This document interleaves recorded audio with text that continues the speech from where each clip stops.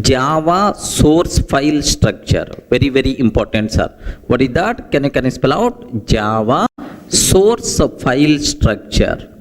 Okay, here we have to talk about package statement, import statement, all these things will come in the picture. Very important. Slowly we are entering into next level of Java, means basics completed. Now the second module is ready to start. Sir, you require to take a bit special care about these things, right? Sir, now I have one small doubt, sir. What's my doubt is, in Java program, sir, we write several Java programs. In Java program, how many classes we can take? Can you spell out? How many classes we can take? Is it only one class, or can I take any number of classes? Is it only one class, or can I take any number of classes? Yes, make sure in Java program we can take any number of classes, no problem at all. Suppose I am writing a program, sir. Yes, class A. Class A. Next class B I am taking. Next class C. Okay. Class D I am taking, sir. So total A, B, C, D, like this, four classes are available, right? Okay. Now, sir, this total is a single Java program. Remember this one, a Java program can contain any number of classes. Don't feel, sir, it is applicable, it allowed only one class. No, any number of classes we can take. Okay, well, sir, how many classes are there? A, B, C, D, like 4 classes are there. Can you please tell which class name I want to use for this program name? Can I use A.Java? Or can I save this program with the B.Java name? Or can I save this program with the C.Java name? Or can I save this program with the Durga.java? Have you observed Durga.java? Durga class is not there yet. Can I save this one with the Durga.java? Yes, please confirm. Based on which rule we have to give the name for this Java program. Sir, very simple for you people. Okay? Here, for this example, you can use any name, no problem at all. Regarding any name, no problem at all. Sir, what is the rule to name a Java program? Sir, very simple. A Java program can contain any number of classes. Any number of classes, no problem at all. How many public classes we can take?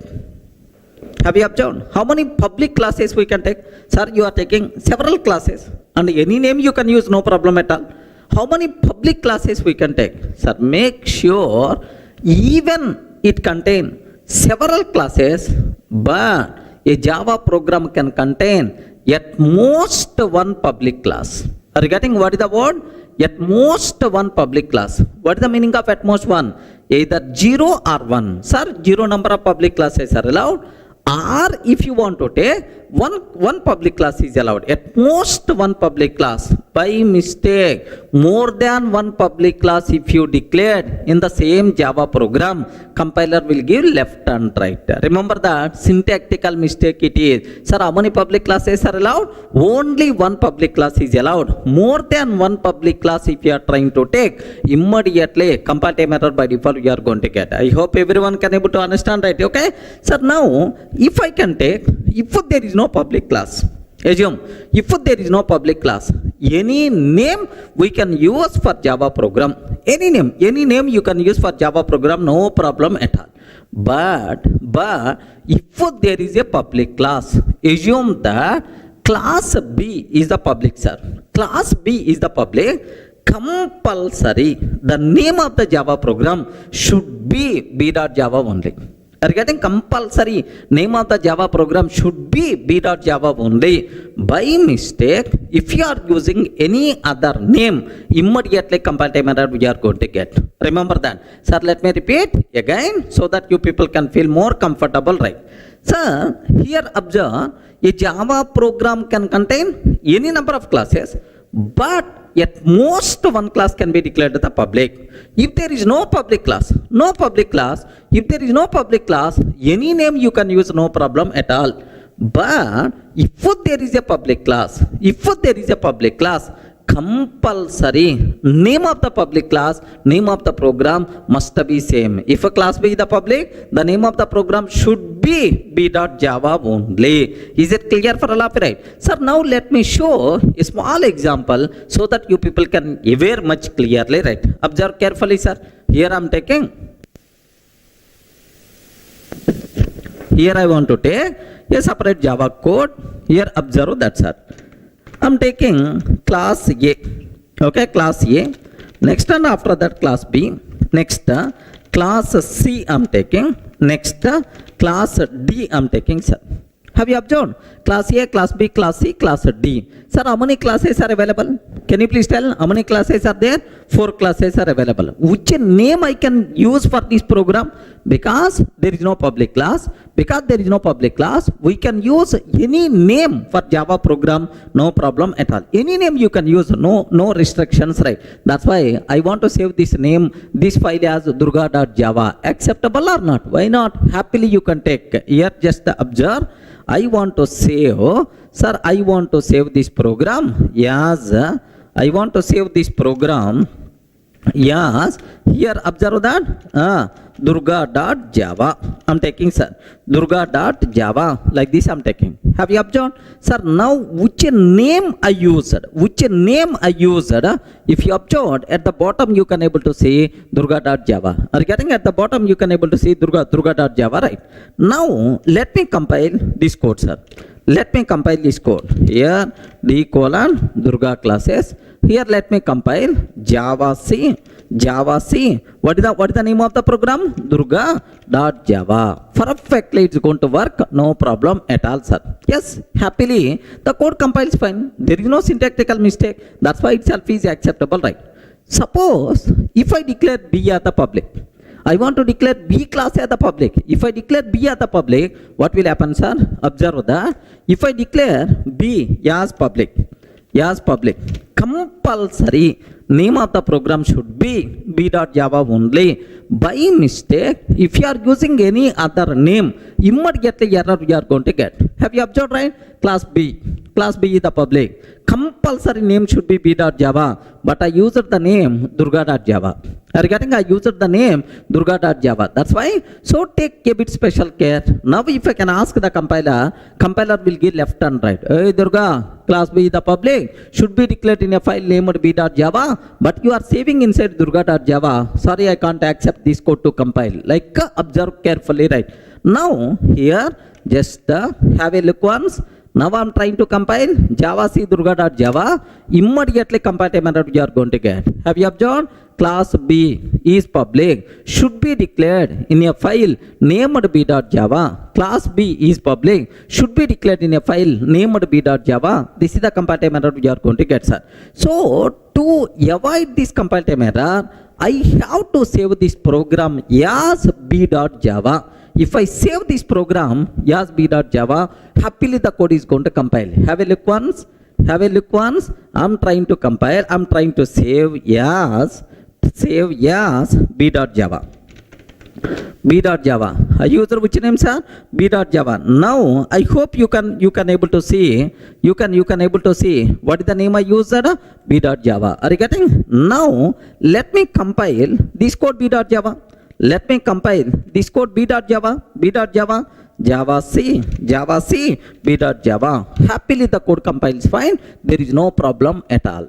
So the important conclusion is a Java program can contain any number of classes, but at most one class can be declared as public. So more than one public class is not allowed, because so public means outside person can access. So that outside person only one class should be exhibited. Remember this one. So a Java program can contain any number of classes, but at most one class can be declared as public. Remember, if there is a public class, the name of the public class, name of the program must be matched. If there is no public class, then we can use any name for Java program, no restrictions, right? Are you able to understand, right? Suppose if I can take two public classes. If I can take two public classes, immediately compiler will get left and right, because more than one public class in the same program not allowed. Correct, right? So now B is already public. C also I want to declare as the public, sir. Observe that. C also I want to declare as the public. Now, how many public classes are available? Please respond. How many public classes are there? Public class B, public class C. Okay. What is the name of the program we used? B.Java. So, public class B.Java, no problem. But the problem is public class C. So, immediately error we are going to get about this C class. C is public, must be declared inside C.Java. But why you are taking inside B.Java? Like that compile time error we are going to get. Clear, right? Sir, let me compile. Here, have you observed? Immediately compile time error. Class C is public, should be declared in a file named C.Java. Class C is public, should be declared in a file named C.Java. This is the compile time error by default we are going to get. Everyone in the position to understand, right? So a Java program can contain any number of classes, but at most one class declared as the public. If there is a public class, name of the public class, name of the program must be matched. If there is no public class, you can use any name for Java program, no restrictions, right? Are you getting? So is it possible to declare more than one public class in the same program? No. By mistake, if you are trying to declare, immediately error by default you are going to get. Clear for all of you, right? Sir, next, whenever I asked this question, which name I want to use for this program, whenever I ask this question, most of the people are going to feel, sir, the class which contain main method, that class name we have to use, sir, for the file name. So the class which contain main method and the name of the program, there is no relation at all. So then, which two things are related? Public class name and the name of the program. These two are related, but the class which contain main method and the name of the program, there is no relation at all. Even for that also, I want to clarify a small point right here. Listen carefully, sir. Okay, well. Now, here just observe that. I want to take a small another program, just a matter of 5 minutes. Take very special case, sir. I have one program is there, class A. Are you getting? I have one program, class A. Public static void main method string array args. Now system.out.println A class main. This is which class, right? A class main method. Now class B public static void main method string array args. I'm taking public static void main. Now system.out.println B class main. Are you getting? B class main. Okay. So this is A class main, B class main. Now class C I'm taking. Public static void main string array args. Now system.out.println C class main. Like this I'm taking, sir. So how many classes are there? 3. A class contain A class main method, B class main method, C class main method. One more class I'm taking, class D, sir.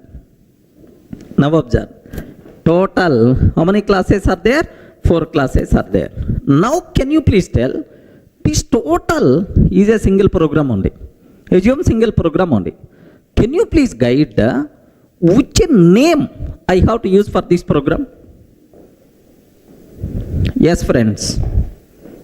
Think a bit very carefully and then tell the answer. Which name I have to use for this program?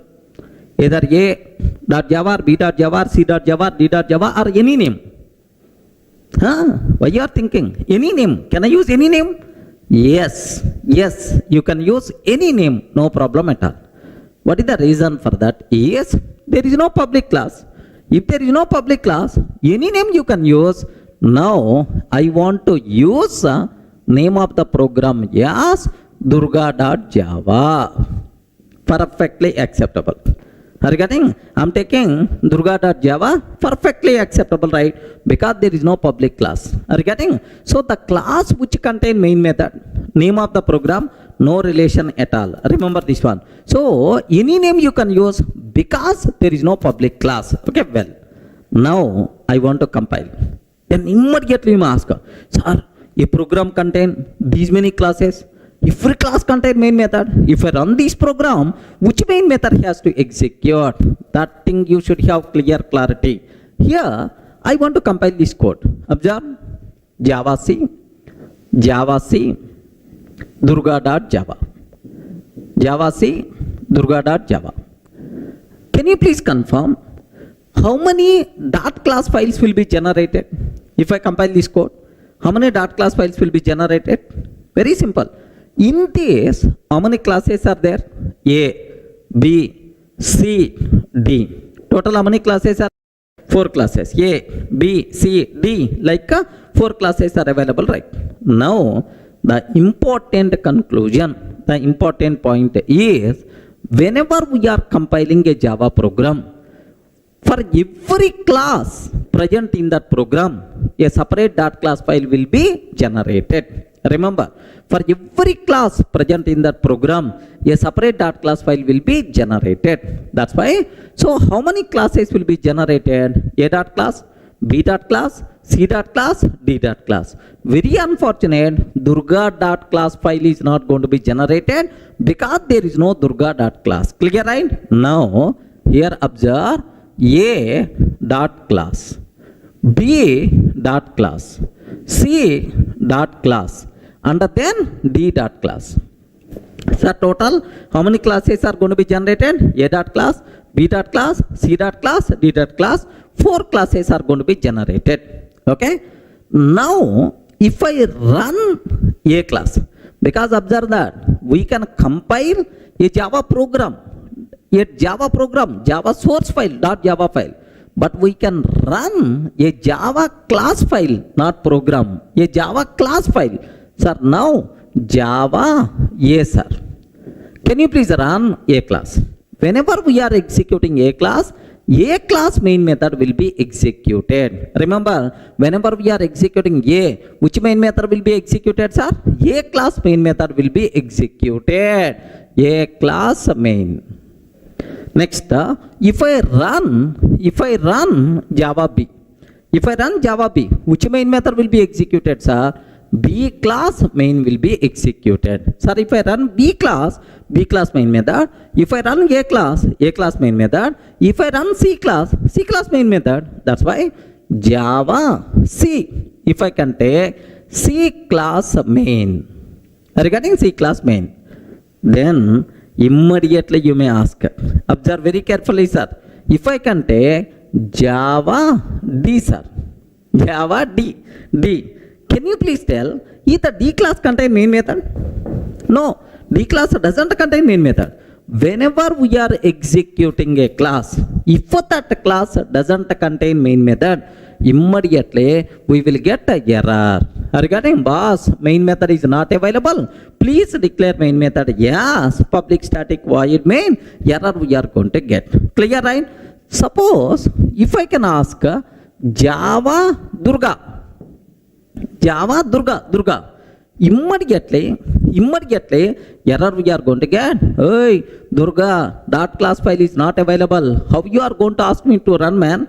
Durga dot class file is not there. Again error saying no class def found error, or something like some error saying class definition not available, dot class file is not available, like that. Are you able to understand? So a Java program can contain any number of classes where every class can contain main method. Remember, whenever we are executing a particular class, that class main method will be executed.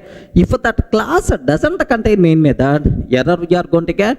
If that dot class file is not available, we will get error. Everyone can able to understand, right? Sir, please make sure this knowledge must be required. Sir, let me execute this code so that you people can feel more comfortable, right? Observe carefully. Let me take one separate program. Okay, here I am taking separate file. I am taking, sir, class A. What is this one? A class main method. Like this I am taking, sir, class A class main method. Now B class main, next C class main, and then class D. Like this I am taking, sir. Let me change the names. Class A, next class B. This is the B class main method. Next class C, sir, C class main method. Like this, I'm trying to change the names. A class, B class, C class, D class, all. Sir, can you please tell how many classes are available? A class, B class, C class, D class. Can you please tell which name I have to give? Any name you can use, because there is no public class. That's why here what I'm trying to take, let me save this code as durga.java. Are you getting?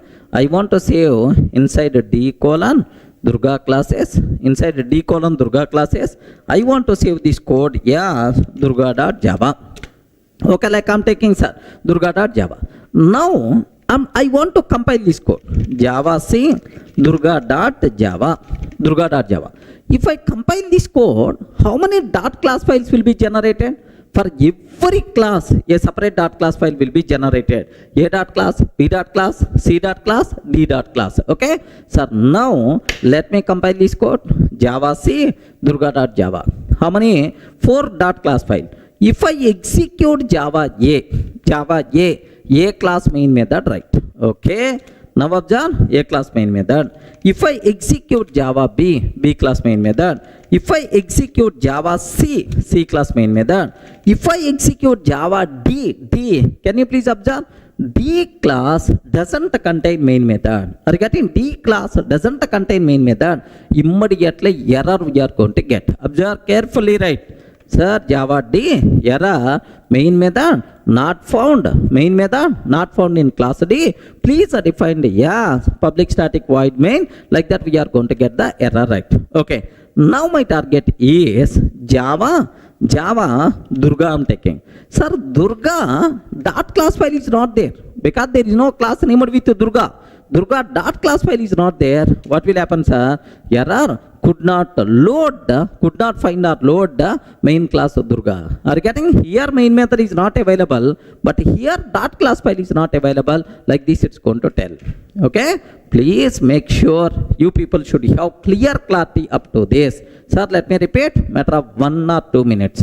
A Java program can contain any number of classes, but at most one class can be declared as public. If there is no public class, we can use any name for Java program. If there is a public class, compulsory name of the program and the name of the public class must be matched. Okay, next, sir, we can compile a Java program. Whenever we are compiling a Java program, for every class present in that program, a separate dot class file will be generated. Are you getting that? A separate dot class file will be generated. Suppose, sir, whenever we are executing a Java class, sir, we can compile a Java program .java file, but we can run a dot class file. Whenever we are executing any dot class file, the corresponding class main method will be executed. A class main, B class main, C class main, like that, right? If the corresponding class doesn't contain main method, then we will get an error saying main method is not available. If the corresponding dot class file is not available, then we are going to get error. Are you able to understand, right? This is first thing what you people should be aware about Java source file structure. Clear, right? Sir, in the last video, we covered very clearly within a Java program how many classes we can take, how many main methods you can take, how many public classes we can take, how to compile, how to run, all the things are very clear. Now, the next important concept, import statement. Let me perform postmortem on this concept. Observe carefully, sir. Sir, I'm taking class test. Public static void main method. Public static void main method. String array args. Public static void main string array args. Here, array list L is equal to new array list. Array list L is equal to new array list. Like this I'm taking, sir. Sir, if I'm trying to compile this code, if I'm trying to compile this code, sir, what I'm doing? I'm taking a class test. Within that main method, inside main method, I'm creating an object for array list class. Array list is a class which is present inside java.util package. You know, collections. Array list, I'm creating array list object. Now the point is, can you please confirm if I will compile this code, is it going to compile or not? Respond. If I'm trying to compile this code, if I'm trying to compile Java C test.java, either code will compile or not? Yes or no? Immediately, compiler will give left and right. Durga, you are using array list. Where this array list is available? Please let me know. Okay, then only I can compile. Are you getting? Then only I can compile. Please let me know. Array list L is equal to new array list. You are using array list. Where this array list is available? Please let me know. Then only I can compile. I can't recognize you are using array list where it's available. I don't know. I'm not finding. Like compiler is going to tell very clearly error, sir. Okay. Let me show up to this. Have a look once, sir.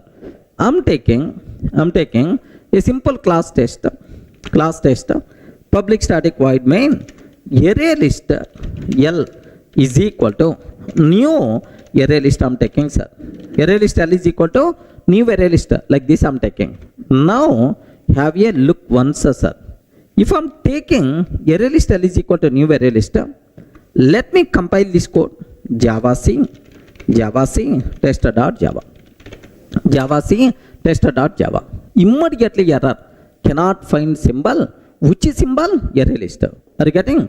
Durga, you are using some class named with array list. I'm unable to find this symbol class array list. Where it is available? Please let me know. Like that, compiler is going to tell that. Are you getting right? Now, how I can solve this problem? Yes, compiler is telling very frankly, Durga, I'm unable to identify array list class. Please let me know. Like, then two ways are available. What is the first way is, can you please confirm where is array list is available? Inside java.util package. If I use a fully qualified name instead of this line, instead of array list, java.util.array list, java.util.array list L is equal to new java.util.array list. Java.util.array list L is equal to new java.util.array list. If I use this one, then the code is going to compile. Now I'm conveyed to the compiler. Hey, I'm using array list from util package. Util package is available inside Java package. Like a fully qualified name we are using, sir. Java.util.array list. L is equal to like this. Now compiler is going to feel, oh, this person is using array list class from Java.util package. Like that, he is going to take happily the code is going to compile. Everyone can ever write? Sir, let me cross check here. Observe carefully. Here I'm taking, let's see this point well. Okay, instead of array list, java.util.array list is equal to new java.util.array list. Sir, this type of name is called fully qualified name. Regarding what is this name, sir? Can you spell out? Fully qualified name. If I use fully qualified name, happily the code is going to compile. There is no problem at all. Now observe this one, sir. Here I'm trying to compile. Happily the code compiles fine, no problem at all. Yes, the code compiles fine, sir. We are not seeing any error. So, sir, whenever we are using fully qualified name, automatically the code compiles fine. But it is not permanent solution. The reason for that is 10 times I want to use array list. How many times? 10 times I want to use array list. 10 times you have to take java.util.array list, java.util.array list. Unnecessary. Length of the code is going to increase. Readability by default is going to be down. Regarding java.util.array list, java.util.array list, readability by default is going to be down. Remember that, okay? Sir, best example. Let me consider 10 times. 10 times. If I want to create 10 array list object, how the code looks like? Yes, have you observed how the code looks like?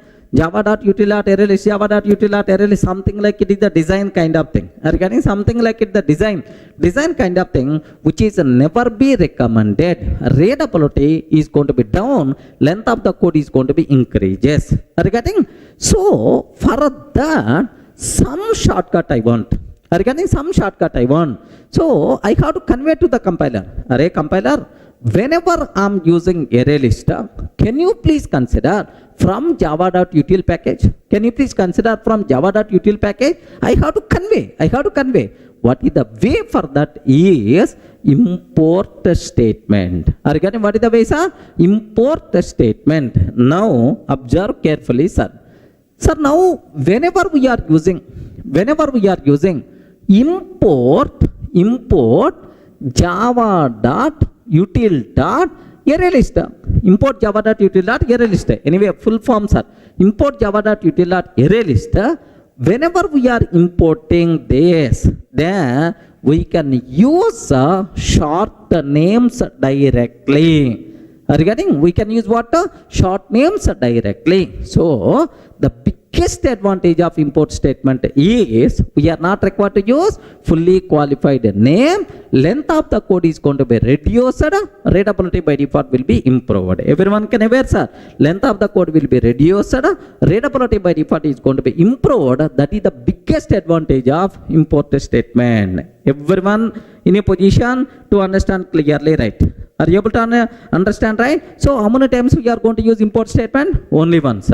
So, but every time, how many times I can use short name? Any number of times you can use short names. Length of the code will be reduced. Readability by default will be improved. Import statement acts as best typing shortcut. Remember, sir, let me show this one. Have a look once, sir. Now, I don't want to use fully qualified name. Observe. I'm taking array list is equal to new array list. That's all. I'm taking array list is equal to new array list. Can you please confirm? Is it going to compile? You respond. Is it going to compile? No. It won't compile. What the reason? You didn't use fully qualified name. You didn't write import statement. That's why the code is not going to compile. Now observe that. Let me compile this code. Immediately error, cannot find symbol like this, right? Sir, we solved this problem by using fully qualified name. But now I don't want to use fully qualified name. Let me use import statement. Import java.util.array list. Import java.util.array list. Sir, whenever we are writing import statement, Now you can use short names directly. We are not required to use fully qualified name. Are you getting? Whenever we are using import statement, we can use short names directly. We are not required to use fully qualified names. Clear for all of you, right? Okay, that's all. Sir, now observe very carefully about this one. Okay. Happily the code compiles fine. Yes, there is no problem at all. Happily the code runs up fine also. Itself is acceptable. Clear, right? So, what is the need? What is the purpose of import statement? Clear? If you want to use short names directly, compulsory at the top, import statement must be required. Import statement whenever we are using, we are not required to use fully qualified name. Clear? Are you able to understand? Import statement acts as best typing shortcut. Now, I hope you people are getting some clarity about import statement. What is the advantage of import statement? How to write import statement? Okay. So now there are two types of import statements are there. What is the first one is explicit import. Are you getting what is the first one, sir? Explicit import. Remember this one. If the first one is the explicit, automatically second one respond. What is the second one? Implicit. Implicit import. Implicit import. Sir, what is the first one? Import. Sir, let me go for a small example for this. Import java.util.arraylist. Sir, explicitly I am specifying, boss, I want this class. Are you getting? I want this class java.util.arraylist. Directly we are specifying, right? But implicit means import java.util.star. Are you getting? Import java.util.star like this, right? Okay. Now the point is all classes present inside java.util package. Can you please make it available? Can you please make it available? Such a type of import is called implicit import. Next, I want a particular A class only, ArrayList class only. Such a type of import is called explicit import. Are you getting? Now I have one bigger doubt, sir. Which import statement is recommended to use? Either explicit import or implicit import. Remember this one. Just for the sake of exam, for exam point of view, it's not required. For your day-to-day coding, compulsory you people should aware on good programming practice. Most of the people are going to feel, sir, if you are using one or two classes, better to go for explicit import. If you are using multiple classes, huge number of classes, better to go for implicit import. Some people are going to feel like this. No. Even you are using 100 classes from the same package, compulsory we should go for explicit import only. Readability of the code by default is going to be improved because of this explicit import. Are you getting? That's why readability is the very important, not typing. Typing is one time activity, but readability is multiple times we have to do. That's why in real time, readability is always highly recommended. Compulsory we should go for explicit import. Almost implicit import not at all recommended to use because readability going to be down, but this one readability wise too good because simple, sir.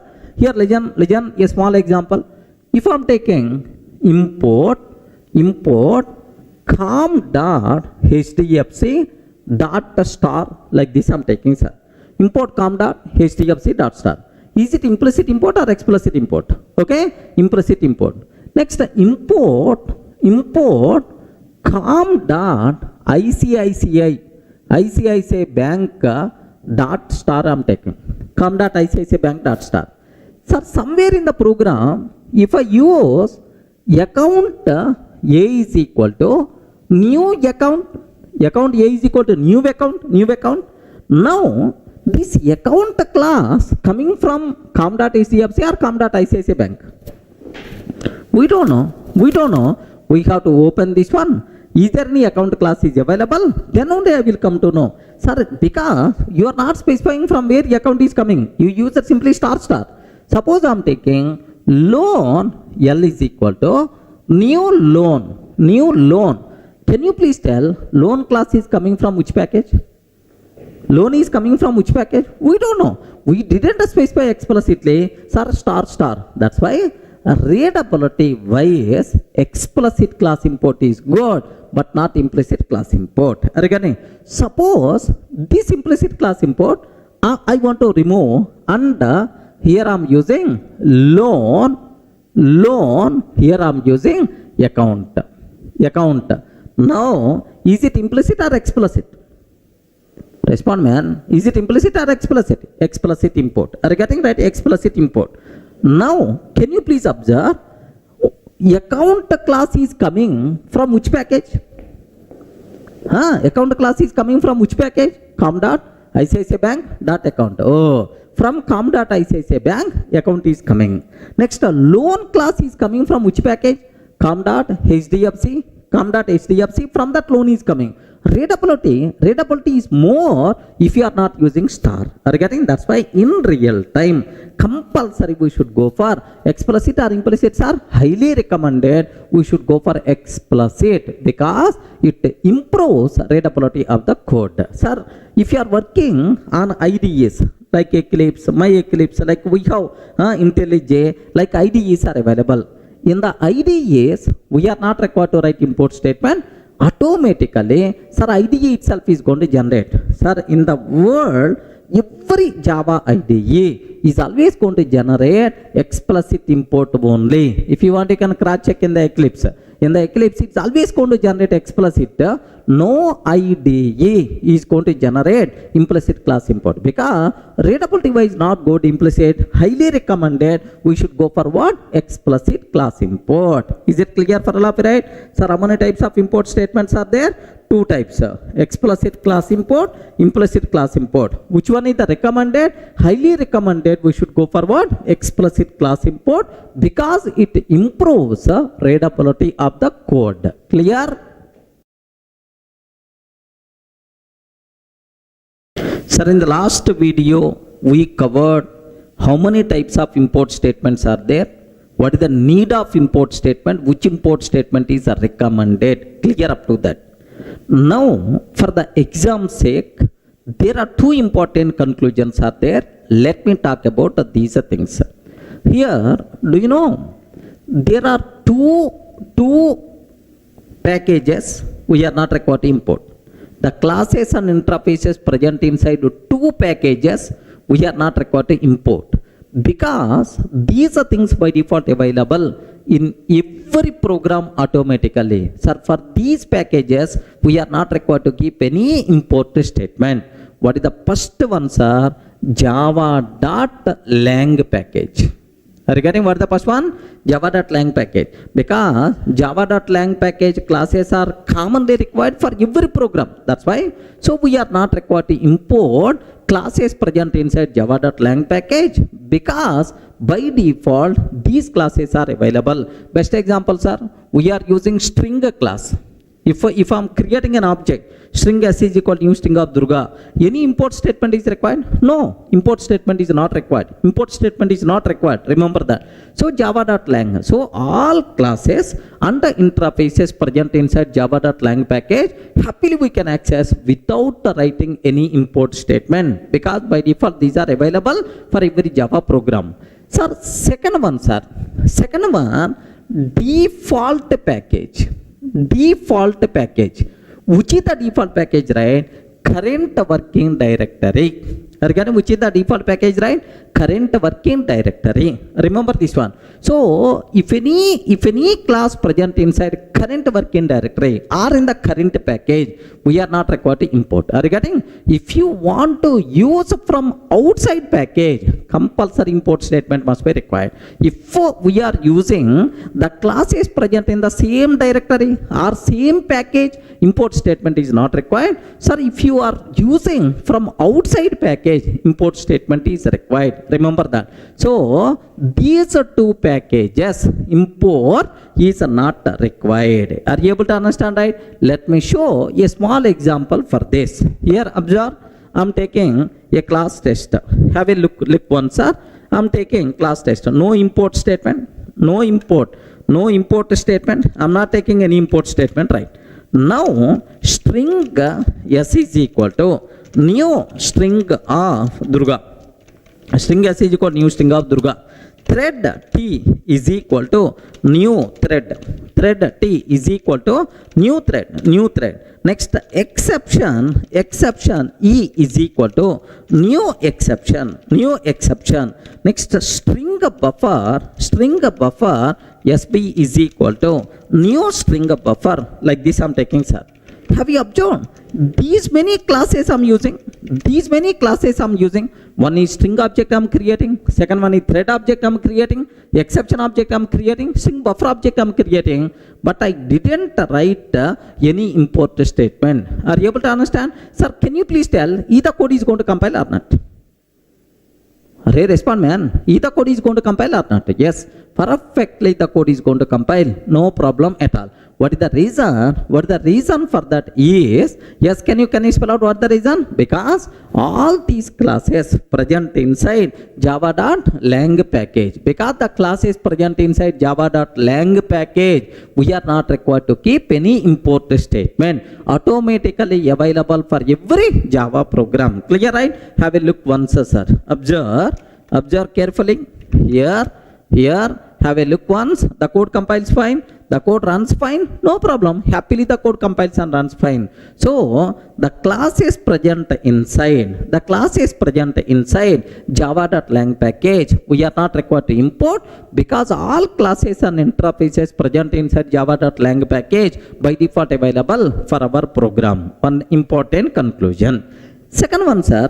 Assume I took a test class. I'm taking test class inside d:\Durga classes folder.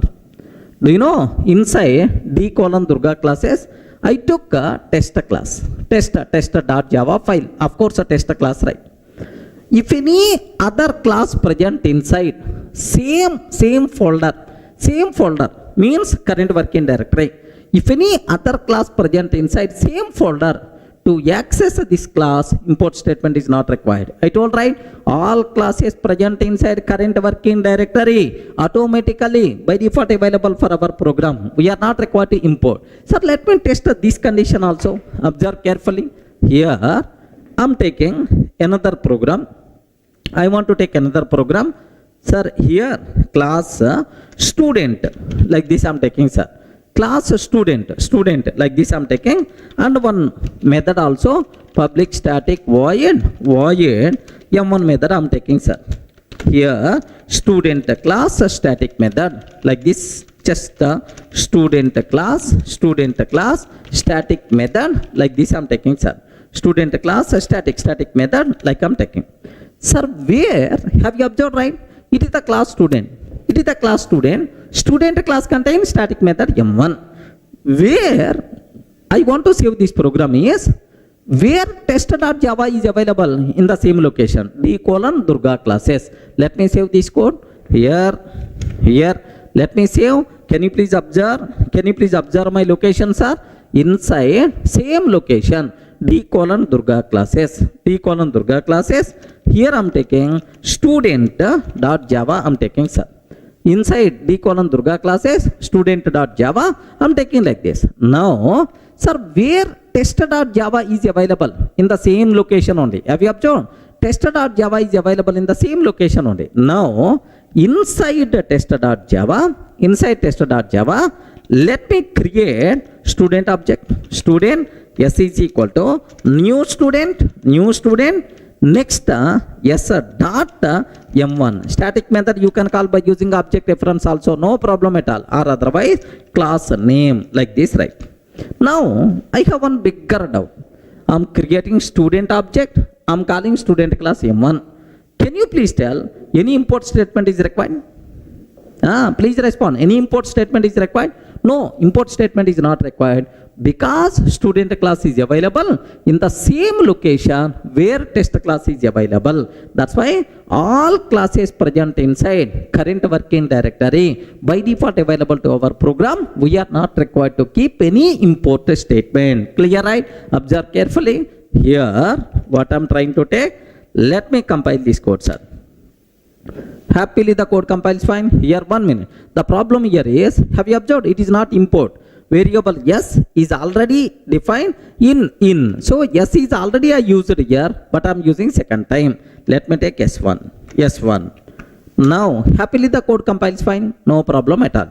Happily the code runs fine, no issue at all.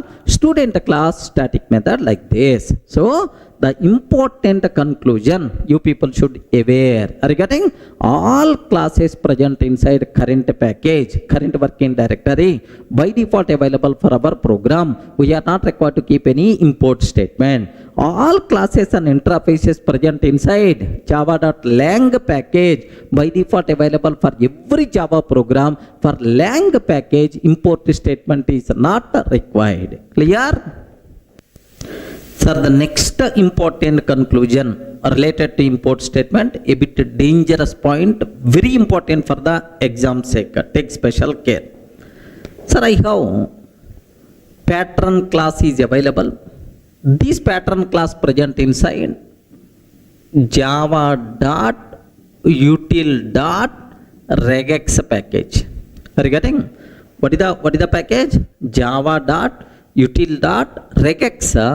In that pattern class is available. Observe that. So regex is the sub package present inside util.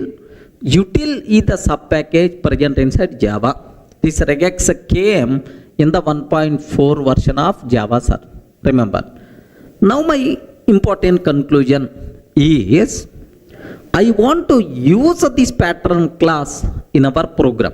But how to use that while discussing regular expressions you may learn, but currently not required. How to use? Just observe. I'm taking class test. Public static void main method, string array args. Public static void means string array args. Let me create pattern object. Pattern p is equal to pattern dot compile of ab, pattern dot compile of ab, like this I'm taking, sir. So what is the meaning of this line? Don't worry, it is not in our context. Just I'm creating pattern object, that's all you should aware. To use pattern class in our program, I'm using pattern class in our program. Which import statement is required?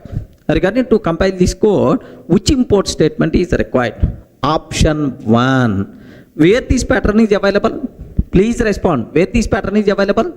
Java, util, regex, in that it is available, right? Now, here I am taking import java.star. Import java.star. Second option, import java.util.star. Import java.util.star.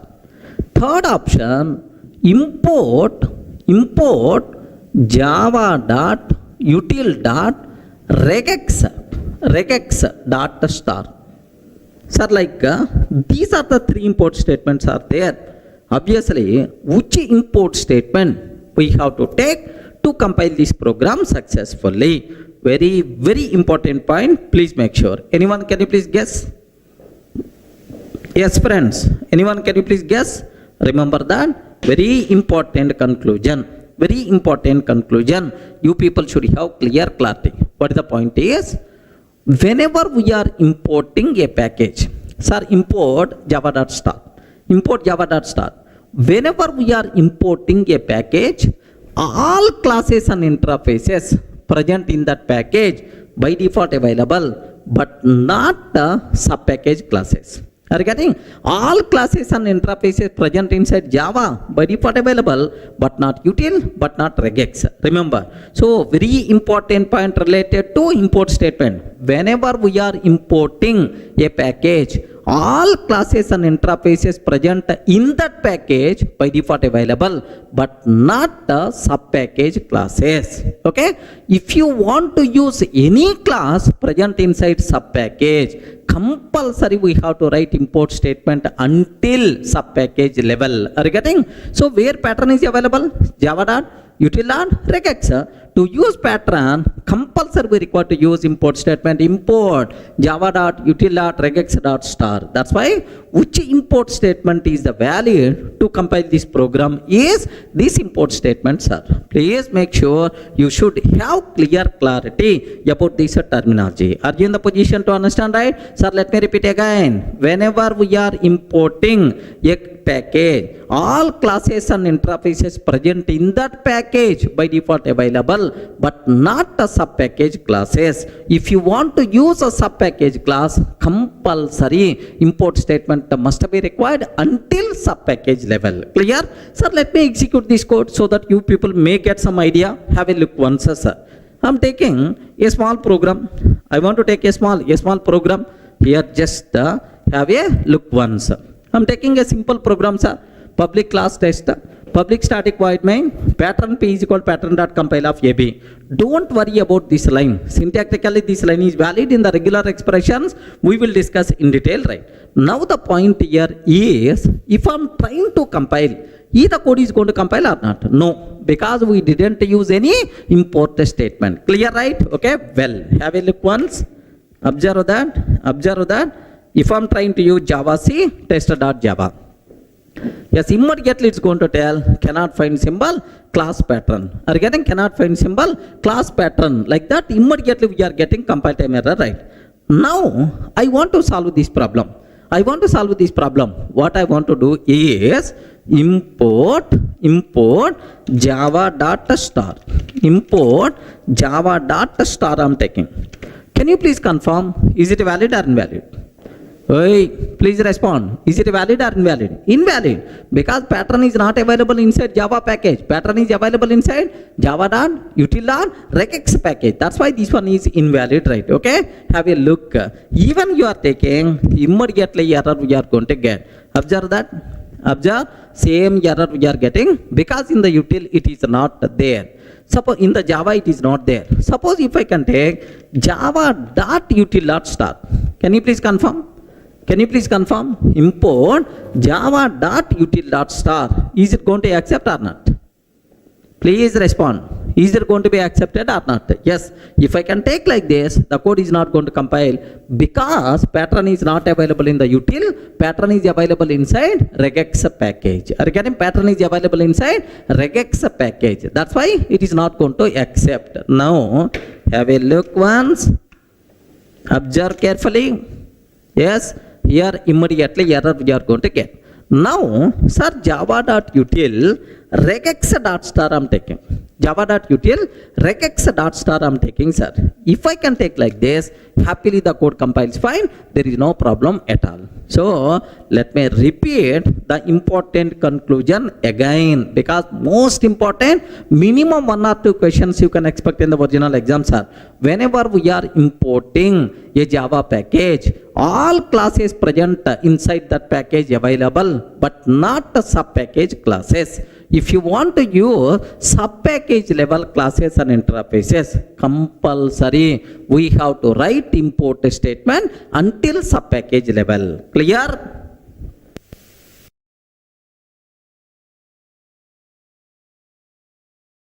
In the last videos we covered what is import, what is the purpose of import, what are various important points related to exam.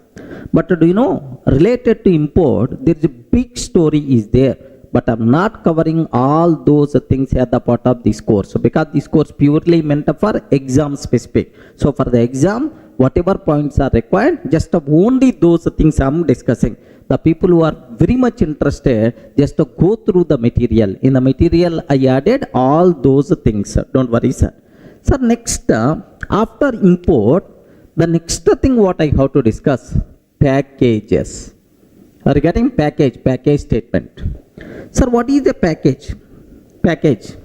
Do you know, we have Europe tour package, US tour package. Okay, like we have core Java, Java package. Okay, advanced basic Java package. Next, a frameworks package, something like. What is a package? Package is a group of related items, a group of related things is nothing but package. Sir, same in the programming, What is a package, right? A group of related things, a group of related classes and interfaces are grouped into a single unit, which is nothing but package. Best example for you. Sir, I want to perform database operations. DB, database operations I want to perform, sir. So, to perform database operations, the required classes and interfaces are grouped into a separate unit, which is nothing but java.sql package. Regarding what is that, sir? Java.sql package. Java.sql package. So package is an encapsulation mechanism to group related classes and interfaces into a single unit. Regarding it is an encapsulation mechanism to group related classes and interfaces into a single unit. Java.sql package contain all classes and interfaces which are meant for database operations. Clear, right? Similarly, suppose, sir, I want to perform IO operations. Sir, I want to write some data to the file. I want to read some data from the file. IO, input output operations I want to perform. If you want to perform IO operations, all required classes and interfaces are grouped into a separate package, which is nothing but java.io package. Regarding java.io package. So, what is package? Package is a grouping mechanism, encapsulation mechanism to group related classes and interfaces into a single unit, which is nothing but package. Everyone in the position to understand what the package, right? Now, the next important terminology, what you people should aware, sir. Okay? Sir, how to write package statement? How to compile? How to run? Sir, before that, what are various advantages are there because of package statement? There are multiple advantages are there, sir. Do you know? In Java, there are two date classes are available, sir. Two date classes are available in Java. One is inside SQL package, inside util package. Regarding inside SQL package, inside util package. Now how many date classes are there inside Java? Two date classes. One is date present inside SQL, another date present inside util. Sir, how two date classes are present? Yes, what is the possibility? Because of package statement only. So by using package, I can able to differentiate java.util.date, java.sql.date. I can able to differentiate. So if a package statement is not there, then it is impossible to have two date classes. That's why the biggest advantage of package statement is naming conflicts we can able to resolve. Naming conflicts we can able to resolve, sir. Uniqueness, unique identification will be there for our components. Next, sir, related things we can group. Suppose best example, database relation.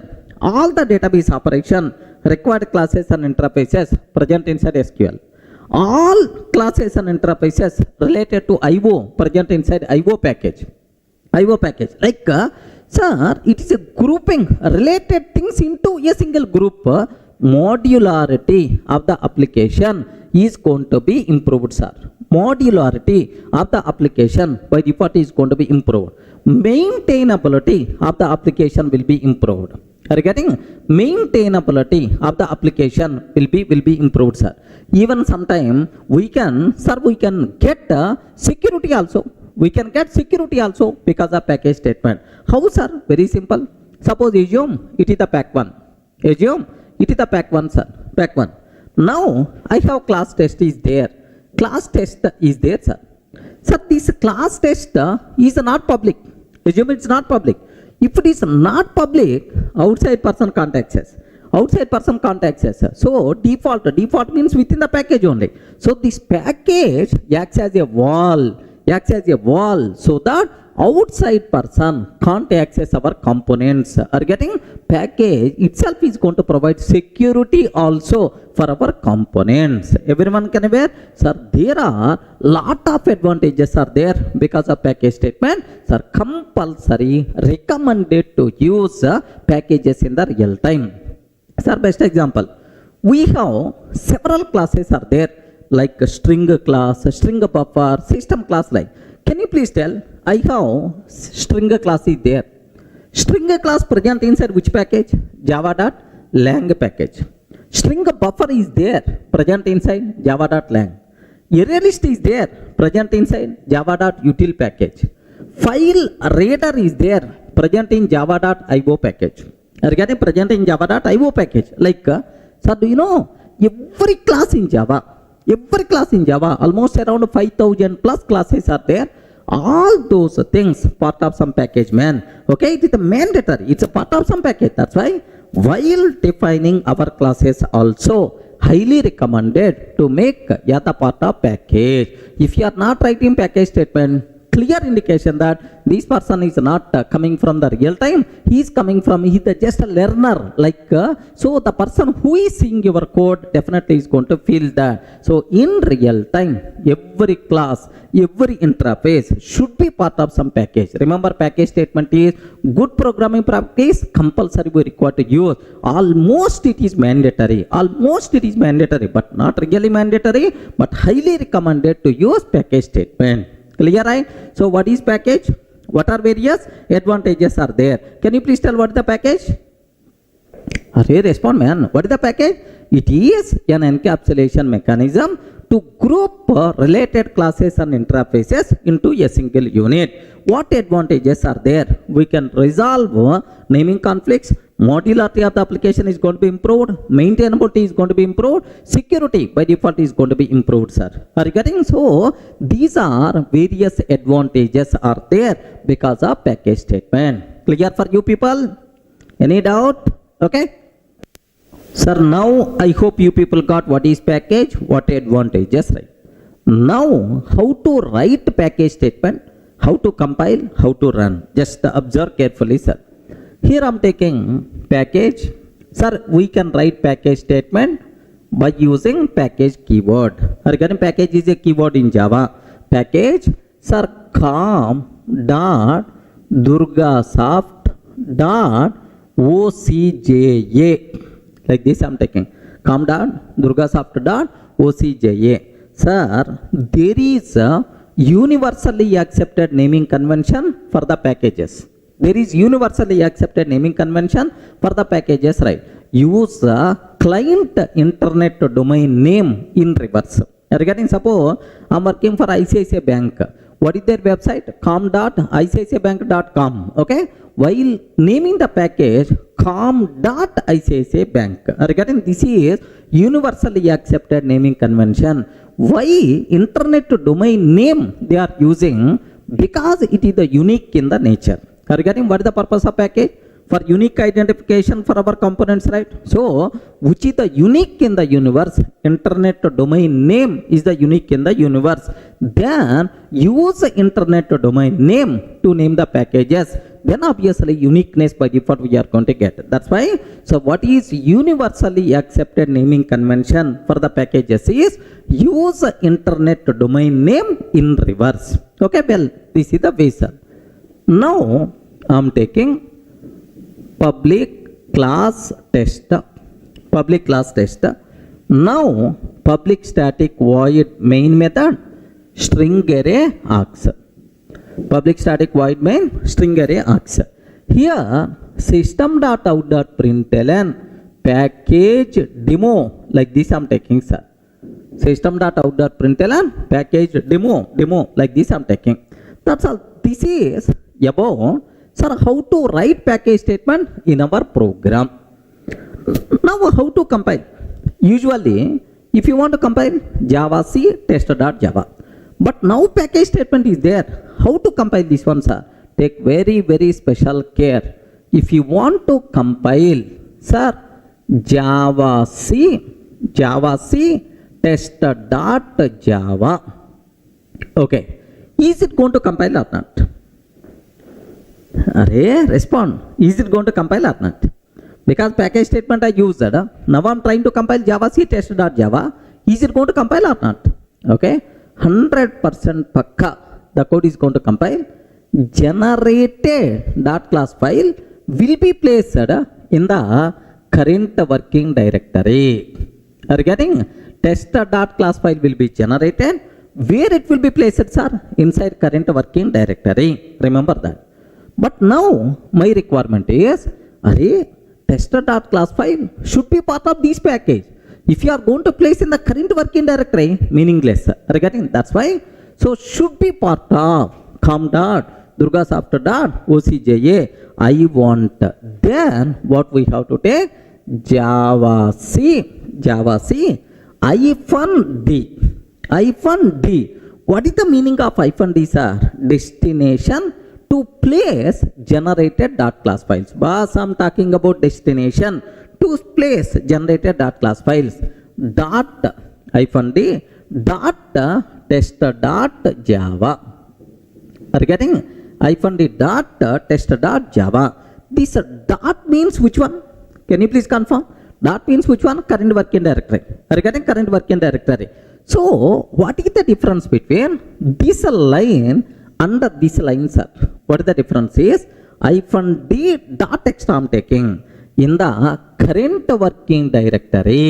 Can you please observe what is our package statement? Have a look once. com.durgasoft.ocja. In the current working directory, com within that Durgasoft, within that OCJA, in that tester.class file will be placed, sir. Are you getting? In that tester.class file will be placed. Sir, now tester.class file is a part of our package. Are you getting? com.durgasoft.ocja, in that tester.class file is there. Remember that. So if I'm not using -d dot option, where it will be placed, sir? Where it will be placed in the current working directory. Whenever we are using package statement, don't compile like this. Compulsory we require to compile -d dot tester.java. Like this, happily the code is going to compile. This is the way, sir. Now here I have one small doubt. What the doubt is? Dot means current working directory. Com Durgasoft OCJA. If these folders are not already there, sir, com folder is not there, or com folder is there but Durgasoft is not there, or Durgasoft is there, OCJA is not there. If these locations are not, folders are not already available, what will happen, sir? So this Java C command itself is going to create this folder structure. So whether the required package structure, package folders available or not, we are not required to check, because if these are not available, automatically this command itself is going to create that, no problem at all. Everyone can able to understand? Next, that is one point, sir. Second point, instead of dot, can I take any other location? Yes, why not? E:colon you can take, e:colon you can take, any valid directory name you can take. Now instead of current working directory, inside E folder, e:colon, com will be created, Durgasoft will be there, OCJA will be created, in the tester.class file by default will be placed. So any valid destination you can able to specify, acceptable, no problem at all. Are you getting? So whenever we are using package statement, how to compile -d dot, this is the option we require to use. Of course, instead of dot you can take anything, sir, no problem at all. Clear, right? It's a very, very important. What is the difference between this one and this one? You should have clear clarity, right? Sir, let me take up to this so that you people can feel more comfortable. How to run, that part I will discuss. Have a look once up to this, up to compilation.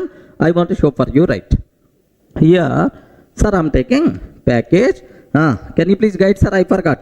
Package com.durgasoft.ocja. Like this I'm taking com.durgasoft.ocja. Now here just one statement, system.out.println, sir, package demo. Okay, package demo, like this I'm taking, sir. Okay, well, sir, here if you observe Java C test.java, happily the code is going to work, no problem. Now dir test dot class, can you please observe where it will be placed, sir? In the current working directory. In the current working directory it got placed. Are you getting? Current working directory it got. Sir, now I don't want java c hyphen d dot test dot java, test dot java. If I can take java c hyphen d dot test dot java, now generated dot class file is going to be placed in the current, it will be generated dot class file will be placed in the corresponding package structure. Now observe this one. Now observe. Yes, happily the code compiles fine. In our current working directory, com will be there, Durgasoft will be there, inside OCJA will be there. In that OCJA, test.class file will be placed. Now observe that. Now here cd com, next cd Durgasoft. Yes, cd com, cd Durgasoft, cd OCJA. In that, if you observe, test.class file by default there. Regarding test.class file will be there, sir. So this is what you people should aware clearly, right? Are you in the position to understand, right? Whenever we are using, whenever we are writing package statement, how to compile, this is what you should aware. Sir, I have to run this code. I want to run this class. If you want to run this class, there is one special care you have to take. Java test.class file is available where? Inside com Durgasoft OCJA. Com Durgasoft OCJA. Compulsory you require to use fully qualified name. Regarding Java com dot Durgasoft dot OCJA. Regarding, if I can take com dot Durgasoft dot OCJA dot test, OCJA dot test. Regarding Java com dot Durgasoft dot OCJA dot test. Now happily this one is going to run. Regarding, whenever we are executing a Java class, if it is part of package, compulsory at the time of execution, package statement fully qualified name we require to use. If you are not using fully qualified name, it is not going to run. Remember this one, sir. Sir, let me use fully qualified name. Let me execute this code. Observe that. Observe carefully, sir. Java com dot Durgasoft dot OCJA dot test. Okay, like happily package demo by default you are going to get. I hope everyone can aware how to write package statement, how to compile package if the program if it contain package statement. Next, how to run program if it is a part of package. Clear? Any doubt? Sir, in the last videos we covered what is package statement, how to compile, how to run if our program contain package statement. Okay, clear for you people, right? What is the next concept we have to talk? Sir, related to this package statement, there are two important conclusions are there. These two things I have to explain. Have a look once, sir. I'm taking package pack1. Of course, this type of naming convention is not good, but syntactical checking purpose I'm taking package pack1. Package pack2, sir. Package pack2 I'm taking. Sir, can you spell out how many packages are there? How many package statements I'm writing? 2 package statements. Now, public class test. Public class test, like this I'm taking. This is my program test.java. Regarding this is the program I'm taking test.java. If I compile this one, can you please tell? If I compile java c -d dot test.java, if I compile this program, how many dot class files will be generated? 1 or 2? Because 2 packages are there. That's why inside pack1 I have to place 1 dot class file. Inside pack2 I have to place another dot class file. That's why 2 dot class files will be generated. Yes or no? How many dot class files will be generated? Point number 1. Okay. Assume if it is only 1 dot class file, Is it going to be placed inside pack 1 or pack 2 or inside both? Arey, respond, man.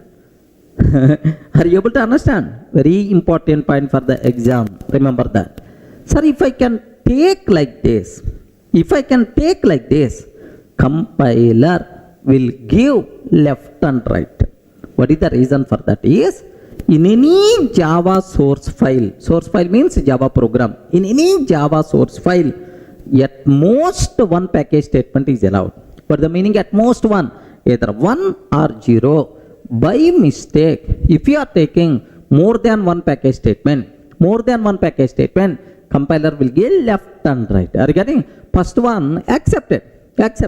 Why you are taking package pack 2? Immediately, at this line, compile time error we are going to get. That's why important conclusion. Inside any Java program, how many package statements are allowed? Respond. How many package statements are allowed? At most one package statement is allowed. By mistake, if you are taking more than one package statement, immediately compile time error we are going to get. Clear, right? Sir, let me execute this code. Let me consider. Let me show. Here I am taking package pack 1. Assume that package pack 1, package pack 2 I am taking, sir. Now public class tester. All this nonsense I don't want. Here just simple, very simple, right? Sir, how many package statements are there? Please respond. How many package statements are there? 2. Pack 1 and pack 2. 2 package statements are there, sir.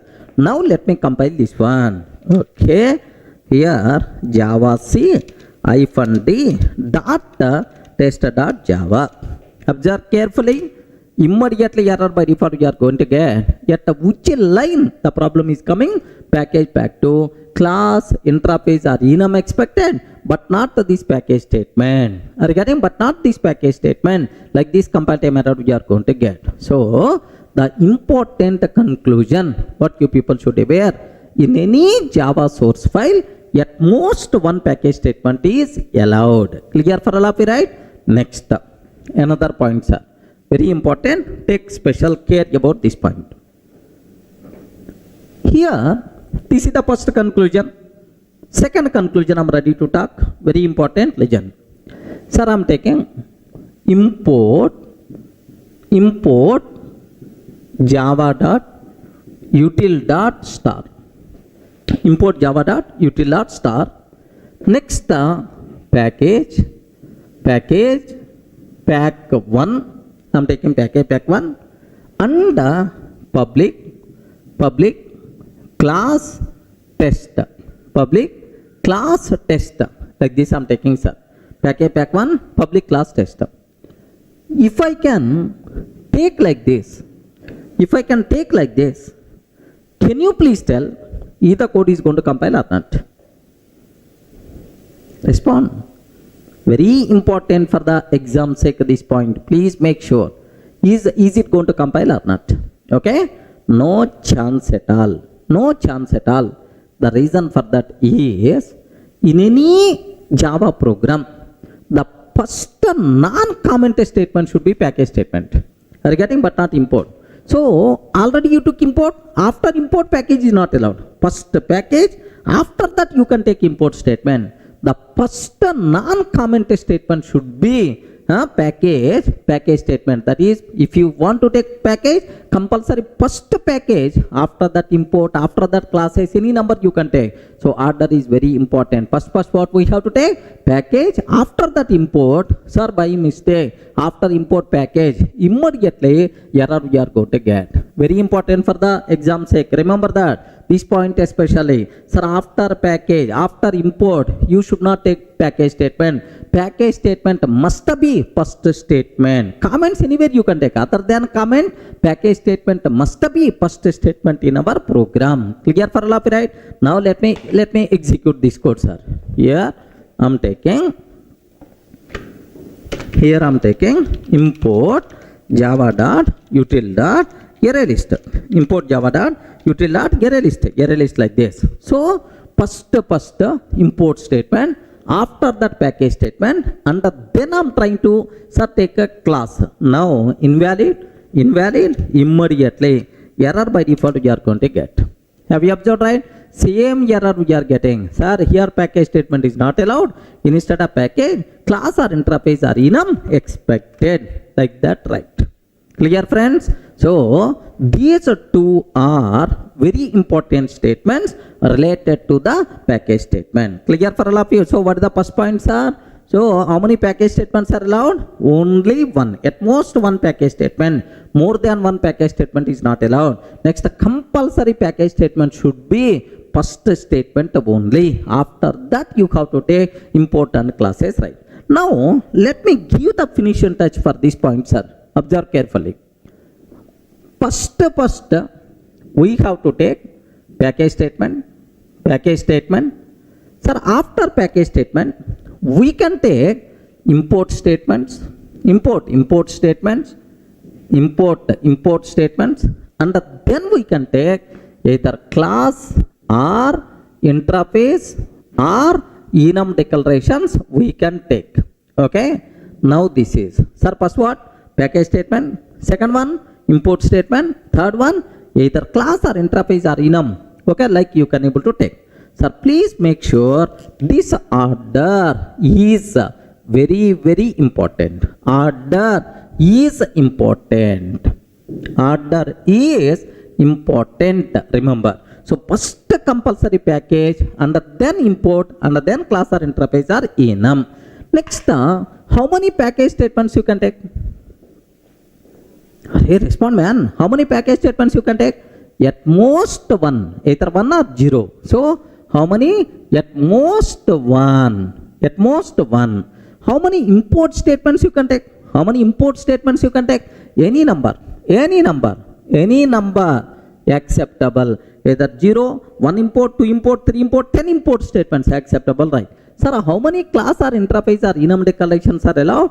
Any number, no problem at all. Any number. So restriction is applicable only for package statement. More than one package statement is not allowed. Second restriction, order is important.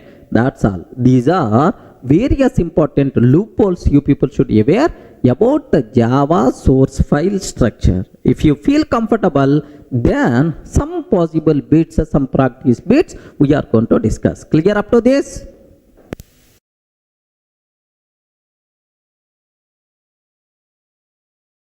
Hi friends, in the last videos we covered what is Java source file structure, what about import statement, package statement, how many types of import statements are there, important loopholes and practice bits also we covered.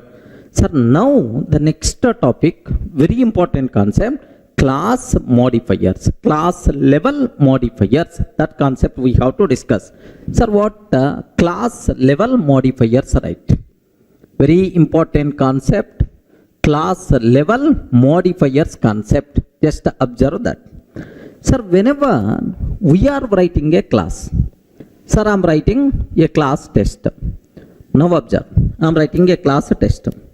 Whenever we are writing a class test, we have to specify some information about our class to the JVM. Regarding, we have to specify some information about our class to the JVM, like whether this class can be accessible from anywhere or not. Regarding whether this class can be accessible from anywhere or not, whether child class creation possible or not, whether object creation possible or not, like we have to specify some information about our class to the JVM. How you can specify this information about our class is by using corresponding modifiers. Regarding modifiers describe the behavior of the class. Regarding modifiers describe what? The behavior of the class. Suppose this class accessible from anywhere or not. This class is accessible from anywhere or not. How you can specify, sir? By using public. Okay, remember, if the class is public, then you can sir access this class from anywhere within the package, outside package, no restrictions at all. So how you can specify is by using public. Sir, if the class is not public, default. Default means where you can able to access. Where we can able to access? Only within the package. Are you getting? Default means if it is not public. Default means where we can access only within the package only. Remember. Similarly, sir, whether for this class object creation is possible or not. For this class object creation is possible or not. How you can specify? By declaring abstract, sir. If the class is abstract, then object creation is not possible. If the class is not abstract, happily you are allowed to create object. So how the JVM can decide whether object creation is possible or not? Sir, simply based on abstract modifier. If the class is abstract, object creation is not possible. Instantiation, object creation is also known as what? Instantiation. Instantiation is not possible. If the class is not abstract, happily instantiation is possible. JVM will consider this behavior based on this abstract.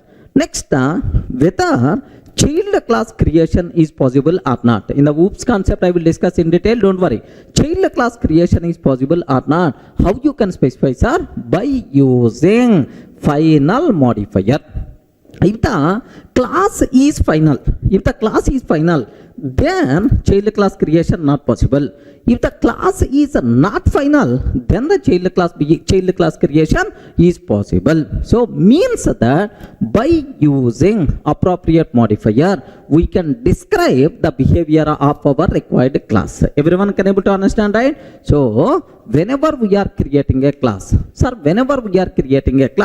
we have to specify information about our class to the JVM. How you can specify this information about our class to the JVM, sir? By using corresponding modifiers. Clear for all, right? So JVM, based on these modifiers, JVM is going to use these modifiers while using this class, while accessing this class. Clear, right? Okay, that's all.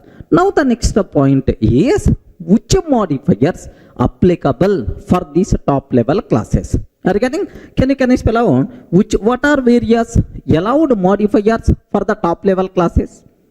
Very important, man. Which modifiers are applicable for top level classes? Please make sure. Okay. But for our OCJA exam, we are not required to be aware all the modifiers. Just the basic idea about the minimum modifiers itself is enough. The people who require complete information just to go through the material, right? So which modifiers applicable for top level classes? Just aware. Happily we can declare top level class as public. Sir, we can declare top level class as default. Default means if we are not taking anything, it is the default. Public, default. Sir, we can declare top level class as abstract. Next, we can declare top level class as final. We can declare top level class as strict FP. Remember, strict FP behavior, we are not required to worry. Sir, it's not required at all. Okay, sir, please make sure just a strict floating point. Okay, not in our exam scope, just aware. So the only applicable modifiers for top level classes are public, default, abstract, final, strict FP. Remember this one.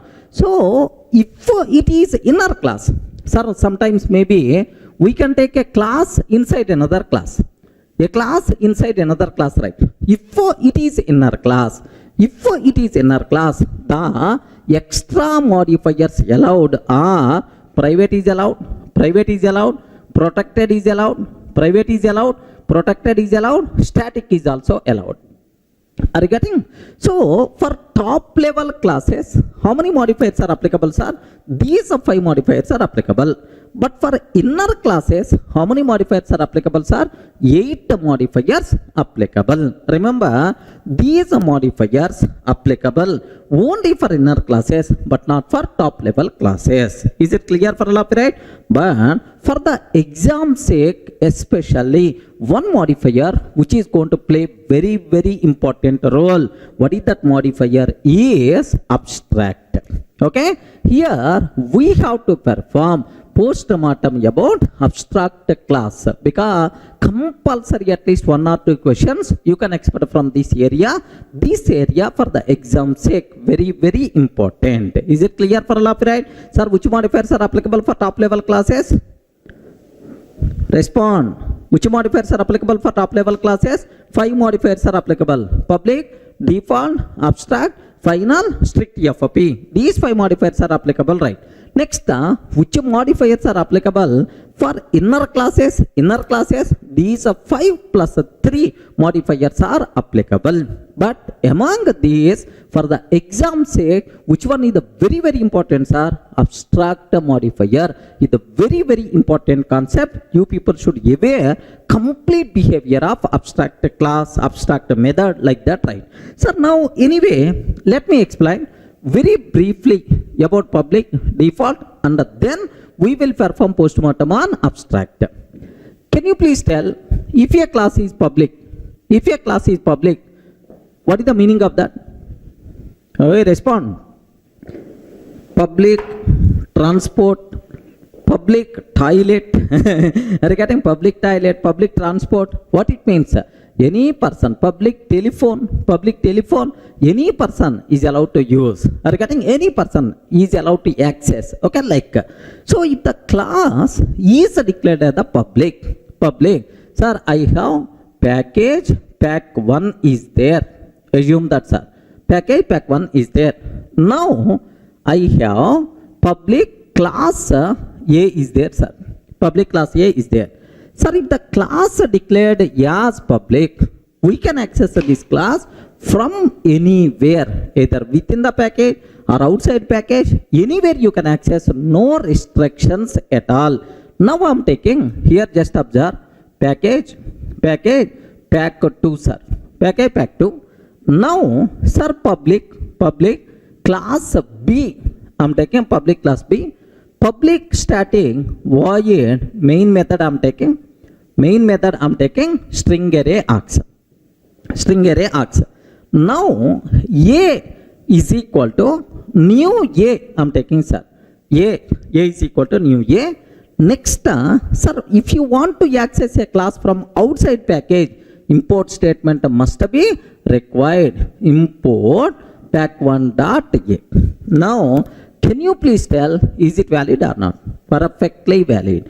The reason is, class is what? Public. If a class declared the public, you can access that class from anywhere, no restrictions at all. Are you getting? Within the same package or outside package, anywhere you can access, no problem at all, right? Clear for all of you, right? Sir, if the class is not public, what will happen? That behavior we are going to discuss. Sir, now let me go for a small example. Let me execute this code. Observe carefully, sir.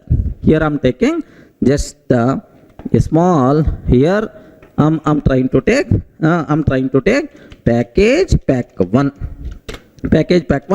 public class A, sir. Public class A I'm taking. Sir, let me save this code. Let me save this code as a.java. Here D:\Durga classes. Inside D:\Durga classes, just I'm taking a.java. Sir, that's all. This is about my A class, which is the public, present inside pack 1. Now let me take sir, class B, sir. Class B, sir, here it is the package pack 2. Observe that package pack 2, complete different package. Import pack1 dot A. Now I'm trying to create A is equal to new A, sir. Regarding A is equal to new A, I'm taking, sir. And sir, this class B, let me save this code as, here just observe that. Let me take this code as b.java. Okay, b.java, like. Can you please confirm? Is it valid or not? Please respond. Is it valid or not? Yes, what is the problem? This A present inside pack 1 is the public. Happily we are allowed to access from anywhere, no restrictions, right? Now let me compile a.java and b.java. Here let me go to D:\Durga classes java c -d dot a.java. Are you getting? Java c -d dot a.java. immediately compatible. Of course, happily the code compiles fine, sir. Sir, Java C -d dot b dot Java I'm taking. If I can take b dot Java, happily the code is going to compile, no problem at all. So it's a very clear for you people. Sir, if the class declared the public, then you can access that class from anywhere within the same package or outside the package, no restrictions at all. Clear, right? Now I have one small doubt, sir. My doubt is, if this class is not public, if this class is not public, sir, up to this, what is the meaning of public class? It's very clear for you people. What is the meaning of public class, right? If a class declared the public, from anywhere you can access that class, either within the same package or outside package, no restrictions at all. Clear, right? If the class is not declared the public, sir, I didn't declare this class as the public. If we are not declaring class as a public means it is default. Are you getting? It is default. What is the meaning of default classes? What the meaning? What the meaning of default classes? Very simple, sir.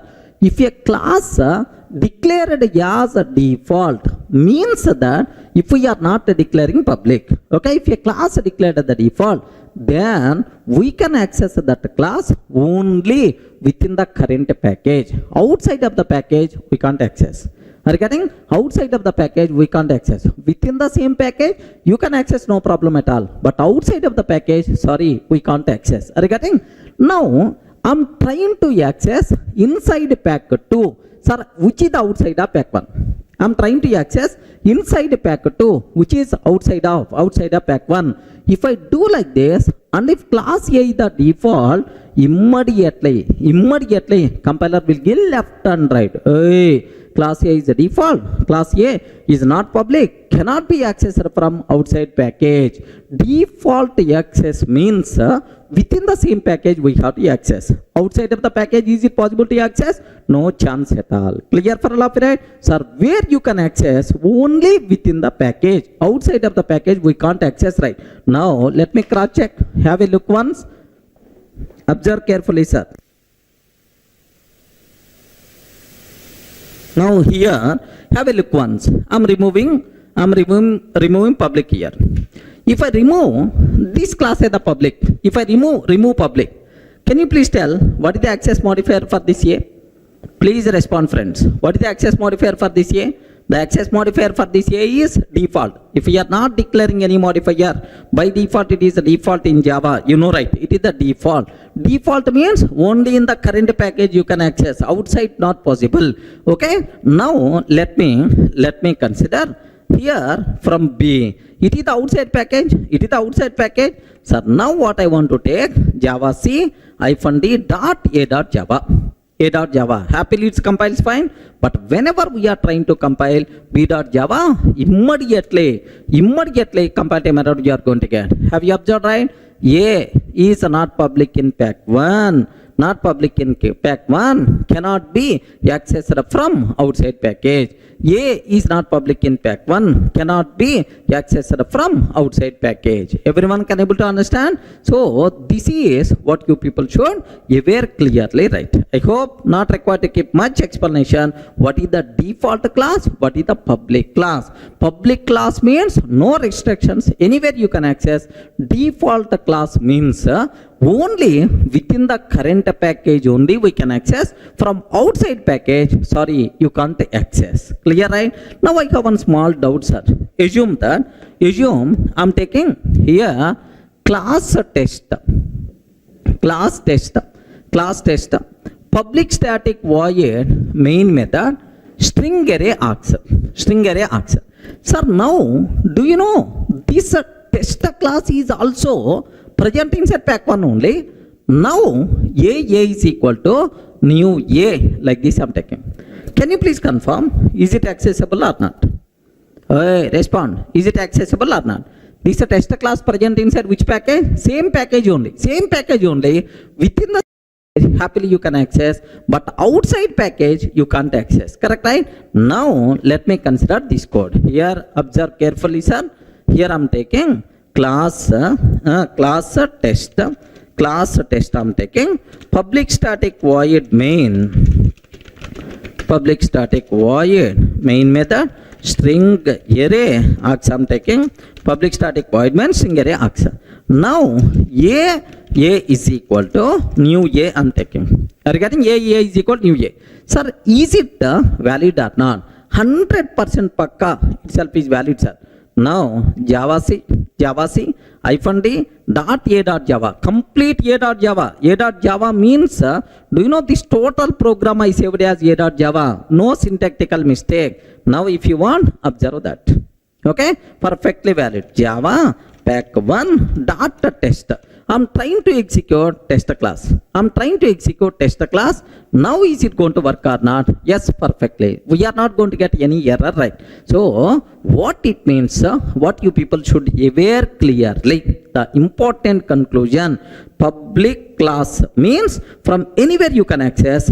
Default class means only within the current package. That's why default access is also known as package level access. Clear, right? What is public class? What is default class? These two are very, very important for the exam sake. Next, most dangerous, most important abstract modifier. That thing I will discuss.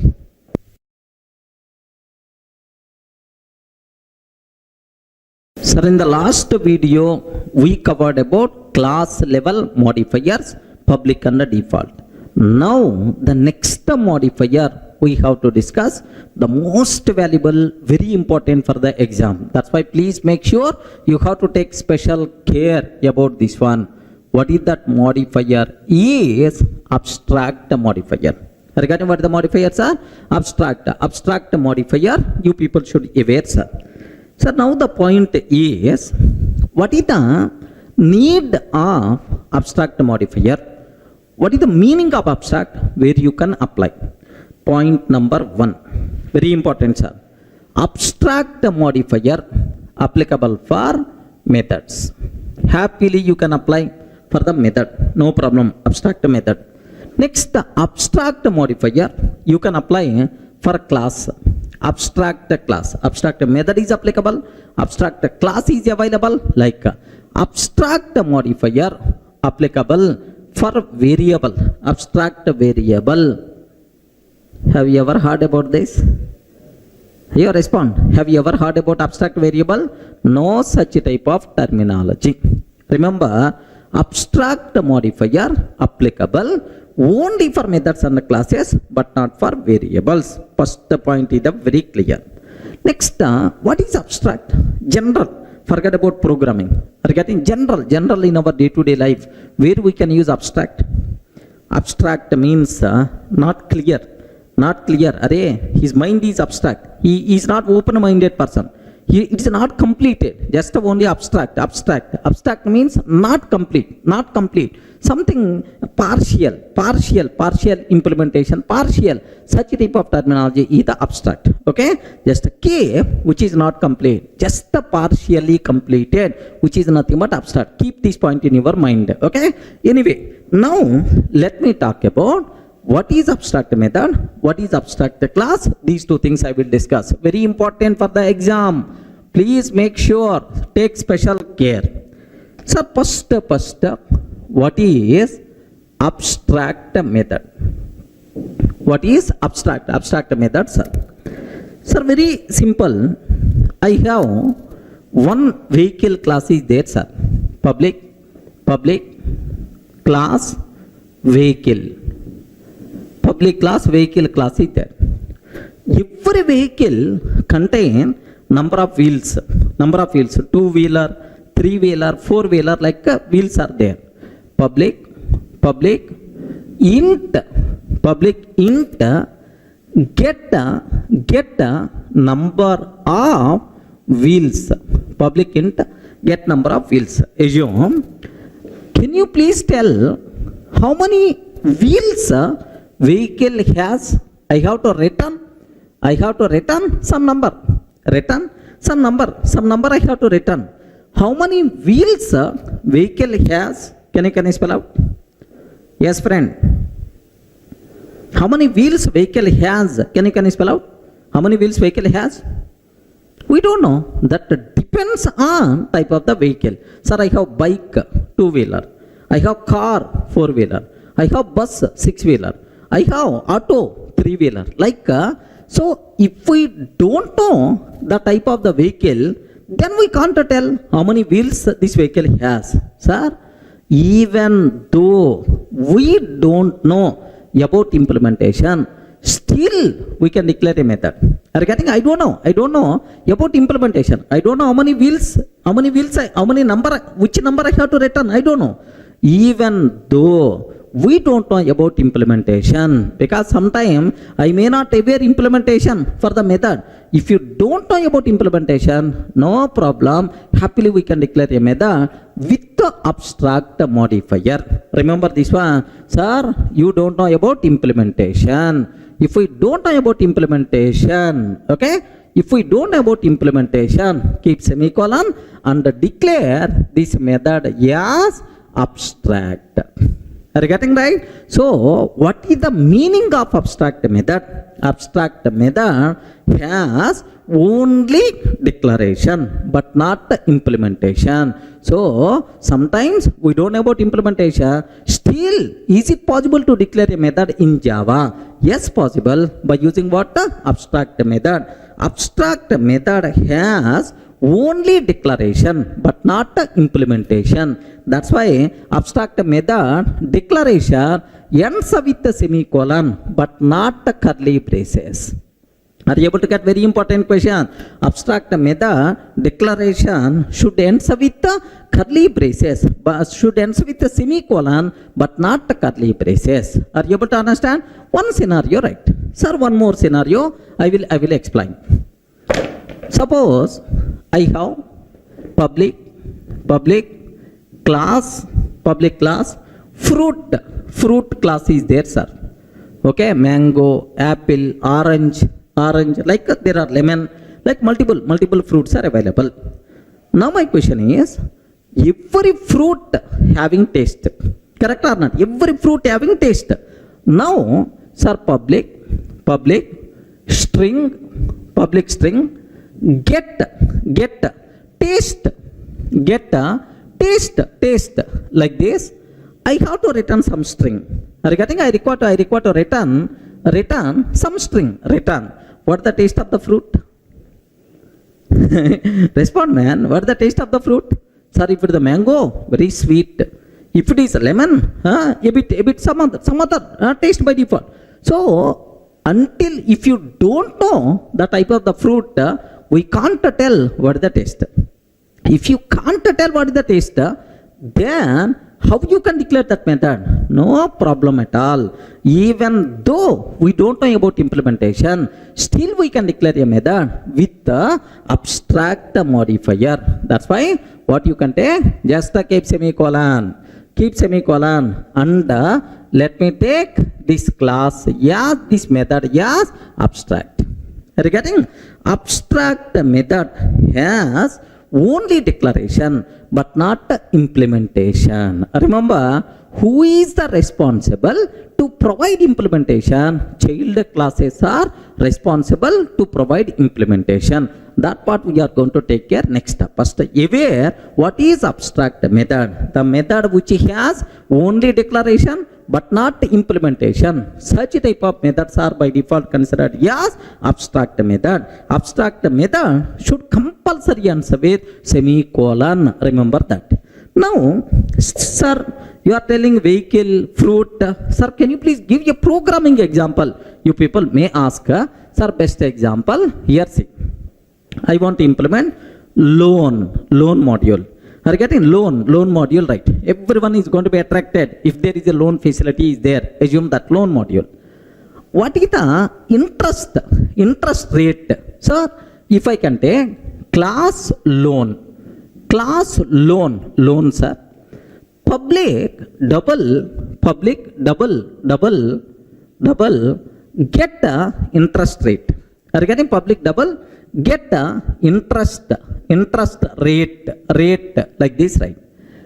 Sir, I have to return interest rate.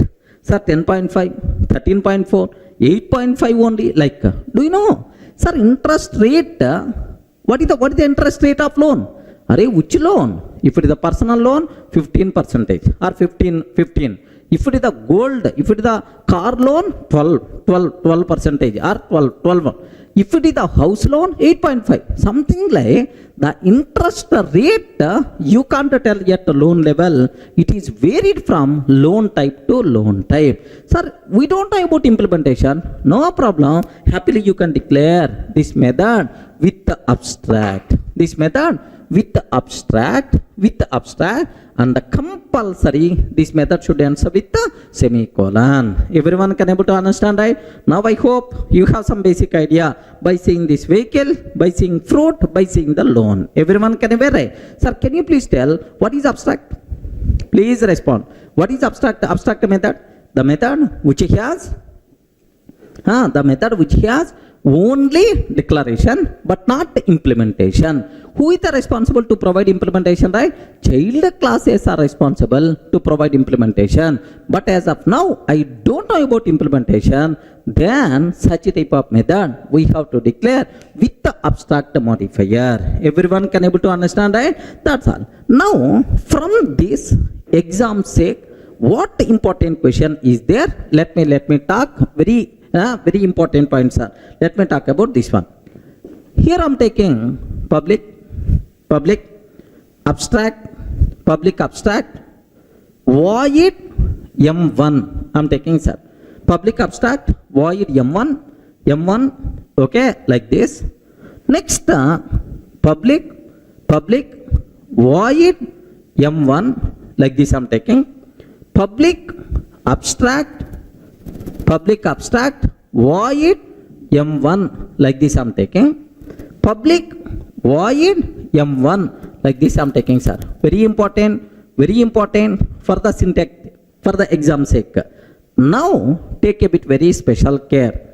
Can you please tell, is the first one valid or not? Among these four, which are valid, which are invalid? This knowledge must be required for the exam sake. Out of public, default, all these abstract, very special for the exam sake. Can you please tell which is valid? Can you please tell, is it valid or not? First one. If I can ask compiler, can you please compile my code? Compiler, can you please compile my code? Compiler will give left and right, because the reason is you are declaring this method as abstract, but you are providing implementation. Curly brace open and close means implementation. Abstract methods cannot have body. Abstract methods cannot have body. This is the compilation method we are going to get. Point number 1. So this is invalid. Can you please tell if the second one is valid or not? Observe carefully, man. If the second one is valid or not? Public void M1. Array, you didn't provide implementation. You are keeping semicolon. If you didn't provide implementation, compulsory we have to declare this method as abstract. Compulsory we have to declare this method as abstract. But you didn't declare this method as abstract.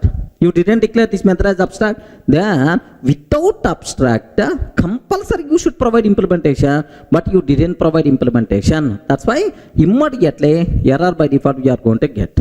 Remember that. Sir, next the third one. Sir, public abstract void M1 semicolon. Oh, meaningful. Public abstract void M1. Yes, sir, it's the meaningful because the reason for that is it is abstract method not having implementation. Answer with semicolon, right? Acceptable. Sir, public void M1 curly brace. It is not abstract. That's why having the body meaningful, no problem at all. Are you getting? So very important, this syntactical thing you should aware. How to declare abstract method. Very important point. Clear for all of right? Sir, how you can declare as abstract method? Compulsory abstract method should answer with semicolon but not curly braces. Clear, right? Now let me go for a small chota example to cover all these things so that you people can feel more comfortable, right? Sir, have a look once. I'm taking here, observe that carefully. Here I'm taking class test. Assume that class test. Sir, now public abstract void M1 curly brace open and close. Can you please confirm, is it valid or invalid? Oi, please respond. Is it valid or invalid? Class test public abstract void m1. Is it valid or invalid? Compiler will give left and right because the method is the abstract, but you are providing the body. Curly brace open and close means body you are providing. That's why it is invalid. Now observe, if I can ask the compiler, can you please compile this code? Java C test.java. Are you getting Java C test.java? Here, what is the compile method we are going to get? Abstract methods cannot have a body. Are you getting abstract methods cannot have a body? Like this compile method we are going to get, sir. Clear for all of you, right? Suppose I'm taking semicolon. Okay, sir, is it valid or not? Very important point. Is it valid or not? What is the problem? Perfectly it is valid. A small point is missing. That I will explain in detail. If a class contain at least one abstract method, compulsory classes should be declared as abstract. Remember this one. Can you please repeat again? If a class contains at least one abstract method, compulsory we have to declare class as abstract, otherwise it is syntactical mistake. Okay, anyway, this class contain at least one abstract method, that's why I'm taking the class also as abstract. What is the reason? I will explain soon, don't worry, sir. I will explain. Sir, now either code is going to compile or not? Yes, perfectly itself is valid. Again, perfectly itself is valid, sir. Suppose I'm taking public void m1. Can you please tell, is it valid or invalid? Public void m1, is it valid or invalid? Invalid. Because you didn't declare the body, you didn't declare method as abstract. So, if you don't want to provide body, compulsory you have to declare method as abstract. But you didn't do that, that's why error we are going to get. Have a look once, observe that carefully, sir. Here, what that compile error? Please, sir, missing method body or declare abstract. Okay. Now I'm taking like this. Public void m1. Sir, I'm providing the body. Then happily the code is going to compile. Okay. That's all. So, what is abstract method? How to declare abstract method? These two things must be very, very important. Okay. What is abstract method? Abstract method having only declaration but not implementation. Remember. So that's why abstract method declaration should compulsory ends with semicolon. Okay, but not curly braces. Who is responsible to provide implementation? Child classes are responsible to provide implementation. Clear? Any doubt?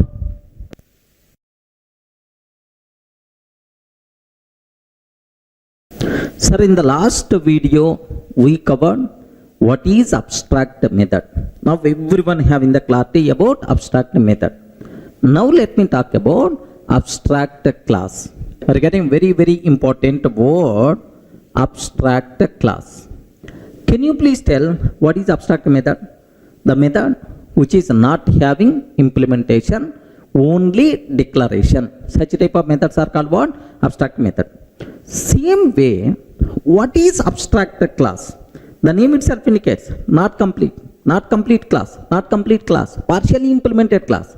Sometimes, if the implementation of a class is not complete, regarding sometimes if the implementation of a class is not complete, maybe because of not proper implementation or because of abstract methods in that class, anyway, some reason, sir, I have one class is there, I'm not feeling this implementation is not appropriate. Okay, not proper, may contain some abstract methods or even implementation is there, dummy implementation like that. So if the implementation is not complete, if the implementation of a class is not complete, such a type of partially implemented classes we have to declare as abstract.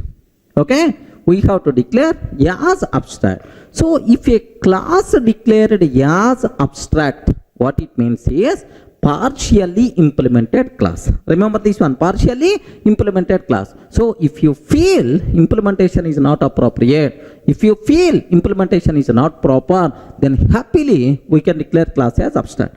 What the advantage is, if I declare this class as abstract, then no one is allowed to create object for this class. Are you getting? Tester T is equal to new tester. No one is allowed to create an object. No one is allowed to call these methods directly. Are you getting? No one is allowed to call these methods because this class is not a complete implementation. This class is not having complete implementation. Just a partial implementation is available. Okay? Such a type of partially implemented class we have to declare as abstract. So abstract class means a single word partially implemented class. Are you getting? So how you can conclude partially implemented class? Because it may contain abstract methods or it may contain methods implemented but not complete implementation, but not dummy implementation is there for the methods. Such a type of implementation is by default considered as abstract class. Are you able to understand? Now my important point, is it possible to create object for abstract class?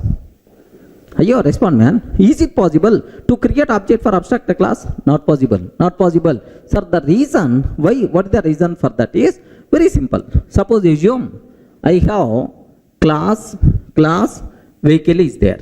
Assume that class vehicle is there, sir. Vehicle is there. This vehicle contain abstract method, public abstract int, get a number of wheels. Have you remembered? I covered this example in the last video. Get number of wheels. If this class is not abstract, if this class is not abstract, then every person can create an object. If a person can create an object, vehicle V is equal to new vehicle. Next up, V dot get number of wheels. V dot get number of wheels. If any person calling this method, what response you have to provide? Boss, no, I'm not having implementation. Can you please create an object for child class? Can you please create an object for the child class? Like I have to convey. Then why, sir, you are bringing this object? That's why if a class implementation is not proper, if the class implementation is not completed, just like having partial implementation, object creation should not be allowed. How I can restrict object creation? Declare the class as abstract. Okay, well, for abstract classes, object creation possible or not possible? What the answer you can tell? Respond man. For the abstract classes, object creation possible or not possible?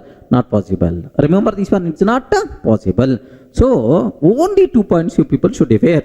What is abstract class? Partially implemented class is called abstract class.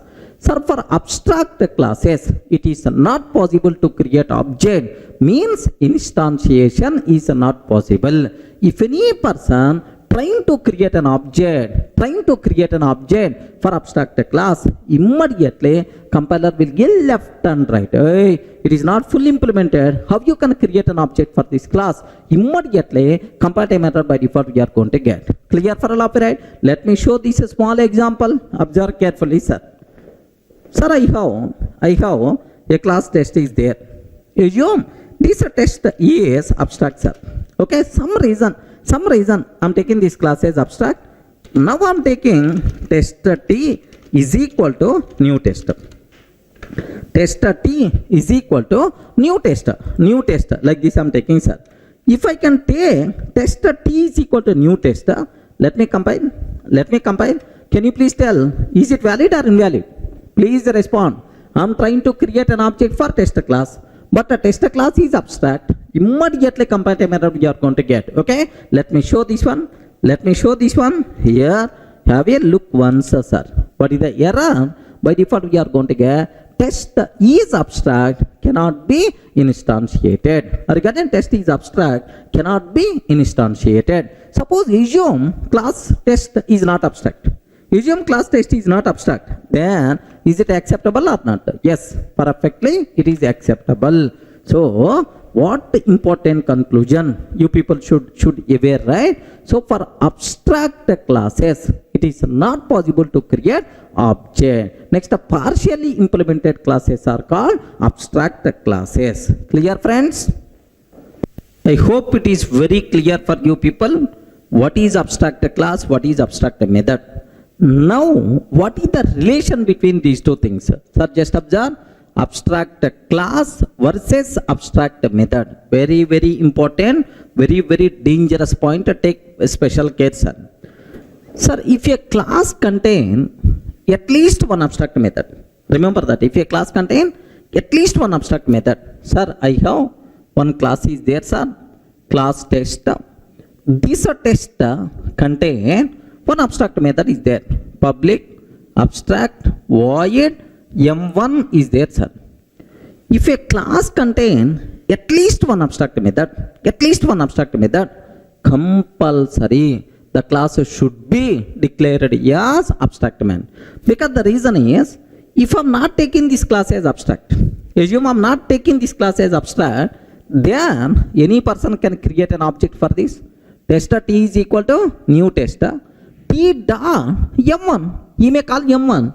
If he is calling M1, which response you are going to provide? Sorry, this method not having any implementation. So if a class contain at least one abstract method, that the class is partially implemented class only, object creation is not possible for that class. That's why compulsory we have to declare that class as abstract. Regarding compulsory, that class we should declare as abstract. Remember this one. So abstract class can, if a class contain at least one abstract method, compulsory the class should be declared as abstract. Otherwise, compiler will give left and right, compile time error we are going to get. Remember, very, very important point. Let me repeat again. If a class contains at least one abstract method, compulsory we have to declare that class as abstract, otherwise compile time error. Sir, let me show up to this one, right? Have a look once. I'm taking a simple example, tester.java.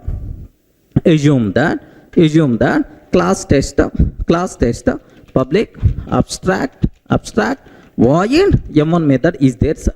Public abstract void M1 method is there. Now if I'm trying to compile this code,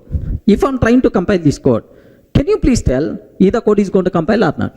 Class test, public abstract void M1, is it going to compile or not? No chance at all. Compiler will get left and right, because the class contain at least one abstract method, but the class you didn't declare as abstract. That's why observe carefully, immediately error by default you are going to get, sir. Have a look once. Test is not abstract and does not override abstract method M1 in test. Test is not abstract and does not override abstract method M1 in test. This is the compile time error we are going to get. But if I declare class as abstract, then happily the code compiles fine. There is no problem at all. So very, very important point, mantra about this abstract class and abstract method.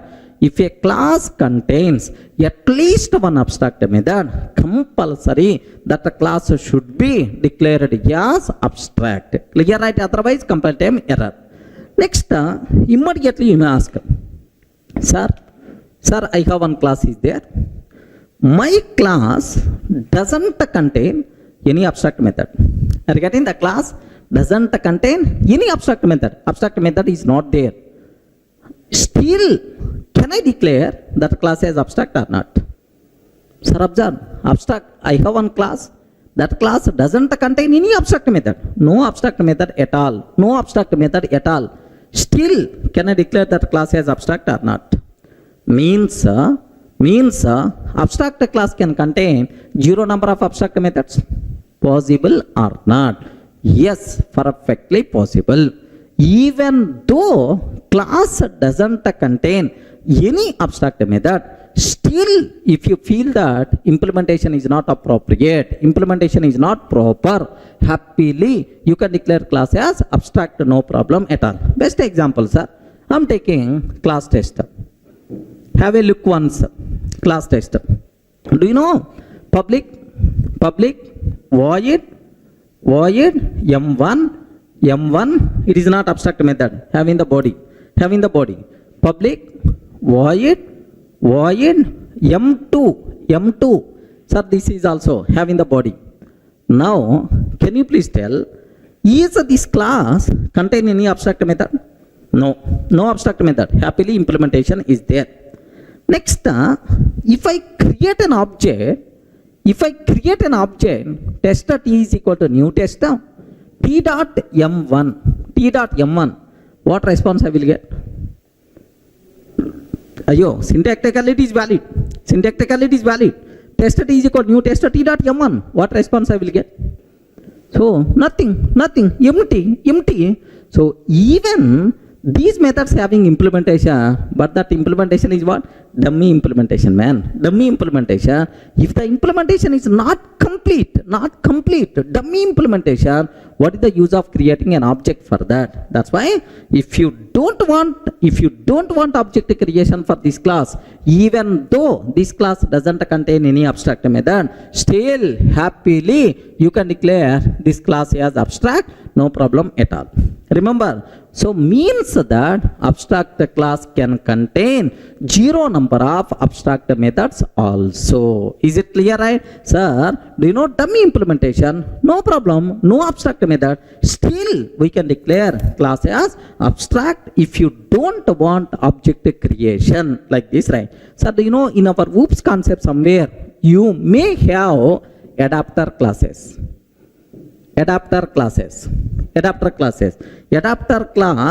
doesn't contain any abstract method.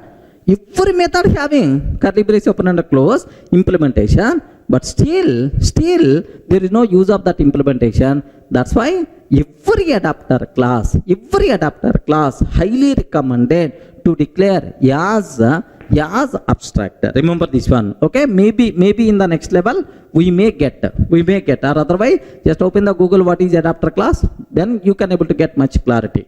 Second point here is, listen very carefully. Of course, I included this in our material related to interface concept.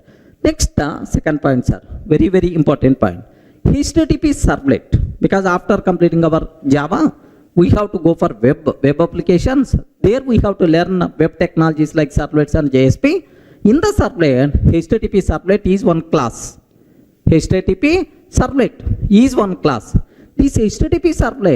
is abstract class, but very specialty, this HTTP servlet class doesn't contain any abstract method. Regarding HTTP servlet, is the best example, doesn't contain any abstract method, still it is abstract class, right? So means that abstract class can contain zero number of abstract methods also, no problem at all. Clear, right? Let me consider, have a look once, sir. Sir, I'm taking a class test.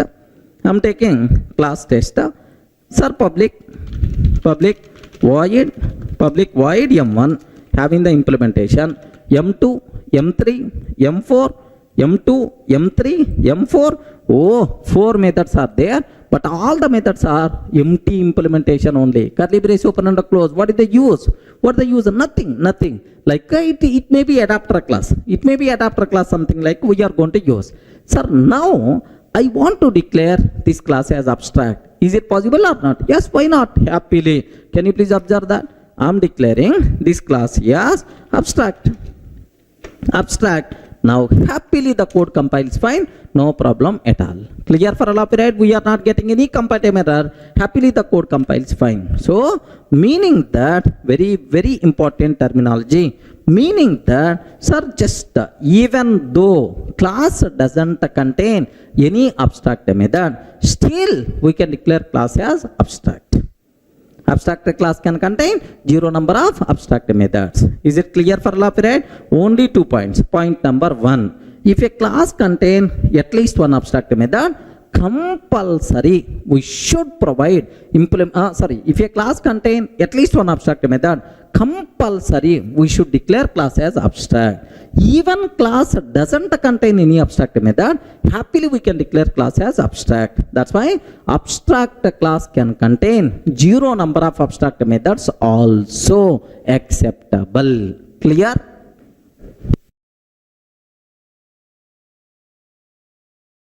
Now the next point related to abstract class, listen very carefully, sir. I have one abstract class test is there, sir. Abstract class test is there. Public, abstract, void, M1 method, public, abstract, void, M2 method is there. Now listen very carefully. I have one abstract class is there. Sir, public abstract void M1, public abstract void M2. There are two abstract methods are there, sir. Can you please confirm who is the responsible to provide implementation for these abstract methods? Who is the responsible? Child class is responsible to provide implementation for parent class abstract methods. What I want to take? I'm taking public class subtest. Public class subtest extends test. Public class subtest extends test like this I'm taking. Now I'm trying to implement public void M1. Public void M1. Can you please tell, is this code either valid or not? Respond, man. Is this code either valid or not? Sir, this is the child. Subtest means child class. Is it valid or not? Sir, now take a bit very special care about this one. Parent class abstract methods. Who is the responsible to provide implementation? Child class is the responsible. So parent class contain how many abstract methods are there? Two abstract methods are there. Compulsory child class is the responsible to provide implementation for every abstract method. But here you provided only for M1. Who is going to provide M2? You didn't provide M2. That's why compiler will give left and right. Hey, subtest, you didn't provide M2 implementation. How I can accept this code? Like a compatible error we are going to get. So let me conclude again. So whenever we are extending an abstract class, sir, for each and every abstract method of the parent, compulsory we should provide implementation in the child class. Otherwise, we will get compile time error. Clear, right? Let me show up to this. Have a look once, sir. I have abstract class test is there. Next, here I am taking public abstract, void M1 I am taking, sir. Public abstract void M1, public abstract void M2. Like this I am taking. Perfectly itself is the valid, sir. Now, just observe that class subtest extends test. I am trying to provide public void M1 like this, right? I am providing implementation for only M1. Are you getting? I am providing implementation for only M1 method, but I am not providing implementation for M2. Sir, is it valid or not? Immediately compiler will get left and right. Compile error you are going to get. Clear, right? Let me show this one. Let me show this. Here, have a look once. Immediately compile error you are going to get. Subtest is not abstract and does not override abstract method M2 in test. Sir, you didn't provide implementation for M2, so that's why how I can accept this code like this compile error you are going to get. Then how I can solve this problem? Can you please confirm how I can solve this problem? We can solve this problem in two ways. First way, you can provide implementation for M2. Sorry, I don't know about implementation. No problem. Declare this class is abstract. Are you getting? Declare this class is abstract. If I declare child class as abstract, then we are not required to provide implementation for every abstract method. Then who is the responsible to provide implementation for this remaining method? Next level child class. Who is the responsible, sir? Next level child class is the responsible. By declaring this class as abstract, temporarily we can fix this problem, but still M2 method is not implemented. Who is the responsible to create? Child. Next level child class is the responsible to provide implementation. Now, if I take as abstract, is it accepted or not? Observe that. Observe that subtest extends a test provided implementation only for M1. Only for M1. Now I'm taking abstract. Abstract, right? Now have a look once. Happily the code compiles fine. Okay, well, temporarily the problem solved. But the problem in this case is you can't create object for test class. You can't create object for subtest class because both are abstract. Even you have M1 method. Sorry, you can't call. Then what I have to go for? I have to go for subtest. Are you getting? Next level child class. Subtest extends test. Okay. This person should compulsory provide implementation for M2 method. If he is not providing implementation, immediately compile time error we are going to get, sir. What is that error? So compulsory you should provide implementation for M2 method, then it is valid. Okay, like so. Parent class abstract methods, who is the responsible to provide implementation, sir? Child class is the responsible to provide implementation. Everyone can able to understand? Yes, friends. Are you in the position to understand, right? What is abstract method? Who is the responsible to provide implementation? Like this. That's all. This is what you people should aware clearly. Okay, now I have just a matter of 2 minutes. I want to review the whole story with a small example, meaningful example, so that you will get much clarity. Let me take a vehicle class. Here I am taking, let me take vehicle class. Class vehicle. Are you getting? Class vehicle. Now public abstract int get number of wheels. Public abstract get number of wheels. Sir, because at a vehicle class level we don't know about implementation, that's why this method I declared as abstract and ends with a semicolon. Next, if a class contain at least one abstract method, compulsory the class should be declared with the abstract. Okay, it is mandatory. Now I am taking class bus extends a vehicle. Class bus extends a vehicle. Now bus can tell how many wheels it has. Are you getting? Public int get number of wheels. Public int get number of wheels. Return. Can you please tell how many wheels bus has? Front 1 plus 1, left and right. Back 2 wheels will be there. Left side 2 wheels, right side 2 wheels. Left back, right back, 2 plus 2. So total 6 wheels are there. Return 6. Valid perfectly, because once you know the bus, how many wheels bus has, we should be in a position to answer. Are you getting? Same way, class auto extends a vehicle. Class auto extends vehicle. Public int get number of wheels.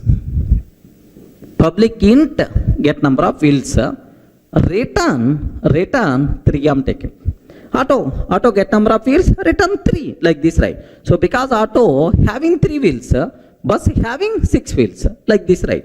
Now, sir, is it possible to create object for the vehicle? No. Is it possible to create object for bus? Yes, happily, because it is not abstract. Auto, yes, it is not abstract. Happily, you can able to create object for this. Now, I am taking here, observe. Class test, public static void main method string array args. Class test, public static void main string array args. Here bus b is equal to new bus. Bus b is equal to new bus. I am creating bus class object. System.out.println b dot get number of wheels. B dot get number of wheels. bus B is equal to new bus, B dot get number of wheels.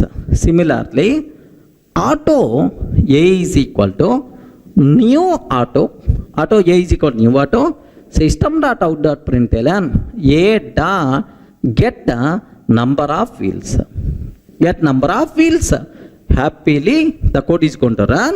In the case of bus, we are going to get 6. In the case of auto, we are going to get a 3. Clear for all of you, right? Now, meaningful example, vehicle not having. Sir, we don't know about number of wheels.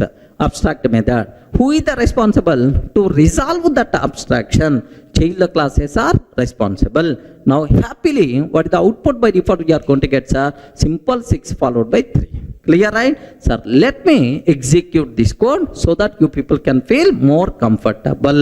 Observe that. Okay, now observe that. Sir, we have abstract class vehicle. Under this vehicle class contain one abstract method get number of wheels. Because at vehicle level, we don't know how many wheels he has. Because if you know the type of the vehicle, then we can able to tell is it contain 2 or 3 something like. Okay. So public abstract int get number of wheels. If a class contain at least one abstract method, compulsory that a class should be declared as abstract. We did already, right? Now class bus extends vehicle. Sir, public int get number of wheels return 6. Okay, well, class auto extends vehicle, public int get number of wheels return 3. Okay, like. Now have a look once, sir. Now I'm creating an object for bus. Bus B is equal to new bus, B dot get number of wheels, auto A is equal to new auto, A dot get number of wheels. That's all. Let me run this code perfectly. It is the valid, sir. Okay, now observe that the code compiles fine. We never going to get any error. The code runs fine. What is the answer? Bus having 6 wheels and auto having 3 wheels. Like it's a clear for all of you, right? Okay, that's all. So this is about what is abstract method, abstract class, this type of discussion. Very important for the exam.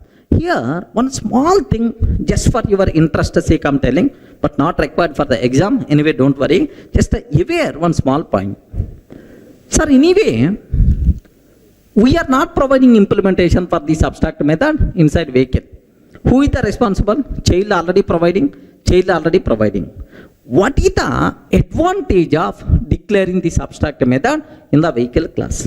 Are you getting? If I remove this abstract method in the vehicle, still the code is going to run. Still the code is going to compile. No problem at all. Compile and run. Let me remove this one. Is it going to work or not? Yes, I'm removing, sir. I removed. Yes, have you observed?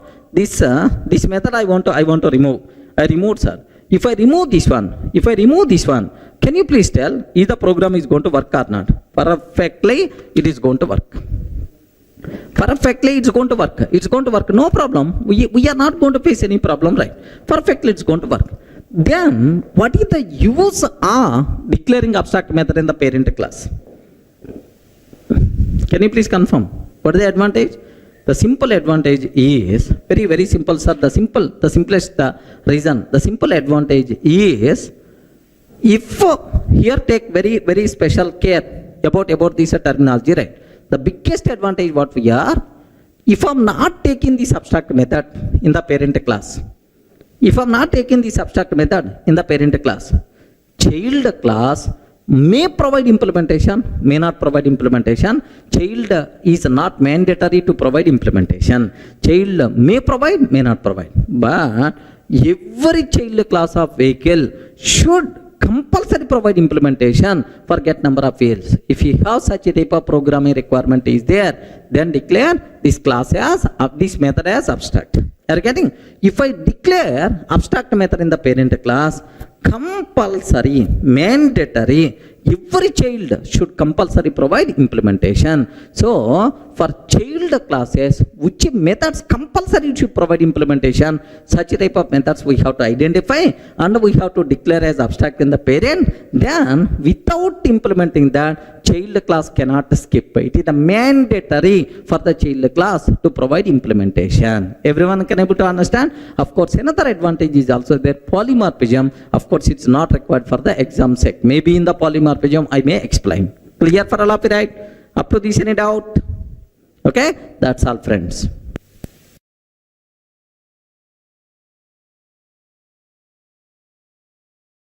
Hi friends, in the last video we covered about class level modifiers. Sir, if I declare class as the public, default, abstract, like we did, we performed a great postmortem on that.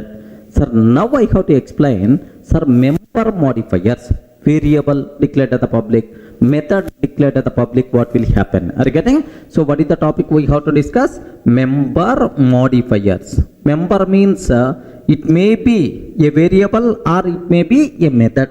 So for method, which modifier applicable? For variable, which modifiers are applicable? Member modifiers. Okay, these are things we have to discuss. But anyway, one thing you should aware.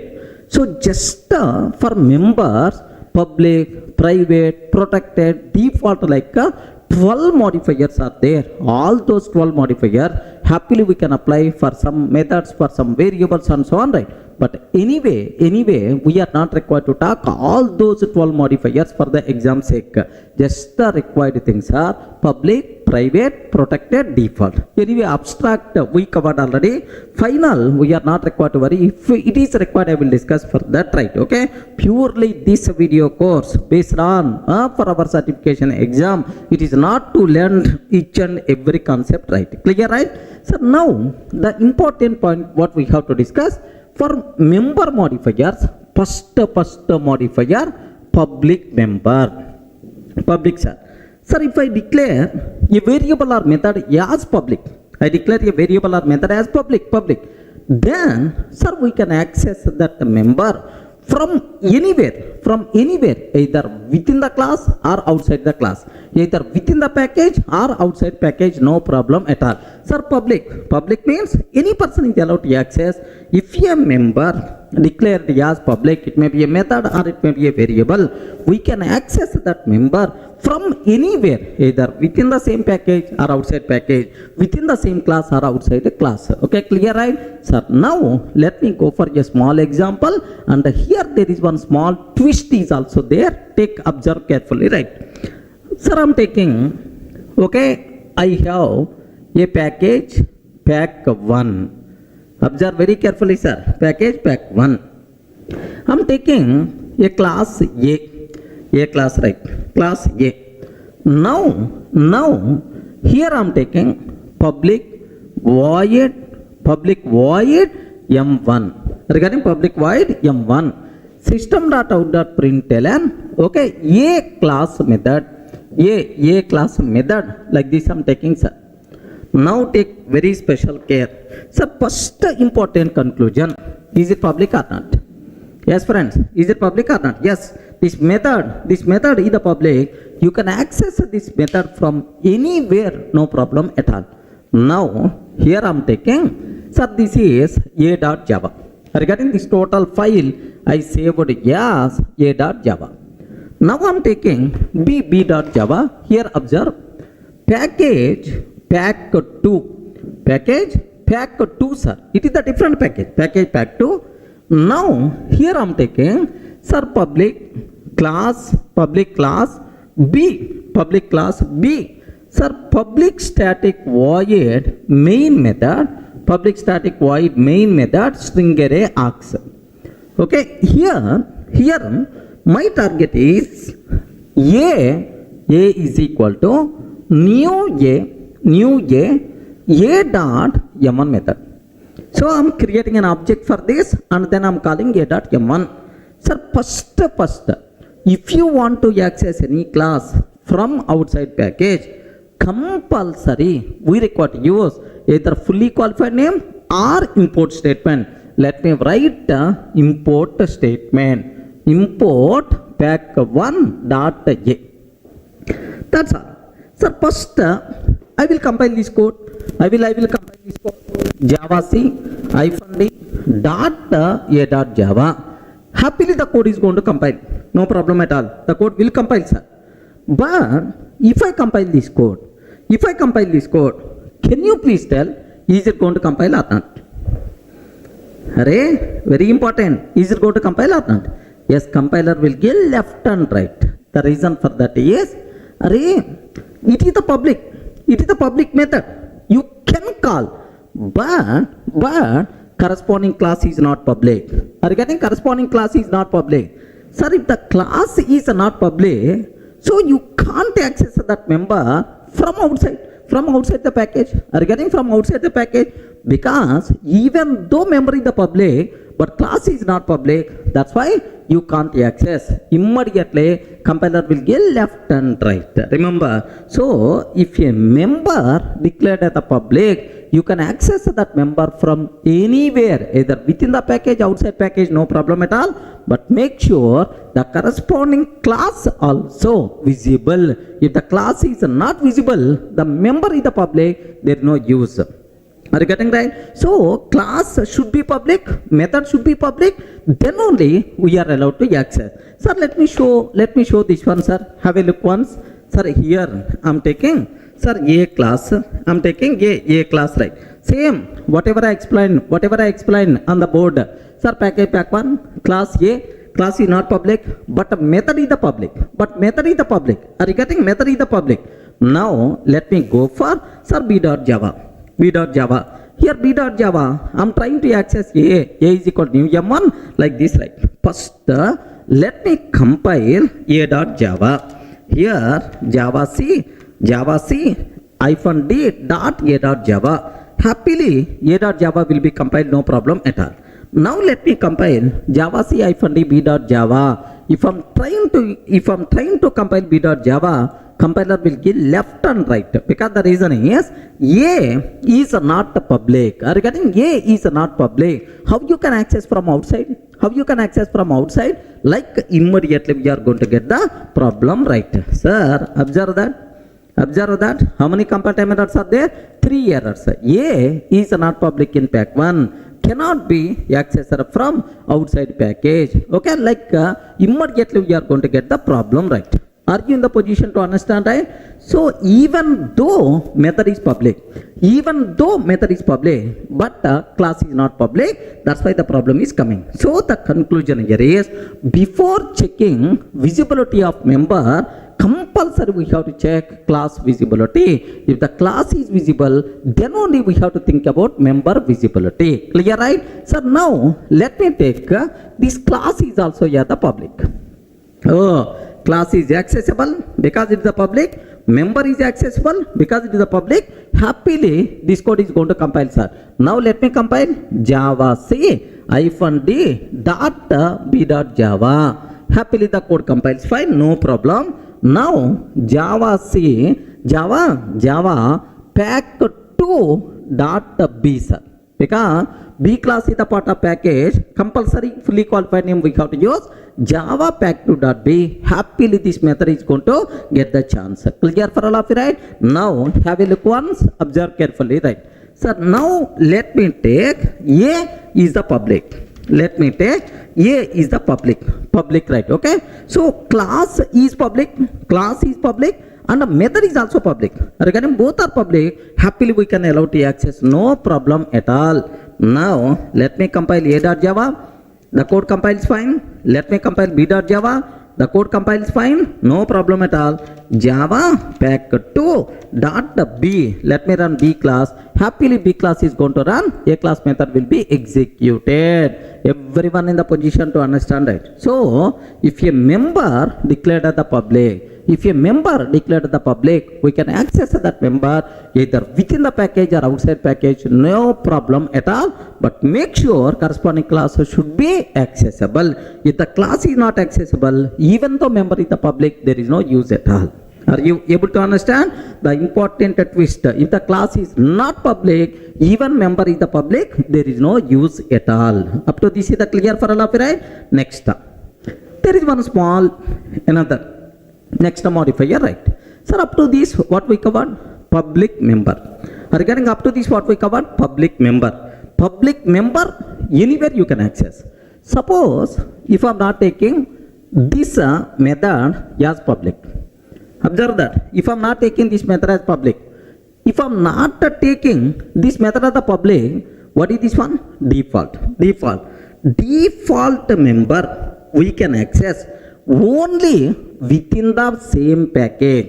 outside package you can't access. Are you getting? Within the same package we can access. Outside package you can't access. By mistake, if you are trying to access M1 from outside package, immediately compile error you are going to get. So, if a variable or method declared as default, declared as the default means if we are not taking any modifier.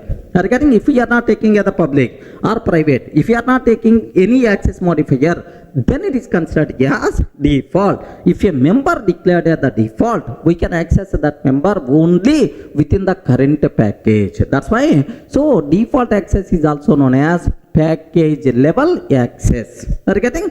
Now can you please tell, is it possible to access M1 from outside package? No chance at all. Immediately compiler will give left and right. Remember, have a look once.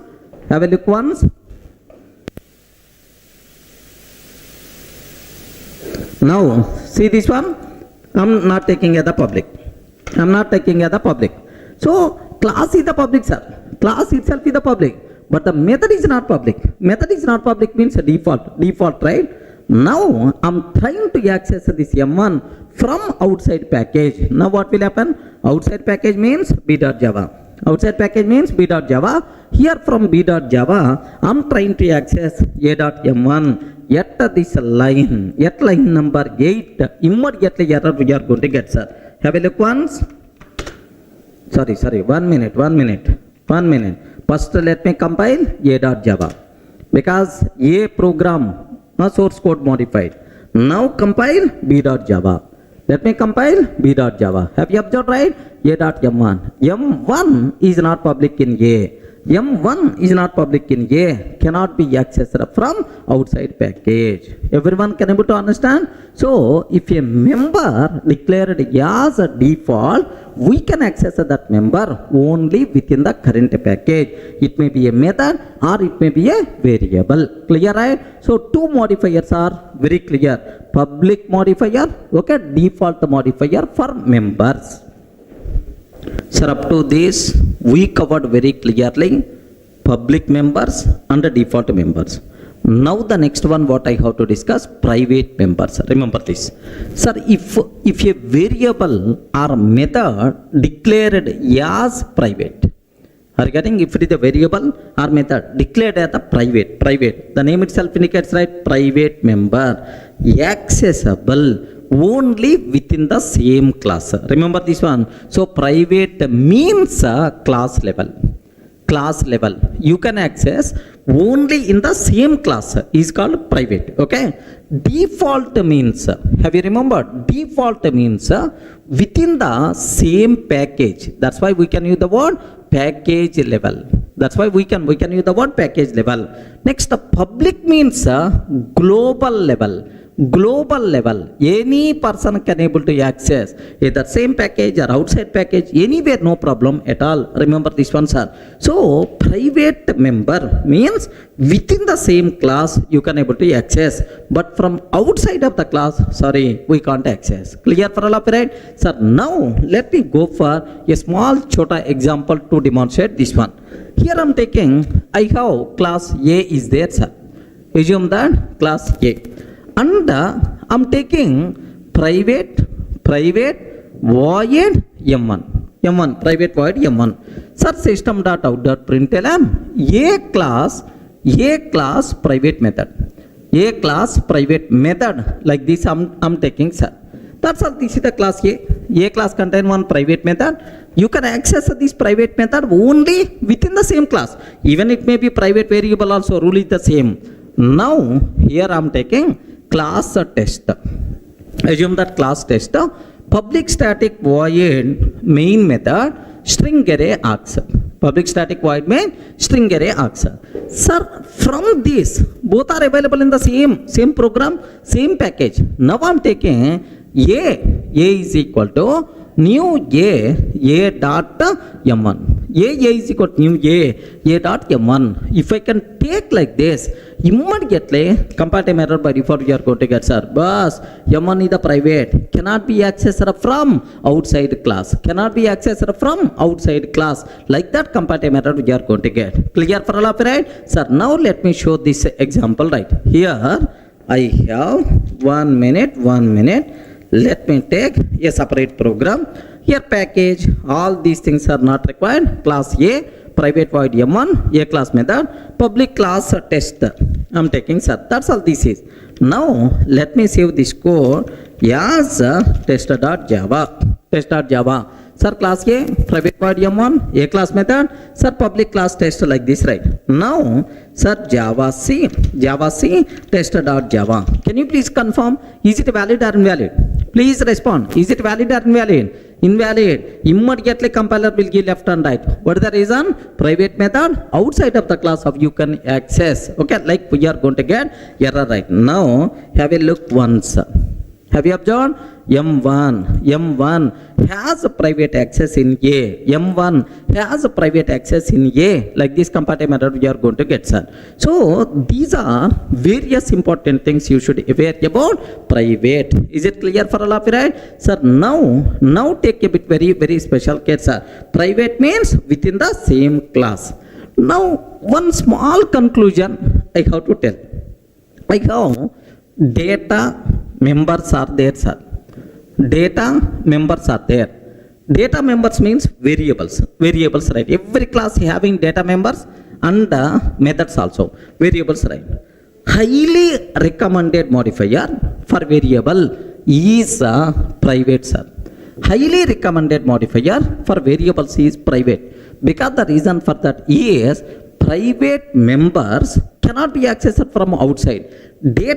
Our data should not be accessed directly from outside, because in our OOPS concept, data hiding is the very important, sir. That's why recommended modifier for variables is always what? Private. Remember that. So next, what about methods? Methods. Sir, you know, method is a service. Whenever you are calling a method, that method is going to do some business logic. Method is something like a service. That's why. So methods should be accessible by multiple people, as many as possible. Recommended modifier for methods is public, sir. Observe carefully, sir. Recommended modifier for variable is private. Recommended modifier for method is public. Very important points you should aware. So what is public member? Default member, private member. Public member, any person is allowed to access. Default member, within the same package only. Private member, within the same class only. That's it. Sir, in the last video, we covered public member, default member, private member. Now the next one, what I have to discuss, protected members. What is that, sir? Can you spell out? Protected variables, protected methods. The most misunderstood modifier in Java is the protected, sir. There are several loopholes are there. Just at least 1 or 2 points I'm trying to explain, which are very important for the exam sake. Please observe carefully, right? Sir, what is the first important conclusion? Listen a bit carefully, sir. If a variable or method declared as protected, if a variable or method declared as protected, where you can access within the current package, anywhere you can access, no problem at all. Within the current package, anywhere you can access, but from outside package only in child classes. Are you getting right? So within the current package, anywhere you can access, but from outside package only in child classes. That is nothing but protected. Sir, can I use the word protected is equal to default? Protected is equal to default. Default means what? Within the current package, anywhere. But outside package only in child classes. Child class is nothing but child classes. This is nothing but protected. Of course, I will explain with an example so that you people can feel more comfortable. Next, one more small twist is also there. That twist I will explain, sir. So what is the meaning of protected, sir? If a variable or method declared as protected, then we can access that member within the same package anywhere, but outside package only in child classes. Okay, well. Next, before going our main example, sir, just aware, I have one class A is there, sir. I have one class A is there. Assume. Sir, now public void M1 method is there, sir. Public void M1. Sir, parent class members automatically available to the child class. Correct or not? Sir, class B extends A. So parent class methods and variables automatically available to the child class. Now you can call, sir, A is equal to new A dot M1. This is one style. If you want to call M1, this is one style. Remember that. Sir, R, B is equal to new B. Sir, I am creating B object and B reference, B dot M1. Are you getting B dot M1? Yes. And the child reference, happily you can call parent class method. No problem at all. Next, do you know parent reference can be used to hold child object. A is equal to new B. Sir, parent reference can be used to hold child object. No problem at all. But on this, I am calling M1 method. On this, I am calling M1. Yes, M1 is already available in the parent. No problem, acceptable. Perfectly, it's going to work. Now, this knowledge also you have to aware. I hope already in the last sessions I covered all this. Okay, but let me repeat anyway, right? So now this total discussion, let me convert into an example style so that you will get much clarity, right? Here I am taking package pack 1. Observe this very carefully, sir. More concentration must be required. Package pack 1. Okay. Now I am taking public, sir, R simply I am taking class A. This class having protected void M1. Sir, do you know system.out.println A class protected method. A class protected method like this I am taking, sir. That's all. Sir, class A is the part of pack 1. Under this A class contain protected method like this, right? Now, sir, class B extends A I am taking. Class B extends A. Sir, it is the child class of A and the class B is also part of pack 1 only. Now, here observe public static void main method string array args. Public static void main string array args I am taking, right? Now my target is very important, sir. I want to call M1. Within the same package, anywhere you can access, no restrictions, right? That's why what I am trying to take, A is equal to new A. Sir, just I am creating A class object with A reference. A class reference, A class object, A dot M1. A class object, A class reference, A dot M1. First way, sir. Second way, yes, valid, don't worry. Second way, parent class member by default available to the child class. Because B is the child class, right? That's why it is now B is equal to new B I am taking B dot M1. Again, B is equal to new B dot M1. Perfectly it is going to work. So you can call A dot M1, you can call B dot M1, no problem at all. Now parent reference can be used to hold child class object. Parent reference can be used to hold child class object. Then automatically A1 dot M1 like this I am taking. Again, parent reference can be used to hold child class. By using that, you can call the method available in the parent class. No problem at all. A1 dot M1, happily it is also work.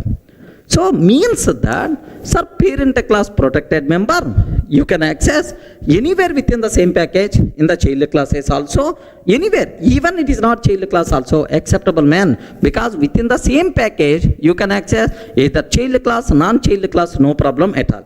Next, in the child class you can access either parent reference or child reference, no problem. All these are valid ways, okay, to access parent class protected members. Sir, how many packages I'm using? You respond. How many packages I'm using? Only one package. There is no big specialty. Once if I'm introducing second package, then the cinema is going to start. Remember this. But anyway, let me execute up to this one, sir. Have a look once. Okay, now observe that. The same code whatever I wrote on the board. Okay, package pack 1, public, class A contain protected method, A class protected method, class B extends A, it is the child class. Sir, now main method, parent reference, parent object, A.m1, child reference, child object, B.m1. Sir, A1 is equal to new B, parent reference, child object. Now, here just observe that A1.m1. Are you getting A1.m1 like this, right? Sir, let me compile. Sir, in this example, how many classes are there? Oi, respond. How many classes are there in this? 2 classes. What is the first one? A class and B class. Next, both are part of same package. Okay. Which is the parent class? Which is the child class? A is the parent class. B is the child class. Okay. Here I am using parent reference, parent object, child reference, child object. Parent reference, child object like this. You can use any reference, no restrictions at all within the same package. Remember this. Okay, let me execute this code. Now have a look once, sir. Java C -d dot a dot Java. Let me compile. Compiles fine. Now Java here main method is available inside B class. This B is the part of pack 1. That's why Java pack 1 dot B. How many times we are calling M1? Can you please tell? How many times we are calling M1? 3 times we are calling M1. That's why 3 times we have to get that print statement. A class protected method. Yeah, A class protected method. Like this we are going to get, sir. Sir, everyone in the position to understand. Parent class, protected members within the same package, you can access anywhere, either by using parent reference or by using child reference, no problem at all. Sir, what the specialty is there? Okay, if this B class present inside outside package, assume that this B class present inside, child class present inside outside package, then the cinema is going to start. Take very, very special care, sir. Sir, I want to remove this B class. This B class is not available in the pack 1. Okay. Here I am taking pack 2. Package, pack 2, sir. Package, pack 2. Next, here public class B extends A, sir. Public class B extends A. Public static void main method string array args. Public static void main string array args. Take very special care.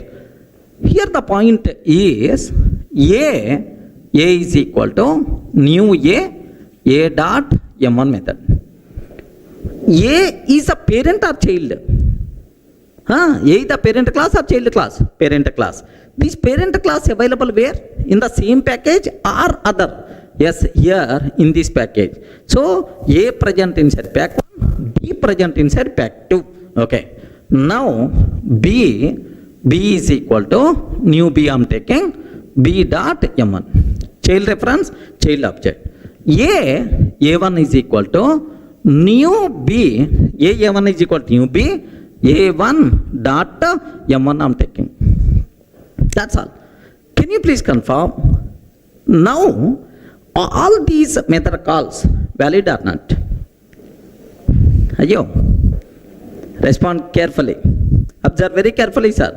Sir, here A dot M1, parent reference, parent object. B dot M1, child reference, child object. Parent reference, child object, A1 dot M1. Among all these, sir, which method calls are valid? Which method calls are invalid? Very important bit for the certification exam. Please make sure you people should aware. Yes. Remember that. Parent class protected members. Of course, protected members we can access anywhere within the same package, no restrictions. Within the same package, no restrictions. Remember, either parent reference or child reference, any reference you can use. But from outside package, protected members we can access only in the child classes. Point number 1. Only in the child classes. Yes, man, it is the child class only. Public class B, it is the child class only.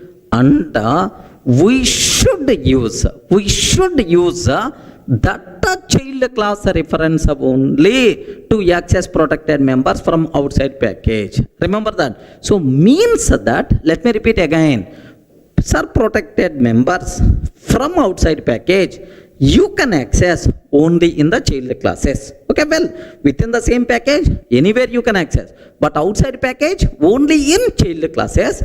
And extra masala here is compulsory we should use child class reference only. It is also one restriction. So if you want to access protected members from outside package, parent reference cannot be used to access. By mistake, if you are trying to use parent reference, compiler will give left and right. Remember that. So now observe here, which reference I am using? Parent reference. Parent reference. That's why immediately compile time error we are going to get. Are you getting? Next, which reference I am using? Child reference. Child reference. Perfectly it is the valid. Now, which reference I am using? Parent reference. Parent reference. Immediately compile time error we are going to get. Okay? M1 has protected access. M1 has protected access in pack1.a. This is the compile time error we are going to get, sir. Sir, protected members, if you want to access from outside package, only in child classes, and we should use that child class reference only. Suppose you are accessing in the B, child class B, you should use child class B reference. If you are accessing in the child class C, then we should use a C reference only. We are not allowed to use any other reference to access protected members. By mistake, if you are trying to access protected members by using parent reference, immediately error by default we are going to get. Are you getting the point, right? So this much time I spend only to cover this important point. Let me execute this code so that you people can feel more comfortable, right? Observe that. Last example.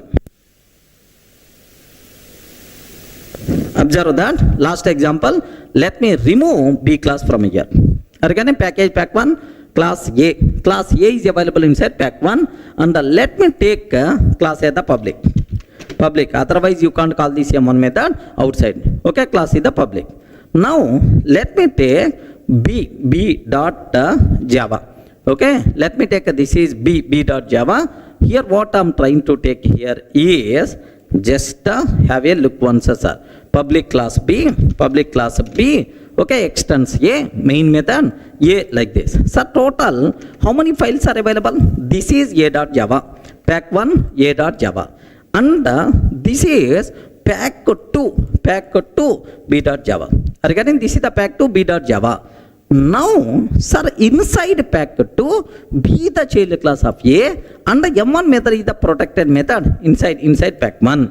Now can you please tell, sir, among these three method calls, which method calls are going to work? Only this method call, because from outside of the package we can't use parent reference to access protected members. Here I am using parent reference, that's why immediately compile time error you are going to get. Remember this, okay? So let me comment. Of course I am not going to take any comment. Observe, have a look once. Let me compile a.java. Happily a.java compile is fine. Let me compile java c -d.b.java. If I can take b.java, immediately compile time error you are going to get. Have you observed? M1 has protected access in A. Line number 8, line number 14. These are the two areas, right? Line number 8 and line number 14. Have you observed, right? Line number 8 and line number 14. These two places we are getting the problem. Let me comment these two lines. let me comment these two lines, then happily the code compiles fine, because we are not calling right. Yes, the code compiles fine. Java pack2 dot b I can take, then a class protected method like this, right? So please make sure you people should aware very clearly, right? Parent class protected members, if you want to access from outside package, compulsory we should use child reference only. Parent reference cannot be used to access protected members from outside package. Everyone can able to understand? This is a very, very important conclusion, right? Okay, please understand, very important for the exam.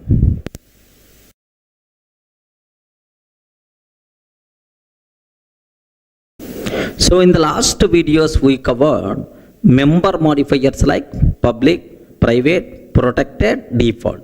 Just let me summarize all these modifiers, right? Sir, observe that visibility. Are you getting visibility? Sir, if it is the public, protected, default, private, four modifiers are available within the same class. Sir, I mean the same class.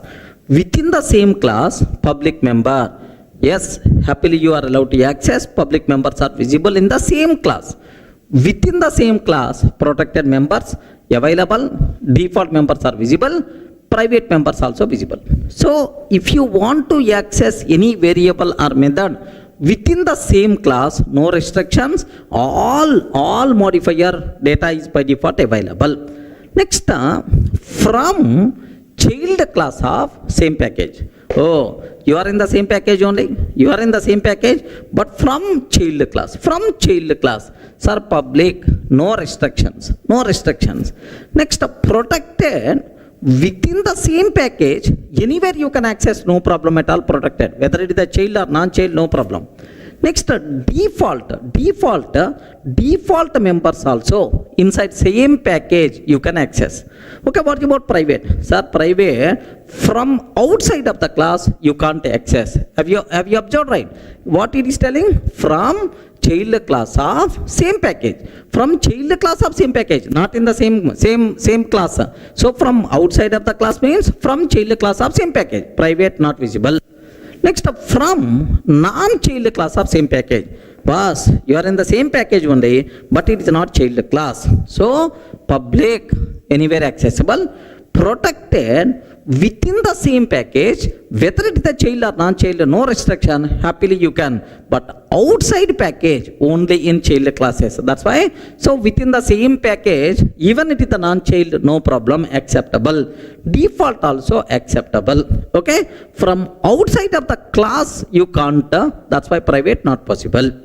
Next, from child class of outside package. Sir, not in the same package, outside package, but it is the child class. From child class of outside package. What about public? What about public? Yes, anywhere, no restrictions, right? Sir, what about protected? Remember that. From outside package in child class. From child class of outside package, protected member acceptable. But one restriction I told, we can access protected members in child class from outside package, but compulsory we should use child reference only. Okay, so we should use child reference only, child reference only to access protected members from outside of the class. Next, default, outside of the package, default members you can't protect, private is nothing but not possible, right? Next, from non-child class of outside package. From non-child class of outside package, public, anyway acceptable, no problem. But protected, non-child class from outside package, not possible, not possible, not possible, right? Everyone can able to understand? Sir, just summary of public, protected, default, private must be compulsory. You should aware. One or two questions you can expect for the exam from this area. Remember, right? Sir, now can you please tell from this diagram what is the most accessible modifier? Any person is allowed to access. Can you please tell? This diagram itself is going to tell public, no restrictions, anywhere you can access. The most accessible modifier is the public, sir.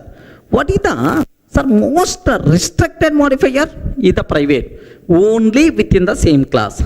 But outside the class, either same package, outside package, sir, here outside of the class not possible.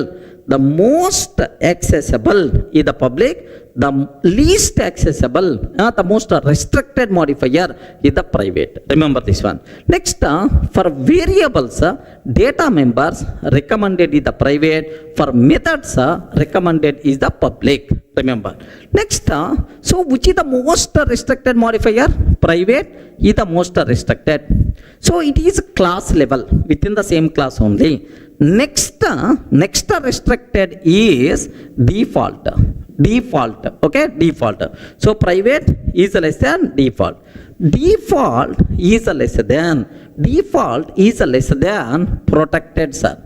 Protected having more scope when compared with the default. The reason for that, default within the same package, but protected outside package also, but in child classes, outside package also. Next, protected is lesser than public.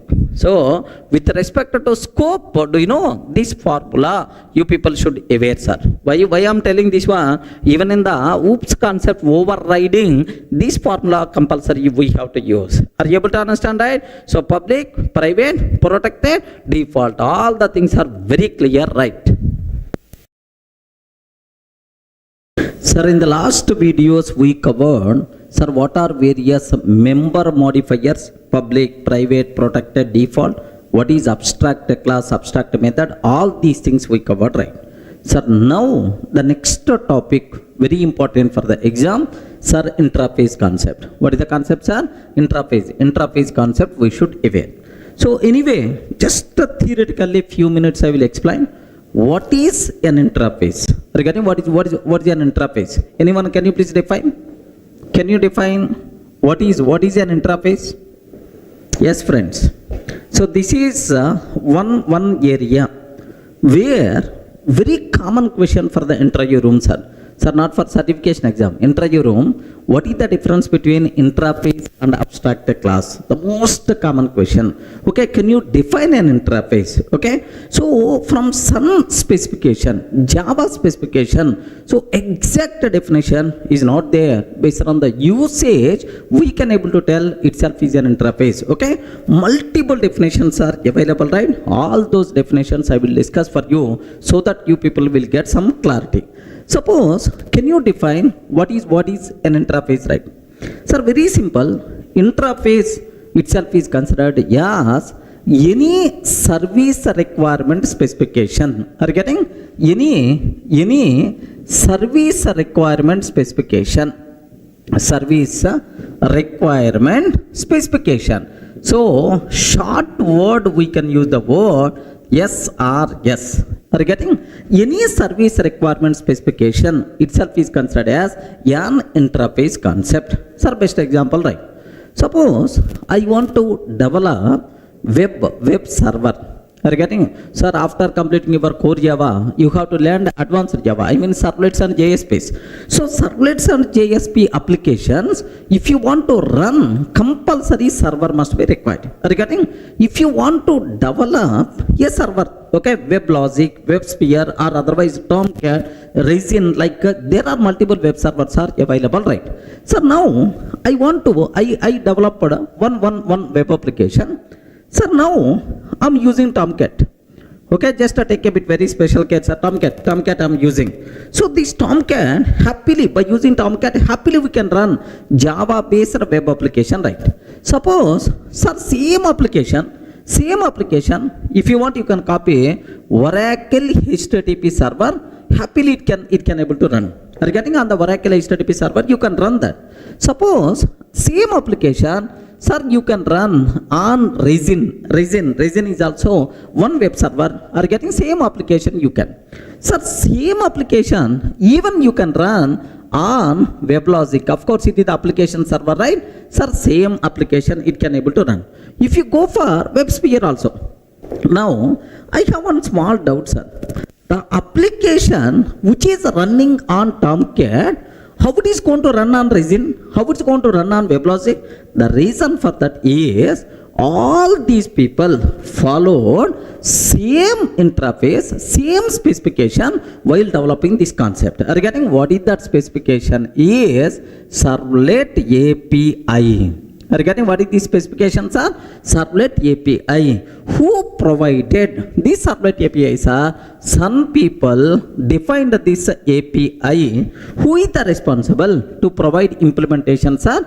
These servers are, web server vendor is the responsible to provide implementation, right? Sir, just as some people are going to tell, if anyone want to provide support for servlets and JSPs, if you want to run web applications which are developed by servlets and JSP, sir, this is the API you require to implement. What is that API, sir? Servlet API. So now, sir, whether it is the WebLogic or Resin or otherwise Jetty, are getting or otherwise Jetty, all these people developed, implemented based on the same specification. That's why I can use the word servlet API acts as requirement, service requirement specification to develop web server. Suppose tomorrow I want to develop Durga web server.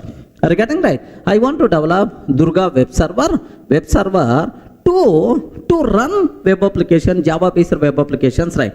So to develop this one, which methods I have to implement, which classes I require to develop, all this information, where it is available, sir? Inside servlet API. Now I have to implement this interface, right? Sir, what is this one? Servlet API acts as service requirement specification to provide implementation for, can I spell out, to provide implementation for web server.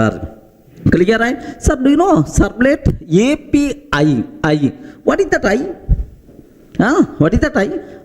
Application programming interfaces. Are you getting? I means what? Interface only, right? So the first definition, what you people should be aware, sir, any service requirement specification, sir, this is my requirement. Web server vendor is the responsible to provide implementation, so that so any Java based web application happily we can run by using that product. Clear, right? Any service requirement specification is by default considered as interface concept. Clear? One example, suppose same way, best example, sir. Sir, I want to communicate with the Oracle database. Sir, I write one Java application, I wrote, sir. Sir, I want to communicate with the Oracle database. Regarding which database I want to provide support? Oracle database. I want to communicate with the Oracle. Now, so some API must be required. Some software component is required to communicate with the Oracle database. Who is that person? Is driver software. Regarding who is the person, sir? Driver. So Oracle database driver is required to communicate with the Oracle database. Similarly, sir, MySQL database is there, sir. Okay, MySQL database is there. Observe that. For MySQL database, Java application wants to communicate compulsory. Here some software component is required, driver must be required. So now Oracle driver, MySQL driver, tomorrow if I'm going for, sir, Postgres. Are you getting? Postgres SQL. Are you getting Postgres? So if I'm going for if I want to develop these driver softwares, sir, where the requirement specification is available, the requirement specification is defined by some people. That requirement specification is nothing but JDBC API. Can you please tell what is this one, sir? JDBC API. This requirement specification implemented by Oracle driver, implemented by MySQL driver, implemented by, sir, Postgres driver. By using this driver, happily can communicate. Java application can communicate with the corresponding database. So tomorrow I want to introduce my own database, Durga DB. Are you getting? Durga DB. So if a Java application wants to communicate with the Durga DB, driver must be required. I want to develop database driver. To develop database driver, where the requirement specification, which methods I have to implement, which classes I have to implement, where that information is available inside JDBC API. That's why JDBC API acts as requirement specification, okay, to develop driver software. Everyone can able to understand, right? So this JDBC API or the servlet API by default considered as interfaces. So the first definition of an interface is very clear for you people, right? What is that? What is that? Any service requirement specification is by default considered as an interface. Clear, right? Sir, the first definition of an interface is very clear. Any service requirement specification is by default considered as an interface, right? Now, the second definition, sir, take a bit very special care. Okay. Suppose a client came, Durga, my requirement is, so I want a college automation system. Can you please develop like this, right? Sir, now what is going to tell is, sir, this is my required college automation system. Observe that, college automation system. Sir, I want Durga, this is the college automation system I want. Now, sir, here, these are the services I want. Sir, get attendance. Assume that M1. Sir, I want this service. I want this service. I want this service. I want this service like this line. Sir, now, client came up with, sir, this is my requirement. Regarding this is my requirement, right? So now this requirement specification itself is nothing but an interface. Regarding this requirement specification itself is an interface. Now from the client point of view, interface defines the set of services what he is expecting. Boss, these are the services my expecting, what client is expecting, right? So now someone is responsible to provide implementation. Assume that he the second person, okay, service provider, okay, service provider is the responsible to provide implementation, right? Assume.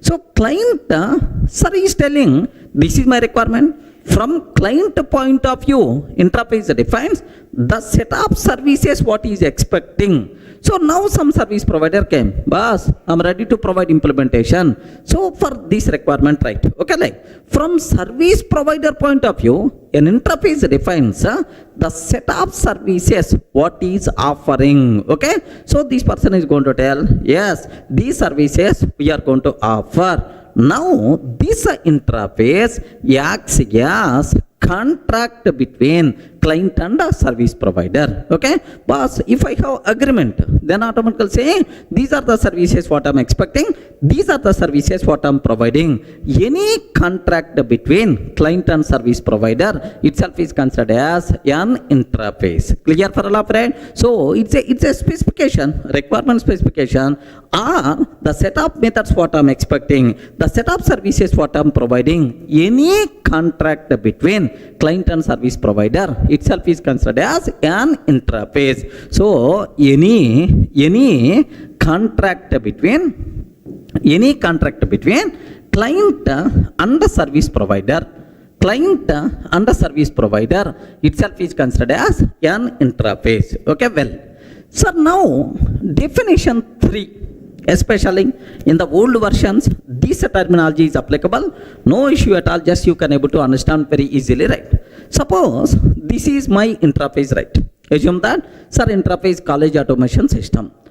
Sir, now it never talks about implementation. Regarding interface, never talks about implementation, right? Saying, boss, these are the services, what I'm expecting. Sir, it's a requirement specification. Never talks about implementation. every method present inside interface, by default public and abstract. By default public and abstract, whether we are declaring or not. That's why have you observed abstract method, every method by default, okay, whether we are declaring or not, by default abstract, public and abstract. Are you getting? That's why. So interface is also considered as 100% pure abstract class. 100% pure abstract class. Okay, please make sure this is also another popular definition was there, but there is one small problem is there. From 1.8 version onwards, inside interface, default methods are allowed, static methods are allowed. From 1.9 version onwards, yes, inside interface, private methods also allowed. That's why this definition generally we can ignore. Remember that. So this because default methods are also allowed, static methods are allowed, private methods are allowed from 1.8, 1.9 versions onwards. That's why. So just we can ignore this definition, sir. So what is an interface? Interface is nothing but any service requirement specification. Okay, remember.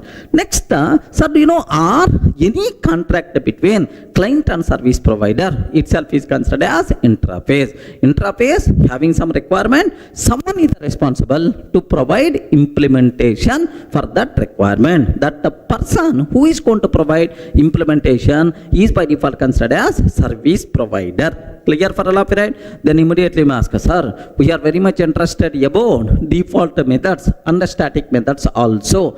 Don't worry, sir. Sir, I will provide one separate section with the 1.8 version enhancements with respect to, sir, interface. Means, first default methods and static method. What is the purpose? What you have to use? What are various loopholes are there? But make sure that the section is optional. We are not required for the exam sake. Just for your awareness purpose, after completing this section, immediately you can able to see that section. Clear, right? Just optional, not important for the exam. Just for your knowledge sake, I'm going to provide. Okay, that's it. So, what is an interface? What is an interface, right? Any requirement specification, any contract between client and service provider is by default considered as an interface. Clear? Sir, in the last video, we covered very clearly what is an interface, theoretical thing. Anyway, not required for certification exam. Just for your idea purpose, I'm telling what is an interface, right? Now, how to declare an interface, how you can provide implementation for that interface. Very simple. Have a look once, sir. I'm taking, sir, interface, interf. Just the interface, interf. Okay, here I have public void M1 method is there, sir. This is the first service I'm expecting, public void M1. Sir, second one, public void M2. Okay, it is the just requirement specification itself is a interface concept, right? Now, take very special care about this terminology, right? What is the point is, sir, now I will ask, anyone, can you please provide implementation? Just I have, this is the requirement, like this, right? Now have you observed, what is an interface? Interface itself is nothing but what? Just a requirement specification. Just it never talks about implementation, right? Okay, well, now someone came to provide implementation. Okay, how he can provide implementation? The class is responsible to provide implementation, right? So interface we can define by using which keyword? Interface keyword, right? Now take a bit very special care. A person came, class service provider. Class service provider. This service provider is telling, boss, I'm going to implement your requirement. So you have some requirement, right? I will implement. I will provide services for your requirement. Like this person is going to use implements. Are you getting right? What is the keyword we have to use? Implements. Implements interf. Like this is taking, sir. Okay. Now, the very important point you people should aware. sir, it is an interface. Interface is a keyword. Next and after that, here implements is a keyword. So a class can implement an interface by using which one, sir? Implements keyword. Clear, right? Next, sir, I'm taking void m1, void m1, like this I'm taking, sir. That's all. Sir, think very carefully. Sir, just he's telling that, boss, I'm going to provide implementation for your requirement. He provided like this. Now, can you please tell, is it valid implementation or invalid implementation? Remember, so for our certification, there are, sir, only 2 or 3 possible bits are there, but both bits are based on this point only. That's why take very, very special care about this one, sir. Can you please confirm? Class service provider implements interrupt, okay, void m1, implement interrupt, void m1, like this. Can you please confirm, is it valid implementation of this interface or not? Respond. Very important for the exam. Don't be silent. Yes, friends. Can you please tell, is it valid or not? Okay. Invalid. Okay, invalid. I'm telling directly the point, invalid, sir. It is not proper implementation. Now my next question. How many mistakes I did? Ayo, respond. How many mistakes I did? 1 or 2? Options also there. Either 1 mistake or 2 mistake. Because every mistake is an important conclusion. Regarding every mistake itself is an important conclusion. That's why. Is it 1 mistake or 2 mistakes? Good. Now take very special care. Here 2 mistakes we did. Every mistake itself is an important conclusion. Okay. First mistake I'm ready to show. Just observe every method present inside interface. Of course, every abstract method present inside interface. I'm talking about 1.8 version, right? So that's why every method present inside interface is always public and abstract. Okay? Forget about default methods and static methods. At last I will talk about that. So every method present inside interface is always public and abstract. That's why, sir, here have you observed, right? Okay, like this we have. Now the point is, sir, it's always public, it's always abstract, whether we are declaring or not. Even I'm not taking public, sir, still it's always public, because by default it's always public and abstract, whether we are declaring or not. Now, while implementing interface method, compulsory we have to declare that method as public. Remember this is something like overriding parent class method in the child class. While providing implementation, we can't reduce scope of access modifier. Remember, very, very important points are. Even this point is applicable for overriding also. In the whoops concept, overriding also, right? So this method you didn't declare as public. That's why immediately compiler will give left and right. Are you able to understand? So the first mistake what we did is, sir, compulsory this method should be declared as public. Otherwise, compile time method we are going to get. Rule number 1 is clear. Whenever we are implementing any interface method, compulsory we should declare that method as public. No alternative at all. Any doubt? Are you getting the point? So this is the first mistake what I did. Okay, well, let me show up to this. Let me execute up to this so that you people can feel more comfortable, right? Observe carefully, sir. Here I'm taking interface interrupt, public void m1, public void m2, class service provider implements interrupt, void m1 I'm taking, sir. Void m1, like this I'm taking. So here I saved service provider dot java. This one I saved as service provider dot java. So 2 mistakes I did. First mistake I told already, compulsory this method should be declared to the public, otherwise the code is not going to compile.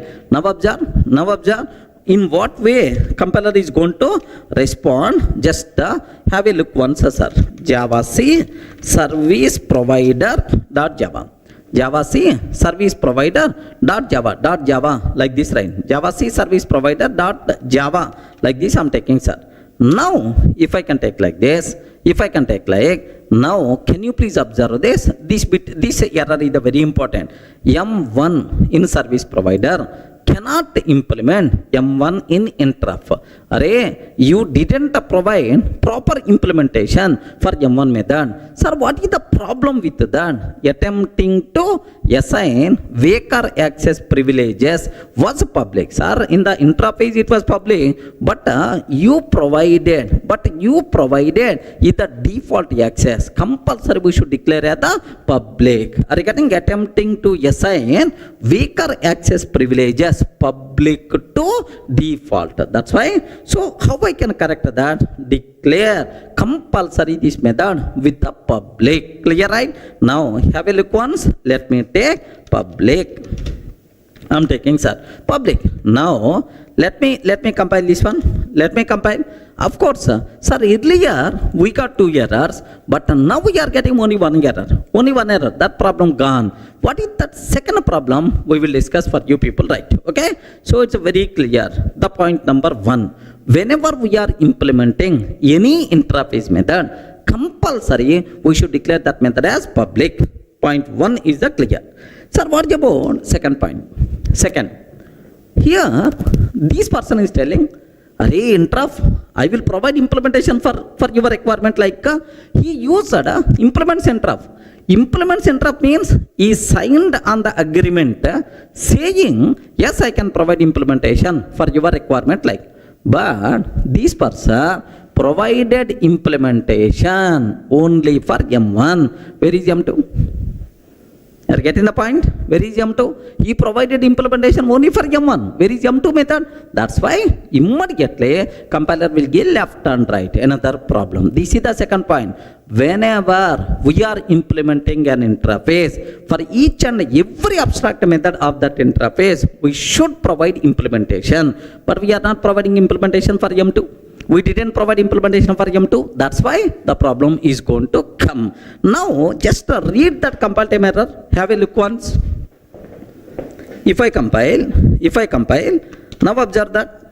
What is that compile time error we are getting? Service provider is not abstract, and does not override abstract method M2 in interrupt. The service provider is not abstract and does not override abstract method M2 in interrupt. Like this we are going to get the error. Everyone can ever, right? So this is the problem. Then how I can solve this problem? No issue at all. Happily you can solve this problem 2 ways. One way. Way 1, very important for the exam. This, especially these points. One way is provide implementation for M2. If you provide implementation for M2, no problem. Happily the code is going to compile. If you provide implementation for M2, acceptable, sir, inside. Now let me do that. Have a look once. I'm taking, sir, public void M2. Okay, public void M2 also. I'm implementing M2 method. Now, sir, service provider class contain how many methods? How many methods? For both methods implementation is available. No mistake. Happily the code is going to compile. Now have a look once. Yes, I'm not seeing any problem at all. Happily the code compiles fine. I'm not seeing any problem. Itself is acceptable. Okay, well. Now take very, very special care. Sir, assume I don't want to provide implementation for M2.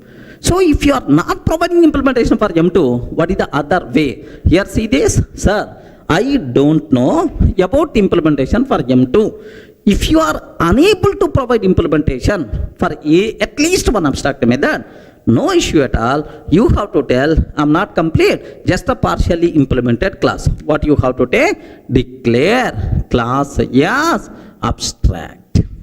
Regarding, if you declare class as abstract, then acceptable, because you are telling it is not complete class, it is not partially implemented class. Abstract class means what? Partially implemented class. That's why it is not complete class. Happily you are allowed to accept, no issue at all.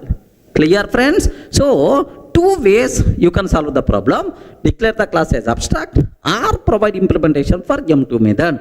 Even you declare the class as abstract, acceptable man, you are accepting I didn't provide full implementation, like that, right? Now let me take here, observe, I am removing M2 method implementation. Okay, I removed M2 method implementation, right? If I remove M2 method implementation, now the code is not going to compile. You know the mistake what we did, sir. Have a look once. Okay, have a look once, sir. Class service provider implements is not abstract and does not override abstract method M2. Okay, no issue at all. Declare this class as abstract. If I declare class as abstract, can you please tell, is it going to compile or not? Yes, why not? Happily the code is going to compile, no problem at all. Now observe this one. Observe this. I'm trying to compile. Yes, happily the code compiles or not? Yes, we are not seeing any error, right? So take very, very special care. These are the two important points you should aware, right? So whenever we are implementing an interface method, compulsory that method should be declared as public. Rule number 1. Second, whenever we are implementing an interface, for each and every abstract method of that interface, we should provide implementation. If you are unable to provide implementation for at least one abstract method, declare the class as abstract. Are you able to understand? Declare the class as abstract.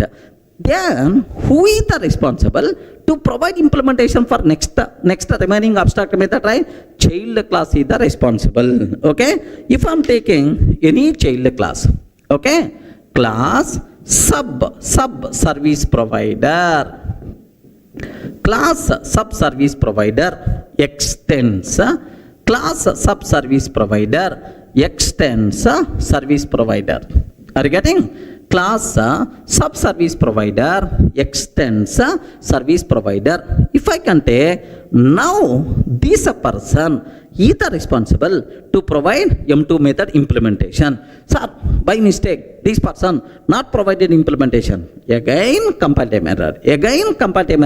At this level, you are extending service provider, but service provider contain abstract method M2. You didn't provide implementation, like that we are going to get the problem. Okay, now observe that. Have a look once. Okay, I'm taking class sub service provider. Okay, class sub service provider extends service provider. Okay, but inside sub service provider, I'm not taking any method. I'm not taking any method. Then compiler won't accept. This class service provider contain abstract method M2, but you didn't provide implementation, like that problem is going to come. Now have a look once. If I'm trying to compile, yes, sub service provider is not abstract and does not override abstract method M2, like this, right? Now again this person having two options. One option, declare the class as abstract. Second option, provide implementation for M2 method. I will provide implementation for M2 method, like this, right? Okay, now here public void M2 method, public void M2 method, like this. If I can take, like, happily the code compiles fine, there is no problem at all. So it's very clear for you people. Now to make this code compile, what we have to take, sir? Compulsory. We have to provide implementation for M2 method. That's it. So very important discussion for the exam. Don't ignore. Are you getting? So how to declare interface? How to provide implementation for that interface? Whenever we are implementing an interface, 2 points you should aware. Point number 1. Whenever we are implementing any interface method, make sure it should be declared as public. Point 1. Second point here is, do you know, sir, compulsory we should provide implementation for every abstract method of that interface. If you are unable to provide implementation for at least one method, compulsory we have to declare class as abstract. Otherwise, the code won't compile. Clear, right? For our OCJA exam, this is more enough. Regarding this knowledge is more enough, right? So, but anyway, if you are very much interested for learning purpose, just download our material. There I provided where we have to use extents, where we have to use implements. Next, what about interface methods? What about interface variable? Next, naming conflicts, adapter classes, like several things I discussed, right? Just to go through the material. But for exam, these points are more enough. Clear, right?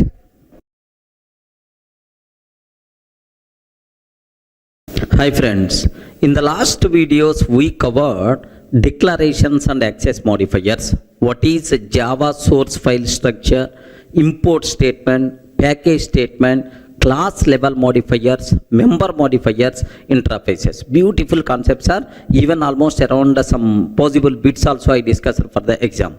Sir, now the next important concept, very important for the interview room, even for our certification exam, what that concept is?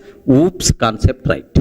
Are you getting? Sir, OOPS, object oriented programming. OOPS features we require to discuss. Beautiful concept, very hard for core Java is this concept. That's why take a bit more special care. But unfortunately, sir, I may not discuss each and everything which is present inside OOPS because all the things for our certification is not required. Up to certification, sir, for certification level, whatever things are required, up to that I will discuss. Sir, the people who are very much interested to know each and everything, download our material, just go through that. Sir, the first I have to discuss, sir, data hiding. Are you getting? What is the first topic we have to discuss? Data hiding. Data hiding, right? Sir, can you please tell what is data hiding? The first OOP feature, sir, data hiding.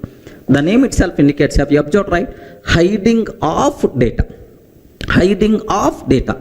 So our internal data should not go out directly. Regarding, so whatever internal data is there, which is should not go out directly.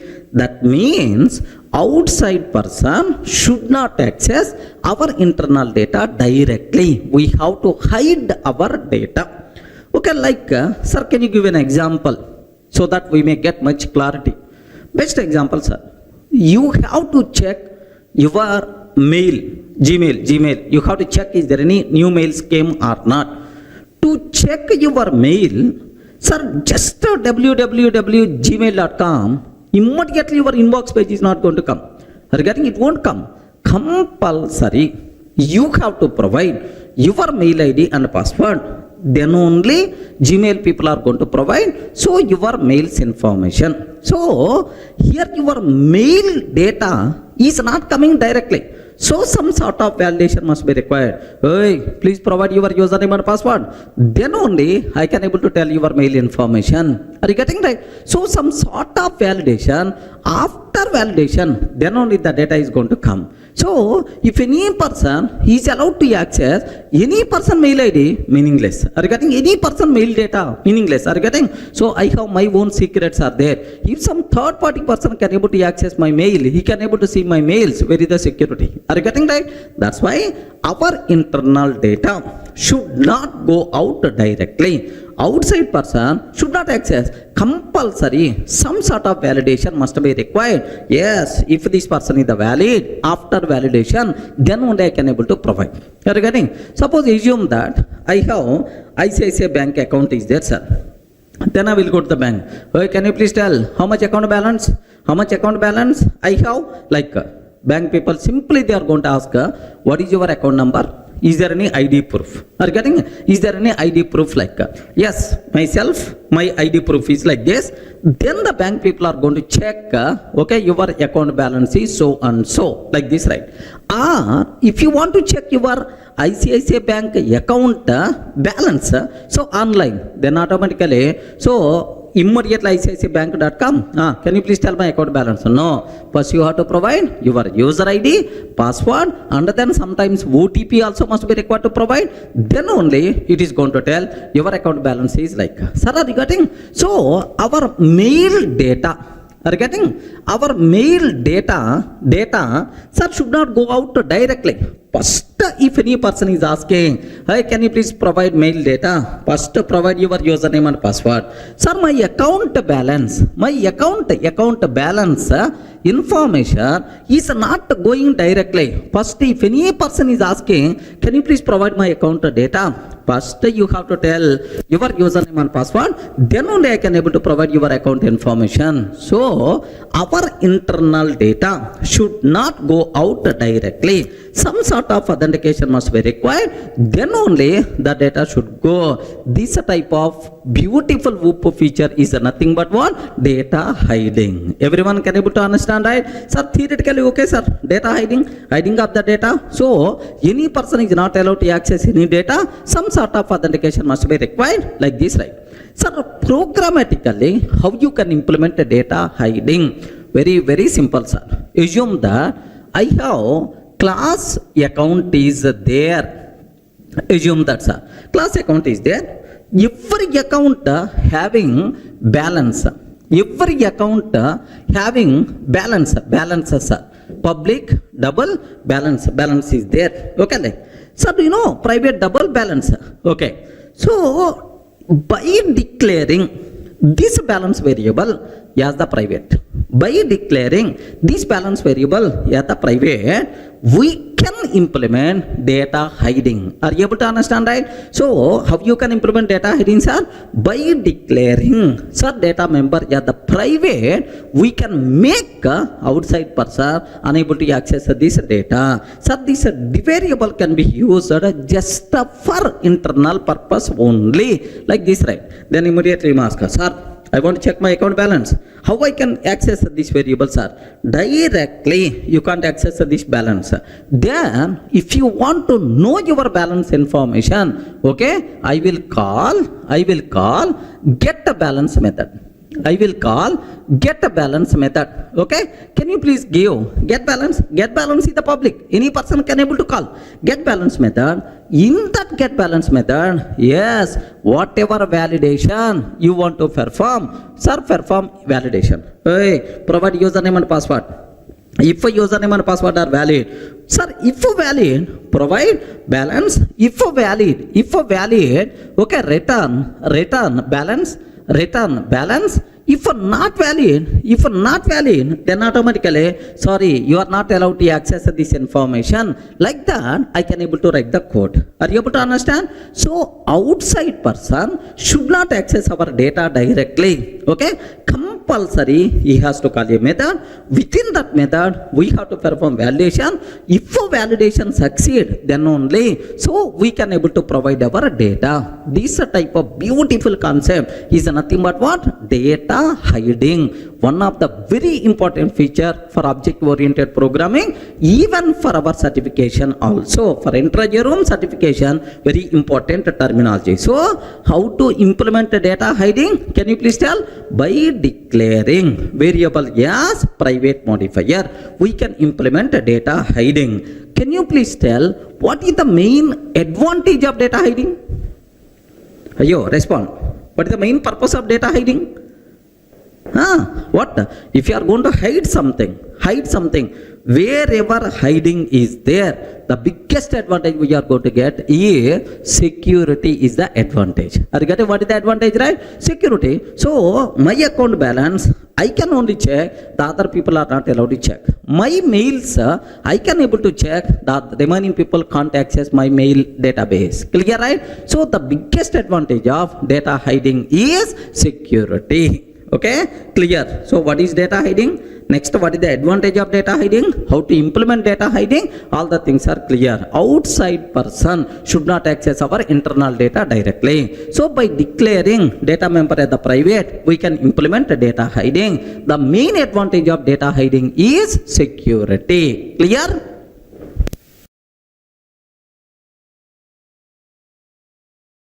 Sir, in the last video, we covered the first feature, data hiding.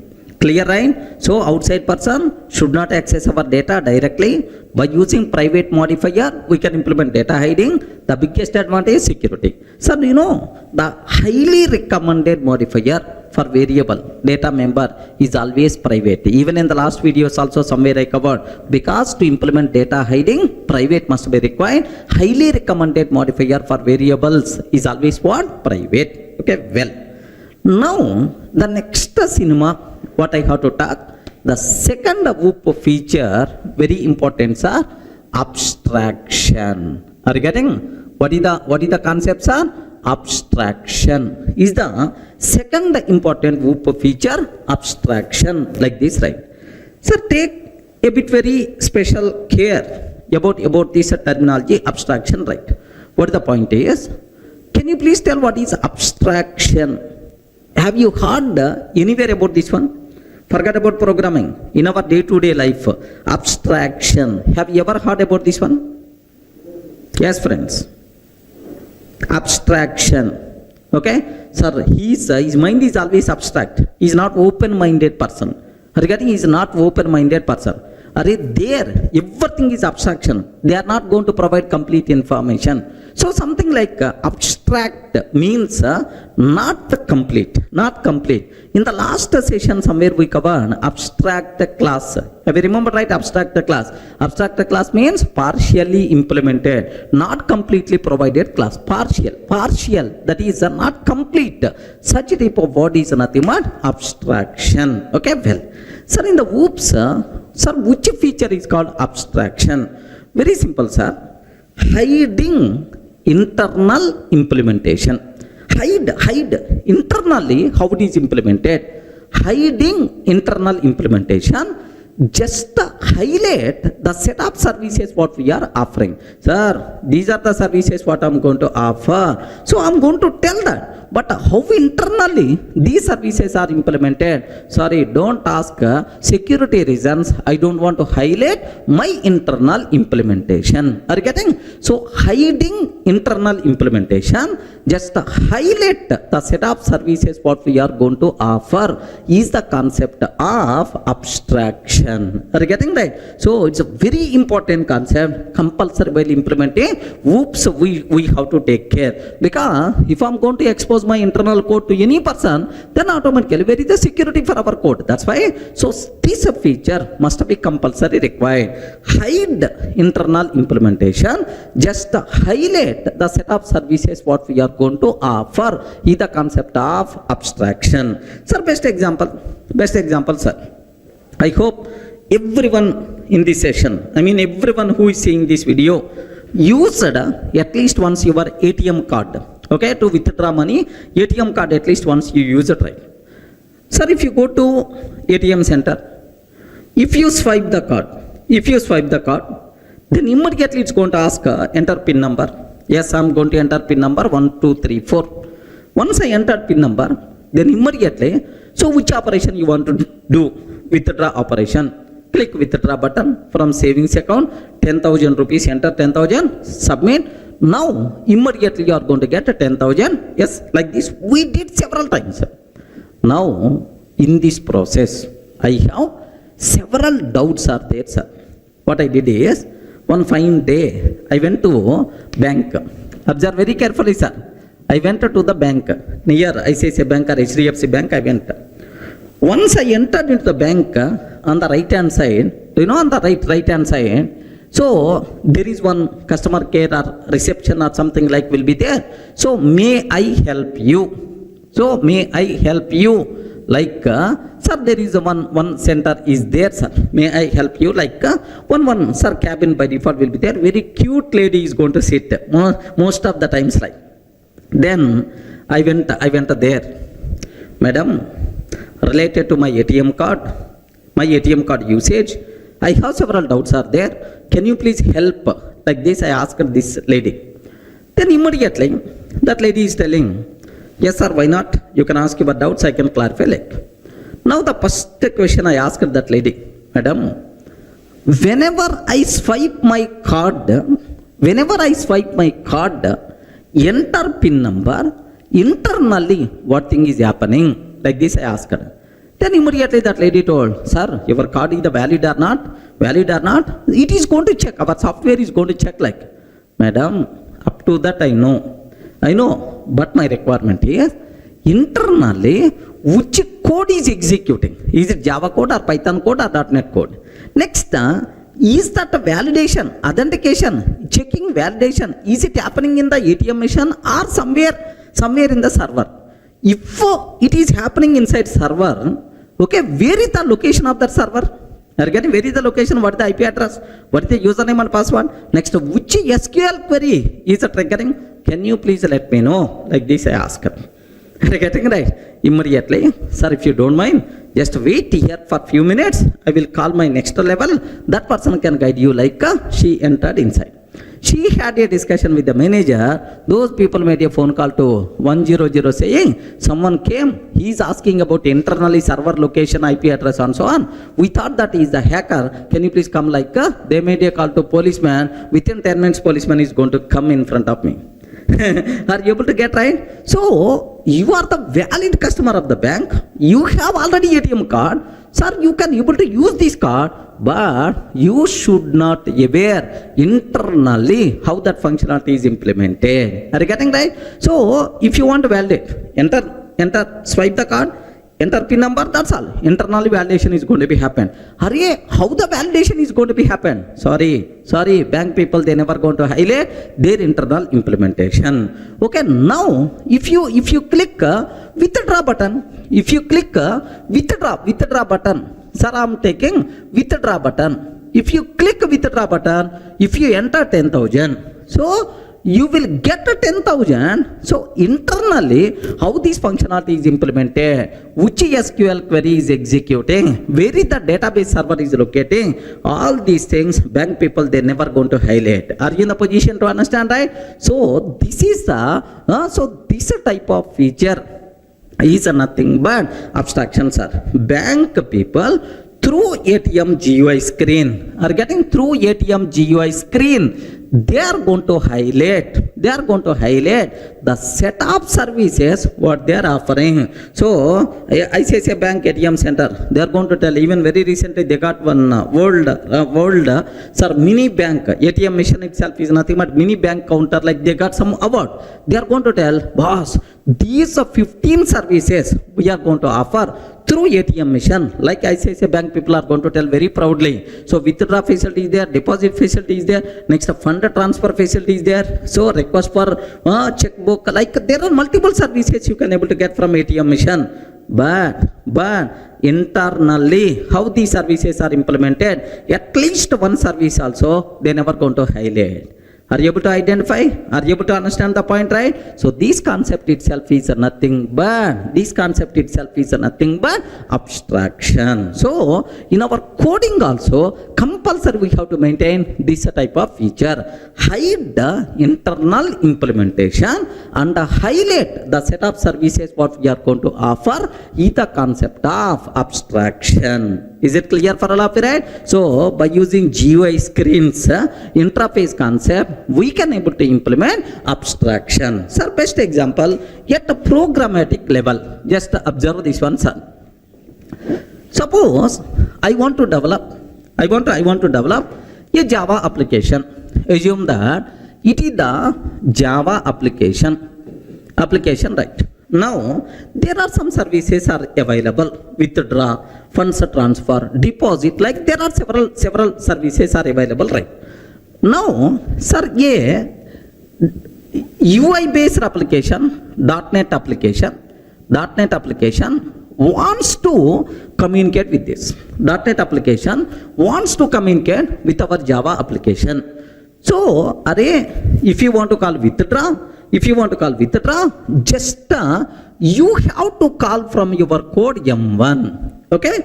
In the middle, I will expose all my services through some interface. Sir, M1, M2, M3, M4, something like it is an interface. Regarding itself is interface. .NET person has to call M1 method. Internally, whenever this person is calling M1, internally which method is going to execute. Maybe some withdraw method is going to execute the required result we are going to offer to this .NET person. We never going to highlight internally this application how it is implemented. Are you able to understand, right? So because of this abstraction, because of this interface concept, two different applications also can communicate with each other. Yes, can communicate with each other without highlighting our internal implementation. Everyone can able to understand? So abstraction is how much important in our day-to-day coding in real time. Please make sure you should aware. So if the interview person is asking what is abstraction, can you please tell what the answer you can able to tell? Yes friends, what answer you can able to tell? You can tell what answer? Okay, hiding internal implementation, just to highlight the set of services what we are offering is the concept of abstraction. Okay, clear? By using such GUI screens interface concept, we can able to implement abstraction. Okay, like sir, now what are various advantages of abstraction? So best example for abstraction is ATM GUI screen. Bank people are going to highlight several services, but they never going to highlight internally how these services are implemented. Okay, like sir, what advantages are there because of abstraction? Sir, the first advantage, right? Take very special care. What is the first advantage, right? The first advantage is wherever hiding is there, the biggest advantage what we are going to get is security. Are you getting? Wherever hiding is there, the biggest advantage what we are going to get is security is the biggest advantage, right? Okay, like sir, now the second advantage what we are going to get, the second advantage is, sir, very simple. Outside person don't know about internal implementation. Sir, ATM machine, GUI screen contain some buttons, that's all. We never highlighted internally how these withdraw facility, deposit facility, funds transfer facility implemented. I never going to highlight. So outside person doesn't aware internally how my services is implemented. That's why first thing, security by default we are going to get. First biggest advantage, right? Now second biggest advantage what we are going to get is very important point, sir. Take a bit special care. Second biggest advantage what we are going to get is, suppose tomorrow this functionality already implemented by using Java. I thought that Java is not good performance wise. Okay, a new language came, Java language came. I want to replace this Java functionality with Java functionality. Okay, internally I performed that change, but GUI screen is always same. GUI screen is always same, sir. Now end user, whenever he click withdraw, earlier Java functionality is executed, but now onwards it is Java functionality is executed. Now the point is, without affecting end user, we can able to perform any changes in our internal design. Are you getting right? So we can able to change technology itself by maintaining same GUI screen. So is there any effect on the end user? No effect, because end user what is seeing is always the same, but internally how that functionality is implemented, yes, we can able to perform any changes. That's why if you are following abstraction, if you are implementing abstraction, the biggest advantage is, yes, enhancement will become very easy. Are you getting? Enhancement will become very easy without affecting end user. Happily we can able to perform any type of changes in that. Clear for you? Are you in the position to understand, right? That's all. This is the second important point. Now the third point.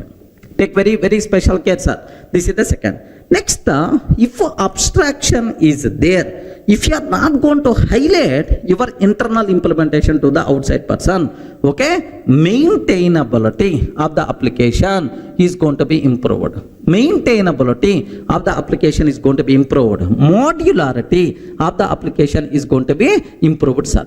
Okay, so compulsory while developing the code, while developing the programming, we should aware abstraction. So security is the one advantage, enhancement is the another advantage, maintainability of the application, modularity of the application is going to be improved. That's all. Getting the basic idea, what is abstraction, what advantages are there, how you can implement abstraction by using interfaces concept, GUI screens, like by using interface GUI screens, by using API, we can able to implement abstraction. Okay, so can you please tell what is the definition of abstraction? If any person is asking, just in one line you have to tell, hide internal implementation, just highlight the set of services is the concept of abstraction. What is the biggest advantage of abstraction? Security is the biggest advantage of abstraction. That's all, friends. Sir, in the last videos we covered about data hiding and abstraction. What is data hiding? Outside person should not access our data directly. By declaring private variable, by declaring variable as a private, we can implement data hiding. What is abstraction? Okay, hiding internal implementation, just highlight the set of services what we are offering is the concept of what? Abstraction. Now the next concept what we have to talk is, yes, take very special care, encapsulation. This word is very important for the exam sake, even for interview room also, right? Encapsulation. Regarding encapsulation, can you please tell capsule? Sir, what is the meaning of capsule? Can you please tell capsule, sir? Have you ever used the word capsule? If you are feeling cold, then immediately we are going to use cold act capsule. Cold act capsule. Sir, how the cold act capsule looks like? Do you know? Something like capsule, medicine capsule looks like okay, colorful medicine by default will be there inside. Sir, this is the cold act capsule. One capsule, right? Do you know whatever medicine required to cure cold act, that medicine is going to be encapsulated. Regarding is going to be grouped into this capsule. Regarding capsule is nothing but what? One group, one unit. Okay, so all the required things grouped into one capsule is nothing but this is the medicine capsule, right? Same way, sir, what is capsule yet programming? What is encapsulation yet programming? Very simple, sir. Assume that suppose student is there. For every student, some data members are there and some behavior methods are there. Something like student name, roll number, marks are data members. Next, get marks, update marks, read, write. These things are nothing but student behavior. Okay, like the process of encapsulating, grouping data members and the corresponding methods into a single unit. Sir, best example here I am taking, for every student name will be required. Name is required. For every student age. Next, roll number, marks required. Roll number, marks required. Name, age, roll number, marks are required. Plus for every student corresponding methods. Okay, read method is there. Okay, write method is there, like the corresponding methods. These total data and the methods I want to group into a single unit. That unit itself is nothing but class student. Regarding student class contain student related data, student related behavior. The process of grouping, combining data members and corresponding methods or behavior into a single unit, which is nothing but encapsulation. Are you able to understand? Capsule grouping mechanism itself is like this, right? Sir, every Java class Every Java class is an example of encapsulation. So from our childhood onwards, in the books, if you open any book, then it's going to tell boss, what is the meaning of encapsulation. That's all. This itself is nothing but encapsulation. The process of grouping data members and the corresponding methods into a single unit is the concept of encapsulation. Every Java class is an example for encapsulation. Any doubt? Are you able to understand? Theoretically, right? Now, the same concept, a bit more practical orientation, just observe. So, in reality, what is encapsulation? Very simple, sir. If any component follows data hiding and abstraction. Sir, last two OOP features, whatever we covered. One is data hiding I covered. Second one is what? Abstraction we covered. If any component follows data hiding and abstraction, that component is said to be encapsulated component. Are you getting? If any component follows data hiding and abstraction, that component is said to be encapsulated component. Sir, now observe that I can use the word encapsulation. Encapsulation is equal to data hiding. Encapsulation is equal to data hiding plus abstraction. Data hiding plus abstraction is itself is encapsulation, right? Data hiding plus abstraction itself is what? Encapsulation. So if any component follows data hiding and abstraction, which is nothing but encapsulation. Theoretical, okay, sir. Can you please explain a small chota program to demonstrate this encapsulation, right? Now, let me take a small example. I'm taking class account, sir. Observe very carefully. Class account. For every account, private double balance field is there. Private double balance field is there, sir. Now, this balance variable cannot be accessed directly by outside person because the reason is private. Remember this one, because the reason is private. Outside person can't access this data directly. That's why it is the private. Okay, data hiding. Next, how the outside person can able to access? Compulsory we have to provide getter and the setter methods for this variable. Okay, now I'm taking get balance. Public double get a balance. Public double get a balance. Get balance. Now validate. Sir, perform required validations. Because so whether this person is the correct person or not, ask his username and password and so on. Yes, valid. If this person is valid, return balance. If this person is the valid, return balance like this, right? Now, sir, I want to update my balance. I want to deposit. I want to update my balance. Something like public void. Okay. Sir, I want to perform withdraw operation. Withdraw operation. Assume that, sir. Or, sir, I want to change my balance. Set balance. Double balance like this, right? Okay. Boss, can you please withdraw so and so amount? Or can you please deposit so and so amount like? So here also you can perform the required validations. Okay. If it is the deposit, sir, this data balance is equal to balance. This dot balance is equal to, sir, this dot balance is equal to, sir, balance, this dot balance plus amount, whatever amount we are going to provide. Sir, assume that amount. So, current balance plus amount, like this we are going to take. That's all. A simple example. I have balance variable is there. This balance variable declared the private.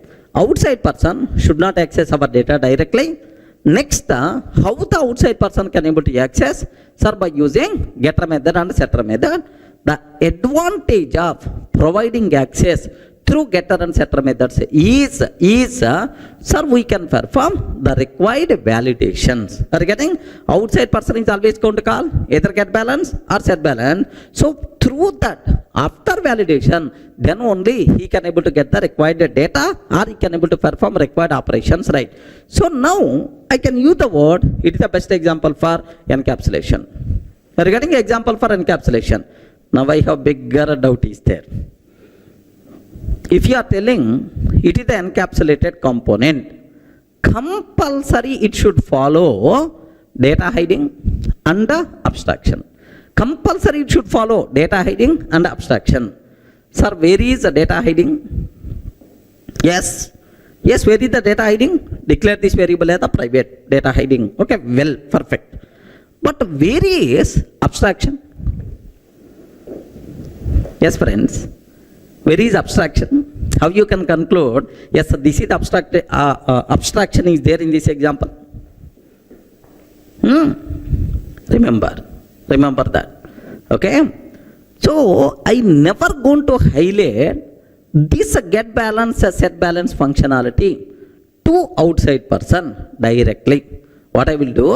I will provide one GUI screen to the end user. GUI screen, maybe JSP based or otherwise some AWT Sphinx based somewhere, okay, some GUI screen. In that balance inquiry, there is one button is there, sir, balance inquiry button. There is another button is there, okay, deposit, something like. Whenever end user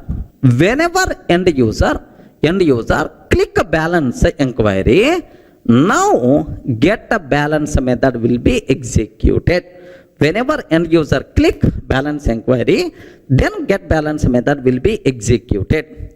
Whenever end user click deposit, then set balance method will be executed. Are you getting? Whenever end user click deposit, set balance method will be executed. But end user don't know internally which code is executing, which methods are executing. End user can able to say only these two buttons. Internally, is it Java code, .NET code, Python code also? You don't know anything. You don't know anything about that. Just he is going to click, that's all. The required functionality in the background is going to execute. We never going to highlight our internal implementation to the end user. Are you able to get right? That's why I can use the word. It is what we call abstraction. So data hiding and abstraction, which is nothing but encapsulation. Everyone can able to understand? Sir, two definitions I provided, right? Sir, what is the definition? What is the definition? Grouping data members and the corresponding methods into a single unit is the concept of encapsulation, theoretical thing.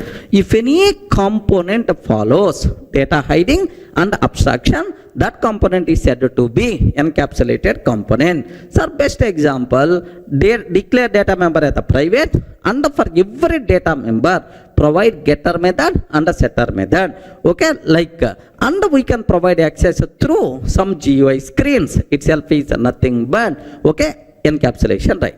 Sir, have you observed here one small thing you people should aware, sir? Is it possible to access this data member directly? Can you please confirm? Is it possible to access this data member directly? No, outside person can't access, right? So if outside person want to access, he has to call get balance or set balance method. So through get balance and set balance only, we are going to provide our data. That's why get balance and set balance. So either interface for outside person, internally our balance data is going to come. That's why hiding data behind methods. Can you please observe my statement very carefully, sir? Hiding data behind methods is the concept of encapsulation. Remember this one, sir. Hiding data behind methods is the concept of encapsulation. Okay, like now here there are two important conclusions are there. what is the advantage of encapsulation? What advantages are there? Okay, whatever advantages are there for data hiding and abstraction, all those advantages are advantages for encapsulation, because encapsulation is not a new word, it is the data hiding and abstraction only. That's why first one, security, we can able to achieve or we can able to get security. Second one, enhancement will become very easy without affecting outside person. Without affecting outside person, we can able to perform any type of changes internally. Enhancement. Okay. Third one, sir. Third one, the biggest thing what we are going to get, maintainability of the application, modularity of the application will be improved. Are you getting? Maintainability will be improved, modularity of the application will be improved, sir. This is the advantages for encapsulation. But anyway, among all these things, the main important advantage whenever we are using data hiding or abstraction or encapsulation, the biggest advantage what we are going to get, security. The first group of OOPS concept is security. Main target is the word security, right? Data hiding or abstraction or encapsulation, security is the important word. Okay, well, now there is one more small point is there. If you are getting something compulsory, universal rule, we have to miss something. Are you getting? If you want to get something, you should miss something. Sir, what we are going to get because of encapsulation? What we are getting because of encapsulation? Security we are getting. But what we are going to miss because of encapsulation? Yes, we have to compromise. We have to compromise. We have to sacrifice something. Then only we are going to get, sir, the security. What is that? Is so for every data member, compulsory we require to provide getter method, setter method. Every time validations must be required. Validations must be required. Then only I can able to perform required operation. It increases length of the code. Validation, everywhere validation, validation, validation. It increases length of the code, slows down execution. Are you getting? So I want to get balance. So best example, if you want to know your account balance, you are the valid customer. You are valid customer of the bank. But still, you can't get directly your account balance. You have to provide your username, password, then only you are going to get. So validation must be required or not? Yes. If you want something, you should miss something. Here you are going to get security, but it is going to time-consuming process. Performance is going to be down. Remember that. So that's why. So everywhere, don't try to implement security. Don't try to use encapsulation. If a security constraint is there, then only we require to use encapsulation. Sir, best example, I want to perform fund transfer to my friend account 10,000 rupees.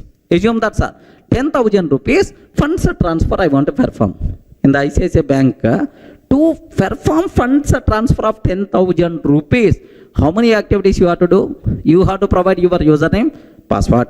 Next and after that, OTP you are going to get. Next, in your card backside grid, you have to enter some numbers. You require to enter some number. After doing all these things, after 3 minutes or 4 minutes, you can able to perform, you can able to complete transaction of 10,000 rupees for your friend. Getting? So the problem, time consuming, performance is down, but advantage, right person only can able to perform funds transfer. Security by default you are going to get. Clear? Any doubt about this one? So 3 words you should aware. What is encapsulation? What is the advantages of encapsulation? What is the disadvantage of encapsulation? These are things you people should aware very clearly, right? Sir, can you please observe the process of grouping data members and the corresponding methods into a single unit is nothing but encapsulation. Next, what we call, if any component follows data hiding and abstraction is the concept of encapsulation. Hiding the data behind the methods is the concept of encapsulation. Advantages, security, enhancement will become easy, maintainability, modularity will be improved. The bigger problems with this is, sir, performance is going to be down because it is the time consuming, length of the code is always going to increase because validation logic has to execute. That's also clear for all of you, right? Very important this encapsulation word for the exam sake, even for interview room also. A bit theoretical, but compulsory you should aware.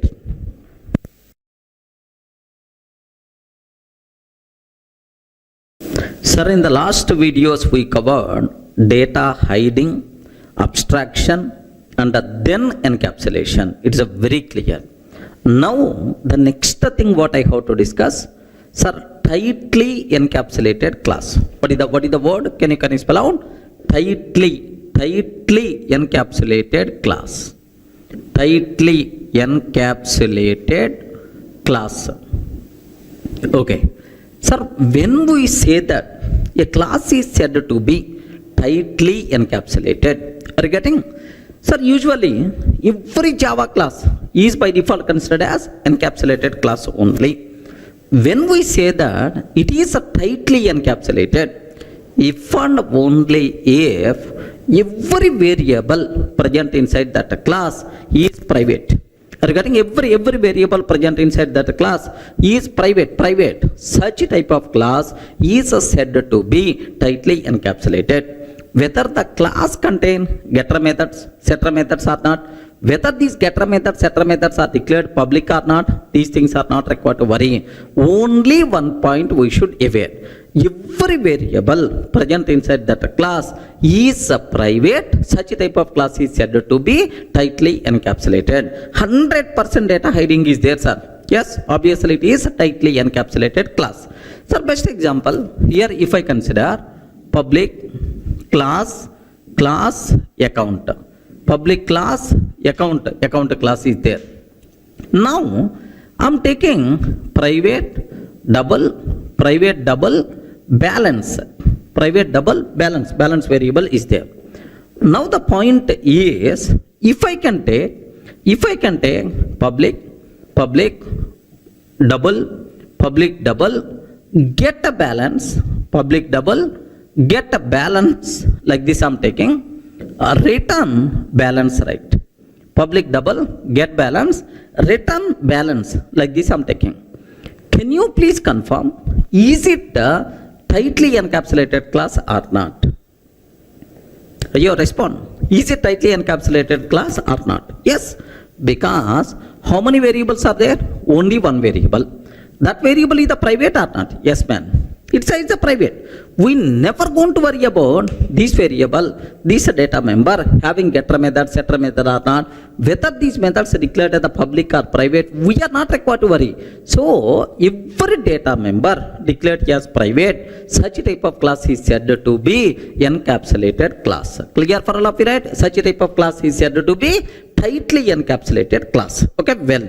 So now, from the exam, of course, in our OCJA 8 version, this concept is not that much important, but in the old version certification, OCJP 1.4 version, especially in the syllabus, they specified explicitly what is the tightly encapsulated class, identify tightly encapsulated class, like that. That's why just aware. But anyway, for our current certification, this concept is not that much important, just aware, sir. I have one example is there. Now observe, class A, sir. Class A. A class contain private int x is equal to 10, sir. Class A class contain private int x is equal to 10. Class B extends A. Class B extends A. Int y is equal to 20. Class B extends A. Int y is equal to 20. Sir, class C extends A private int z is equal to 30. Private int z is equal to 30, like this, right? Can you please tell total how many classes are available? 3. A, B, C. 3 classes are there. Among these 3 classes, which is tightly encapsulated, which are not tightly encapsulated? Class A tightly encapsulated, because it contains only one variable and every variable is always private. Of course, only one variable which is the private. That's why tightly encapsulated.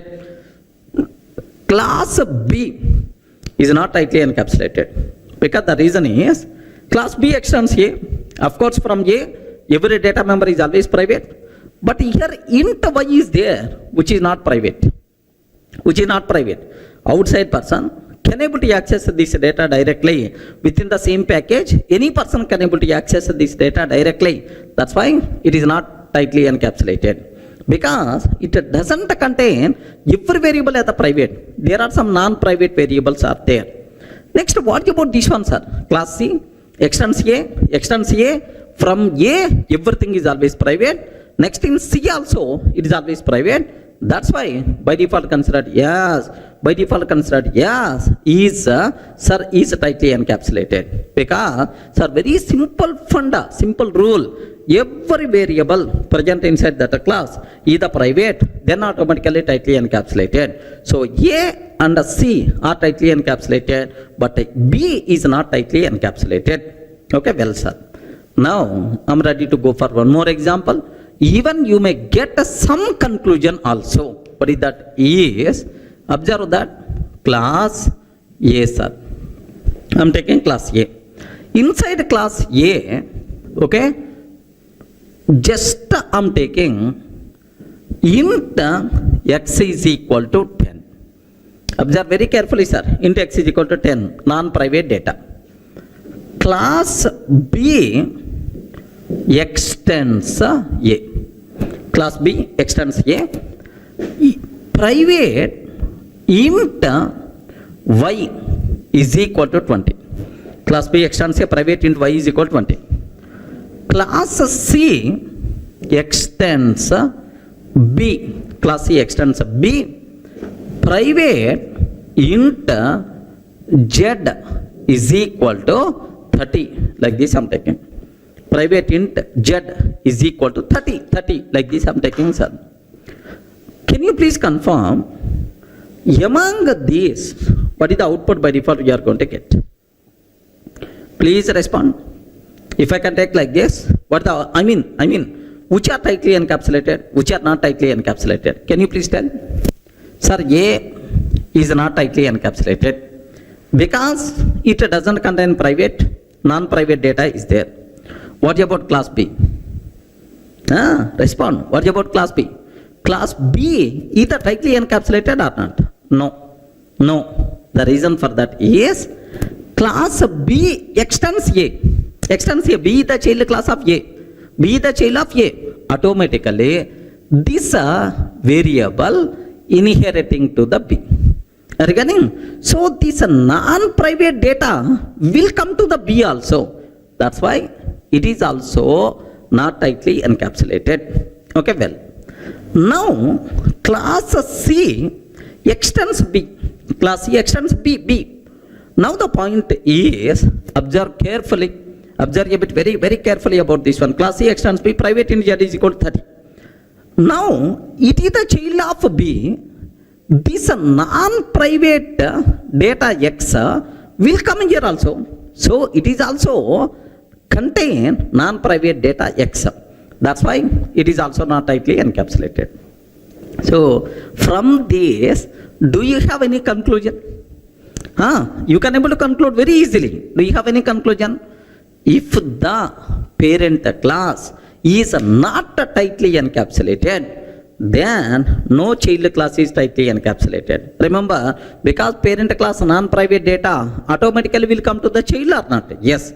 If the parent class is not tightly encapsulated, then no child class is tightly encapsulated. Remember that? That's why no class is tightly encapsulated. So the terminology is very clear for you people, right? Not required to keep any explanation.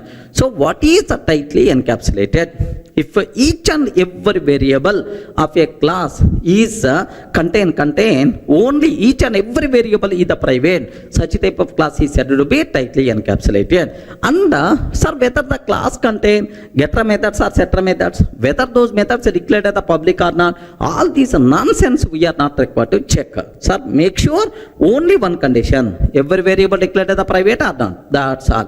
So if the parent is not tightly encapsulated, then no child class is tightly encapsulated. Clear for all of you, right? That's all.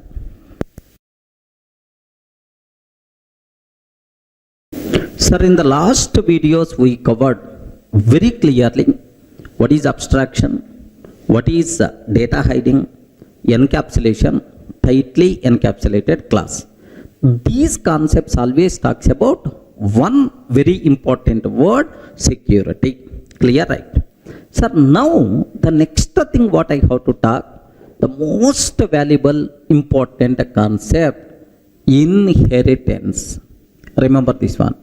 The most valuable important concept, inheritance, right?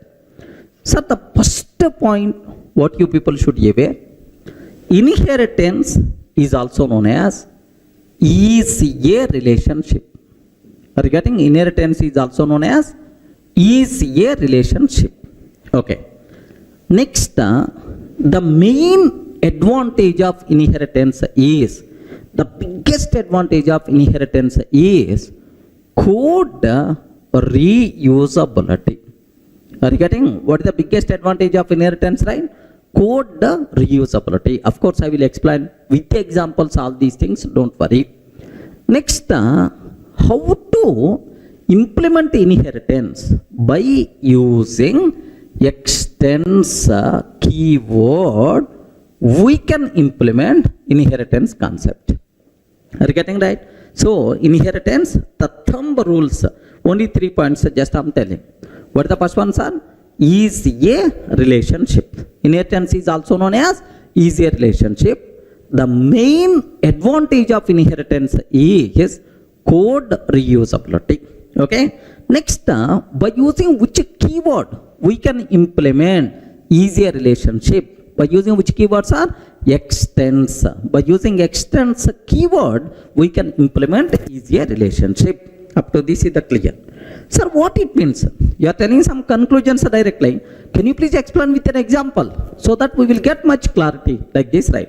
Sir, I will go for a small program. There you people are going to get several new things. Take a bit special care, sir. Here I am taking class P. Observe carefully, sir. Class P. Parent class I am taking. Assume class P. P class contain one method, public void M1. P class contain one method, public void M1, system.out.println, parent, like this I am taking, sir. Class P, public void M1, sir, SOP of parent, like this I am taking. Now, class C extends P, sir. Class C extends P, okay. Public void M2 method, public void M2 method, system.out.println, okay, child, like this I am taking, sir. Now, take very special care. This is the parent class, this is the child class, this is the parent method, child method. Now, my question is, how many methods parent has? Respond. How many methods parent has? Only one method. How many methods child has? How many methods child has? Two methods. Whatever methods, whatever members available in the parent automatically should come to the child. Whatever members available to the parent automatically will come to the child. We are not required to redefine on the child class object. Happily you can call parent class methods also. This concept is nothing but inheritance. This concept is nothing but code reusability. Are you getting? Whatever members parent has, it may be variable, it may be a method. Whatever members parent has, by default available to the child class. This concept itself is nothing but inheritance concept. Any doubt, friends? Are you in the position to understand, right? Now child class contain how many methods?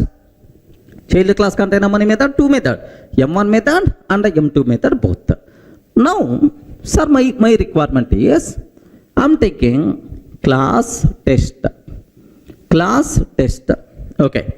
Public static void main method. Public static void main method. String array args. String array args. Now, take very special case, sir. The most valuable point for the OCJA exam sake. Okay, here I'm taking parent P is equal to new parent. I'm creating which class object? Parent class object. I'm creating which object? Parent class. Parent class reference parent class object. Now on P I'm calling M1 method. On P I'm calling M1 method. On P I'm calling M2 method. Can you please confirm? Is it valid or not? Hurry respond. M1 method is available in the parent class, but M2 method is available in the child class.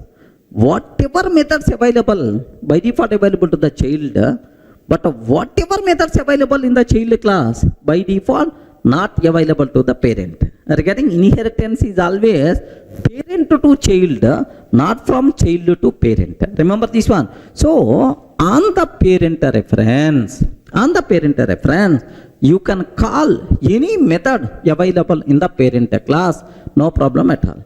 But sir, you can't call child specific method on the parent reference. Remember this one. By mistake, if you are trying to call, immediately error by default we are going to get. Sir, most valuable point for our certification, please make sure you should aware.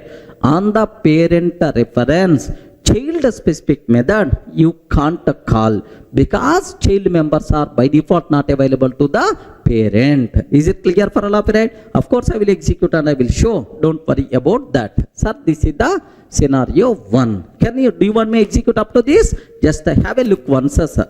Now observe that the same example, class P, public void M1, class C extends P, public void M2, class test public static, parent P is equal to new parent P dot M1. Sir, up to P dot M1. Sir, P dot M1. M1 is a method available in which class? Parent class. Sir, on the parent reference, have you observed, right? On the parent reference, the method available in the parent class, happily you can call, no problem at all. Now, let me execute this code. The code compiles fine. Let me execute. Happily, parent by default is the answer we are going to get. Okay, well. Now, on this P, I am calling M2 method. But M2 method available where? M2 method available where? In the child class. Regarding in the child class. So, on the parent reference, child specific method you can't call, sir. By mistake, if you are trying to call, need not be method, even variables also. So on the parent reference, child specific methods, child specific variables you can't call. By mistake, if you are trying to call, immediately error we are going to get. Observe carefully, right? Observe a bit very carefully. Here I am taking Java C, test.java. Java here, have you observed? Cannot find the symbol. Sir, M2 method is not available for a type P. Regarding for type P, M2 method is not available. Like that comparative method we are going to get. Sir, any doubt? Are you in the position to understand, right? So the first important conclusion, on the parent reference, child specific methods, child specific variables we can't call. Clear, right? Now the second case I am ready to explain. Suppose I am taking child C is equal to new child. I am taking child C is equal to new child C dot M1. Sir, on the child class reference, can I call parent class method? No problem. What is the problem? Parent class method by default available to the child. That's why acceptable. On C, I am calling M2. On C, I am calling M2. Sir, now, sir, these are two things perfectly valid. So, on the child class reference, you can call methods available both in parent and child classes. Parent class methods by default available to the child, and the child methods are available anywhere to the child. That's why on the child reference, you can call both the methods available in the parent class and in the child class. Clear, right? Now have a look once, sir. I'm taking, sir, just let me remove this code. Now child C is equal to new child. I'm taking C dot M1 method, C dot M1, C dot M2, like this, right? Okay. Happily, do you know the code compiles fine, no problem at all. The code runs fine. Yes, parent and child by default we are going to get. Are you getting right? So on the child class reference, we can call the methods available in the parent class and the child class, no problem. Next, case 3, sir. Assume that very important. Do you know parent reference can be used to hold child class object? Polymorphism concept, there I will explain in detail. Parent reference can be used to hold child class object. Sir, parent P is equal to new child. Parent P is equal to new child. New child, like this I'm taking, sir. Now P dot M1, P dot M2, like this I'm taking. Can you please tell which reference I'm using? Parent reference. Which child class, which object I'm taking? Child class object. Hurry, parent reference, child object. No problem. Parent reference can be used to hold child class object. Okay, well. Now P dot M1, P dot M2. What's the answer? Valid or not? Valid or not? Parent reference, parent class method, no problem at all. Parent reference, child specific method. Even though object is the child class object, compiler never going to worry about runtime object. Boss, you are calling M2 and P. P is what type? P type. For the P type, M2 method is not available. Immediately, error we are going to get, sir. So, very important point. Parent reference can be used to hold child class object, but by using that reference, we can't call child specific methods. By mistake, if you are trying to call child specific method, immediately error by default you are going to get. Everyone can able to understand, right? So then what is the advantage? Polymorphism advantage is there. There next while talking polymorphism, I will explain, sir. Now have a look once, sir. Here I'm taking, sir, just a parent reference, but a child object. Parent reference, but child class object. P dot M1, P dot M2. Sir, P dot M1, up to that, acceptable. Have you observed? P dot M1, the code compiles fine, the code runs fine. What the answer we are going to get, sir? Parent. But P dot M2, immediately, compatible error we are going to get, sir. Have you observed, right? Immediately error we are going to get. M2 is not available for the P type. So, parent reference can be used to hold child class object, but by using that reference, we can't call child specific methods. We can call only the methods available in parent class. Clear, right? Okay, well. So now, last case. Case 1, case 2, case 3, last one, sir, case 4. Very simple. What is this line? Can you please read once? Parent P is equal to new child. Parent P is equal to new child. Sir, now I'm taking child C is equal to new parent. Are you getting? Child C is equal to new parent. Child reference I'm using to hold parent object. Child reference I'm using to hold parent object. By mistake, if you are trying to do, immediately compatible error we are going to get. Sir, parent reference can be used to hold child object, but child reference cannot be used to hold parent object. Please make sure you should aware all these loopholes. Let me repeat again. Let me show this one practically here. So I'm taking parent P is equal to new child. No problem, sir. This one is acceptable. Parent reference can be used to hold child class object. Acceptable, right? Now let me compile. Yes, perfectly valid. We never going to face any problem, right? Now I'm taking child C is equal to new parent. Child C is equal to new parent. I'm taking immediately error by default you are going to get, sir. Can you please spell out what is that error? Incompatible types. P cannot be converted to C. Are you getting incompatible types? P cannot be converted to C. This is the error by default you are going to get. Any doubt? Friends, are you in the position to understand, right? So these are the things you should aware. Let me repeat. Sir, first point number 1. Whatever methods available in the parent class, by default available to the child class. But whatever methods available in the child class, by default not available to the parent. On the parent reference, child specific methods you can't call. But on the child reference, you can call both methods available in the parent and child classes. Parent reference can be used to hold child object, but by using that reference, only the methods available in the parent class you can call. Child specific methods we can't call. Are you getting? Next, the parent reference can be used to hold child object, but child reference cannot be used to hold parent object. That's it, sir. This is just the important points about the inheritance, what you should aware. Sir, in the last videos we covered what is inheritance, what are various rules are there related to inheritance, and even we covered one practice bit also. Sir, now I will explain in reality what is the advantage of inheritance concept. Sir, in reality where we can use what the real advantage, I will explain with a small case study.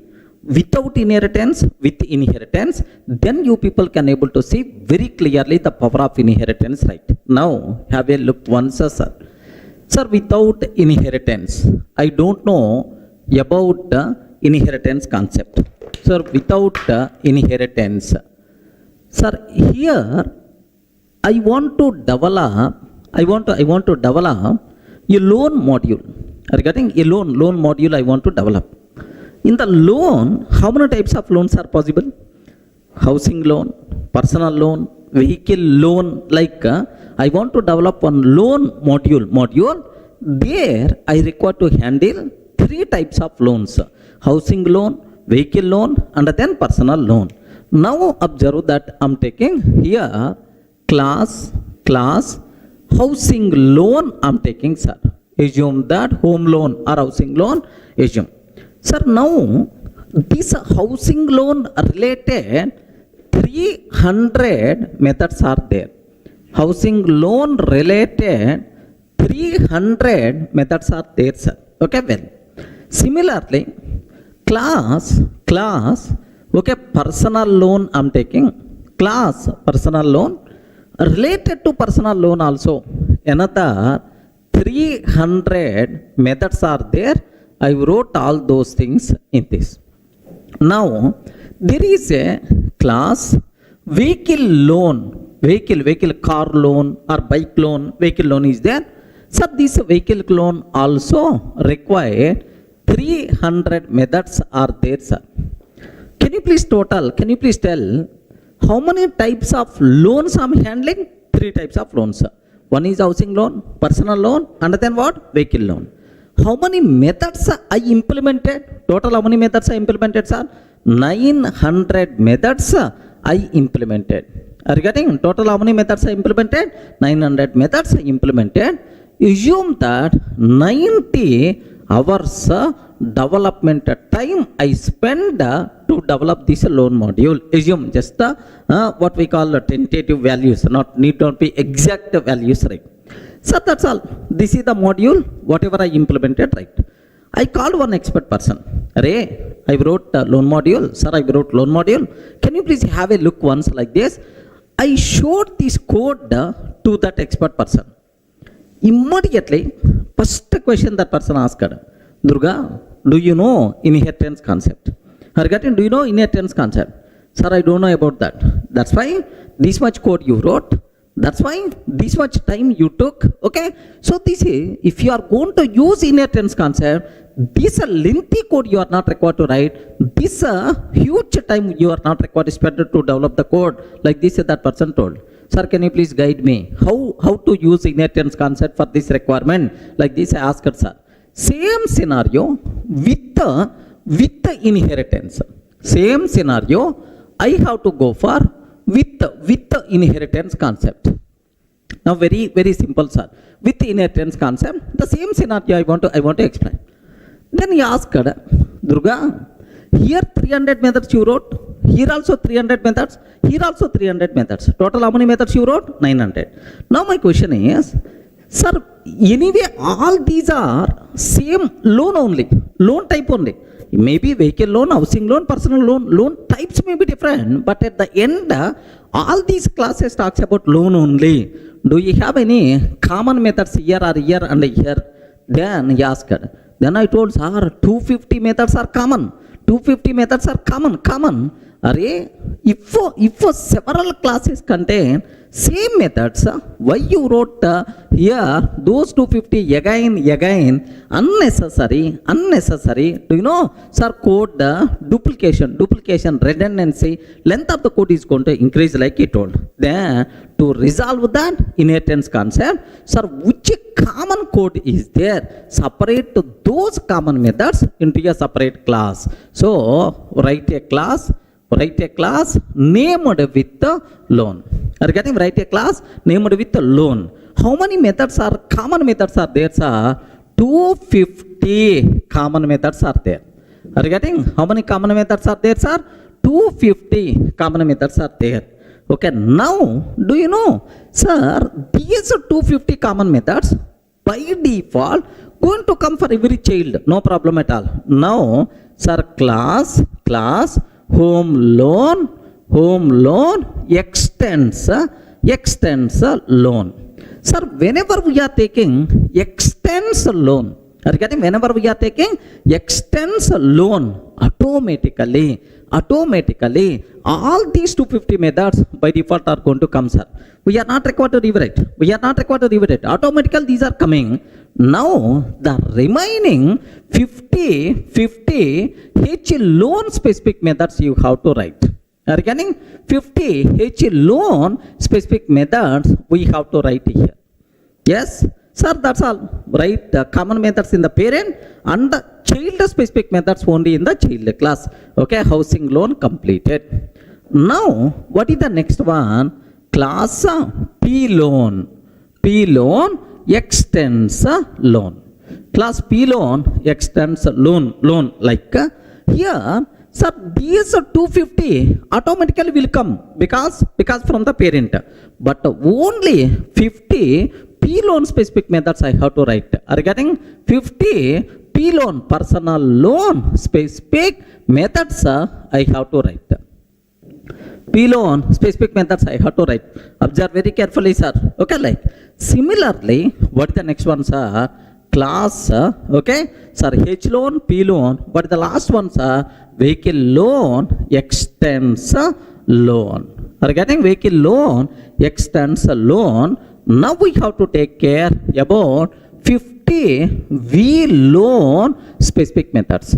50 V loan specific methods like this. Now terminology is very clear for you people, right? Not required to keep much explanation about this one. Can you please tell the most common methods? Okay, I wrote inside parent class. Sir, this is called parent class. Are you getting? It is called parent class. And whenever we are extending this class, automatically these methods by default available to the child. We are not required to rewrite. Next, only child specific methods we have to write. Now, can you please tell how many methods total we wrote? 250 plus 50 plus 50 plus 50 is nothing but total how many methods, right? Just 400 methods only we wrote. Assume just 40 hours of development time is required. Are you getting? But earlier, without inheritance concept, how much time I spent? How many methods I wrote without inheritance? 900 methods I wrote. 90 hours time I spent. But now with inheritance, only 400 methods and 40 hours a time. That is the power of inheritance concept. Code reusability, concise code, lesser code, automatically we can able to reduce development time also. Is it clear for all of you, right? So beautiful case study to understand without inheritance, with inheritance, observe that, right? Sir, I have one small doubt. In the parent class, which methods we have to write? In the parent class, which methods we have to write? The most common methods which are common for all child classes. Such type of common methods we have to write inside parent class. Next, in the child class, which methods I have to write? Child specific methods. The methods which are applicable only for that particular child. Only for that particular child, those methods we have to write inside child class. Clear, right? So, what is the advantage of inheritance concept? Code reusability, we can reduce development time. Like there are multiple advantages are there. Clear up to this? Sir, it's very clear what is the power of inheritance with a small case study, sir. Now, do you know the total Java API? The total Java API classes are implemented based on inheritance only. Sir, where is the proof? How you can conclude it is? Just observe. Sir, do you know what is the super class for all Java classes? Which class acts as root for all Java classes? Object class. You know, sir, now object. For the object, there are several child classes are there, sir. String class is one child. Next, and after that, string buffer is one child. String buffer is one child. Next, and after that, number is another child. Math is another child. Next, exception. Sir, do you know? Here there is a throwable is one child. Throwable is one child. ... For the throwable, there are again two child classes are there, sir. What is the first one? Exception. Second one, error. For the exception, anyway, there are several child classes are there. Runtime exception, IO exception, runtime exception, IO exception, like that, right? Next, under runtime exception, again, there are several child classes, arithmetic exception, null pointer exception, ... like. Sir, even under error also, VM error. Regarding virtual machine error, sir, here out of memory error, stack overflow error, like there are multiple things are there. Now observe, take very special care, sir. Very important question for the entire room. Which class acts as root for all Java classes? Can you please tell which one is the correct answer?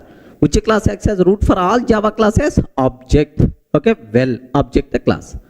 Which class acts as root for Java exception hierarchy? That is our exception handling is the next concept, there I will explain. But anyway, which class acts as root for Java exception hierarchy? Okay, throwable class. Because all exceptions, errors under throwable only. Okay, well. Now my question is, almost around 4,300 classes are there, sir. 4,300 plus classes are there as per Java 9 version. Now, do you know, all these classes are developed based on inheritance concept only. Okay, well, now, very important point. Take a bit special care about this one. Sir, how you can conclude these things are developed based on inheritance? Okay, because parent to child, you can able to see, sir.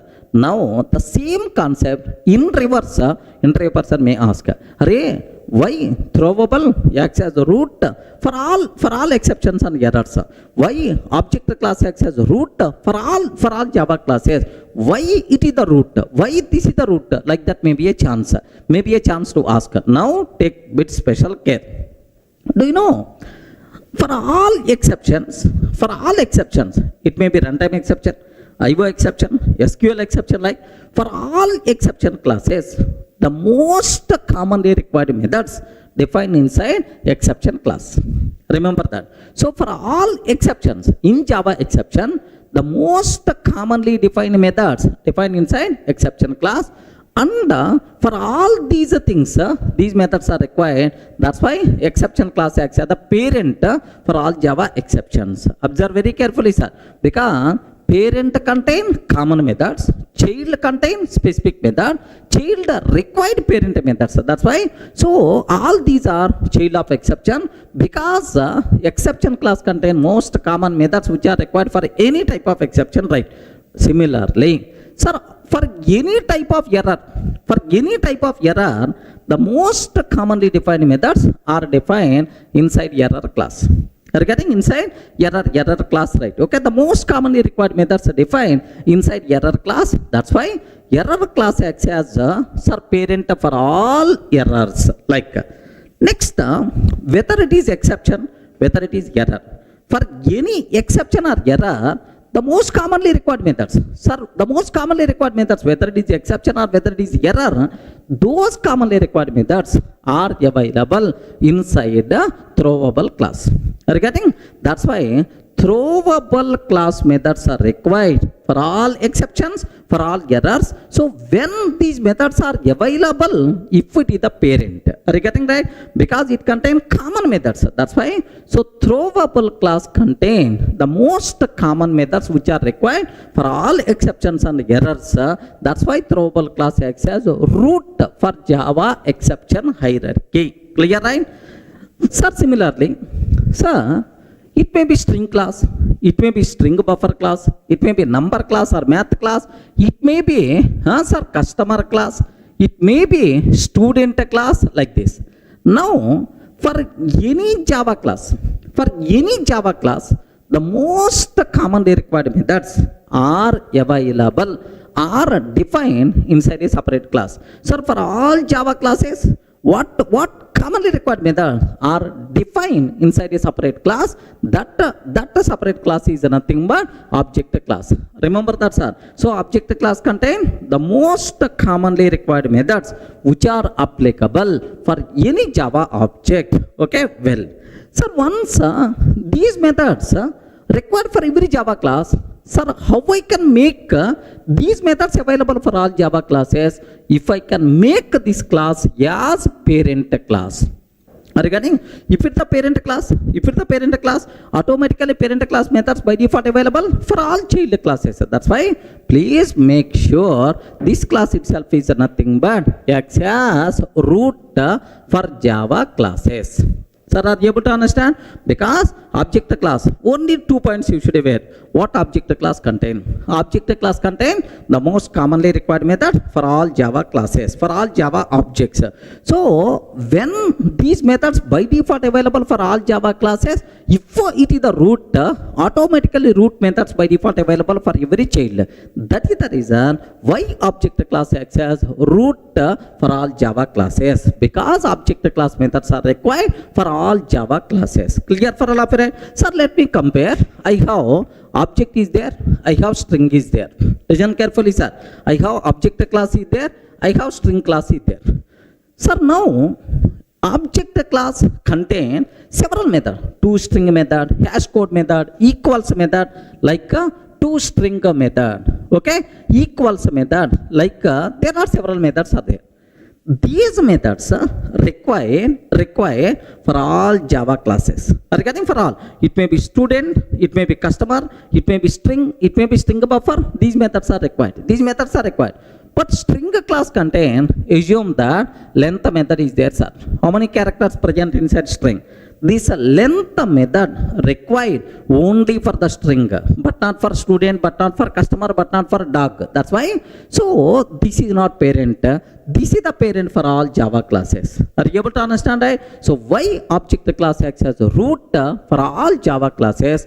Because it contains the most commonly required method for all Java classes. So if it is the root, automatically these methods by default available for all Java classes. That is the internal reason why this object class acts as a root for all Java classes. Everyone can able to understand, right? Suppose just observe. Do you know how many methods are there inside the object class?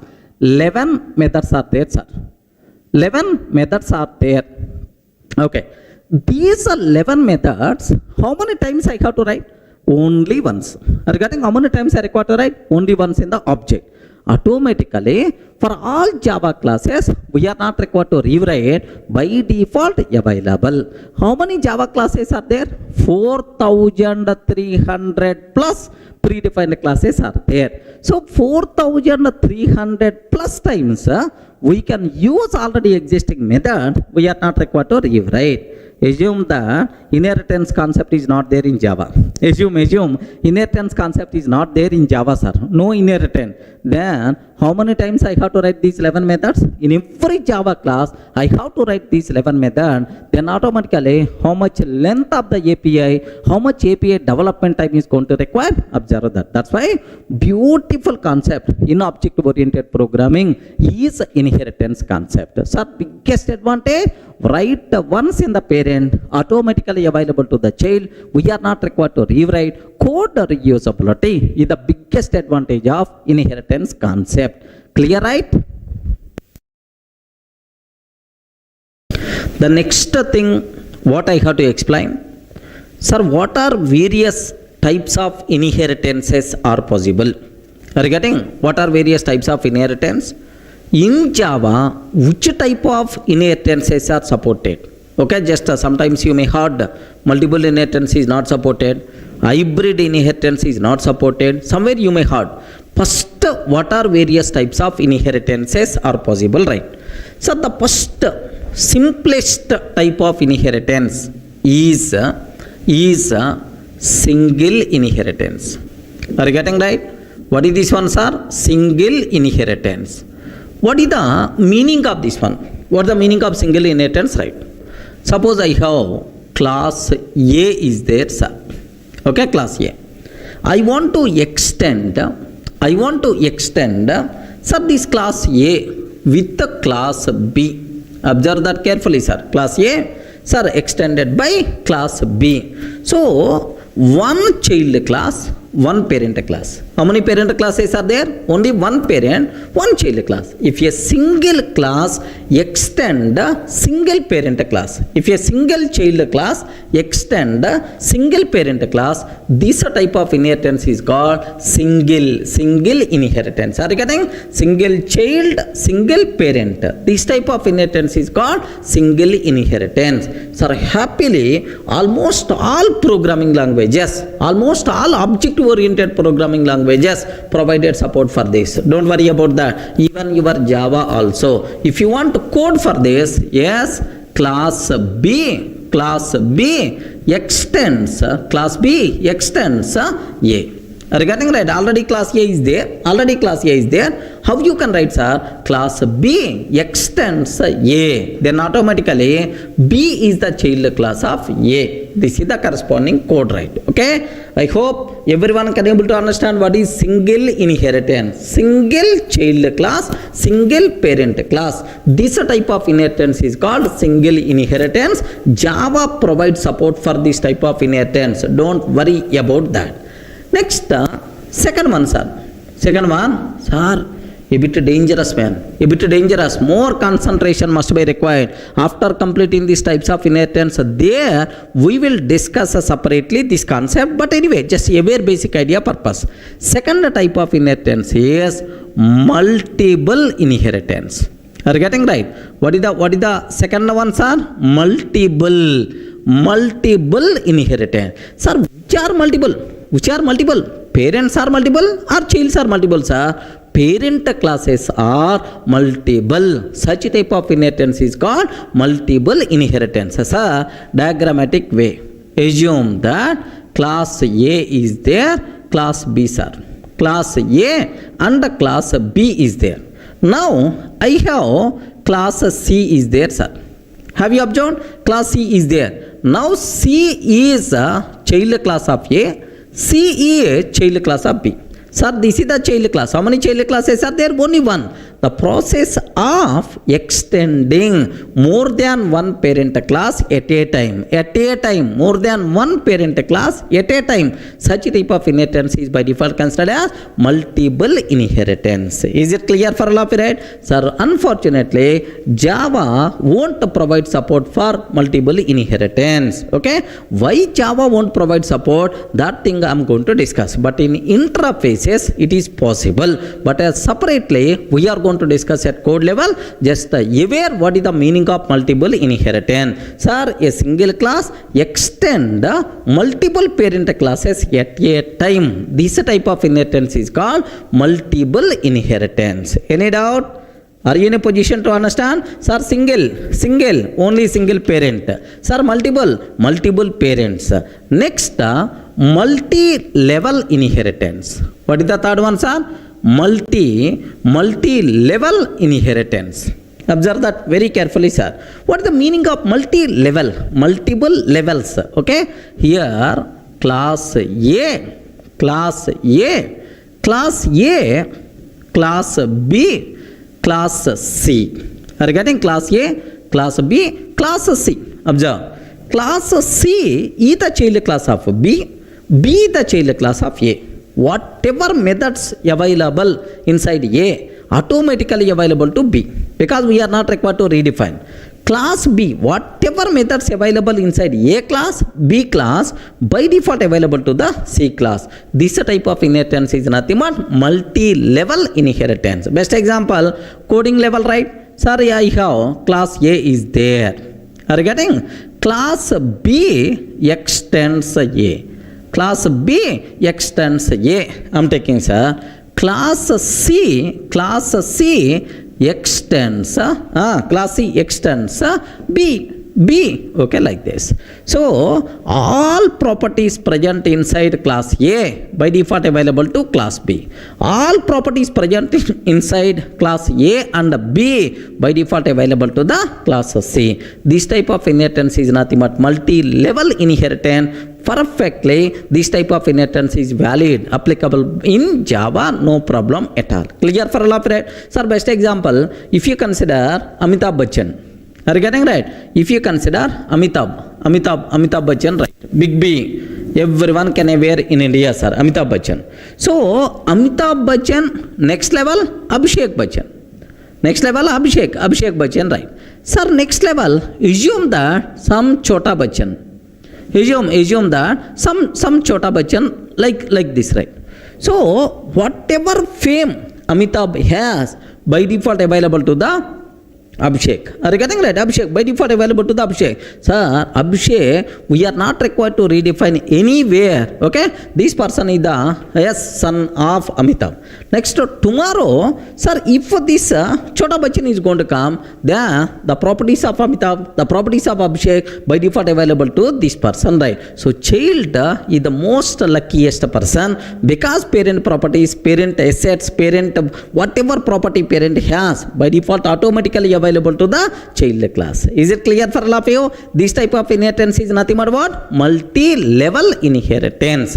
So first one I covered, single inheritance. Second one we discussed multiple inheritance. Third one we discussed multi-level inheritance. Sir, single and multi-level supported in Java, but multiple inheritance is not supported in Java, sir. By mistake, if I can take class C extends A comma B. If I can take class C extends A comma B, compiler will give left and right. Remember, compiler will give left and right. Compilation method we are going to get. Why this problem? That part we are going to discuss in the next video somewhere in detail. Clear? Sir, up to this we covered three types of inheritances: single, multi-level and multiple. These are three inheritances, right? Now the fourth one we have hierarchical inheritance. Are you getting? What is that, sir? Hierarchical inheritance. What it means? What it means? It is a counterpart of multiple inheritance. In the case of multiple inheritance, how many parent classes are there? A, B, sir, both like this. Multiple parents are available, one child. This is nothing but multiple. But what is hierarchical, sir? Reverse. A single class from a single class, we are going to extend multiple child classes. Class B, class C, and then class D. Are you getting? So from a single parent class, we are creating how many child classes, right? Multiple child classes. This type of inheritance is nothing but what? Hierarchical inheritance. Are you getting? Class B extends class A, class C extends class A, class D extends class A, Perfectly it is possible. It is the reverse of multiple inheritance. But hierarchical inheritance supported by Java or not? Why not? Why not? Happily Java can provide support, sir. If you want corresponding coding, just observe that. Observe that class A is there. Okay, class A is there. Now class B extends A. Are you getting? Class B extends A. Similarly, class C extends A. Are you getting? Class C extends A. Next, class D extends A. Class D extends A. Sir, all these classes are extending same class. This type of inheritance is nothing but hierarchical inheritance. It is something like single inheritance only. A group of single inheritances is by default considered as hierarchical inheritance. Everyone can able to understand? Next one, sir. What is the next cinema? The fifth type of inheritance, right? Very important, hybrid inheritance. Regarding what is the fifth one, sir? Hybrid inheritance.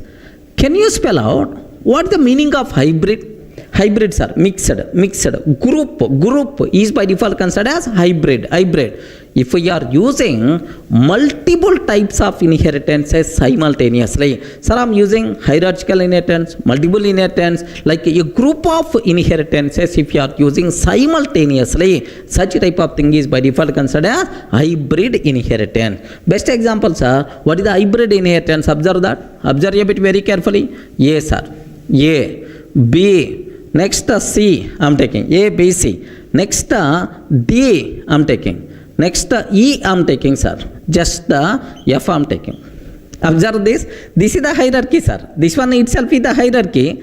Hierarchy, assume that.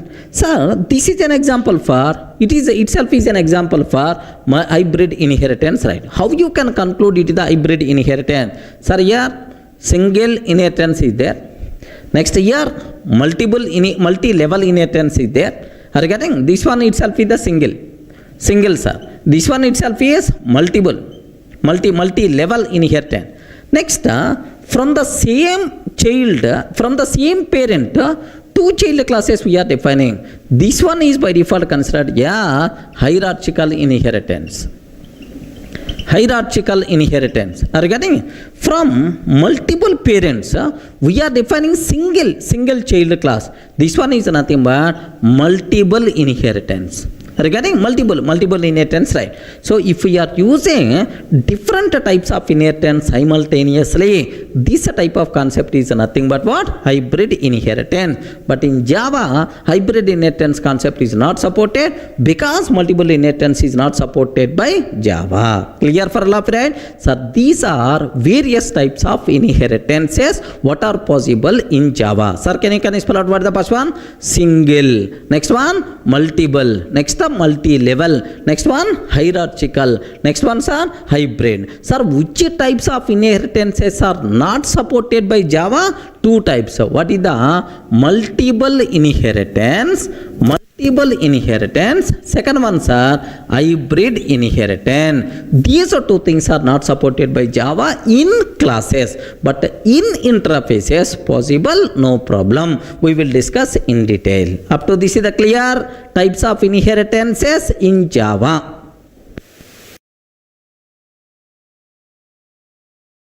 Sir, in the last videos we covered what are various types of inheritance are there. Single inheritance, next multiple inheritance, multi-level inheritance, hierarchical inheritance, hybrid inheritance.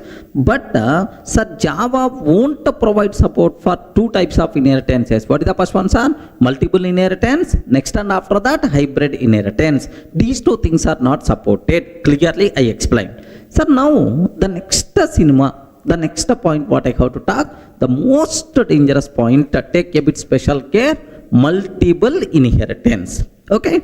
Sir, in Java, multiple inheritance concept is not supported. You can't extend more than one class simultaneously. By mistake, if you are taking class C, extends P1, P2, immediately compatible method you are going to get, sir. Sir, now, what is the reason? Why? What is the internal reason for that? Very simple, sir. Assume this is the parent 1. Sir, this is the parent 2, like this. Now I am taking C, sir. Now see, if C extends P1 and P2, sir, I am taking class C extends P1 and P2. If I can take like this, immediately comparative error we will get. Compiler will give left and right. Are getting comparative error we will get. Sir, now what is the reason why Java won't provide support for multiple inheritance? What is the reason for that? Very simple, sir. Suppose assume this parent class contain M1 method. M1 method is there, sir. M1 method is there. This P2 also contain M1 method is there, sir. M1 method is there. Sir, whatever parent has by default available to the child through inheritance concept. Now, from this P1, one M1 is coming. From this P2, one M1 is coming. Sir, on C object, if any person calling M1 method, on C, if any person calling M1, which M1 method has to execute? Either from parent 1 M1 or from parent 2 M2. So, there is no way to resolve this one. Are you getting? There may be a chance of ambiguity problem, which M1 has to execute. My compiler or my JVM is always in the trouble. That's why, sorry man, because of this ambiguity problem, yes, it's not possible to extend more than one class simultaneously. Sir, why Java won't provide support for multiple inheritance? Sir, this is the reason. Okay, so this parent and both parent, more than one parent, both parent classes contain same method, then on the child, if I am calling that method, which M1 method has to come, there is no way to resolve. That's why Java won't provide support for multiple inheritance. Sir, do you know, this is a problem some people may use, diamond access problem. Are you getting? Diamond access problem. Some people may use the word. Have you observed, right? Something like diamond style. Something like a diamond style. Diamond access problem. Or some people may use the word ambiguity problem. Are you getting? Ambiguity problem, right? So, because of this problem, Java won't provide support for multiple inheritance. Is it clear for all of you, right? Okay, well, sir, now let me execute this code. Is it really error or not? I will show, sir. Observe that a bit carefully. Here, I'm just taking class P1 class contain M1 method. Class P2 class also contain M1 method, right?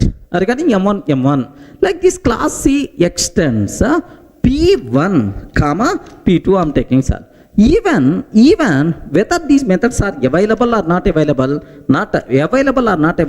so you can't extend, a Java class can't extend more than one class immediately. Comparative error by default we are going to get. Are you getting? Sir, let me compile this code.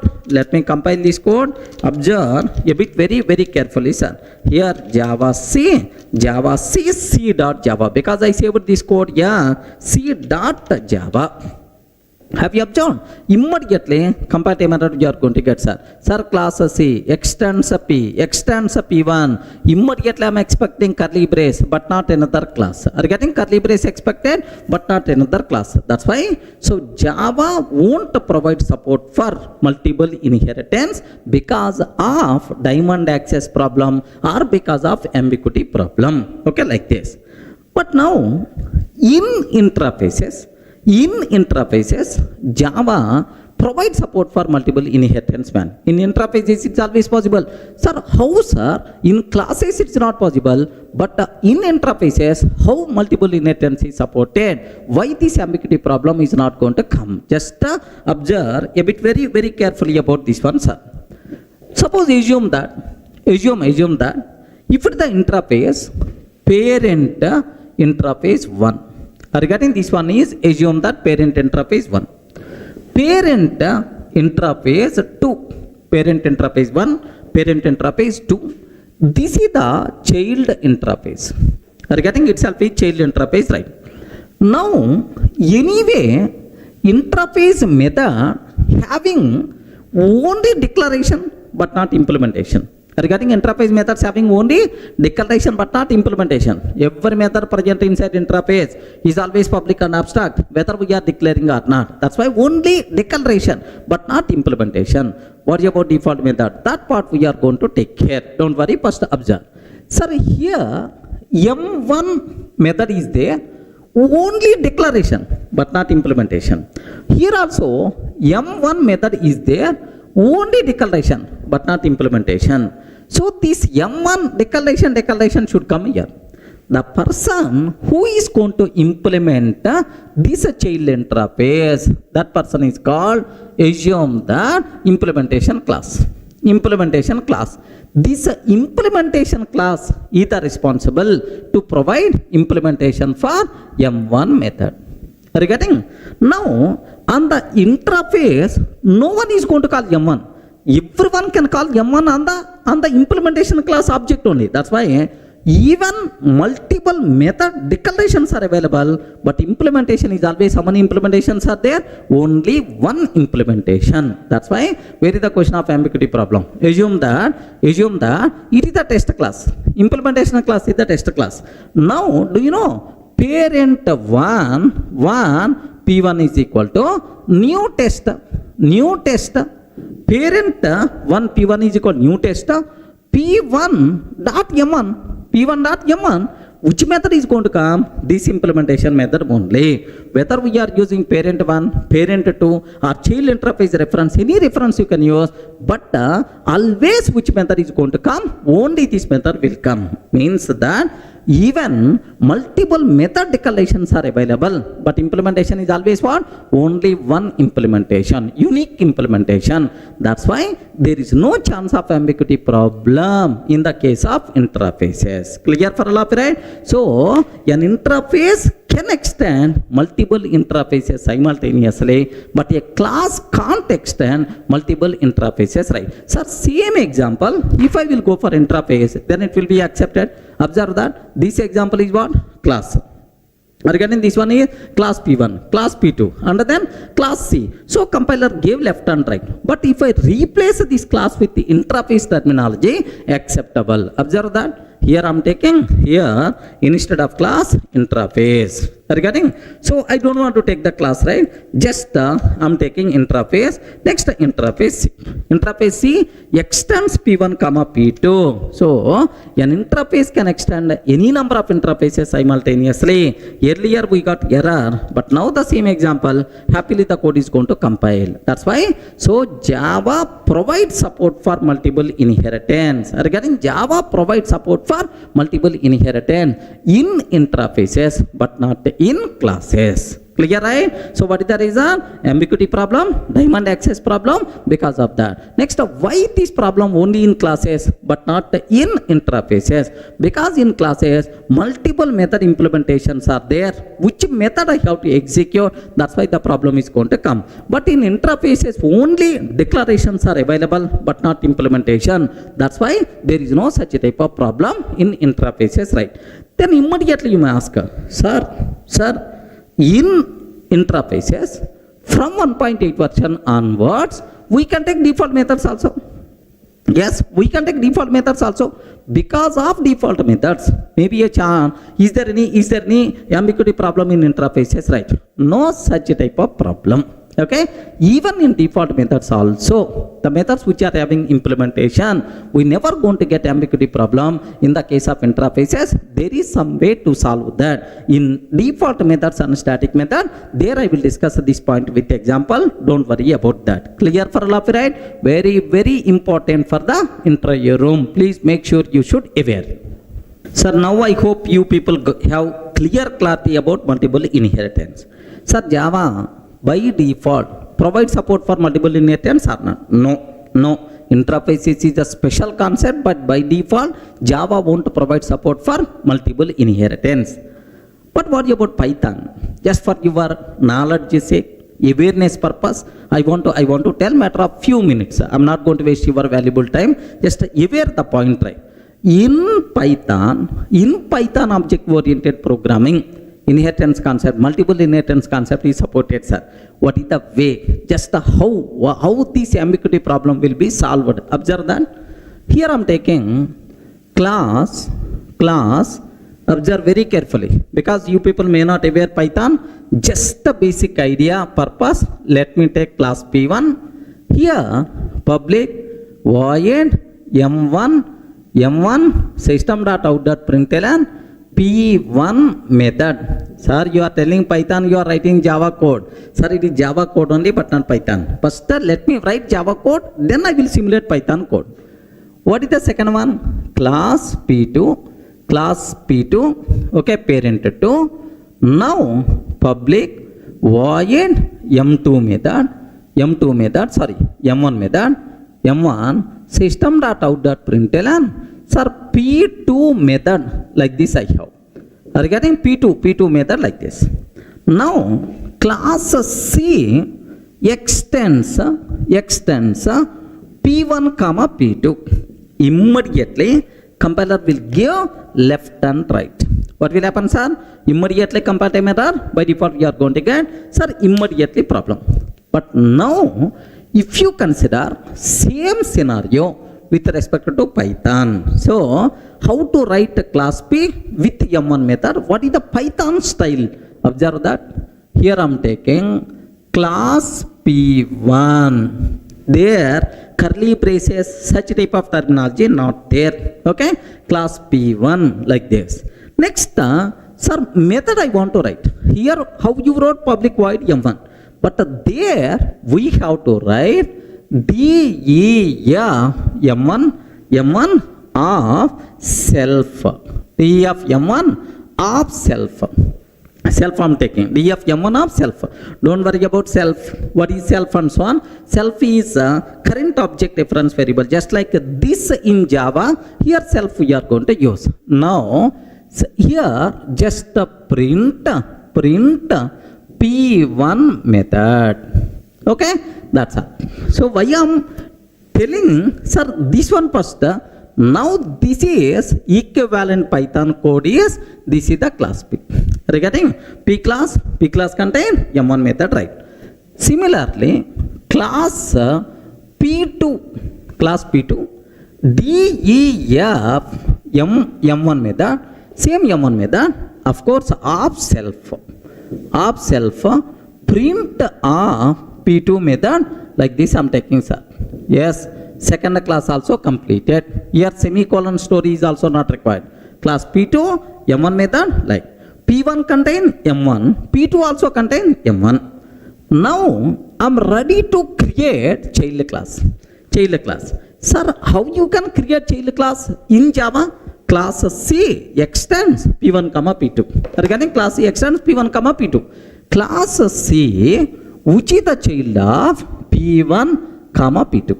Oh, within bracket you have to take parent classes. Sir, what is the first parent I'm taking? P1. What is the second parent I'm taking? P2. Okay, well, I don't want to take any code in the child class. Empty, sir. Just like a curly brace open and close, empty. So that's all. 3 classes completed. P1, P2, and then C. Sir, here P1 is the first parent, P2, next and after that C, like this we have. Okay, now my target is, observe very, very carefully about this one. Now my target is, let me create C class object. How to create C class objects, sir? C is like this. That's all. New keyword, such type of thing is not there in Python. C, that's all. C, that's it. C object got created. If I call C.m1, which m1 method has to come? Can you please tell? One m1 method is coming from P1, another m1 method is coming from P2. Which m1 method is going to come? In Java, there is no way to solve this problem. That's why Java won't provide support for multiple inheritance. But in Python, this problem will be solved in very beautiful way. In what way the problem will be solved is very simple, sir. While declaring parent classes, in which order we took, sir? First P1 and then P2. Are you getting? First P1 and then P2. While resolving methods, first priority will goes to P1. If P1 doesn't contain that method, then only P2. Are you getting right? So in parent classes, in which order we declared, based on that, the corresponding method will come. So P1 already contained, then it never going to search for P2, directly P1 method will come. P1 method means, sir, P1. This is the answer by default we are going to get. Everyone can aware? Suppose if I interchange the order, something like class C, P2 comma P1. P2 comma P1. First, which class we took? Which parent class we took? P2. Then, which method will come, sir? Sir, P2 method is going to get in the chance. Because, so in which order parent classes are declared, based on that, the corresponding method is going to execute. Is it clear? So in Python, how beautiful multiple inheritance problem solved, but in Java, there is no way to solve this problem, man. So maybe in the Java 15th version, Java 16th version, Java people may tell, Java will provide support for multiple inheritance, because based on the order of parents declaration, sometimes maybe in the future versions you can expect, but as of now, Java won't provide support for multiple inheritance with respect to classes. Clear, right? Sir, do you want me to execute this code? Python code. Do you want me to execute this code? Yes, I'm expert in Python also. Don't worry. Sir, let me write the code. Here just very simple, sir. Very simple I'm taking. This is, sir, class P1. Class P1. DEF M1 method I'm taking. Self, sir, now print P1 method. Like this I'm taking, sir, print of P1 method. That's all. This is the first class, right? Sir, like this, right? Sir, similarly, like this I'm taking class P2, sir. Class P2, sir, here also M1, P2 method like this. Now, I have to take class C, which is the child of P1, comma P2, and this child class not having any job. Okay, I want to create child class object C. Either this is called in Python, this is the object creation. Remember this one, this is called object creation, right? Now I'm calling M1. Are you getting? C dot M1 method. I'm calling C dot M1 method, and I saved this code as test.py. Python code we are going to write, sir, with the py, like this, right? Test.py. Like now I want to run this code. Here compilation, such type of thing is not there. Directly you can run py test.py. Test.py. Have you observed, right? P1 method is coming. P1 method is coming as the output. The method from P1 class is coming, sir. So because first you declared P1, that's why. If I change the order, P2 comma P1, P2 comma P1, can you please guide? If I change the order P2 comma P1, can you please confirm which method will get the chance first? I respond. Which method will get the chance first? P2 method. If P2 doesn't contain, then only P1 method will get the chance. But which method will get the chance? P2 method will get. Now have a look once, sir. Observe that. Now P2 method is going to come. So Python support multiple inheritance or not? Yes, happily Python can provide support, but Java can't provide support for multiple inheritance. So very important question for the interview room. Please take a bit very special care. Clear for all of you, right? Sir, now there is very important point I want to explain related to multiple inheritance. Sir, do you know interview person, so he's always trying to play the games with you about this multiple inheritance word. You have to take a bit special care. He will ask the question, is Java provide support for multiple inheritance in classes or not? What answer you can tell? No chance at all. Java won't provide support for multiple inheritance with respect to classes. But in interfaces it is acceptable, but in classes not possible. Okay, like. Then interview person may ask the question. Same, he is trying to create confusion in the interview room. Do you know every class in Java is the child class of? Every class in Java is the child class of object class. Either directly or indirectly, it is the child class of object class. Correct, right? Now, interview person, what is going to ask is, sir, I have one class is there. Here one class is there. Class A extends B, sir. Class A extends B. Java provides support for multiple inheritance even in classes also. Like interview person is trying to explain, sir, class A is the child of B, sir. A is the child of B. Just now you told every class in Java is the child of object. Now for A, how many parent classes are there? 2 parent classes, man. Java provide support for multiple inheritance even in classes also. Like that, interview person will trying to explain. Then what you have to do? First thing you have to give left and right to that interview person. Okay, because the reason is it is not the thing which is going to be happen. Sir, what internally what thing is happening? Very simple, sir. Observe carefully. If I am writing a class A, yes, sir. If our class does not extend any other class, I am not extending any other class. If our class won't extend any other class, then only our class is the direct child class of object class. Are you getting? If our class won't extend any other class, then only it is the direct child class of object class. Clear for all of you, right? So suppose if our class extends any other class. Are you getting? Class A extends B. Class A extends B. Sir, then our class is indirect child class of object class. Remember, A is the child of B is the child of object. Are you getting?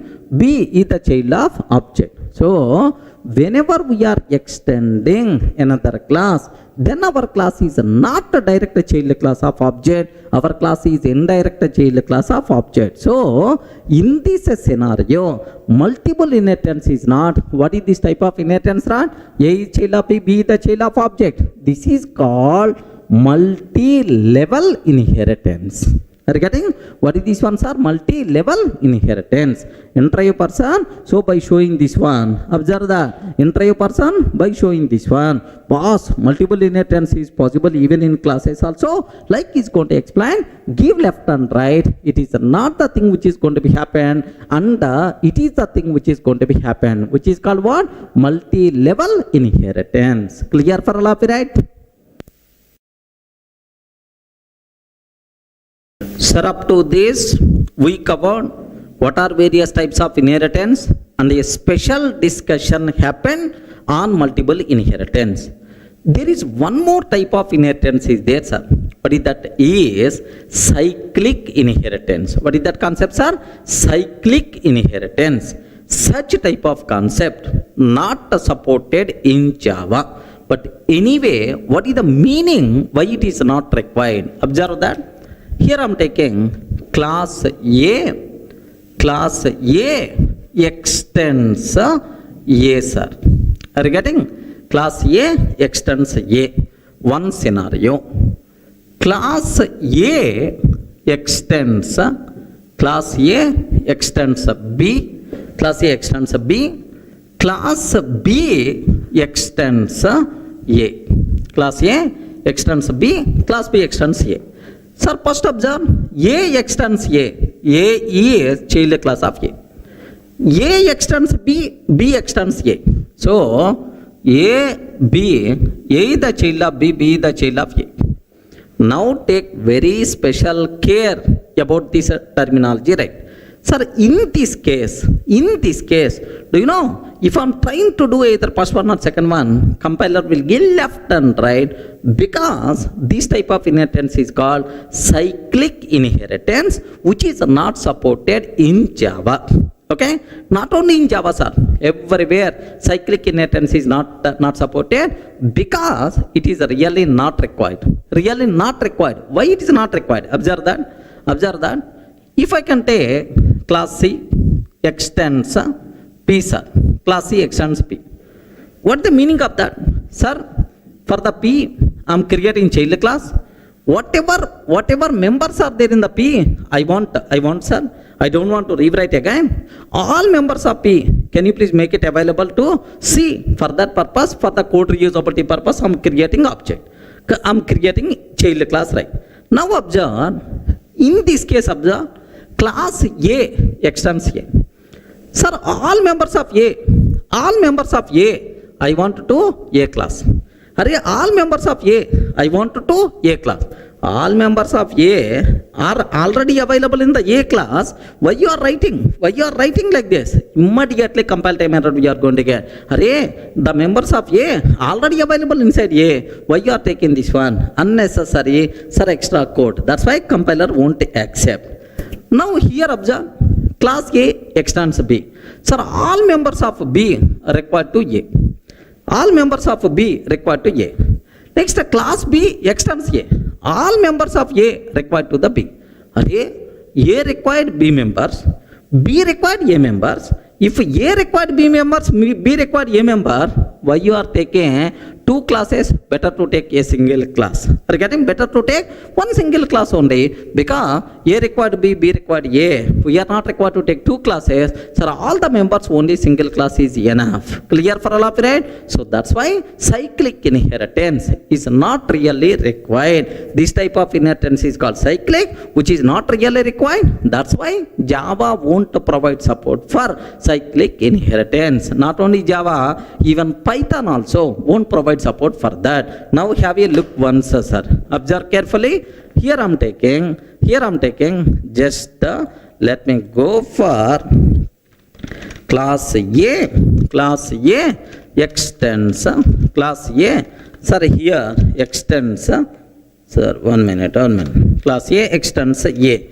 Let me save this code.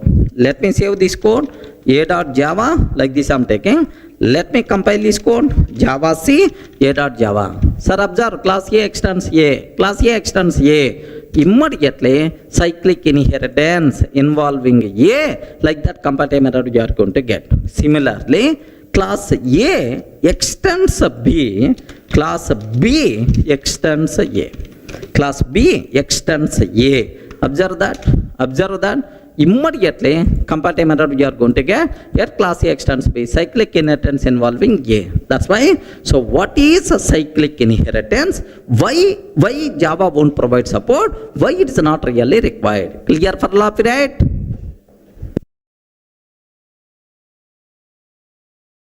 Sir, in the last videos, we covered about inheritance, next encapsulation. These two modules we covered very clearly, right?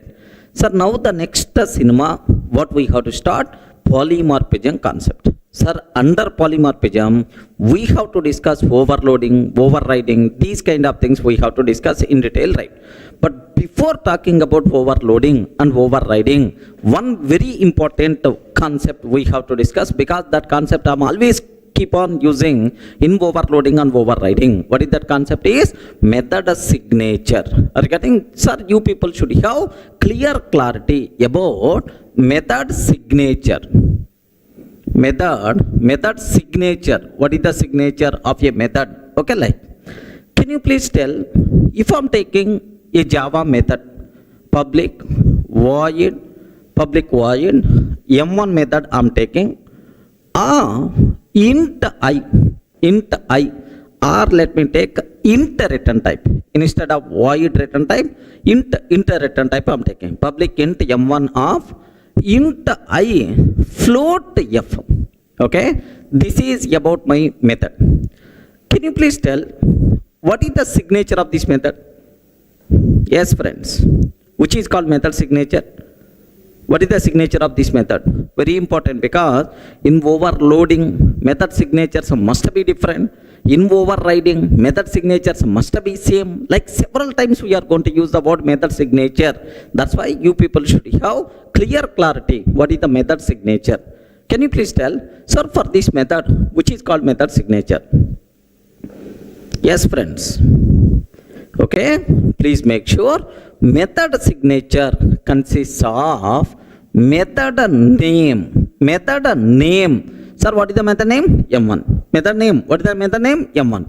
Next, followed by argument types. Are you getting? Sir, int, comma, float. Okay, that's all. This is called method signature. Method signature contains method name followed by argument types. Remember this one, sir. So here just only types. Here int I am not considering because it's a variable. It can be any variable name, can be anything, but type int. Second ones are float. Even this order is also important. First we took what? Int. Next we took what? Float. That's why method signature contains method name followed by argument types. Clear for all of right? Sir, who is going to use method signature? Next, what about return type? Return types are inter return type is there. Please make sure in other languages like C++, return type is part of method signature, but not in Java, sir. In Java, return type is not part of method signature. Remember, method signature contain only method name followed by argument types. Okay, well, clear for all of right, which is called method signature. Okay, well. Now, who is going to use method signature? Sir, very simple. Compiler will use this method signature while resolving method calls. Are you getting who is going to use, right? Compiler will use method signature while resolving method calls. Sir, what it means? I will explain a small chota example, then you people can get much clarity here. Just observe that. I'm taking a simple class test. Assume that class test I'm taking, sir. Now here public void m1, like this I have public void m1 of int I, sir. Public void m1 of int I. Sir, public void m1. Okay, m2, let me take m2 of string yes, m2 of string yes, like this I have. Now just sir, this is about how many methods are there inside test class? 2 methods are there, sir. Now sir, just I'm creating an object test t is equal to new test. I want to call these 2 methods, right? Sir, do you know, whenever we are making a call, t dot m1 of 10, t dot m2 of Durga, something like, I'm just calling these methods, right? Sir, whenever we are performing method calls, compiler should check whether these methods are available inside test class or not. You are getting? How the compiler will check, sir? So, while resolving method calls, compiler is always going to use method signature. Remember this one. Sir, now for this class, for every class, compiler will maintain one table which is called method table. Remember this one. For every class, compiler will maintain one table. What is that table, sir? Method table. For that class, it's going to maintain method table for test class, right? Sir, how many methods are there? 2 methods. What is the signature of first method? M1 of int. M1 of int. What is the signature of second method? M2 of string. Are you getting? M2 of string. Sir, method signature contains only method name followed by argument types. Now, sir, observe that t dot m1 of 10. How the compiler can decide? Sir, is it a valid method call or not? Very simple, sir. You are calling m1 and t is what type, sir? Test type. Observe, this type of orientation must be required next. You are calling m1 method on t is what type? Test type. Are you getting? Now, which argument you are passing? Int type. So, inside the test class, is there any method which can take int type as the argument or not? Yes, there is a method which can take int type as the argument. Are you getting? Inside the test class, is there any method which can take int type as the argument? Yes, there is a method is there. Compiler feels that yes, it is the legal. Are you getting?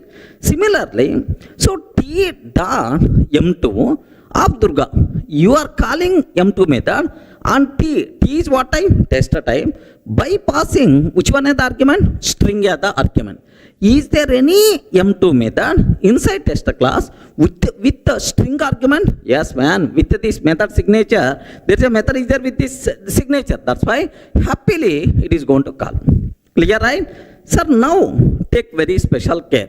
Now I'm calling t dot m3 or 10.5. T dot m3 or 10.5. Immediately compiler will check. Array, you are calling m3 method and t by passing double a the argument 10.5 floating point literal by default double type, right? So now you are calling m3, you are calling double a the argument m3 method and t. T is what type? Tester type. T is what type? Tester type. Now in the tester class, is there any M3 method with a double as the argument or not? No such type of method. With the required signature, there is no method. Immediately, compiler is going to object, boss, no such type of method. Are you getting? No such type of method. Like this, immediately, compile method by default you are going to get. Are you getting right? So, what is a method signature? Who is going to use these method signatures? Compiler will use these method signatures while resolving method calls. Clear, right? Sir, let me execute what exact compile method we are going to get. I will show here. Observe that carefully, sir.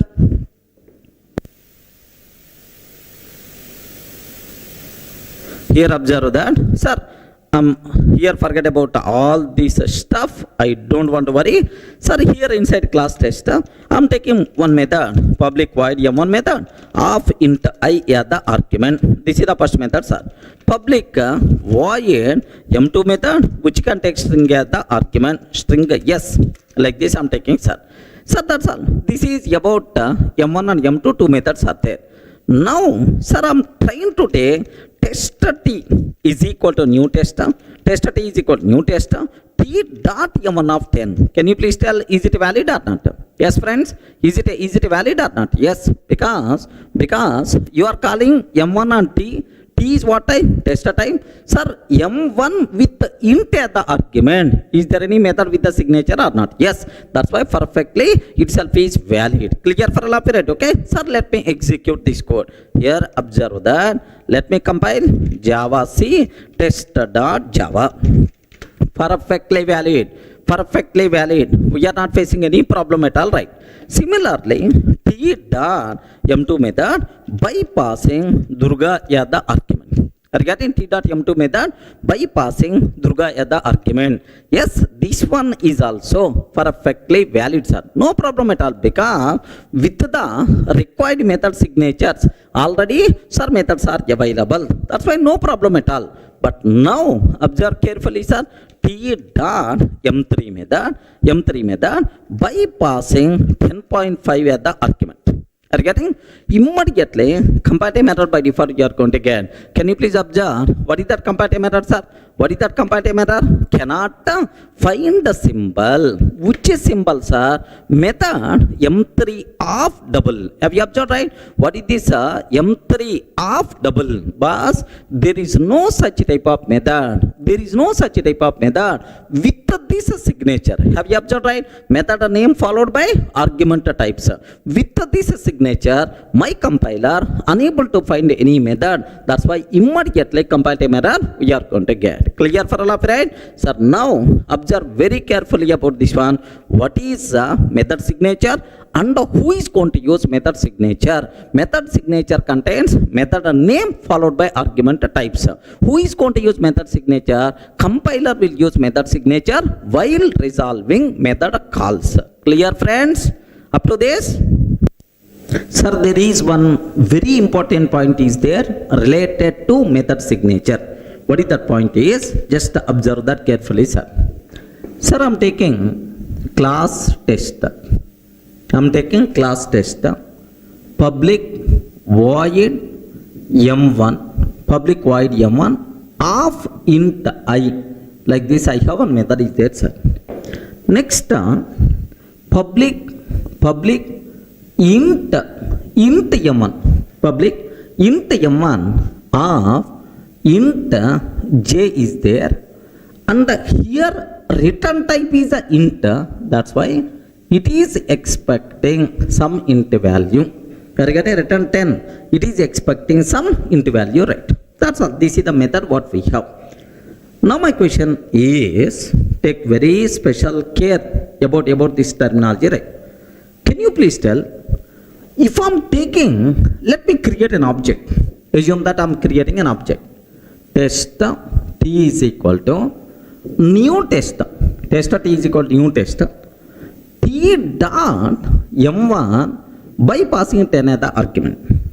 Sir, I'm calling m1 method by passing it another argument. Can you please confirm which method is going to get in the chance? Friends, please respond. Which method is going to get in the chance? Either first method or second method. Are you getting? Either first method or second method. Sir, if you are taking like this, immediately comparative method we are going to get. If we are taking like this, immediately comparative method we are going to get. What is the reason for that? The reason is, do you know, within the same class, two methods with the same signature is not allowed. Sir, because whenever you are calling like this, which method has to respond? Because this method matched. Even this method also matched. Are you getting this method? What is the signature of this method? What is the signature of this method? M1 of int, sir. What is the signature of this method? M1 of int. M1 of int. That's all. Now, two methods with the same signature. Two methods with the same signature itself is there. Are you getting? Two methods with the same signature itself is nothing but not at all acceptable. Because if any person is calling m1 by passing into value, which m1 method has to respond? It is always a problem. That's why. So within the class, two methods with the same signature is not allowed, sir. Whether we are calling or not calling, immediately comparative method we are going to get saying m1 of int is already defined in test class. Pass is already defined. Why you are redefining again another method with the same signature? Like that comparative method we are going to get. Clear for all, right? So the important conclusion here is, within a class, two methods with the same signature not allowed. By mistake, if you are trying to take comparative method, we will get, even though return types are different. Are you getting? One is void, but the second one is int. Even return types are different, but make sure, okay, within the same class, two methods with the same signature not allowed. Sir, let me check this one. Sir, which comparative method we are going to get, I will show. Have a look once. I'm taking class test, public void m1 of int I. Okay, like public void m1, public int m1 of int k. Can you please tell what is the signature of first method? Please respond. What is the signature of first method, sir? M1. What is the signature? M1 of int. Are you getting M1 of int? What is the signature of second method? Yes, second method signature is also M1 of int. So both the methods having the same signature. That's why immediately comparative method we are going to get. Clear for all, right? Sir, let me cross check. Observe carefully, right? Now let me compile. What is that comparative method, sir? Method m1 of int is already defined in test. Why you are redefining again? What is this m1 of int, sir? This is called method signature. Are you getting? With this signature, already a method you define. Why you are redefining again? This is the comparative method by default we are going to get. I hope everyone can able to understand, right? So these are the important loopholes you people should aware. What is method signature? Next, who is going to use method signature? Next, within the same class, if two methods having the same signature, what will happen? Immediately comparative method we are going to get. Clear for you? Okay, that's all. Hi friends, in the last video we covered what is method signature, who is going to use method signature, and important point related to method signature. Okay, well, sir, now the next concept, major concept, very important for the interview room, very important for day-to-day coding, overloading. What is the concept, sir? What is the concept? Overloading we require to discuss in detail, right? Can you please observe, when we say that two methods are said to be overloaded. Sir, these two methods are called overloaded. when we say these two methods are said to be overloaded. Sir, very simple. Have you observed, right?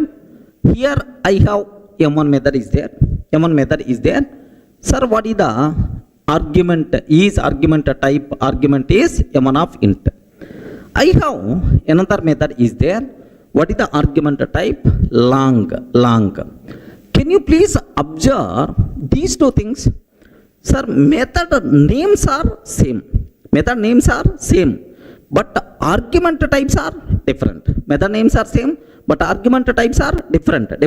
So, when we say that two methods are said to be overloaded if and only if both the methods having same name but different argument types. Okay, remember this one. Same name but different argument types.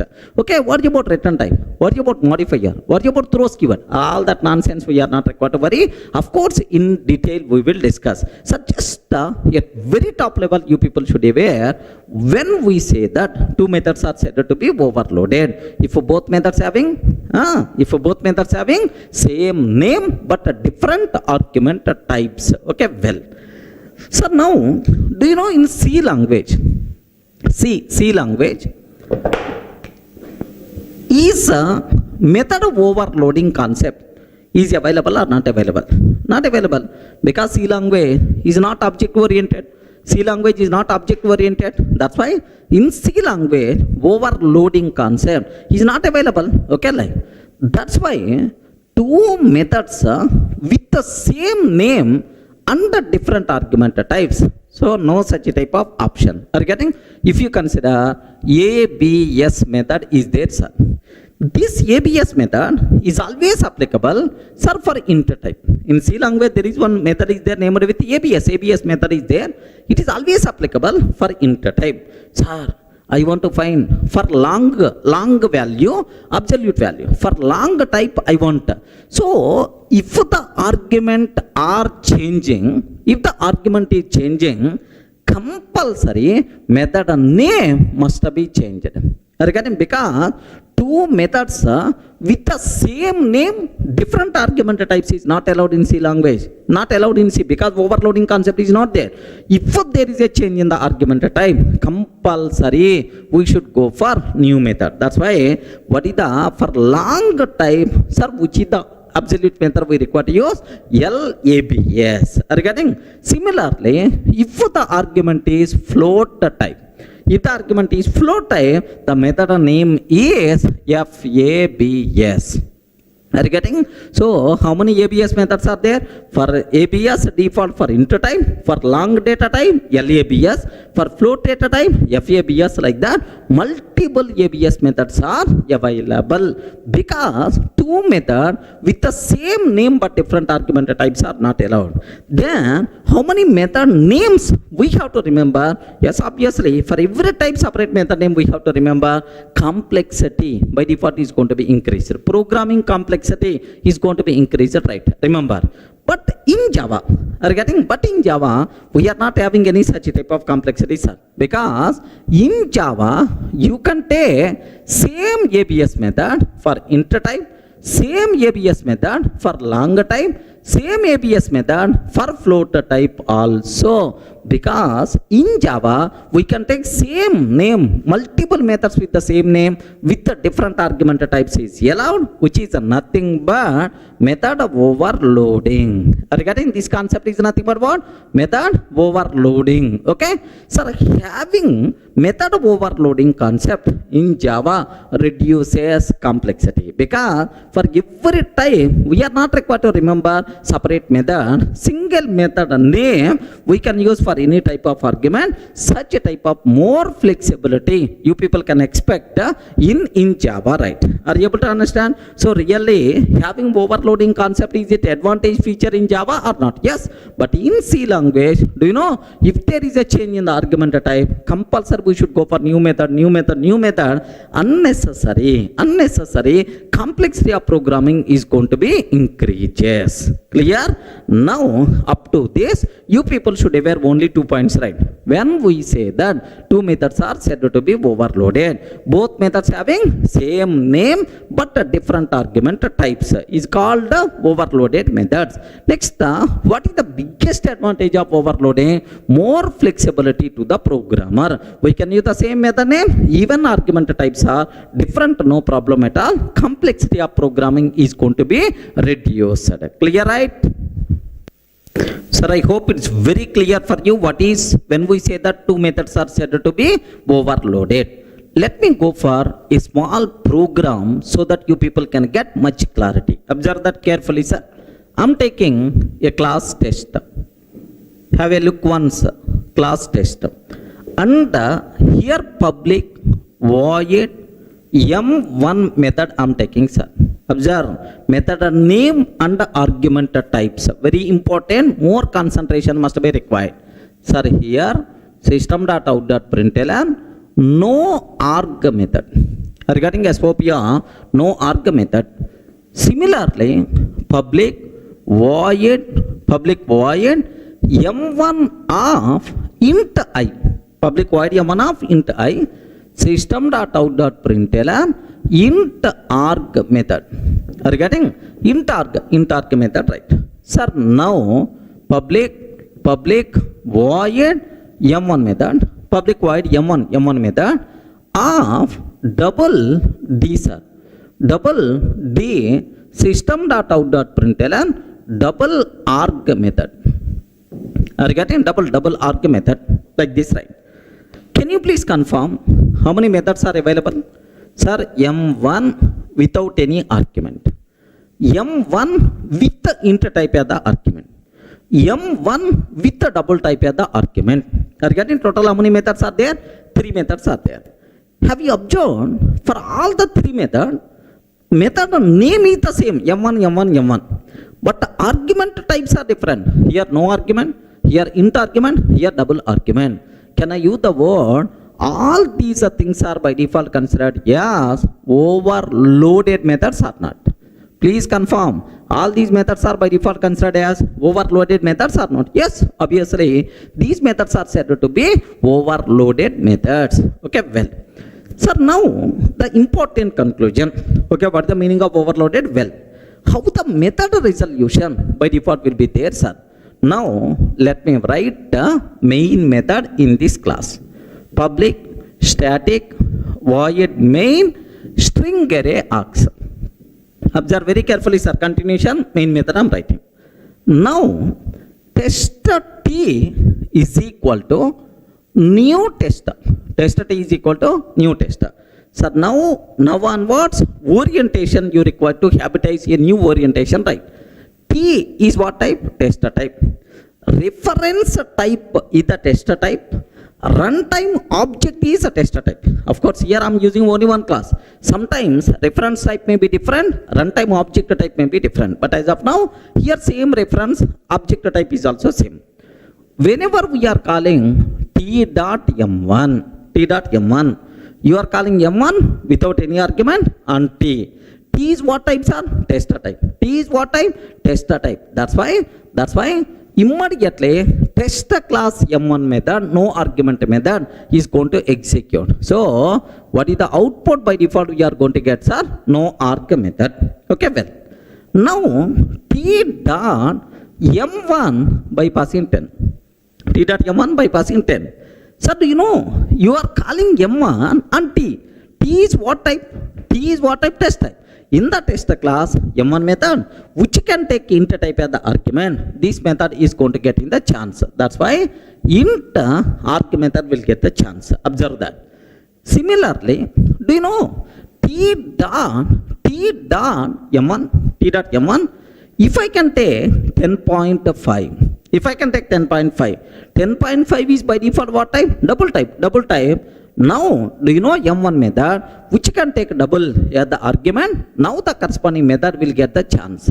Observe that a bit very carefully. Sir, based on argument type, based on reference, automatically the corresponding method by default will be executed. So I hope is the clear for all of you, right? Sir, let me execute up to this and then I will go for very important conclusion, sir. Observe carefully. Here I have a look once. I have no arg method is available. Sir, first method no arg method, int arg method, and then what the last one? Double arg method. Like three methods are there, sir. Now the point is inside main method, let me create an object. Test t is equal to new test I'm taking, sir. Test is equal to new test t dot m1. Are you getting t dot m1? Sir, have you observed? I'm calling no argument method. Then obviously which method is going to get in the chance, right? No arg method will get the chance. Observe that. Happily the code compiles fine. Now if I run this code, which method we will get the chances are no arg method is getting the chance. Okay, well, now t dot m1 of 10, sir. T dot m1 of 10. 10 means int value. 10 means int value, right? Now, which method is going to get in the chance, right? Int arg method by default will get the chance, right? Sir, which method is going to get in the chance? Int arg method will get the chance. Similarly, t dot m1 of 10.5. T dot m1 of 10.5. Sir, obviously double argument method will get the chance. The code compiles fine. What is that answer we are going to get? Double arg method we are going to get in the chance. So please make sure you people should be aware how to declare overloaded methods. Next, how you can call overloaded methods. It is a very clear, right? But from this example, one very important point we have to conclude, sir. In overloading, observe, T is what type? Please respond. Sir, you are calling M1 and T. T is what type? Test type. Runtime object is what type? Runtime object is what type? Test type. In overloading, method resolution means which method has to execute. That process is called method resolution, sir. In overloading, method resolution always takes care by compiler. Regarding who is the responsible, sir? In overloading, method resolution is always takes care by compiler based on reference type. Remember this one. But anyway, here reference type, runtime object type is the same. That's why you may not get much clarity from this example. But while next examples going on, somewhere definitely you people are going to get much clarity about this one, sir.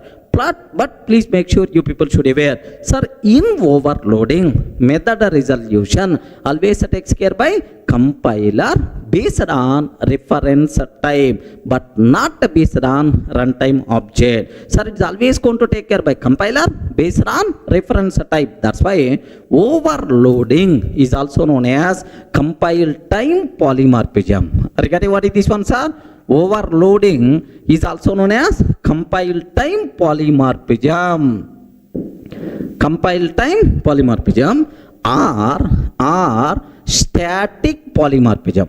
Static polymorphism or early binding. Early binding. These are various other words for overloading. Regarding in overloading, method resolution is always takes care by compiler based on reference type. Regarding compiler based on reference type. That's why, so overloading is also known as compile time polymorphism or static polymorphism or early binding. Remember this one. Here, runtime object is the dummy and JVM is not responsible for method resolution. Compiler is responsible. But from this example, you are not going to get much clarity. But while examples going on, you people can get much clarity up to this. Are you able to get right? About this point I will explain in detail in the next coming example. Somewhere you will get much clarity, believe me, sir. That's all. Sir, in the last video we covered very clearly about what is overloading. Next, in overloading, who is the responsible to perform method resolution? Can you spell out? Who is the responsible to perform method resolution? Compiler is responsible to perform method resolution based on reference type. Hence, overloading is also known as compile time polymorphism or static polymorphism or early binding. Clear, right? Sir, now there are multiple cases are there related to overloading.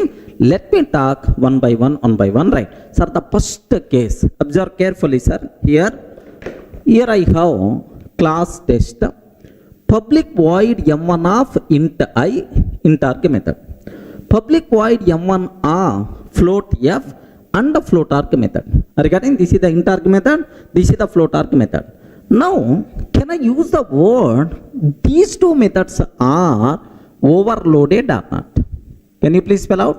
These two methods are overloaded methods or not? Yes, obviously these are overloaded methods, right? Now, main method, public static void main, tester t is equal to new tester, t dot, observe very carefully, sir, t dot m1 by passing 10 as the argument. 10 means which type? Int type. By default, every integral literal is of what type? Int type. That's why int arg method will get the chance. Okay? Well, int arg method will get the chance. T dot m1 of 10.5 f. 10.5 f. F means float type. Float type. Float type means float arg method will get the chance. Are you getting? Float arg method will get the chance. We know up to this, already we covered in the last example, same. Sir, let me execute up to this. Now the next I will explain. First up to this, let me execute, sir. Here, sir, the same public void m1, int arg method, public void m1 of float f, float arg method, t dot m1 of 10. Then obviously, which method we are going to get, sir? Int arg method will get the chance. Observe that. Observe that int arg method, right? Now t dot m1 of 10.5 f. T dot m1 of 10.5 f. Are you getting which method will get the chance, sir? Now observe that float arg method will get the chance. Clear for all of you, right? Sir, that's it. Now the next point you people should be aware, sir. Sir, it is the very, very important. Observe carefully. If I can take t dot m1 of A, sir. Array, A is what type? A within single quote. A is what type? Char type. Char type. Can you please tell t dot m1 of A char type? Which method will get the chance now? Ayo. Which method will get the chance now? Can you please confirm? Which method is going to get in the chance? Either int method will get the chance, or float method will get the chance, or we will get compiled method saying no such type of method because here int is there, float is there, but you are passing char as the argument. Can you please confirm? Very, very important concept. That is our first case. Which method is going to get in the chance? Okay? Very simple. Very simple. In overloading. So while performing overloaded method resolution, if exact matched argument method is not available, sir, you are passing char, but there is no method with char argument, right? Compiler immediately won't raise compile time error. Regarding compiler won't raise immediately error, sir. What the compiler will do? First the compiler will promote this char type to next type. Are you getting? First compiler will promote this char type to next type. You know, automatic promotion somewhere. What is the promotion automatic chart? Automatic promotion chart? Byte. Byte can be promoted to short. Short can be promoted to int. Int can be promoted to long. Long can be promoted to float. Float can be promoted to double. In our basics, somewhere we covered in the first unit, sir. Char can be promoted to int. Sir, please make sure you have to inject this chart in your mind.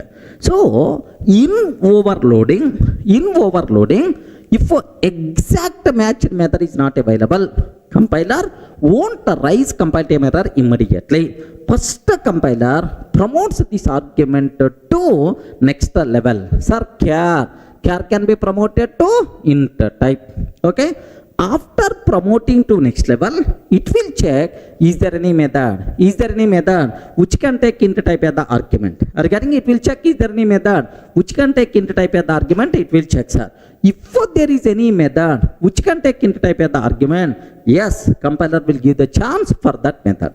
Assume. Sir, now what is the answer we are going to get, sir? Int arg method. So this is called automatic promotion in overloading. Remember that? Sir, in overloading method resolution, if exact matched method is not available, compiler won't raise compile time error immediately. First, it will promote argument to next level. And will check is there any matched method is available or not. If it is available, it will get the chance. If it is not available, again promoting to the next level. Again promoting to the next level. Again promoting to the next level.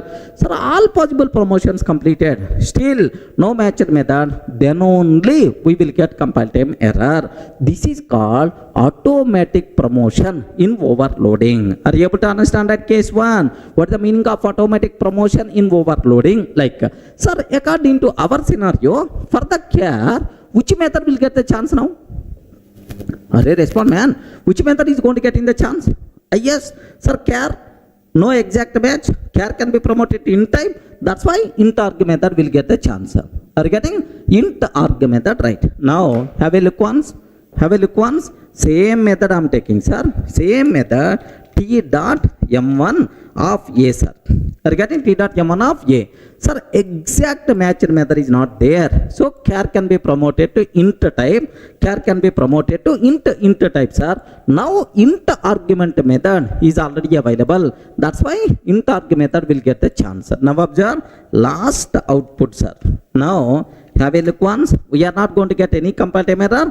Happily the code runs fine. But if that output, sir, int arg method is going to get in the chance. Sir, this type of concept is called automatic promotion in overloading. Clear? Now my next target, sir. T dot m1 of 10L I am taking. Are you getting?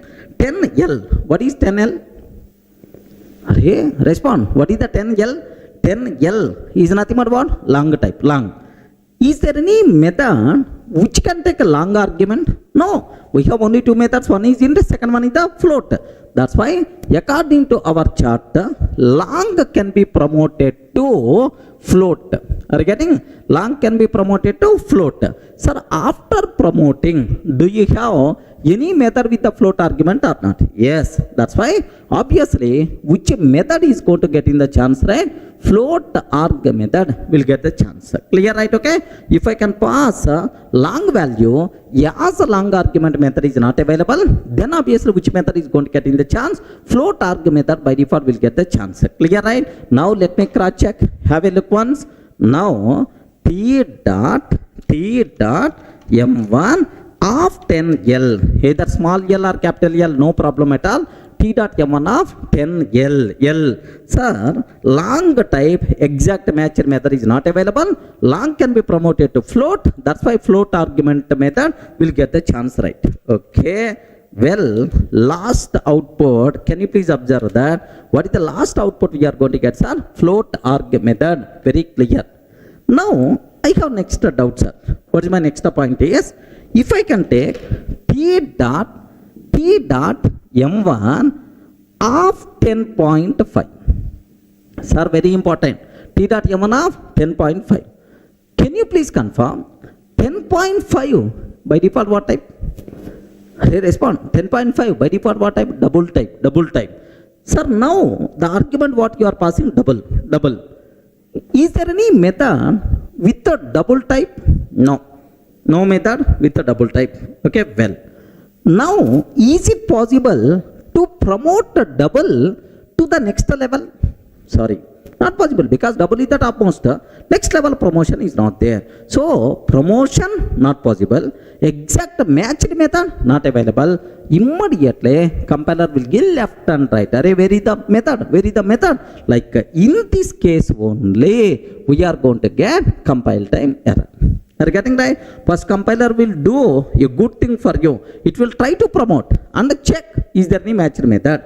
Sir, all possible promotions completed. Still matched method is not available. Or promotion is not possible. Then only you are going to get compile time error. Is it clear, right? Let me cross check this case. T dot, can you please tell? T dot m1 10.5. Can you please tell 10.5 is what type, sir? Double type. Double type. Is there any method with double as argument? No. No method. Is it possible to promote to the double type? No. Double to next level? No promotion. Then immediately compiler will give left and right, method resolution fails. Are you getting? Now observe that no suitable method found for M1 of double. Are you getting right? No suitable method found for M1 of double. First it will try M1 of int is not applicable.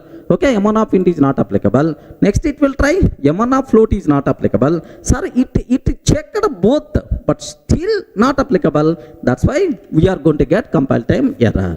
Are you able to understand? This concept is called automatic promotion in overloading. Very important concepts are even next level constructors concept. There also it is applicable. So in overloading method resolution, if exact matched method not available, we won't get compile time error. First this argument will be promoted to next level. Okay, sir, after promoting either matched method is available or not available. Next level promotion again.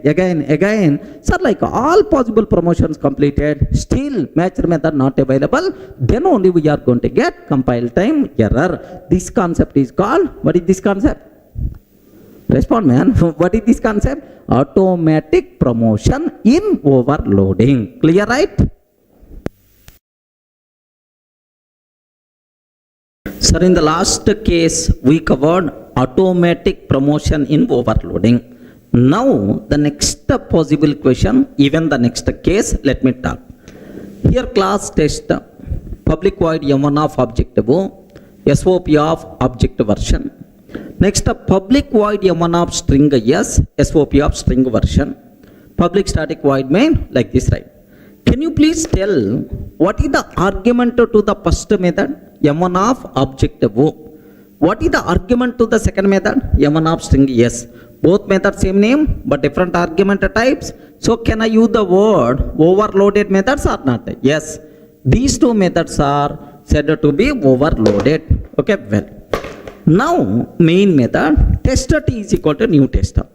Sir, t dot m1 of, sir, new object I am taking. Are you getting? New object. T dot m1 of new object I am taking, sir. Now the point is, listen a bit very carefully, sir. If I can take new object, so which method will get the chance, sir? Sir, object argument, string argument, then object argument will get the chance. Sir, very important point. In overloading, while overloading method resolution, exact match will get highest priority. Remember, that's why which method will get the chance, right? Object version will get the chance. Okay, well, no problem at all. Now, t dot m1 of Durga, I am taking, sir.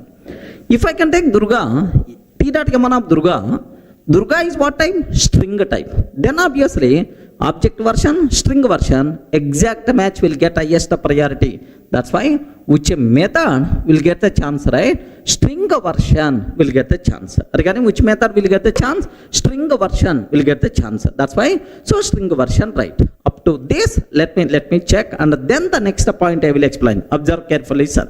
Here I am taking two methods, right? Here I am taking two methods. First method, M1 of object version, M1 of string, yes. Okay. T dot M1 of new object. I am creating an object and I am passing that object as the argument. I am creating an object, I am passing that object as the argument, right? Now which one is always going to get in the chances, sir? Exact match will get the highest priority. That's why object version will get the chance. Now have a look once. The code compiles fine. What is the output we are going to get, sir? Object version like this, right? Now, sir, t dot m1 of Durga I am taking. T dot m1 of Durga like this I am taking, sir.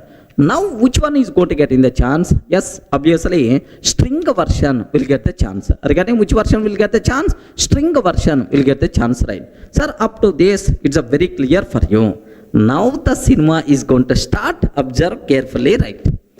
If I can take t dot m1 of null like this, right?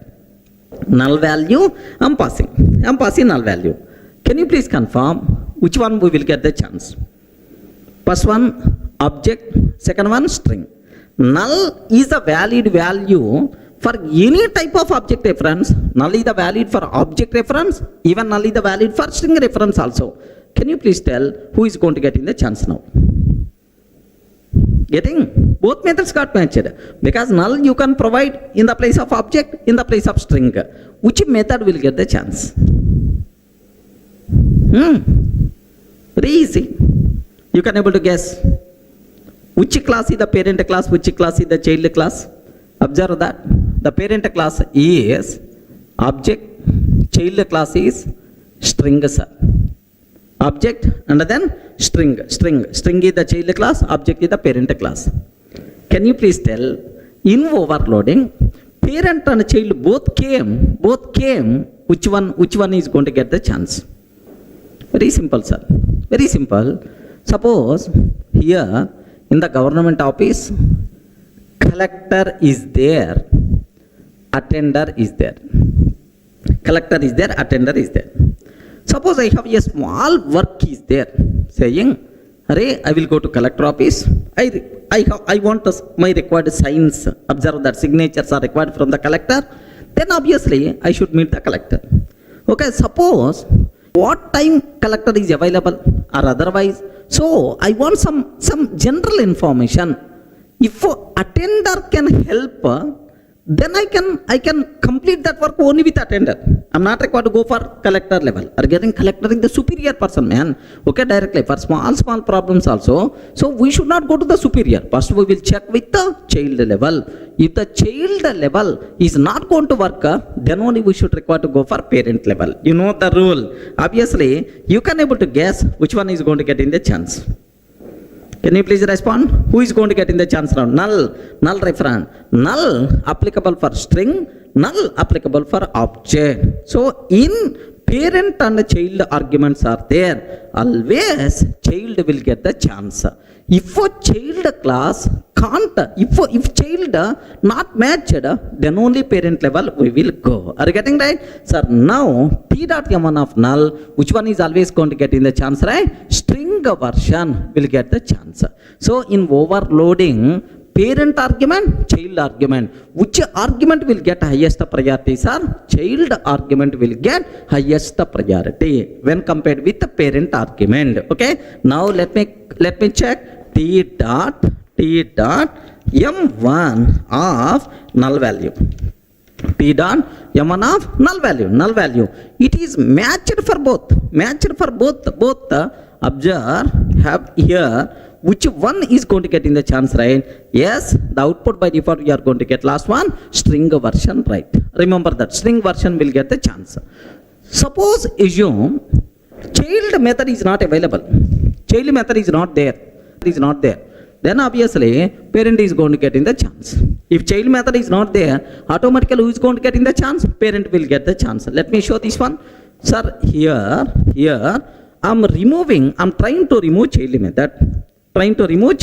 Next remaining method calls also. Only one method call, T.M1 of null. Are getting child method is not there. That's why who is going to get in the chance, right? Going to get in the chance. Are getting? But the answer we are going to get simple object version. Sir, this is case 2 of overloading. From this, what we learned, sir? In overloading, exact match will always get highest priority.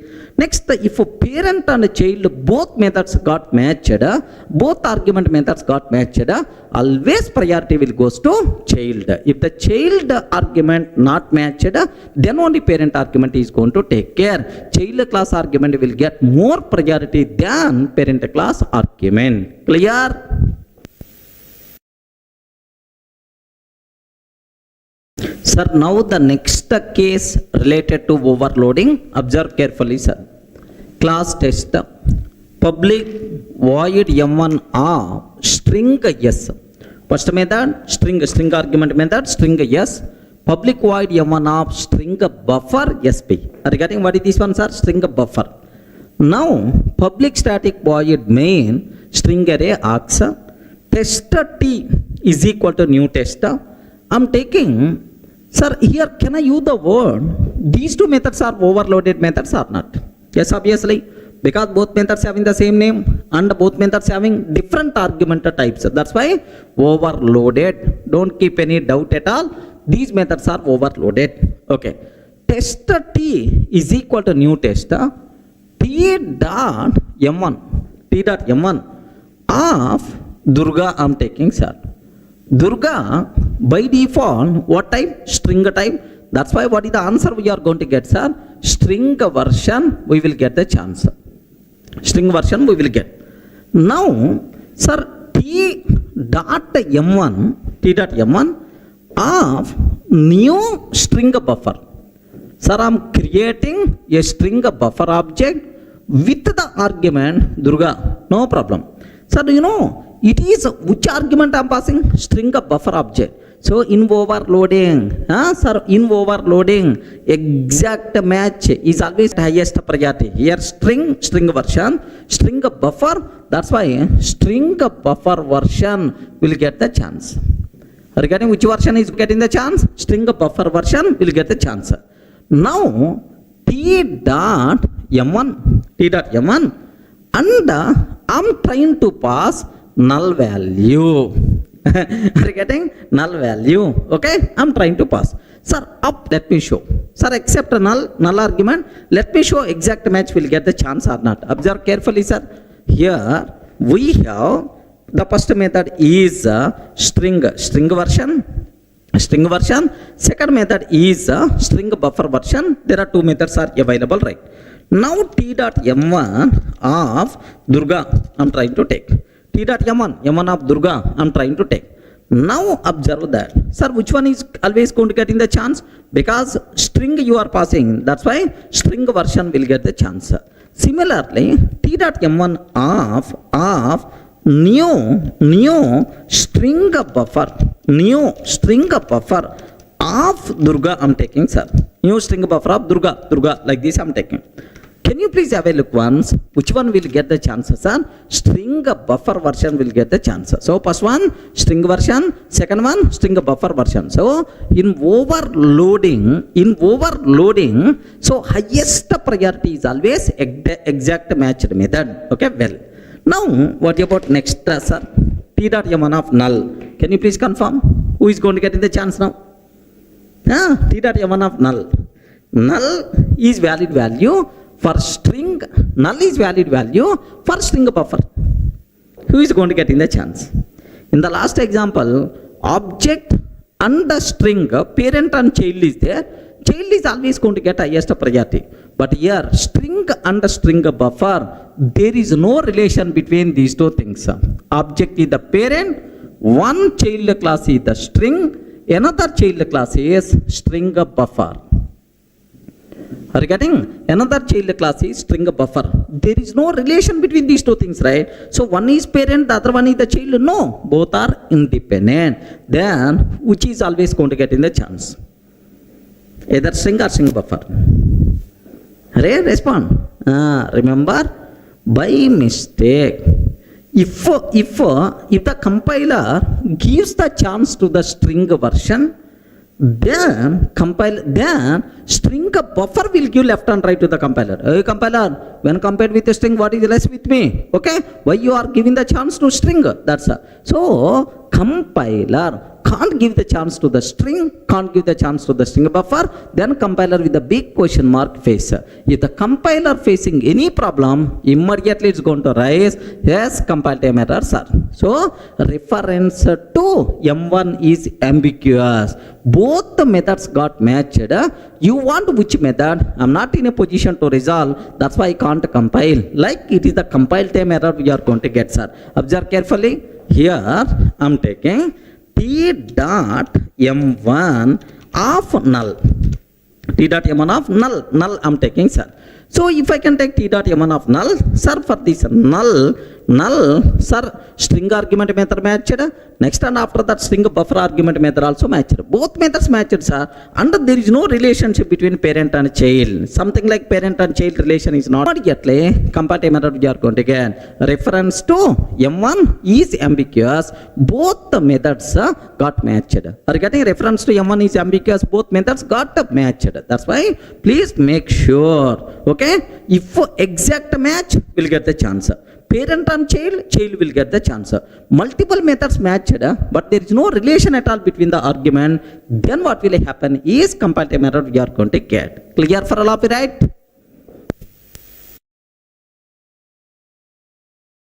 Sir, now the next case related to overloading, a bit important, take special care. Of course, this case is not required for our certification, but anyway, aware. Okay. Here, see this one. Public void M1 of int I. Are you getting public void M1 of int I? This is general method. Are you getting this one is what? General method, right? Public void M1 of int I. What is this method? Var-arg method, sir. A new concept which came in which version? 1.5 version. Are you getting in which version? 1.5. Sir, very simple, sir. If I am taking a method of int I, like this, I have one method is there. How you can call this method? You can call this method by passing, sir, only one argument. Are you getting? We can call this method by passing only one int value. Okay, well. Suppose if I can take like dot I, sir, M1 of int dot I. Do you know? We can call this method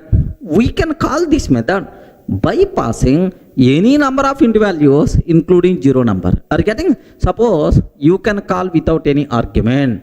You can call one int value. You can call two int values. You can call this method by passing 1 lakh int values also, no problem at all. So this type of thing is nothing but what? Var-arg method. This is the new concept which came in the 1.5 version. Okay, that's all. This basic idea is enough. Now come back here. Can I use the word? Both the methods are different or not? Same name, but different argument types. Sir, that's why. Can I use the word overloaded or not? Yes. M1 of int dot. Both are overloaded methods. Sir, now first one general method, var-arg method, right? Now test T is equal to new test I'm taking. Test T is equal to new test I'm taking. T dot M1 without any argument. Sir, observe very carefully, sir. T dot M1 without any argument. Can you please confirm which method will get the chance? Which method will get the chance? T dot M1 without any argument. Can you please confirm? Is the first method will get the chance? No. The reason for that is, here I have observed, it is always expected one int value. Is the second method will get the chance? Yes, man. Because it can expect any number of int values including 0 number also. You are not passing anything. That's why which method will get the chances? Var-arg method. Are you getting? Which method will get the chance? Var-arg method, because first method is not getting the chance. Similarly, T dot M1 of 10, 20. T dot M1 of 10, 20. Sir, 10, 20, which method? First method? No. Because first method can take one int value, but you are passing two int values. Second method? Yes, because second method can take any number of int values. So that's why, sir, here in this case, var-arg method only will get the chance. Up to this, any doubt? Because first one not matched. If the first one not matched, sir, the second one matched. That's why matched method will get the chance. Now observe that carefully, sir. Here I'm taking, observe a bit carefully, sir. This is the general method. Public void M1 of int I, general method. This is public void M1 of int dot I, var-arg method, right? Now T dot M1 without any argument. T dot M1 of 10, 20. Sir, do you know, in both cases, sir, first method not matched, only second method matched. That's why in both cases, only second method will get the chance. Observe carefully. We are not going to get any error. Happily, the code compiles fine. What is the answer we will get, sir? In both cases, Var-arg method, like we are getting the chance. Now, observe very carefully, sir. A bit dangerous. Now, I am taking T dot M1 of 10. T dot M1 of 10.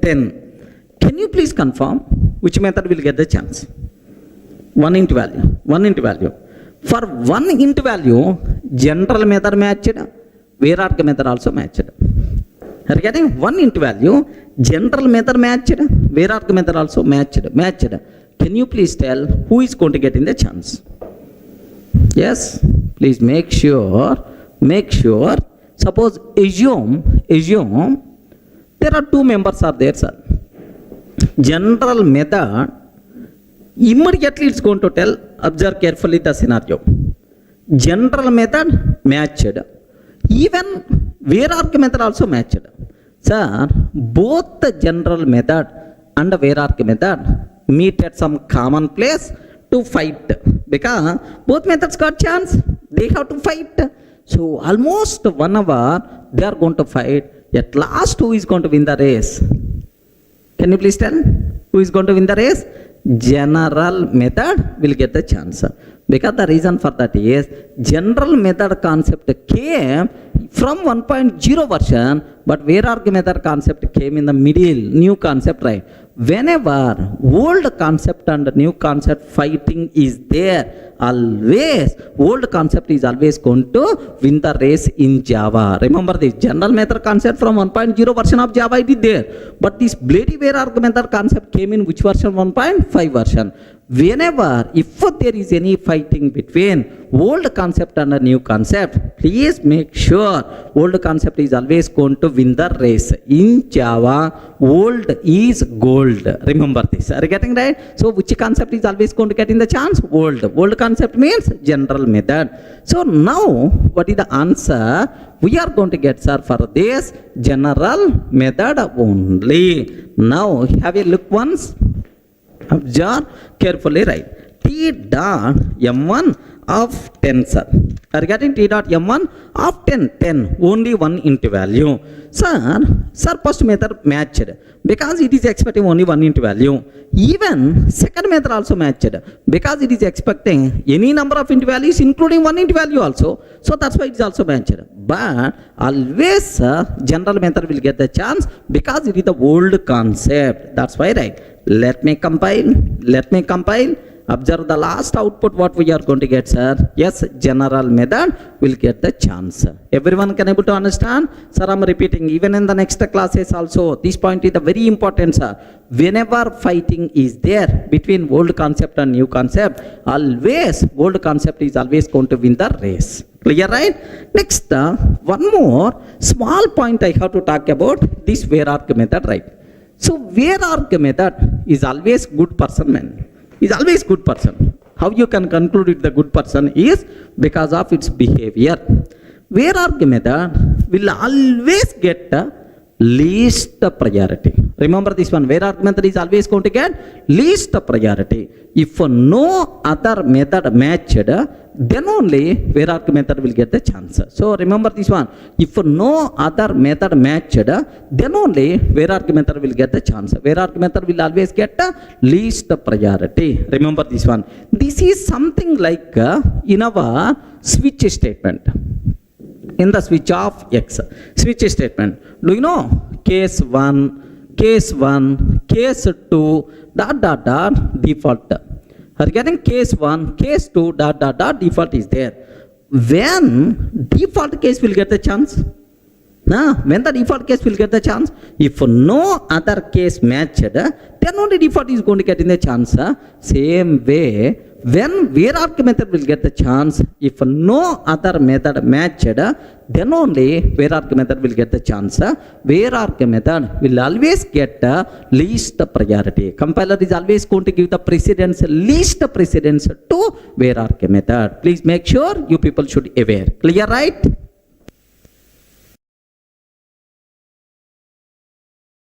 Sir, now the next case related to overloading. Observe a bit carefully, sir.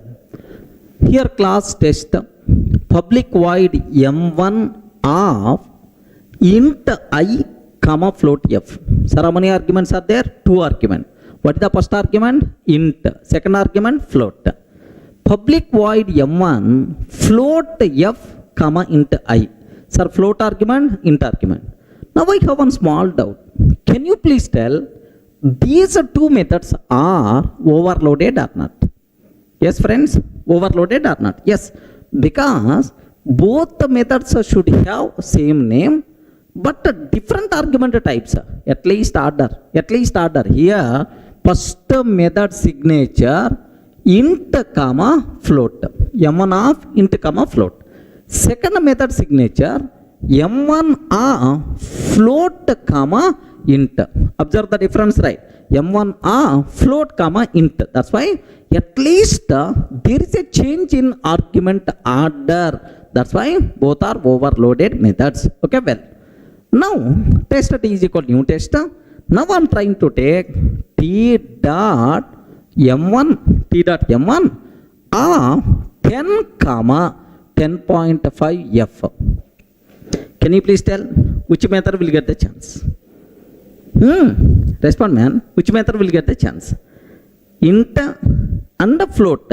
So in overloading, exact match is always going to get highest priority. That's why int float. So which one will get the chances, sir? Int float version will get the chance. Regarding int float version will get the chance. Similarly, t dot m1 10.5 f comma 10. 10.5 f comma 10. Do you know float value, int value? Float value, int value.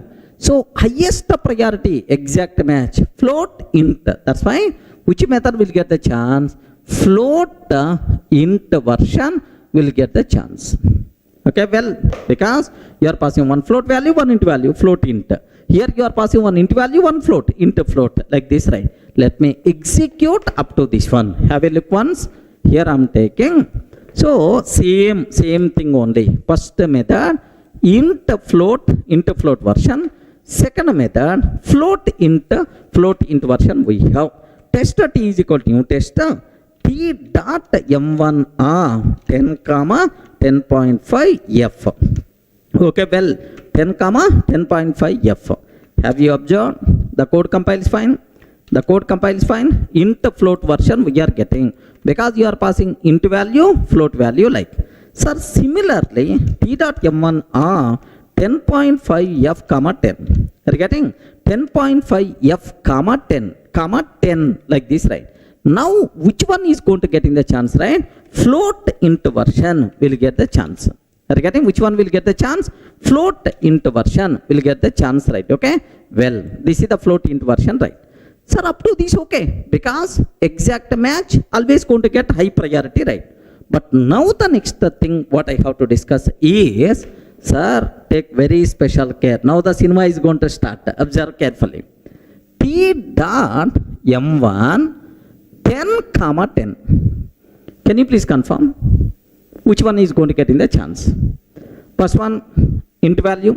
Second one is also int. Array, both are int. You are passing int. Which one will get the chance? First one, matched. Int. Second one is expecting float. Int can be promoted to the float. No problem. So, int float version. Maybe first one matched. Second one, float. Int value will promote to the float. Second one, int, no problem. Second one also matched. If I can ask this question in my offline classes, out of 100, 99% of the people are always going to tell, sir, First one will get the chance, sir. Sir, first one will get the chance because 10, int 10 exact match. Second one will be promoted like this. That's why first one is always going to get in the chance because left to right. You are giving the chance for precedence for left to right. That's why first one is getting the chance right. Then immediately I will ask him. Okay. In India, we are always giving the precedence from left to right. But if you go for Pakistan, in Pakistan, they are always going to give the precedence from right to left. Then, in Pakistan, 10 int matched. Second argument from right to left means int will be promoted to the float. Array means in India, first version will get the chance, but in Pakistan, second version will get the chance. Java language is the country dependent language, platform independent anyway. Is the country dependent language? No right. Okay. Can you please tell who is going to get in the chance? Compiler will give left and right. Array, both methods got matched, man. Which method? I'm not in a position to resolve. Reference to M1 is ambiguous. Are you getting? Reference to M1 is ambiguous. This is the comparative method by default we are going to get. Okay, please make sure you should aware. Now observe that. Observe a bit carefully, sir. Here I am taking T dot M1 of 10, 10. T dot M1 of 10, 10. If I can take like this, observe, immediately comparative method we are going to get int float. Sir, here reference to M1 is ambiguous because both methods got matched, man. So this is, are you getting? Very important case. There is no precedence like left to right to left while resolving method arguments. That's why. So immediately error we are going to get. Now I have one more case, right? Okay, well, let me comment this one. Now T dot M1 10.5F. Sir, both are float. Can you please tell who is going to get in the chance now? First one not matched because first argument is always expecting int, but you are providing float. So float to int conversion not there, int to float is there. So it is a wrong. Second one not matched because in the second method, second argument is what type? Int type, but here you are passing float. In the place of int, you can't pass float value. First method not matched, second method not matched, so no method matched. That's why cannot find the symbol method M1 of float like we are going to get the problem. Okay, like sir, do you know in the previous case 10 both methods matched. That's why compiler getting confusion, ambiguity problem, right? But in the second case, no method matched. That's why cannot find the symbol. There is no such type of method. Okay, like let me execute this code. Now here I'm taking this one. I'm trying to comment T dot M1 of 10.5F, 10.5F. I'm taking 10.5F, 10.5F. Can you please observe? That? Immediately, have you observed? No suitable method found for M1 of float. Sir, int float is not applicable. Float int is also not applicable. That's why no suitable method found like this. Immediately it's going to tell compile time error. Everyone can able to understand? So because no method matched, that's why it is invalid. Here both methods got matched. That's why it is invalid. Sir, very important case for the entire room. Take special care. Sir, the last case related to overloading. A bit important. Take special care, sir. Here I am taking class animal. Are you getting? I am taking class animal. Next I want to take child class of animal. Can you please tell any child class?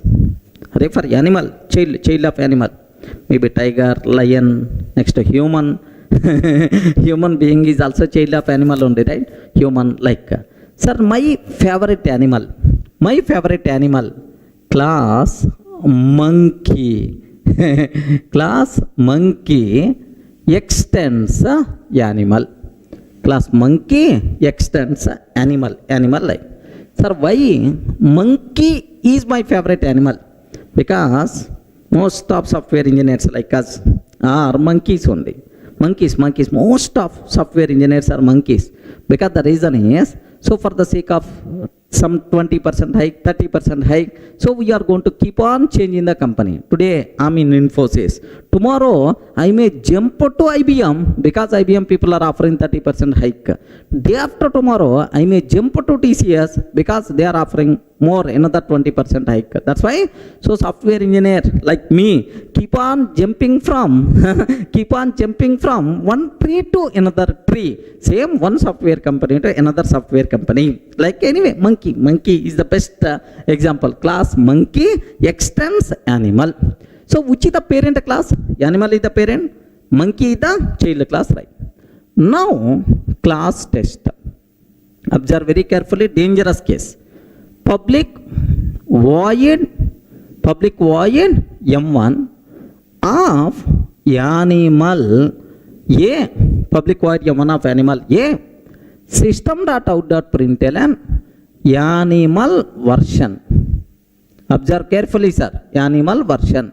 Sir, what is the argument for M1? Animal version. Public void M1, another method, monkey version. Are you getting monkey? M system.out.println monkey version we have. Monkey version like this, right? Of course, sir, animal and monkey, my own classes. Can I use the word these two methods are overloaded or not? Yes, because both methods having the same name but different argument types. Okay, well, now I'm ready to go for main method, sir. Public static void main method string array args. Okay, string array args. Now the point is, tester T is equal to new tester. Because if you want to call either this M1 method or this M1 method, both are instance method, tester class object must be required. Now observe first one. Animal A is equal to new animal. Animal A is equal to new animal. Sir, I'm creating animal object. Reference type animal, runtime object is also animal object only. T dot M1, I'm passing A. This is the first one. Second, can you please observe? Monkey M is equal to new monkey. Monkey M is equal to new monkey. T dot M1 of M. T dot M1 of M like this. Next, the third one.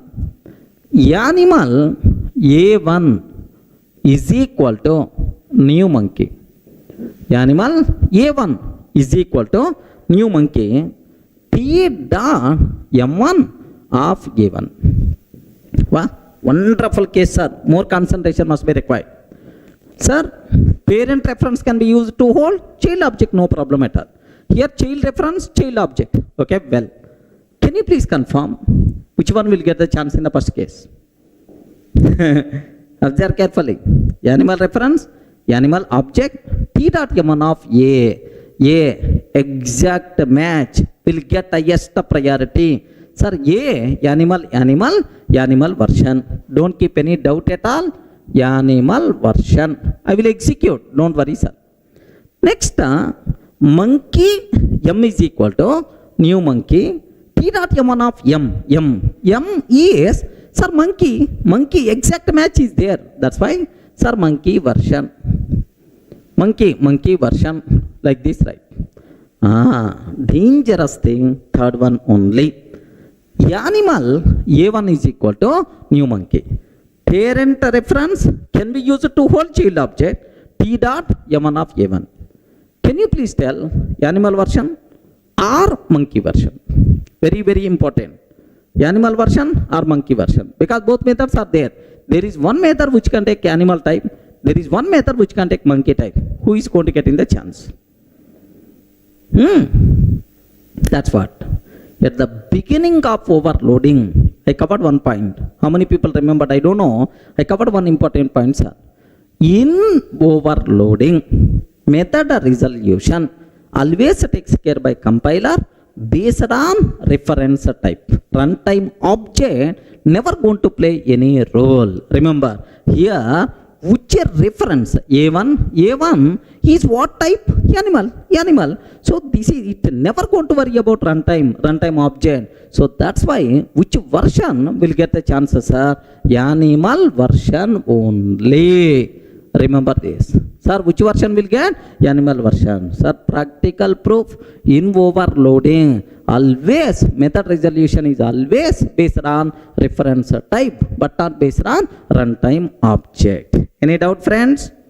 Are you in the position to understand? Let me execute this code. Observe that carefully. Here I am taking, sir, same observe code, class animal, sir. Next class monkey extends animal. Next there is one method. First method animal version, second method monkey version is there. Now I am taking animal A is equal to new monkey. Animal A is animal A is equal to new animal. Like this I am taking, sir. Now T dot M1 of A, sir. T dot M1 of A, sir. Animal reference, animal object. Then obviously animal version is the output we are going to get. The code compiles fine. What are the answers, sir? Animal version. Okay, well. Now, sir, here next case I am taking monkey M is equal to new monkey. Monkey M is equal to new monkey. T dot M1 of M, sir. T dot M1 of M like this I am taking, sir. Now, can you please confirm what is the answer by default you are going to get, sir? Have you observed? Monkey version. Clear for you people, right? Sir, third case, very important, sir. Animal A1 is equal to new monkey. Animal A1 is equal to new monkey. T dot M1 of A1. T dot M1 of A1. Can you please confirm what is the output by default you are going to get, sir? Yes, clear for you people? Yes, animal version. Like this we are going to get.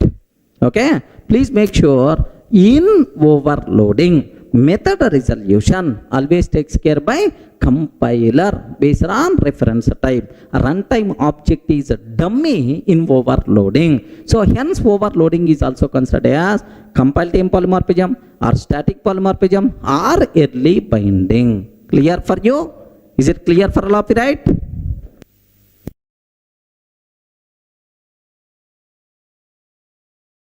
In the last two videos, we covered overloading concept very clearly, right? Sir, now the next concept what I have to discuss, overriding. Regarding what is the next topic, sir? Overriding, the most valuable concept. You people should require to take special care. Here just observe, I have class P. Now listen very carefully, sir. Sir, whatever methods parent has by default available to the child class or not? Can you please tell? Yes, through which property? Inheritance property. Whatever methods parent has by default available to child class, the child class directly can use without rewriting. Okay, like sometimes child class may not satisfied with the parent method implementation. If the child class not satisfied with parent method implementation, then the child is allowed to redefine that method based on its requirement. Regarding such type of concept is called overriding. Sir, let me go for a small example, then you people can feel more comfortable, right? Observe that class P, sir. Do you know every parent want to provide huge property to the kid. So if you can ask your father, at this age also why you are working this much hard, then your father is always going to tell, Arey, for the sake of you only. Okay, you have to be enjoy. That's why I'm working like anything. Like every parent in the world is always going to, sir, do the work to provide huge property to the kid. Assume that. So now class P, public void property. Public void property, like there is one method is there, sir.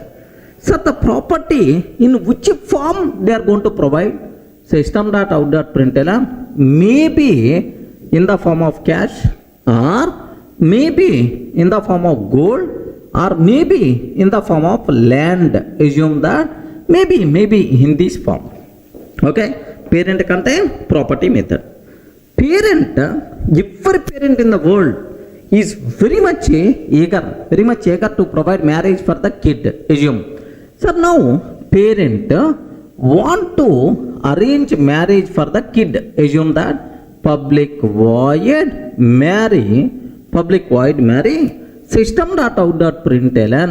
Okay, parent arranged marriage with some appalamma.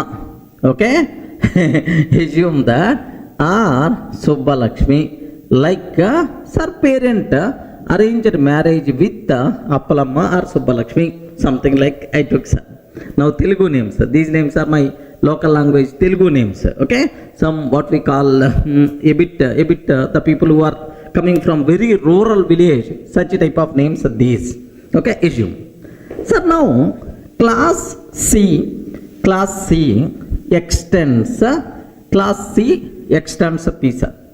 Do you know whatever methods parent has by default available to the child? Property is coming, and after that marriage is also coming, sir. So now this child very much satisfied with property implementation. Sir, I want property as it is. I want property as it is.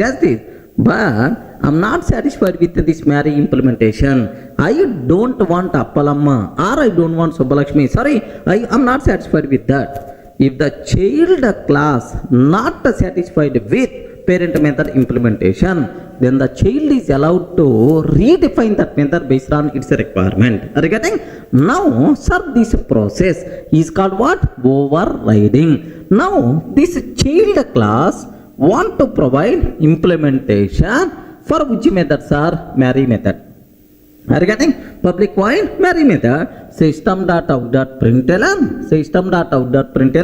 Observe that he is not satisfied with the this. That's why he is defining his own. Child may have some option in their mind. Okay, something like Katrina Kaif or Sunny Leone or something like okay, he can able to take this one.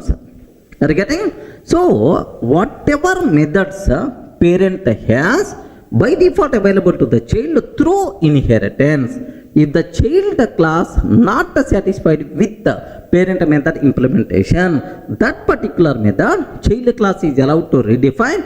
This concept is nothing but overriding. Everyone can able to understand, right? Sir, this concept itself is nothing but overriding concept. Okay, well, sir, it is overriding like this, right? Next, the parent class method which is overridden. Sir, this method is overridden. Regarding the parent class method which is overridden, this method is called overridden method. Regarding this method is called overridden method. Parent class method which is overridden is called overridden method. Child class method which is overriding is called overriding method. Observe a bit very carefully about this terminology, right? Okay, please make sure, observe carefully, right? Okay, sir, now the point here, take a bit very special care about this one.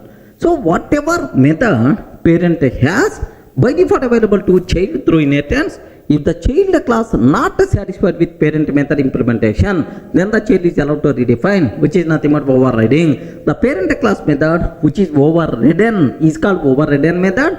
The child class method which is overriding is called overriding method. That's all. This is what is overriding. Are you able to understand? So, if the child not satisfied with the parent method implementation, then the child is allowed to redefine, which is nothing but what? Overriding concept. Okay, now, sir, observe carefully how the method resolution will be there. Very important. Sir, I'm taking class test. I'm taking class test like this, right? Sir, now public static void main method string array args. Public static void main method string array args. Okay. Now here legend this one. Sir, I hope everyone can able to understand what the meaning of overriding, right? Sir, now my target is, sir, parent P is equal to new parent. Can you please tell reference is what type? Parent type. And the new parent P dot marry method I'm taking. What I'm taking, sir? Can you please spell out? P dot marry method I'm taking. Sir, which reference I'm using? Parent reference, parent object, P dot marry. Sir, there is no ambiguity. Always parent method will get the chance. Sir, which method will get the chance? Parent method will get the chance, sir. Parent method, because you never talk about child reference or child object, everything is the parent. Parent method will get the chance. So C is equal to new C. I am creating child class object. C dot marry method I am taking, sir.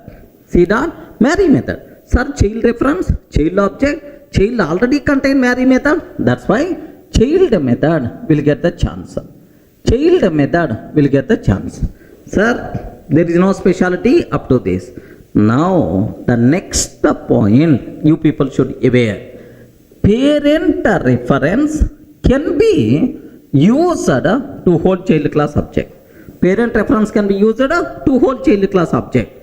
Sir, P1 dot marry method I am calling, sir.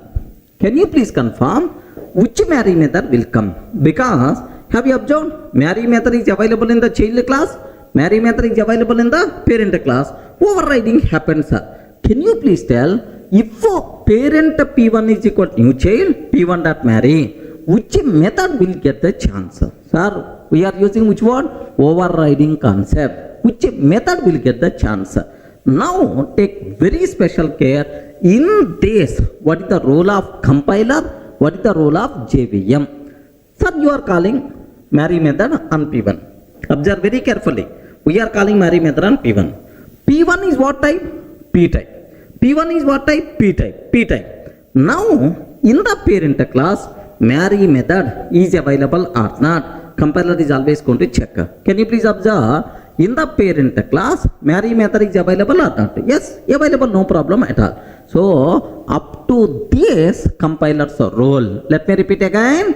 Sir, I am calling marry method on the P1. P1 is what type? Parent type. Now in the parent class, marry method is available or not? If it is available, compiler give the green signal.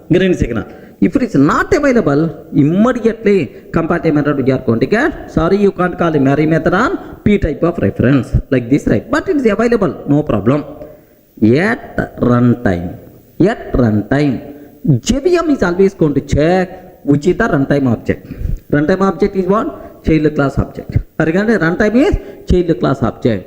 At the runtime, JVM will check in this child class is the marry method is overriding or not. In the child class, if the marry method is overriding at runtime, JVM is always going to give the chance for child class overriding method only. That's why which method will get the chances, sir? Child method will get the chance. Observe very carefully, sir. Child method will get the chance. So means that in overriding method resolution always takes care by JVM. Who is the responsible? Sir? Method resolution is always takes care by JVM based on runtime object. So here which runtime object I am using? Child. That's why child method. Here which runtime object I am using? Child. That's why child method.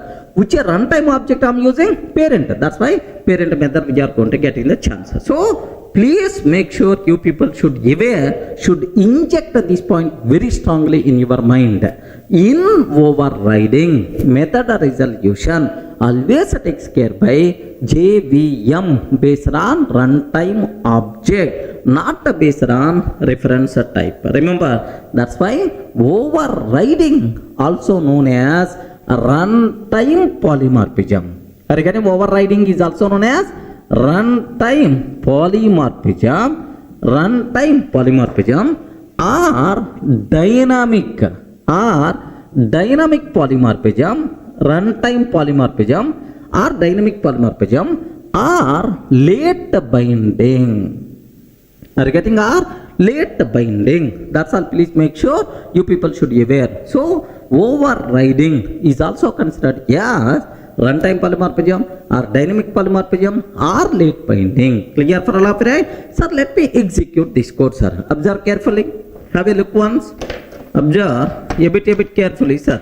Class P, parent class contain, sir, public void property method is there, sir. Gold, land, cash, something like. Public void marry, sir, here marry with the marriage with so what we call Appalamma, Subbalakshmi, something like I'm taking, right?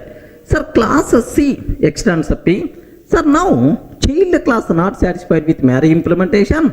That's why child is trying to override this method. So this concept itself is nothing but overriding. Please make sure you people should aware very clearly, right? Okay, overriding. Now inside test class, sir, P is equal to new P, sir. P is equal to new P dot marry. Sir, here runtime object is always parent object. Obviously, parent method will get the chance. Parent method, marry method means Appalakshmi, so Appalamma, Subbalakshmi, something like this. It is there, sir. Okay, here parent method, like I'm making some small change. This method is child method. Like this I'm taking, sir.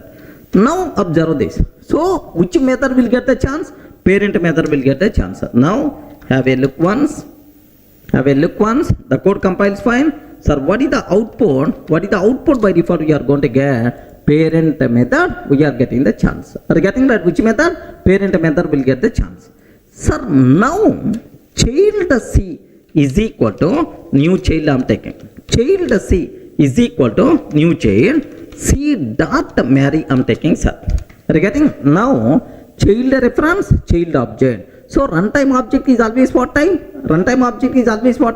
Child object. That's why obviously child class method will get the chance. Remember, now let me execute second output. Can you please observe that? Child method we are getting. Are you getting? Child method Katirna. Like that we are getting, sir. Sir, last one, very dangerous point. Parent P1 is equal to new child. Are you getting? Parent P1 is equal to new child P1 dot marry. Are you getting? Parent P1 is equal to new child P1 dot marry. Sir, this line is the very important. Take special care, sir. Sir, we are calling marry method on P1. P1 is what type? Parent type. Compiler is always going to check in the parent class marry method is there or not. In the parent class, if marry method is not there, compile method, right? But anyway, parent class contain marry method. Happily code compiles fine.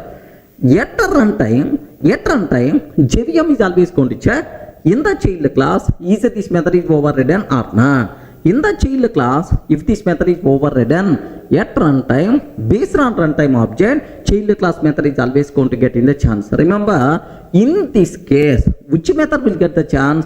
Parent class contain marry, but child class also contain marry. Based on runtime object, child class method is always going to get in the chance, right? Now observe that. Let me execute this code, sir. What is the output? By default, we are going to get. Happily the code compiles fine. What the last answers are? Child method like this, right? Any doubt? Are you in the position to understand, right? In overriding, method resolution is always based on runtime object. Sir, who is the responsible to take care? JVM. Overriding method resolution is always takes care by JVM based on runtime object. Hence, overriding is also known as runtime polymorphism or dynamic polymorphism or late binding. Clear for all of you, right? Any doubt, friends? Sir, in the last videos we covered what is overloading, what are various important rules, what is overriding, basic idea about overriding, next method resolution in overriding, everything we covered, right? Sir, now overriding is not the easy process. Remember this one. There are several rules associated with overriding. But if it's the overloading, very simple process, right? In overloading, we have to check only method names, argument types. Method names must be same, argument types must be different. Remember, that is the rule of overloading. But in overriding, we require to check several things like modifiers, return type, throws keyword, like there are several conditions we have to check in overriding. That's why overriding is not that much easy process. We have to take each and every loophole internally. Clear, right? So now, what rules are there for method of overriding? Okay, first rules. Okay, here I'm taking here just class P. Observe very carefully, sir. Class P. I have public void m1 of int I is there, sir. This is the method what we have. Class P, public void m1 of int I. Sir, now I'm taking class C extends P. Are you getting? Class C extends P. Public void m1 of int I, like this I'm taking. Can you please tell, is it valid overriding or not? Yes, friends, is it valid overriding or not? Yes. Here, first rule what we have to check, what we require to take care. So in overriding, method names must be same. Method names must be same, and argument types must be same. Are you getting? Including order also. Method name must be same, argument types must be same. Are you getting? So that is method name followed by argument type is nothing but what? Method signature. Correct or not? Method signature. So in overriding, method signatures must be same. Method signatures must be matched. So method names and argument types are same means method signatures must be matched. This is the rule number 1. Remember, right? Sir, what is the second rule? The second rule is what about return type? Are you getting? What about return type? Return type. Can you please confirm? Return types must be same or may be different? Yes, friends. Return types must be compulsory same in overriding or can be different? Can you please confirm? Yes, friends. So return types must be same in overriding, but this rule is applicable until 1.4 version. Are you getting? But this rule is applicable until 1.4 version. From 1.5 version onwards, covariant return types also allowed. Are you getting? From 1.5 version onwards, covariant return types also allowed. Then immediately you may ask, sir, what is the meaning of covariant return type? Very simple, sir. Just let me go for a small example, then you people can able to understand very easily, right? Here I have class P, parent class is there. Assume parent class method return type is object, sir. Assume that the return type of parent class is object, public object m1. So it is expecting some return value, return null, acceptable, syntactically valid, because it has to return some object, return null, acceptable, right? Now I want to override this method in the child class. Class C extends P I'm taking. Now I want to override, sir.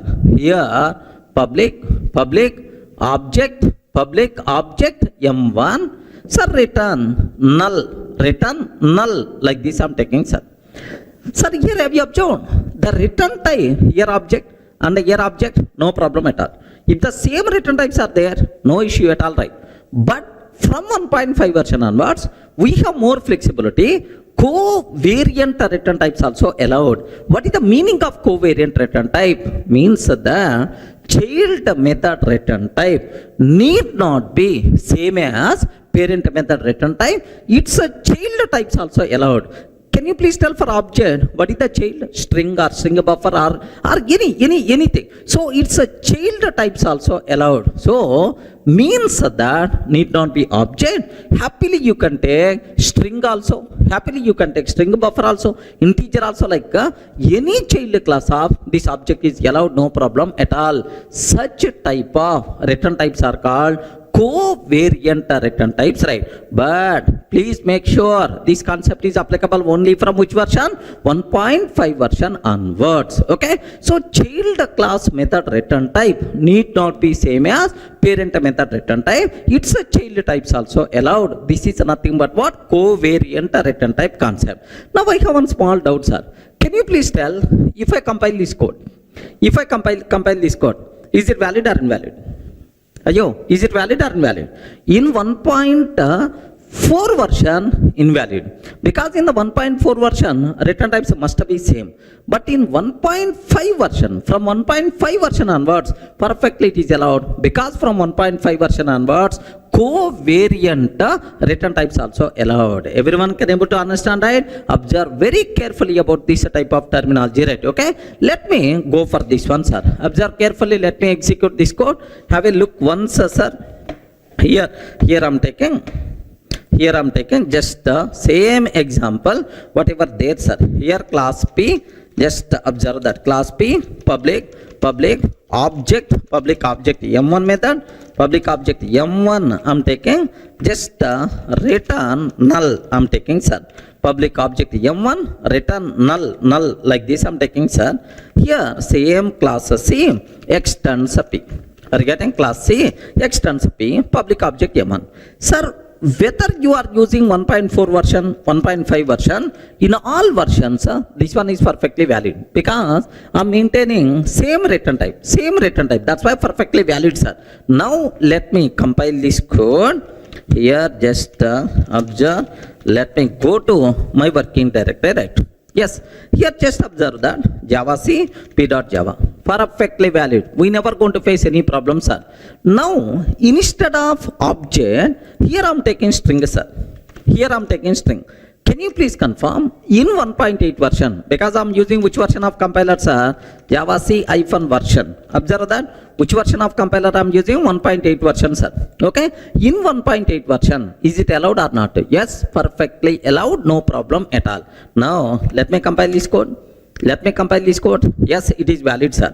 Now I'm asking Java C -source 1.4 p.java. Boss, can you please compile this code? According to 1.4 version, we can compile a Java program according to a particular version by using -source option. Remember this one. So can you please compile this p.java according to 1.4 version? Now I'm asking, in 1.4 version, can you please tell, is it valid or invalid?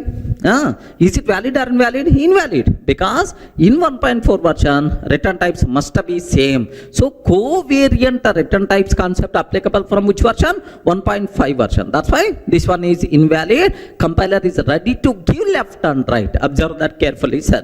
Here have a look once. Sir, here one error. So M1 in C cannot override M1 in P. Return type string is not compatible with the object. Like this it's asking, sir. But the same question I'm asking in the 1.5 version. Can you please compile according to 1.5 version? Yes, perfectly valid. Here just we are getting warnings, man, but not error. But earlier we got error.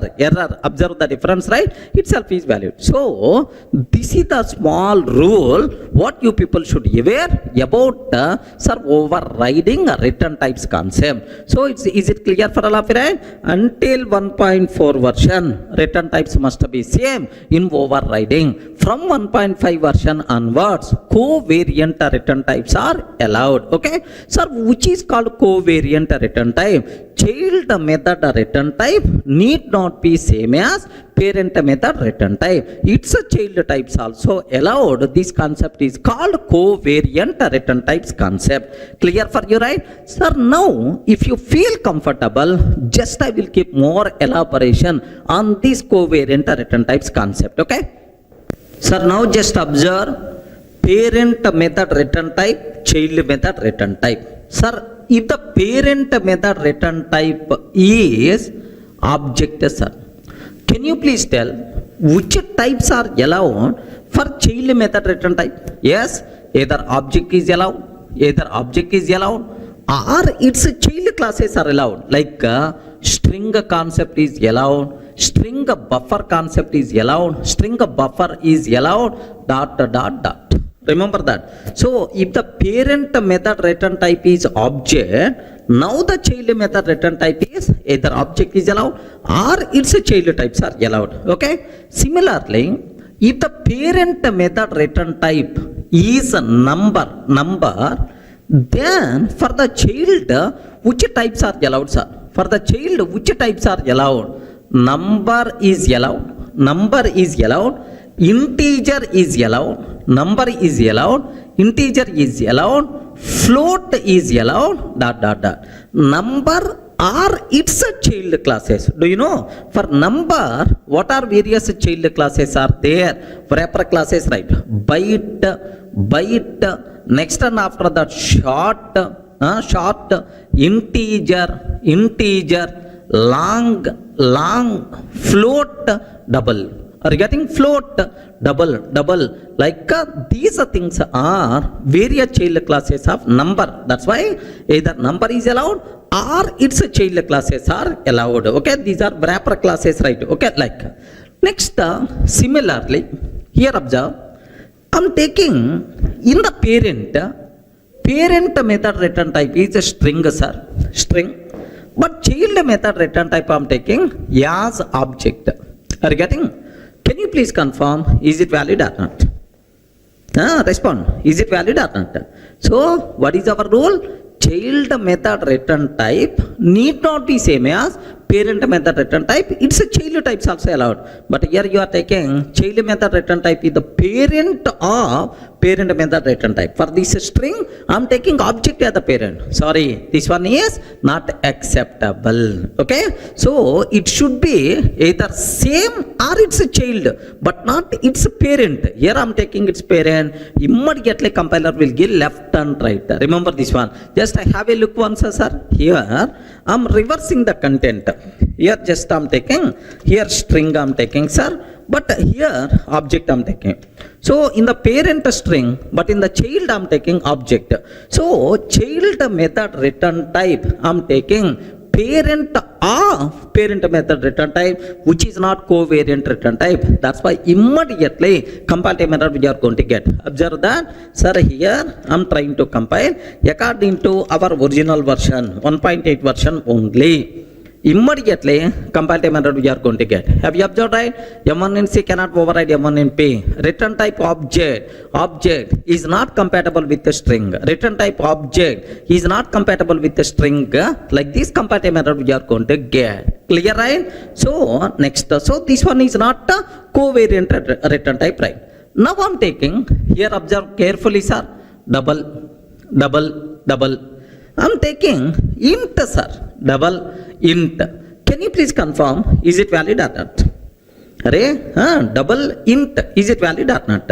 Okay, please make sure. If you are trying to take like this, compiler will give left and right, because covariant return type concept applicable only for object types but not for primitives. Regarding it's applicable only for object types but not for primitives. That's why this one is invalid. Compile method we are going to get. In the case of primitive, whatever return type of the parent, compulsory child method return type must be same if a primitive return type. But in the case of object types, covariant return types are allowed. Is it clear, right? Sir, let me cross check here. Observe that carefully, sir. Here I'm taking double, sir. Double. If I'm taking double, so okay, sir, return some double value. Here I'm taking int, sir, return some int value. Like this, right? Now, have a look once. Have a look once. Immediately you are going to get m1 in C cannot override m1. Return type int is not compatible with the double. So covariant return type concept not applicable for primitives. It is applicable only for object types. Clear for all of you, right? This is the story about return type of overriding. Okay, well. Sir, as a part of overriding rules, in the last video we covered 2 points. So method names must be same, arguments must be same, which is nothing but method signatures must be matched. Next, what about return types? Sir, until 1.4 version return types must be same, but from 1.5 version onwards, covariant return types are allowed. Up to that clear. Sir, now what is the next thing? What about private? What about final? Modifiers are related rules I have to discuss. Sir, here observe a bit carefully, sir. I am taking class P, sir. Class P. Now, sir, private void M1. Are you getting private void M1 like this? I am taking, sir. Sir, it is a private method. Can you please tell, is the private method, is it visible to the child classes? Can you please confirm? Is the private method, is it visible to the child classes? No, not visible, because private means within the class only. Once this private method not visible to the child classes, then where is the question of overriding? Sir, if it is visible and the child is not satisfied with implementation, then the child is allowed to override. But first parent class private method not visible to the child, then where is the chance of overriding? Are you in the position to understand it? That's why overriding concept not applicable for private methods. Sir, for the private methods, because these are not visible to the child, overriding is not applicable for private methods concept, right? Now my question is, sir, I want to take same private method in the child class. Is it valid or not? I'm trying to override. Is it valid or not? Your respond, man. Is it valid or invalid? Remember this one. If I'm trying to override like this, 100% pakka it is valid, but it is not overriding, because it is the private method of parent class, it is the private method of child class. There is no relationship between this method and this method.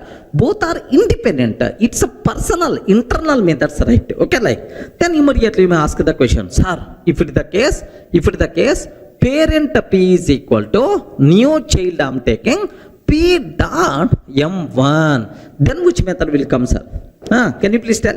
Which method is going to come? Parent P is equal to new child P dot M1. Which method will come? If you are calling like this, compiler will give left and right, because private methods outside of the class, how you can call? Are you getting? Outside of the class, you can't call this private method, immediately comparative method we are going to get. So the rule is very clear. Remember, private methods not visible to the child classes. Hence, overriding concept is not applicable for private methods. But based on our requirement, we can define the same private method in the child class also. It is valid, but it is not overriding. Clear, right? It's clear about private modifier, right? So next, there is one more dangerous modifier is there, related to overriding, final. Are you getting what is that modifier, sir? Final modifier, right? Sir, here I am taking class P. Parent class method I declared as final, public final void M1. Public final void M1. Okay, like, sir, now class C extends P. Class C extends P I am taking. Can you please confirm? Here just I am taking final. Final, sir. Public final void M1 curly brace open and close. Sir, if the parent class method declared as final, bas, it is the final implementation. no one is allowed to override. Are you getting? If the parent class method declared the final overriding concept, not possible for that final method. Okay? By mistake, if I'm trying to perform overriding public void m1, by mistake, if I'm trying to override, immediately compile time error we are going to get. M1 in C cannot override M1 in P because overridden method is final. Remember this one, overridden method is final. That's why it is not possible. So final, is it, can you please tell, overriding concept, is it applicable for final methods or not? Not possible. If you are trying to perform overriding, what will happen? Immediately compile time error by default we are going to get. Clear for all of you, right? Sir, now just observe that, sir. Here, have a look once, sir. Parent class method is the final void m1. I am taking, sir. Class C extends P, sir, public void m1 like this. So parent class method is the final. Parent class method is the final, but child class method is not final, sir. Child class method is not final. Of course, here final method overriding not possible, sir. Observe that. What is the compile time error we are getting? M1 in C cannot override M1 in P. What is the reason for that? Overridden method is final. So if the parent class method declared as final, then overriding concept is not applicable. Sir, suppose if I can take child class method is also final. Child class method is also final. If I can take child class method is also final, can you please tell what will happen? If I take child class method is also final, what will happen? In this case, sir, still compile time error. Once it is the final, yes, whether you are taking final or non-final, immediately compile time error you are going to get, because final methods we can't override. Clear for all of you, right? Let me summarize modifier related things, sir, regarding this overriding, sir. Observe carefully. Sir, if the parent class method is a final, I want to override child class method as either non-final or final. Are you getting? Either non-final or final, immediately compile time error we are going to get, because overriding concept not applicable for final methods, because parent already declared this implementation is the final, no one is allowed to change. That's why, right? Sir, now I have one small doubt. If the parent class method is a non-final, sir, it's not final, sir. It's not final. Now I want to override as final. Is it possible or not? Yes. Non-final to final, perfectly acceptable. But next level child, you can't override. Are you getting? Up to this, okay, well, next level child, you can't override, right? Okay? Non-final to final, acceptable. But final to either non-final or final is not acceptable. Observe carefully, right? Here observe. Sir, public, final, void, public, here non-final. Parent class method is the non-final, but child class method is the final. Observe that non-final to final. Parent class method is the non-final, but child class method is final, sir. Non-final to final, is it acceptable or not? Yes, why not? Observe carefully.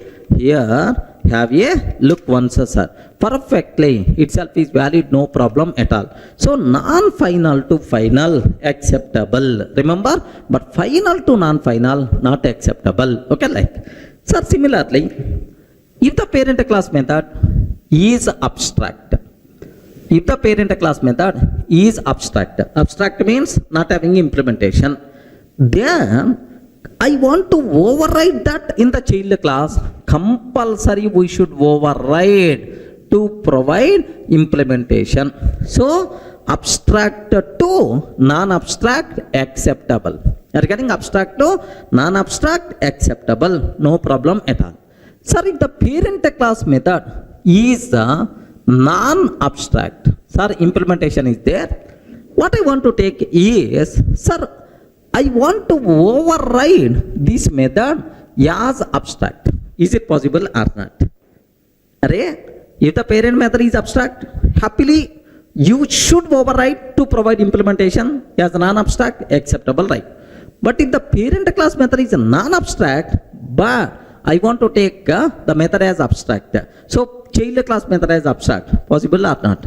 100% pakka possible. Sir, if the child class feels that I don't want parent method implementation, my next level child is the responsible to provide new implementation for this method, then non-abstract to abstract, it is always possible. Now let me show this one. Observe carefully, sir. Sir, parent class method is not abstract.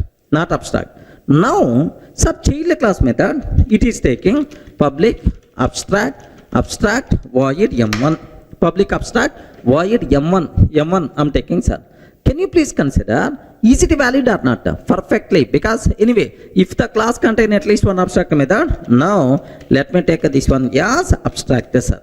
Okay, well, parent class method non-abstract, but child class method is abstract. No problem, because of this abstract, okay, next level child compulsory should provide implementation for this method. So it is hiding this implementation, it is restricting this implementation should not available to the next level child classes. That's why, so non-abstract to abstract overriding is always possible. Observe carefully, sir. Here I'm taking, let me compile. Yes, perfectly valid. Then who is the responsible to provide implementation for this next level child, sir? Class sub C, class sub C extends, class sub C extends C. Now this person is the responsible for public void m1. Again, new implementation, right? Sir, are you getting a new implementation? This person is the responsible to provide. Now observe that perfectly itself is valid, no problem at all. So terminology is very clear. So abstract to non-abstract to abstract. Yes, overriding is always applicable. Okay, like, sir, what about remaining modifiers? Do you know remaining modifiers are synchronized, native, strict FP, but for our OCJA exam, these things are not required, but still just aware if the parent method is synchronized. If the parent method is synchronized to non-synchronized. Synchronized to non-synchronized. Synchronized to non-synchronized. Non-synchronized to synchronized. Sir, have you observed? Synchronized to non-synchronized, non-synchronized to synchronized, perfectly valid. Because synchronized keyword won't keep any restrictions in overriding. Sir, if the parent class method is synchronized, compulsory child class method should be synchronized. No such type of rule. If you want, you can take, otherwise you can ignore, no problem, right? Same rule applicable for native methods also. Native, non-native. Sir, it is no restrictions. Either native to non-native, non-native to native, perfectly acceptable. Similarly, strict FP to non-strict FP, non-strict FP to strict FP, acceptable, right? But anyway, sir, what about these native synchronized strict FP? For our certification, not required. That's why I'm not keeping that much clear explanation. Don't worry about that. The people who are very much interested, just go through the Google. You people can able to understand clearly, right? That's all. Sir, now, if you observe all the rules, among all these things, only one restriction. What is that restriction? Can you please cross check once? Among all these things, just the only one restriction. What is that restriction? What is that restriction? Only one. Final method we can't override. Sir, what about abstract? What about non-final, synchronized, native, strict FP? All the things are perfectly acceptable, no problem at all. Only one restriction, sir, we can't override final method. If you are trying to override final method, immediately comparative method we will get. But still, in our list, one modifier is missing.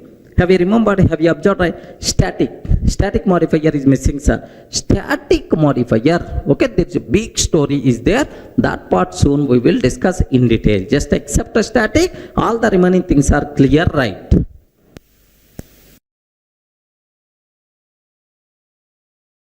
Sir, in the last two videos we covered overriding rules. Have you remembered, right? Method names must be same, argument types must be same, method signatures must be same. Private methods not visible to the child classes, that's why overriding concept not applicable for private methods.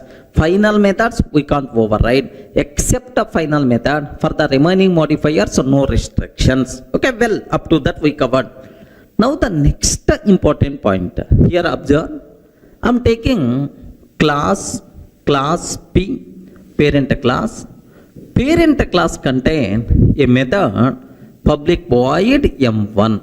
Observe very carefully, sir. Class P, public void m1. Class C extends P. I'm taking, sir. Class C extends P. I'm taking. Now here I'm taking protected void m1. Are you getting? Just I'm taking protected void m1 like this, right? Can you please confirm? Is it valid overriding or not? Ayo, respond. Can you please tell? Is it valid overriding or not? Okay. Remember, if I'm trying to do like this, immediately compile time error you are going to get. What is the reason? What is the reason for that? Related to these access modifiers, do you have any rule for overriding? Very important for the exam sake. That's why you people should be very clearly right. Sir, while overriding, we can't reduce scope of access modifier. Means, sir, public to protected means we are reducing the scope. Sir, while performing overriding, we can't reduce scope of access modifier. But if you want, you can increase the scope, no problem at all. Are you getting? But we can't reduce the scope by mistake. If you are trying to reduce the scope, immediately error we are going to get. Are you getting the point, right? So we can't reduce the scope, but we can increase the scope, no problem at all. Sir, let me show up to this. Is it really compile time error or not? Observe carefully, sir. Have a look once. Sir, parent class method is the public, but child class method I'm taking as protected, sir. Protected void m1. Immediately error by default you will get. Observe that m1 in C cannot override m1 in P. Attempting to assign weaker access privileges was public. Attempting to assign weaker access privileges was a public. This is the compile time error we are going to get, sir. So because we are reducing scope of access modifier, that's why, sir. Have you remembered somewhere in our fundamentals we covered which is having more access? Public is having. Sir, public is having. Which is having least access? Private is lesser than, default is lesser than, protected is lesser than public. Somewhere we cover these points, sir. So more access is the public, next access is the protected, next one is the default, next one is the private. Are you getting? So public to protected means we are reducing scope of access modifier. That's why itself is invalid. Compile time error you are going to get, sir. Suppose I'm taking, it is also protected. It is also protected. Is it valid or not? Yes. We are not reducing the scope. Same scope I'm maintaining. That's why perfectly itself is valid. Are you getting? Suppose if it is protected and if I can take public, is it valid or not? Boss, protected to public means we are increasing the scope, acceptable. Rule is we can't reduce the scope, but we can increase the scope, no issue at all. Now have a look, observe carefully, sir. Here the parent class method is also protected, like this I'm taking, sir. Protected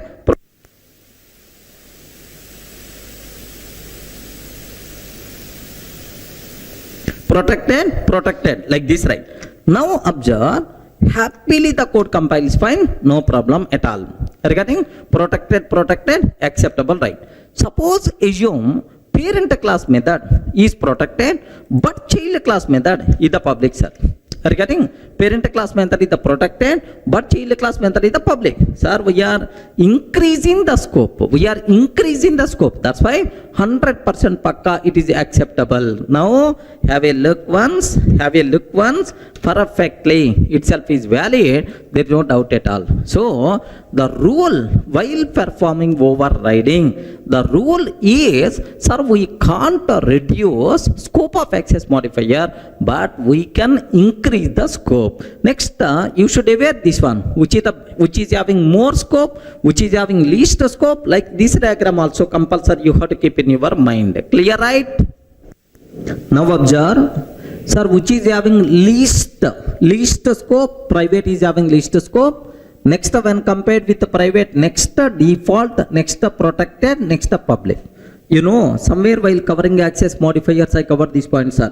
Which is having highest scope, public, which is having least scope is the private modifier, right? Okay, well. Now the point here is, if the parent class method is public, what about child method? What about child method? Can you please tell? What is the child method? Sir, while overriding, we can't reduce scope of access modifier. If you want, you can increase the scope. Decreasing is not allowed. So, if the parent is the public, compulsory child class method should be public. If the parent is the public, compulsory child method should be public. If the parent is protected, can you please tell? Either protected or more access. More access means what? Public. So child class method can be protected or public. Regarding child class method can be protected or public. Okay, like similarly, if the parent class method is the default, can you please tell what about child class method? Either default is allowed, or protected is allowed, or public is allowed. Regarding public is allowed, right? Next, if the parent class method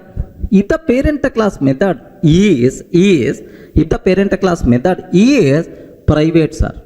Private, what about child class modifiers?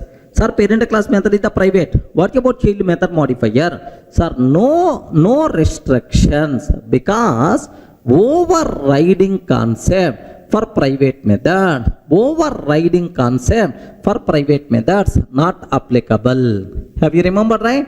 For private method not applicable. Remember this one. We covered already in the last video clearly about these points, sir. Okay? Anyway, now observe, if the parent class method is the public, compulsory child class method should be public. If the parent class method is the protected, child class method should be either protected or public. If the parent class method is the default, child method can be either default or protected or public. No restrictions, right? Sir, private anyway not going to participate in overriding. We are not required to have any rules. So only one rule you have to aware about these modifiers. While overriding, we can't reduce the scope of access modifier, but we can increase the scope, no problem at all. Clear, right?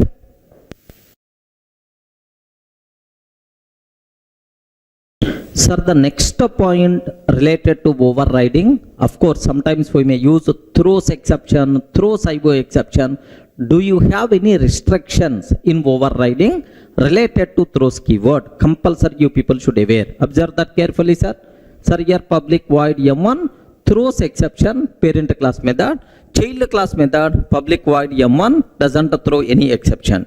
Sir, here also parent method doesn't throw any exception, but child class method throws exception. Like, sir, we have almost around 8 cases I wrote on the board. Okay, I will explain all these things, but to understand this related to throws keyword, first you people should have some basic idea about checked exception and unchecked exception. Please make sure, sir, if you aware checked and unchecked exception, then you can aware clearly, right? Sir, let me put some basic idea about checked exception and unchecked exception, right? Very simple, sir. Do you know, in exception handling, I will explain in detail, don't worry. But here my target is, sir, which are checked exceptions, which are unchecked exceptions? Just aware that knowledge is enough to answer this type of questions for the exam. Sir, do you know, you have which class acts as root for Java exception hierarchy? Have you remembered, right? Throwable. Yesterday we covered, in the last videos we covered already throwable. Throwable acts as root for Java, all Java exceptions and errors, right? Now, throwable contain two child classes, exception and error. Two child classes, exception and error. Sir, under exception, there are several child classes are there. Runtime exception, IO exception, runtime exception, IO exception. Next, interrupted exception, IE, very important, sir. Throws interrupted exception in multi-threading, very common exception. Next, servlet exception, several things are there.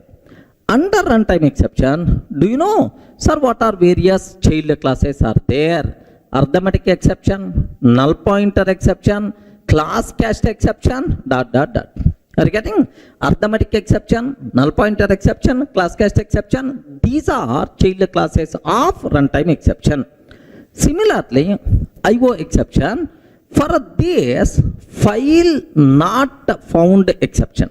Are you getting? File not found exception. EOF exception, exception, Okay. Sir, interrupted exception, servlet exception, there are several things are there. Even under error also, VM error. Are you getting? What is the VM errors are? Virtual machine error. Under that, okay, out of memory error. Are you getting? Out of memory error like this. Stack overflow error. Out of memory error. Stack overflow error like a ... Several things are there. Sir, please make sure in this which are checked exceptions, which are unchecked exceptions. Compulsory you people should have clarity, right? The point here is, do you know what is this one? What is this? Runtime exception, arithmetic exception, null pointer exception, class cast exception. These are child classes of runtime. Next, what is this one? Error. Under error, virtual machine error, like there are several things. Among these, which are checked exceptions, which are unchecked exceptions, there is a clear division is there. What is that division is? Sir, a runtime exception and its child classes. Observe very carefully, sir. Runtime exception and its child classes. Error and its child classes. Are you getting? Error and its child classes. So, are unchecked. Unchecked, sir. These are unchecked. Like, let me repeat again. Runtime exception and its child classes. Error and its child classes are unchecked. Compiler never going to check whether you are handling or not. Except these, all the remaining things by default considered as checked exceptions, right? Are you getting? Except this part, the total remaining thing is by default considered as checked exceptions, right? Sir, can you please observe? Sir, IO exception, checked exception, checked exception, file not found exception, checked, interrupted exception, checked exception, servlet exception, checked exception, right? So the important point, this is the thumb rule you should aware.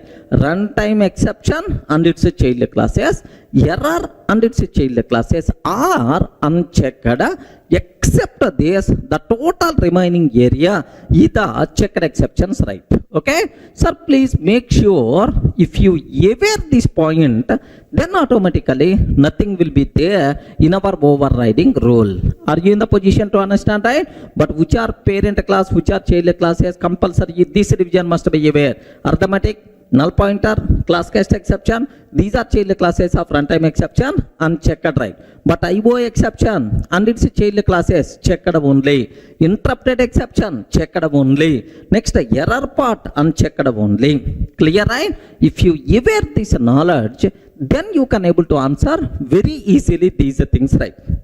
Sir, observe. What is the rule in overriding? What rule is there, sir? Very simple rule, sir.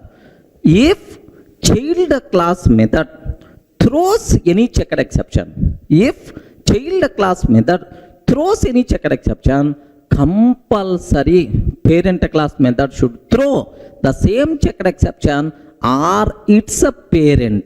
Let me repeat again. Okay, if a child class method throws any checked exception, compulsory parent class method should throw the same checked exception or its a parent. Otherwise, compiler will give left and right. Are you getting that? Okay, so just I'm repeating again. If child class method throws any checked exception, compulsory parent class method should throw the same checked exception or its a parent. Otherwise, compile time error, right? Sir, what about unchecked exception? For unchecked exception, no rule. The rule is applicable only for checked exceptions only. Unchecked exceptions you can use anywhere, any number of times, no problem at all. Clear, right? Now, if you evaluate this, now observe that first point, first one. If a child class method throws any checked exception, can you please tell, in this case, child method doesn't throw any checked exception, then we are not required to worry, perfectly itself is valid. Are you getting valid? Because child doesn't throw any checked exception. Second case, child class throws exception. Child method throws exception. Sir, if child class method throws any checked exception, compulsory parent method should throw the same checked exception or its parent. But here parent method does not throw. That's why this one is invalid. Compile time error by default you are going to get, sir. Please make sure you people should aware. Now have a look once. Let me show at least once. Here, observe carefully about this one. I am taking a simple example, sir. A simple example. Here public void M1. Public void M1. Sir, M1 parent throws exception, sir. But child doesn't throw any checked exception. If the child doesn't throw any checked exception, no restrictions, happily the code is going to compile. Happily the code is going to compile fine. Java C p.java. Observe that the code what I say about this one is p.java. Regarding this is the p.java, right? That's why Java C p.java. Happily the code is going to compile, no problem at all. Suppose if the child class method throws checked exception, but the parent class method doesn't throw that checked exception, have you observed, right? Immediately error we are going to get. M1 in C cannot override M1 in P. Overridden method does not throw exception like this, right? So if a child class method throws any checked exception, compulsory parent class method should throw the same checked exception or its parent. Sir, suppose I want to make this one as a valid. One option, better to throw parent class method also throws either same or its parent. Either same. I'm taking M1 throws exception. Are you getting? Child class method throws some checked exception. Parent class method also throws the same checked exception. No problem. Acceptable. If the parent class method throws its parent, sir. What is the parent? Parent of exception throwable. Still acceptable. Okay, no issue at all. So the rule is, if a child class method throws any checked exception, compulsory parent class method should throw either same checked exception or its a parent. Okay, well, so this one is the invalid, right? Now the third one. Can you please observe? Child class method throws IO exception. Parent class method throws exception. Sir, it is a checked. IO exception is the checked. So IO exception itself is the checked means, sir, parent class method throws its parent only. No problem at all. Acceptable. Okay. Fourth one, sir. Child class method throws exception. If a child class method throws any checked exception, compulsory parent class method should throw either same exception or its parent. Sorry, it is not parent, it is not same. That's why it is invalid. Are you getting? So because parent method always throw either same or higher level, but this is the sub IO exception is the child of exception. That's why it is not, it is invalid. Okay, like. So now public void throws EOF exception, file not found exception. Child class method throws EOF exception, file not found exception. Have you observed? According to our diagram, EOF exception, file not found exception are child class of IO exception. So these two are child of IO only, no problem at all. So each and every checked exception thrown by child class method, compulsory thrown by parent class method or its parent. Sir, parent already IO, yes, more superior only, that's why no problem at all. Next, have you observed, right? Sir, public void M1 throws EOF exception. EOF exception. Sir, parent IO, no problem at all. EOF exception, parent throws IO exception, no problem. But interrupted exception, child class method throws interrupted exception, which is not thrown by parent class method. That's why immediately compile time error we are going to get, sir. This one itself is invalid because interrupted exception, which is the checked exception thrown by only child class but not by the parent class. That's why itself is invalid, right? If you want, let me show this one. Have a look once. Parent class method throws IO exception. Parent class method throws IO exception. But child class method throws EOF exception, comma, interrupted exception, comma, interrupted exception, like this, right? Sir, anyway, IO exception like import java.io dot star must be required. Import java.io dot star. Now observe that the problem here is EOF exception, the corresponding parent already thrown. But interrupted exception, where is the corresponding parent? That's why the problem is coming. Are you getting? Now, let me compile this code. Let me compile. Immediately error, M1 in C cannot override M1 in P. Overridden method does not throw interrupted exception. Suppose, if this interrupted exception thrown by parent, sir, if this interrupted exception is thrown by parent, then perfectly valid, no problem at all. Are you getting? Sir, or for both the common parent is interrupted, sir, exception. If the parent class method throws exception, now also it is valid. Are you getting, right? Sir, observe various possibilities, right? So that's why this one is invalid, it's a very clear. Sir, what about next, the seventh one? Public void M1 throws IO exception. Public void M1 throws IO exception. Public void M1 throws EOF exception, null pointer exception. Sir, observe, EOF exception, it's a parent IO exception, already parent method thrown. But what about null pointer exception? Have you remembered? Null pointer exception is the checked or unchecked? Unchecked. That's why you can take anywhere, no restrictions, right? Valid. Okay. Now, sir, this one. Child class method throws arithmetic exception, null pointer exception. Sir, both are unchecked exception. Child class method doesn't throw any checked exception. That's why perfectly this one is valid. Restrictions are applicable only for checked exception but not for unchecked exception. Child class method throws any number of unchecked exceptions perfectly itself is acceptable, but only restriction applicable for checked exceptions, right? Clear for all of you, right? All these things clearly available in our material. Don't worry, just go through that so that you people can feel more comfortable. If any case, if you are feeling, sir, doubt, just try to execute, automatically you can get much clarity, right? But you should aware, what is the rule? Can you please spell out? What is the rule, sir? If child class method throws any checked exception, compulsory parent class method should throw same checked exception or its parent. That is the rule what you people should aware. But what about unchecked exceptions? No restrictions. Clear, right?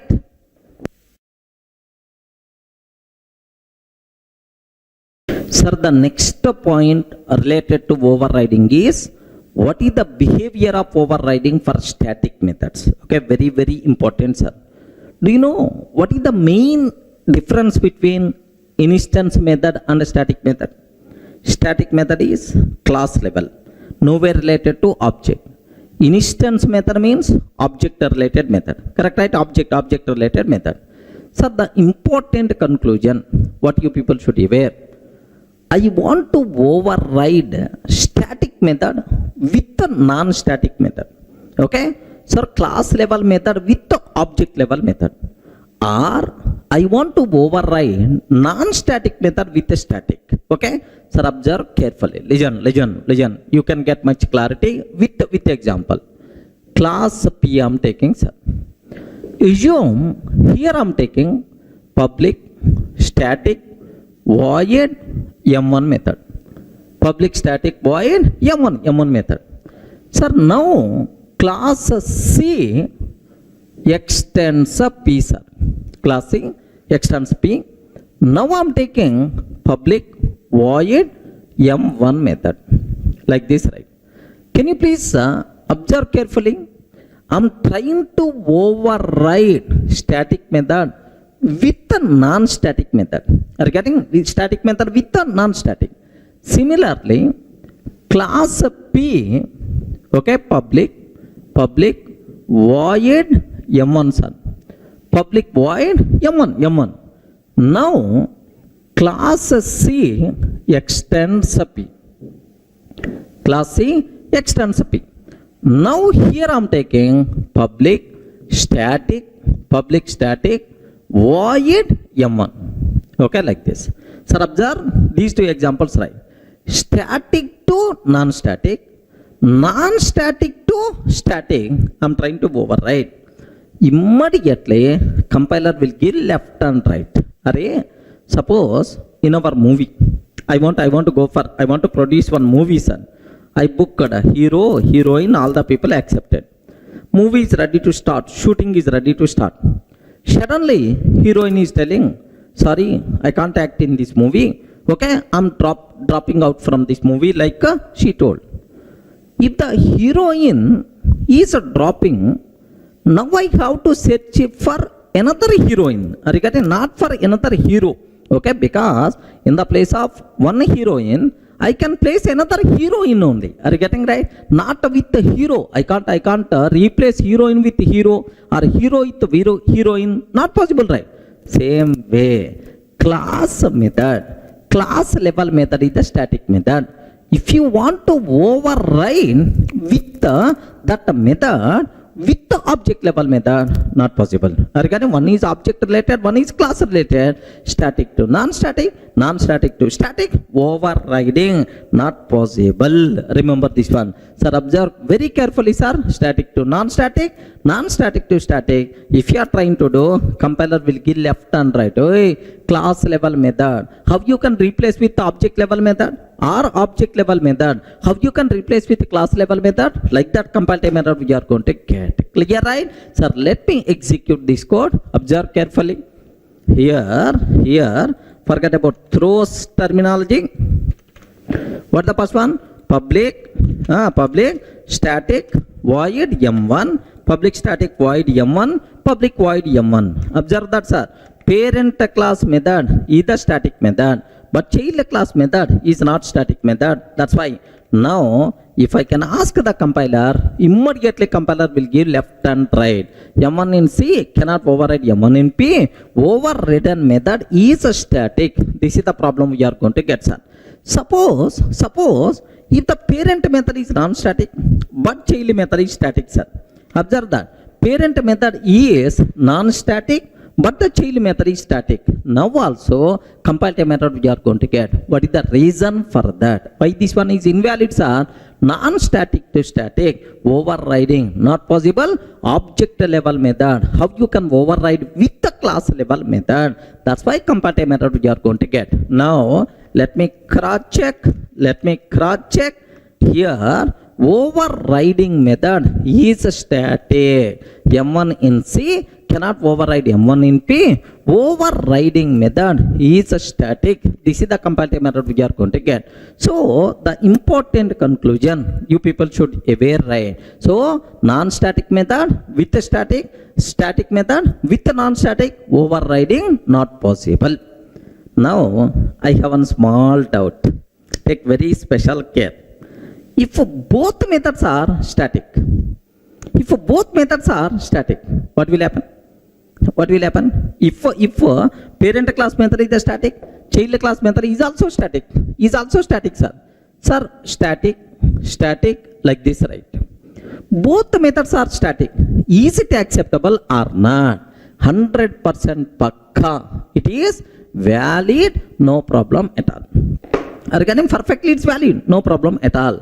So seems to be static method we can override with the static method like this, but it is not overriding. It is a special concept. What is that special concept? Is method hiding concept. Regarding what is this concept, sir? Can I spell out? It is not overriding. It is not overriding, and it is method hiding concept. Regarding, and it is method hiding concept, right? Please make sure you people should aware clearly, right? Sir, what is the advantage we are going to get because of method hiding? What is the advantage we are going to get? Sir, I mean, what is the difference between overriding and method hiding? That part I will take care. Don't worry, sir. First observe, is it valid or not? Have a look once. If both the parent and child class methods are static, sir.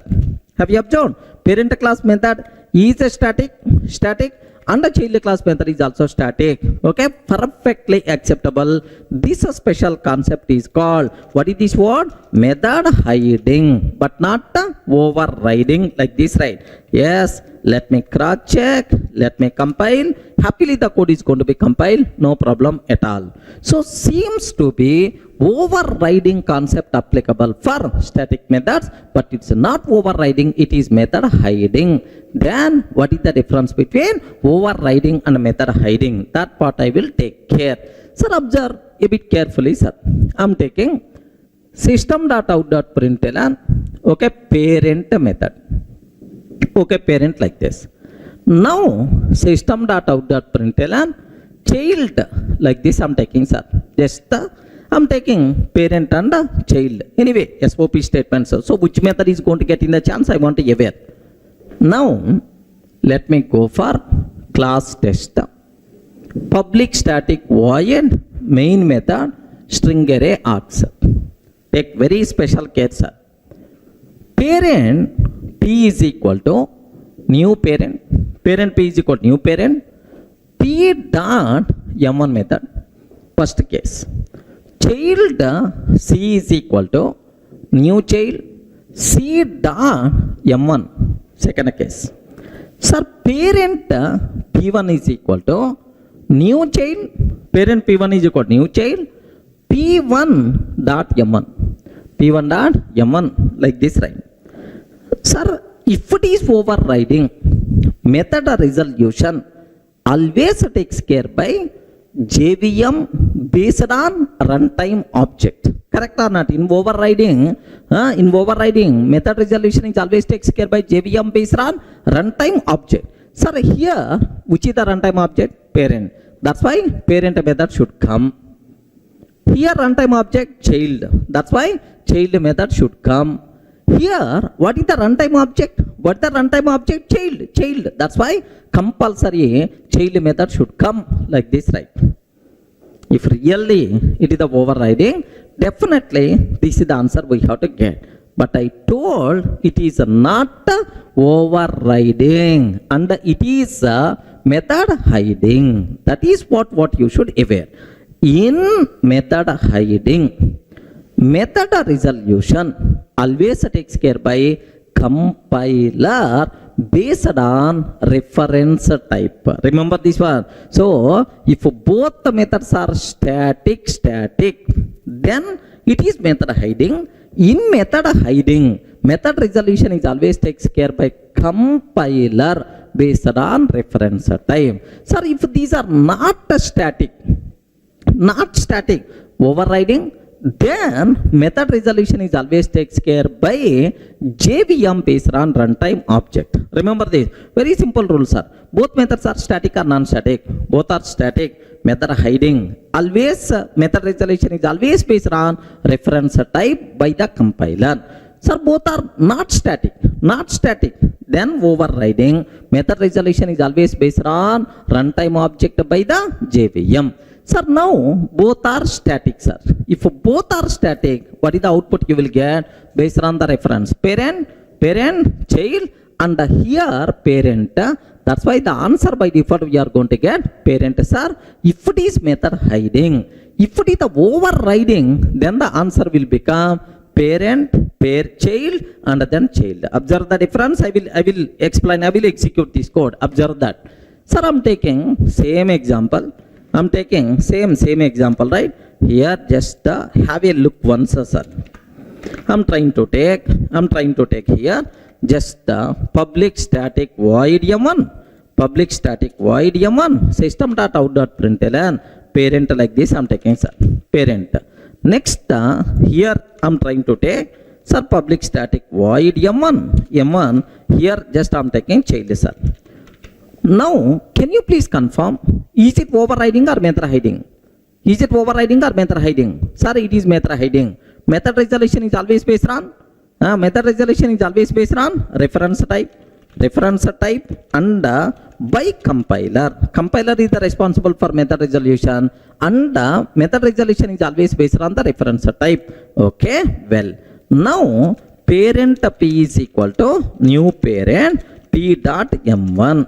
Okay, like this. Next, child c is equal to new child c dot m1. Next, parent p1 is equal to new child p1 dot m1. Okay, observe that, sir. So if it is the method hiding, method resolution is always based on the reference type. Here parent reference we are using, that's why parent method. Regarding that's why parent method we are going to getting the chance.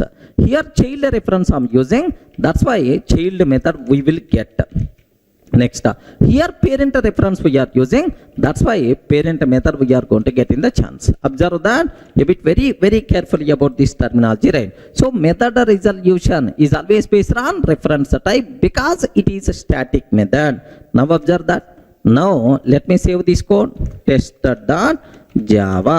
Okay, well, now let me compile this code, java c test.java, perfectly valid. Now Java test. But answers are parent, child, parent. This is the answer, right? Suppose if both are not static. Sir, if both are not static, can you please tell, is it overriding or not? Overriding method resolution is always based on reference type. Sorry, method resolution is always based on runtime object. Sir, now here what is the output, sir? Here parent object we are using, that's why parent method. Child object we are using, child method. Child object we are using, child method. So parent, child, like this we are going to get in the output. But in the answer we are going to get, sir, here the code compiles fine. The answer by default we are going to get parent followed by child. This is the answer we are going to get, sir. Clear, right? So if both the parent and child class methods are static, then it will become method hiding. If both are not static, then it will become overriding. Take special care, overriding with respect to static methods. Clear for all of you, right? Sir, now let me summarize all differences between overriding and method hiding. Sir, with examples we covered already. Sir, now let me summarize that. Sir, first method hiding, second one overriding. Sir, very simple. In method hiding, both the parent and child class methods should be static. If both are static, such type of thing is called method hiding. So if it is the overriding, both parent and child class methods should be instance methods. Correct, right? Now observe. Sir, both the parent class and child class methods should be static if it is the method hiding. Next, both the parent class and child class methods should be non-static if it is overriding. Okay, well. Next, in method hiding, method resolution is always takes care by.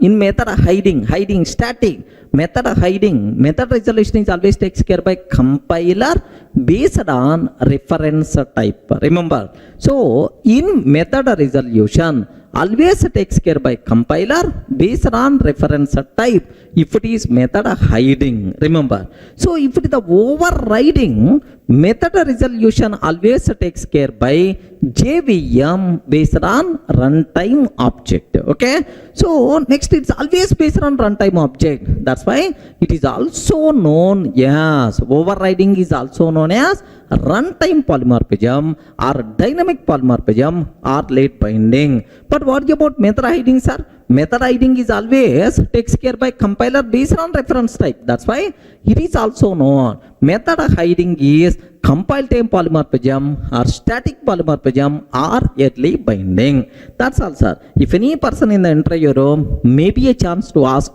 what is the difference between method hiding and overriding, immediately you have to give left and right. Clear for all of you, right? That's all. This is what you should aware.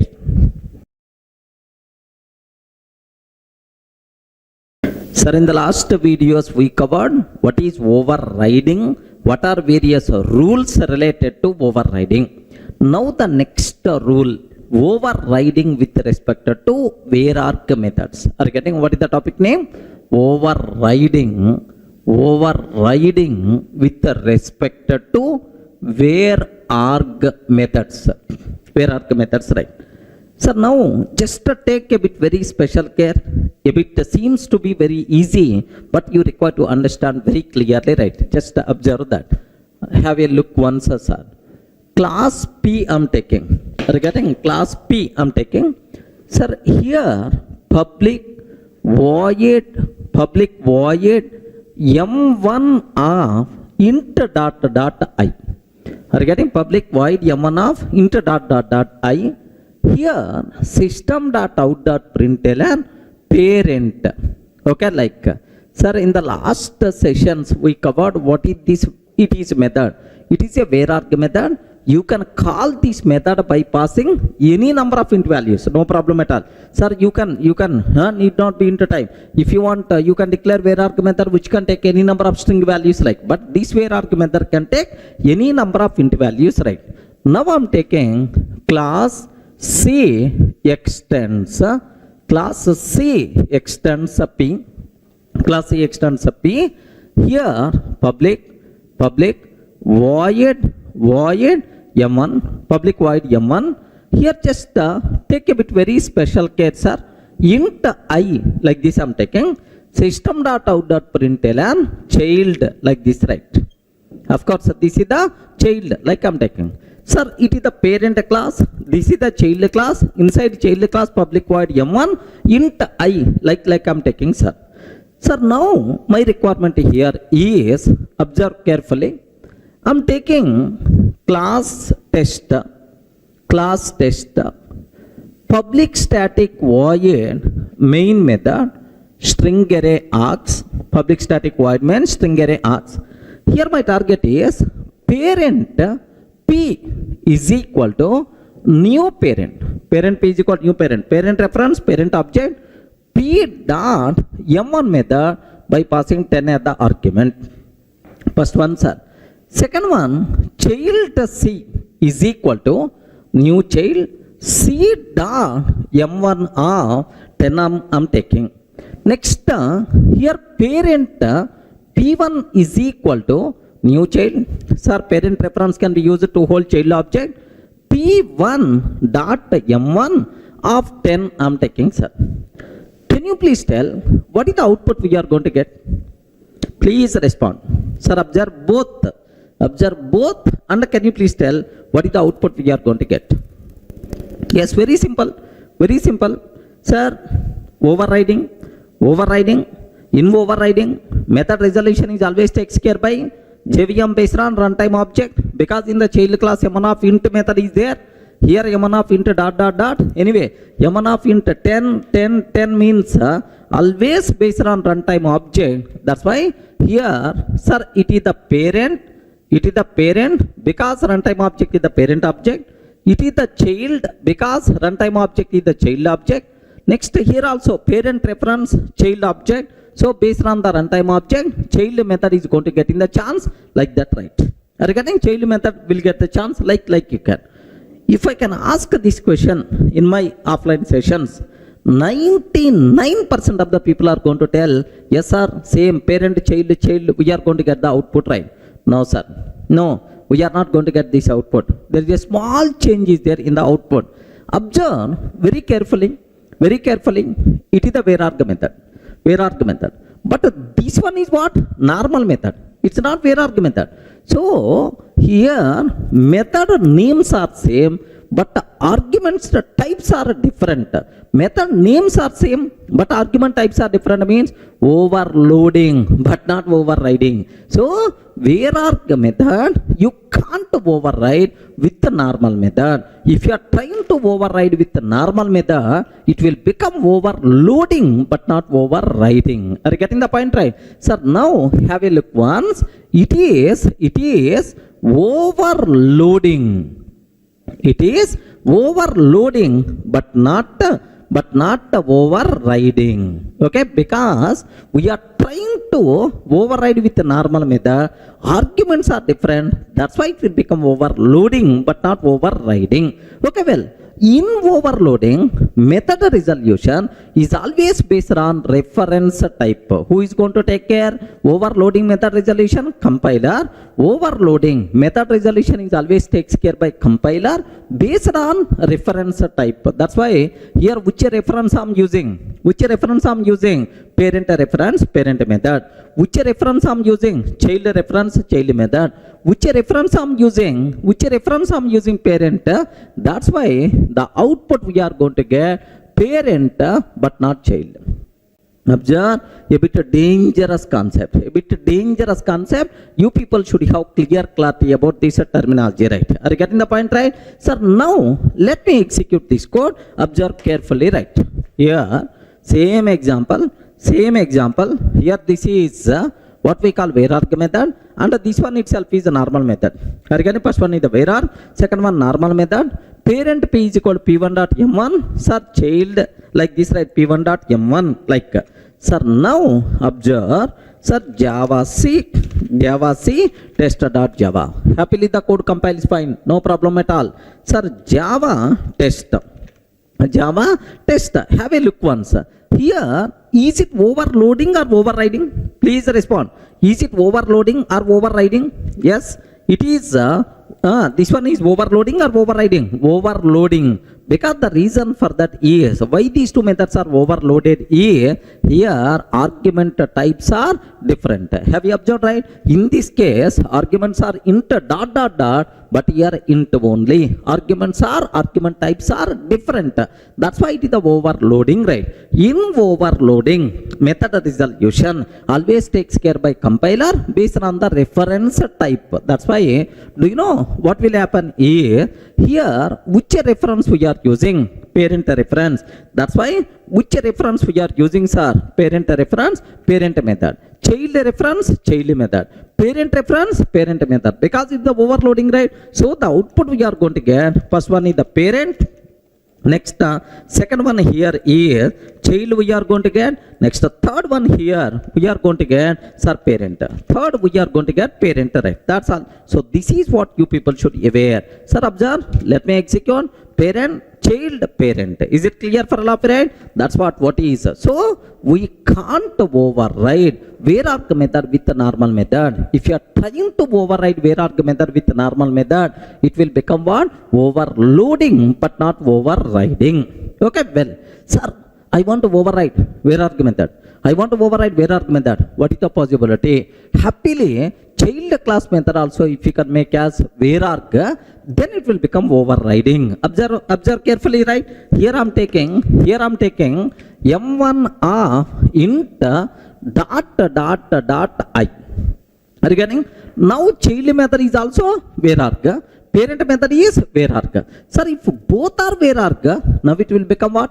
Overriding concept. In overriding, method resolution is always takes care by JVM based on runtime object. So here which object we are using? Parent object. Here which object we are using? Child object. Here which object we are using? Child. That's why the output by default we are going to get child method we are going to get in the chance. Okay, let me cross check whether it is a valid or not. Observe carefully, right? Here, have a look once. have a look once. Here child method also I'm taking child method also. I'm trying to take here m1 of int dot dot dot. Sir, now is it overriding or overloading? Please respond. Is it overriding or overloading? This one is overriding. This one itself is overriding. Okay. Now have a look once, sir. Observe that. Happily the code compiles fine. What is the answer we are going to get, sir? Parent followed by child, child. Parent followed by child, child. Like this, the output we are going to get. Because it is always based on runtime object. So, this is the rule you people should be aware with respect to Var-arg methods. Clear, right? Let me repeat. Sir, we can't override Var-arg method with normal method. If you are trying to override Var-arg method with normal method, it will become overloading. Var-arg method, you should override with Var-arg method only. Clear?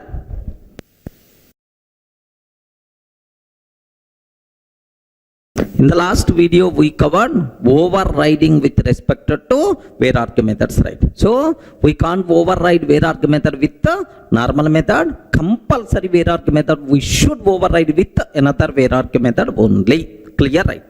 So now overriding with respect to variables concept. I want to do overriding with respect to variables. Take very special care, very important, sir.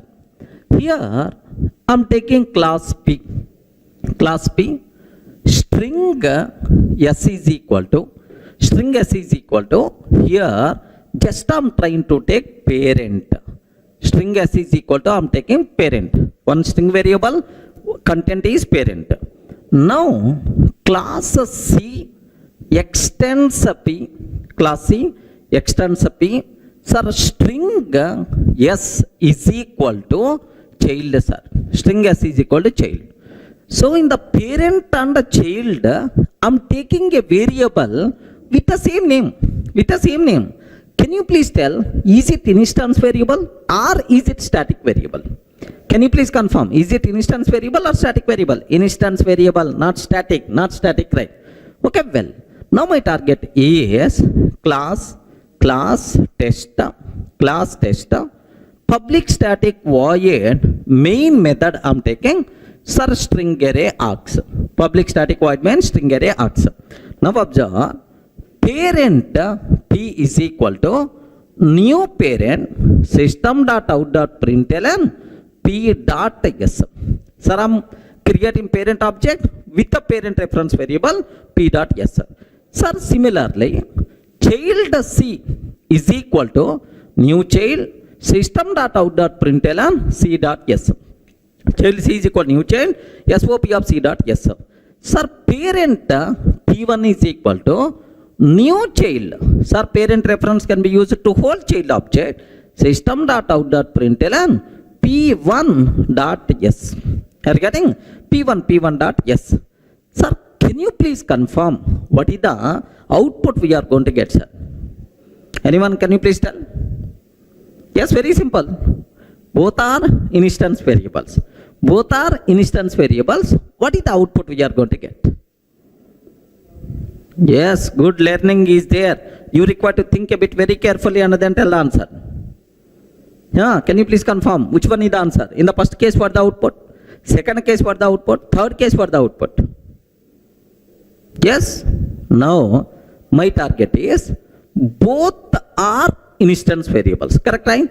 So, if both are instance variables, okay, both are instance variable.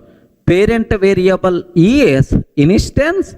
Sir, child variable is also instance, right? Both are instance variables. What is the output? Now, parent variable is sir, static, but child variable is non-static. What is the output? Observe carefully. Parent variable is static variable, but child variable is non-static variable. What is the output? Parent variable non-static, but child variable is a static variable. What is the output? Next, parent variable and the child variable both are static. What is the output, sir? Yes, friends. Can you please confirm what is the output by default we are going to get in these cases? Sir, 3 SOPs are there, here, here and here. What outputs we are going to get? Remember that. Remember that. Okay? The very important point you people should aware. Very important point you people should aware. Sir, if I can ask this question in my offline sessions, out of 100, 90% of the people are always telling wrong answer only. I don't know the reason. Wrong. They are always telling wrong answer, of course, especially this case, right? So even in your mind also, whatever answer you have, it is the wrong by default. Think a bit very carefully and then, so listen carefully, right? What the point is, what is our heading? Can you please tell? Overriding with respect to variables. Overriding with respect to variables. First clarity, what I want to provide, overriding concept applicable only for methods but not for variables. Are you getting? Overriding concept applicable only for methods but not for variables. Okay, well, then how the variable resolution will be there? Variable resolution is always takes care by compiler. Variable resolution is always takes care by compiler based on reference type. Are you getting? Variable resolution is always takes care by compiler based on reference type. Remember. Next, the rule is the same whether the variable is instance variable or static variable. So no change in the rule. Rule is always the same, sir. Variable resolution is always takes care by compiler based on reference type but not based on runtime object. Clear, right? Now have a look once. Here, even this variable is the static or non-static, output is always the same, sir. Do you know this type of concept is called variable hiding or shadowing. Are you getting? This type of concept is called variable hiding or shadowing.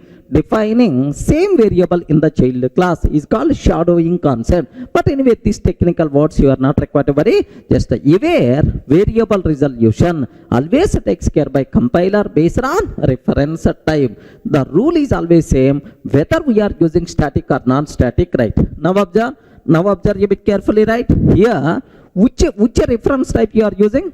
Parent reference. Then obviously, what is the output you are going to get? Parent is the output. Are you getting? Sir, here which reference we are using? Child reference. That's why the output is child we are going to get, sir. Sir, here which reference we are using? Parent reference. That's why the output we are going to get is parent, sir. Are you getting? Sir, whether the variables are static, non-static, I am not required to worry, sir. Whether it is static or non-static, the rule is always same. Variable resolution always based on reference type only, but not based on runtime object. That's why. So whether the variables are both are instance variable or both are static variable, one is static, one is non-static. Like output is always parent, child, parent only. Parent, child, parent only. Sir, in all cases, same output by default we are going to get, sir. Okay? Let me show this example, right? Observe carefully. Here observe that. This is the string. This is the string S is equal to parent. Okay, in the parent class. This is the string S is equal to child in the child class. Now, parent object, child object, next up parent P1 is equal to new child, like this, right? So that's all. Now let me execute. Sir, the code compiles fine. What is the answer we are going to get? Parent, child, parent. Parent, child, parent. Based on reference only. Now I'm taking static. Parent variable is static, but the child variable is non-static. No problem. Whether static, non-static, static or both are static, the rule is always same. That's why. So in this case, what is the output, sir? Now have a look once, sir. Now the same output by default we will get parent, child, parent. Okay. Now I'm taking, sir, parent is non-static, but child is a static, sir. Parent is non-static, but the child is a static. Is a static.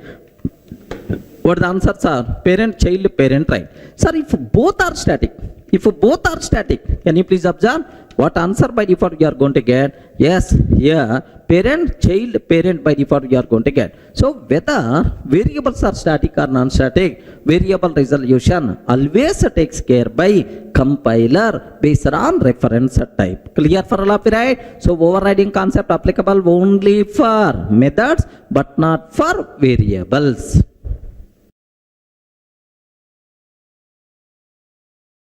Sir, almost we did postmortem on overloading and overriding. Sir, let me summarize the differences, comparison between overloading and overriding, right? Have a look once. Sir, comparison between overloading and overriding. Sir, with respect to which property we have to compare? Overloading and overriding. Observe carefully, sir. The first property, method names. Sir, in overloading, method names must be, can you please tell? In overloading, method names must be same. Must be same. In overriding also, method names must be same. Remember that. Must be same. Whether it is overloading or overriding, method names must be same. Second point, argument types. Are you getting argument types? Do you know in overloading, argument types must be different, sir? Have you remembered? Method names must be same, but argument types must be different. At least the order like. Sir, what about overriding? In overriding, argument types must be same. Are you getting? Here must be same including order. Must be same including order. So it should be compulsory, sir. Must be same. So do you know method names and argument types is also known as method signature? Are you getting? In overloading, method signature must be different because of different argument types, but in overriding must be same like this, right? Sir, next private final static methods. Are you getting? Private final static method. Private methods can be overloaded. Static methods can be overloaded. Final methods can be overloaded. Are you getting? No restrictions in overloading. Sir, can be overloaded. No problem at all. Private methods can be overloaded. Final methods can be overloaded. Static methods can be overloaded. Somewhere in our while discussing main method, overloading concept applicable for main method, somewhere we discussed right about this one. That's why overloading wise no restrictions. But what about overriding? Private methods not visible to the child classes. That's why overriding is not applicable. Final methods, overriding is not applicable. Static method, if both the parent and child class methods are static, that is called method hiding but not overriding. That's why, sir, for private method, final method, static methods, overriding, such type of concept not applicable. That's why cannot be overridden. Are you getting? Cannot be overridden. Remember. Next, return types, right? Return type. So do you know in overloading, return type, no restrictions. You can take same return type, different return type, no problem at all. No restrictions. But in the case of overriding, must be same. Return types must be same until 1.4 version. But from 1.5 version onwards, covariant return types also allowed. Are you getting? Covariant return types also allowed. From 1.5 version onwards, covariant return types also allowed, right? Okay, well. Next, throws keyword. Are you getting? Sir, if the parent method throws something, child method throws something like we covered in detail in the last videos, right? Sir, throws class. What is the meaning of throws in overloading? No restrictions. Okay, no restriction. Sir, what about overriding? Yes. Okay, if a child class method throws any checked exception, compulsory parent class method should throw the same checked exception or its a parent. Okay, if child class method throws any checked exception, compulsory parent class method should throw the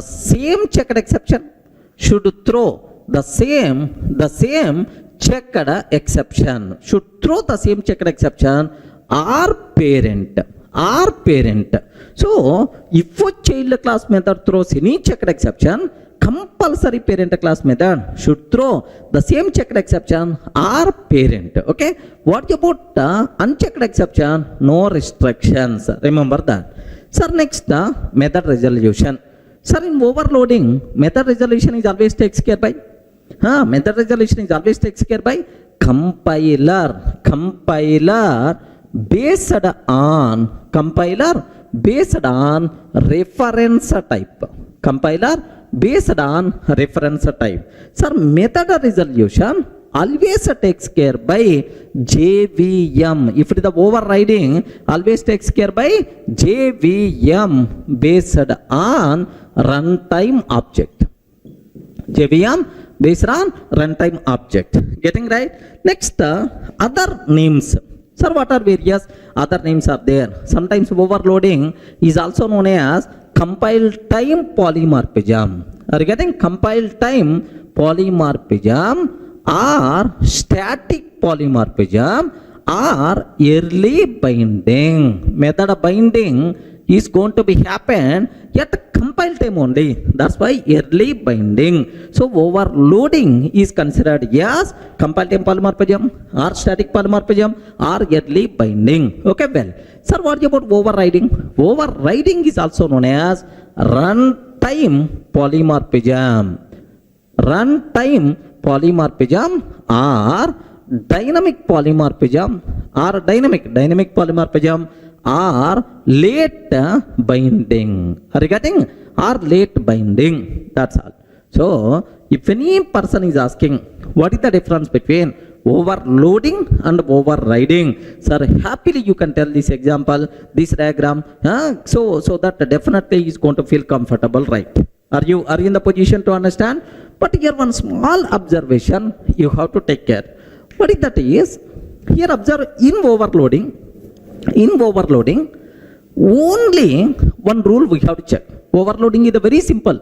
Overloading, we are not required to check multiple rules. Only one rule. Method names must be same. Argument types must be different. In overloading, method names must be same. Argument types must be different. Except that all the remaining things are not required to worry. But in overriding, everything we have to check. Method names must be same. Next, argument types must be same. Next, return types must be same. Covariant return type, throws keyword, access modifier, like there are several restrictions are available. Remember, but in overloading, no such type of restrictions. Everyone can able to understand, right? That's all, friends.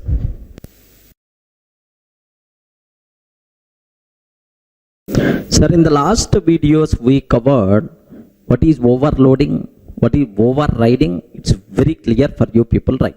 Sir, let me summarize all these things under single roof. Okay, is something like polymorphism. Sir, first, can you please tell what is polymorphism? Can you spell out, sir? Polymorphism. Do you know, from our childhood onwards, we already aware this one.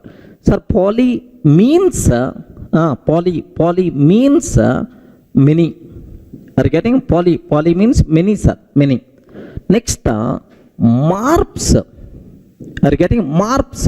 Morphs means forms. Morphs means forms. Poly means many. Morphs means forms, right? Okay. So polymorphism is nothing but many forms. One name, but multiple forms. One name, but multiple forms is the concept of polymorphism. Poly means many man, morphs means forms, many forms is called polymorphism. Somewhere you may see Polytechnic College. Regarding Polytechnic College, so there multiple technologies are available. Next, polyclinic. Okay, like there multiple expert doctors are available. Polyclinic, polygon. Next, polytechnic is by default considered as polymorphism, right? Sir, can you please can you please understand this? Let me explain a small layman example. Sir, do you know best example for polymorphism is yourself only. Yourself only is the best example, sir. Assume okay, sir, this diagram is yours, of course, including my also. Okay, this is assume that, sir, this is yours. Now, do you know yourself? He is the best example for polymorphism. How, sir? Like best example, sir, if you are there within the house in front of your parents, if you are there at home in front of your parents, do you know your words are always very innocent words are going to come. So that a college, that a school, or that a temple, this type of terminology is going to come within the house. Are you getting? Always class or college or book. Next, a template, temple, something like this type of terminology will come, sir, if you are there within the house. But if you are there outside of house with your friends, sir, then automatically the terminology by default will be changed. Array, yesterday's brand is not good. Today we require to change the brand. Are you getting that? Array, a new brand cigarette came. We have to get that. Array, that movie compulsory release day only I have to see. Have you observed, right? Here cigar. Okay, cigar. Next, the movie. Next, the brand. This type of terminology is going to come. Sir, the same person coming out of his native place, outside of native place. Do you know something like he came from his native place to Hyderabad. Once this person is coming to Hyderabad, complete color by default will be changed, man. They are flying, automatically wings are going to come. Okay, complete different color this person is going to show. Observe the terminology. Here, how many persons are there? Only one person. In your house, one type of behavior. Outside of house, another type of behavior. Next, outside of your native place, another type of behavior. Okay, like this. This type of thing is by default considered as polymorphism. Are you able to understand, right? What is the meaning of polymorphism? One person but multiple forms. One name but multiple forms is the concept of polymorphism. Okay, well, sir, let me go for programmatic way so that you can get much clarity, right? Sir, observe, I have ABS method is there. This ABS method we can use for int argument. ABS method we can use for long argument. ABS method we can use for float argument, like this, right? Sir, same method name, but different argument types. No problem at all. Same name, but different argument types is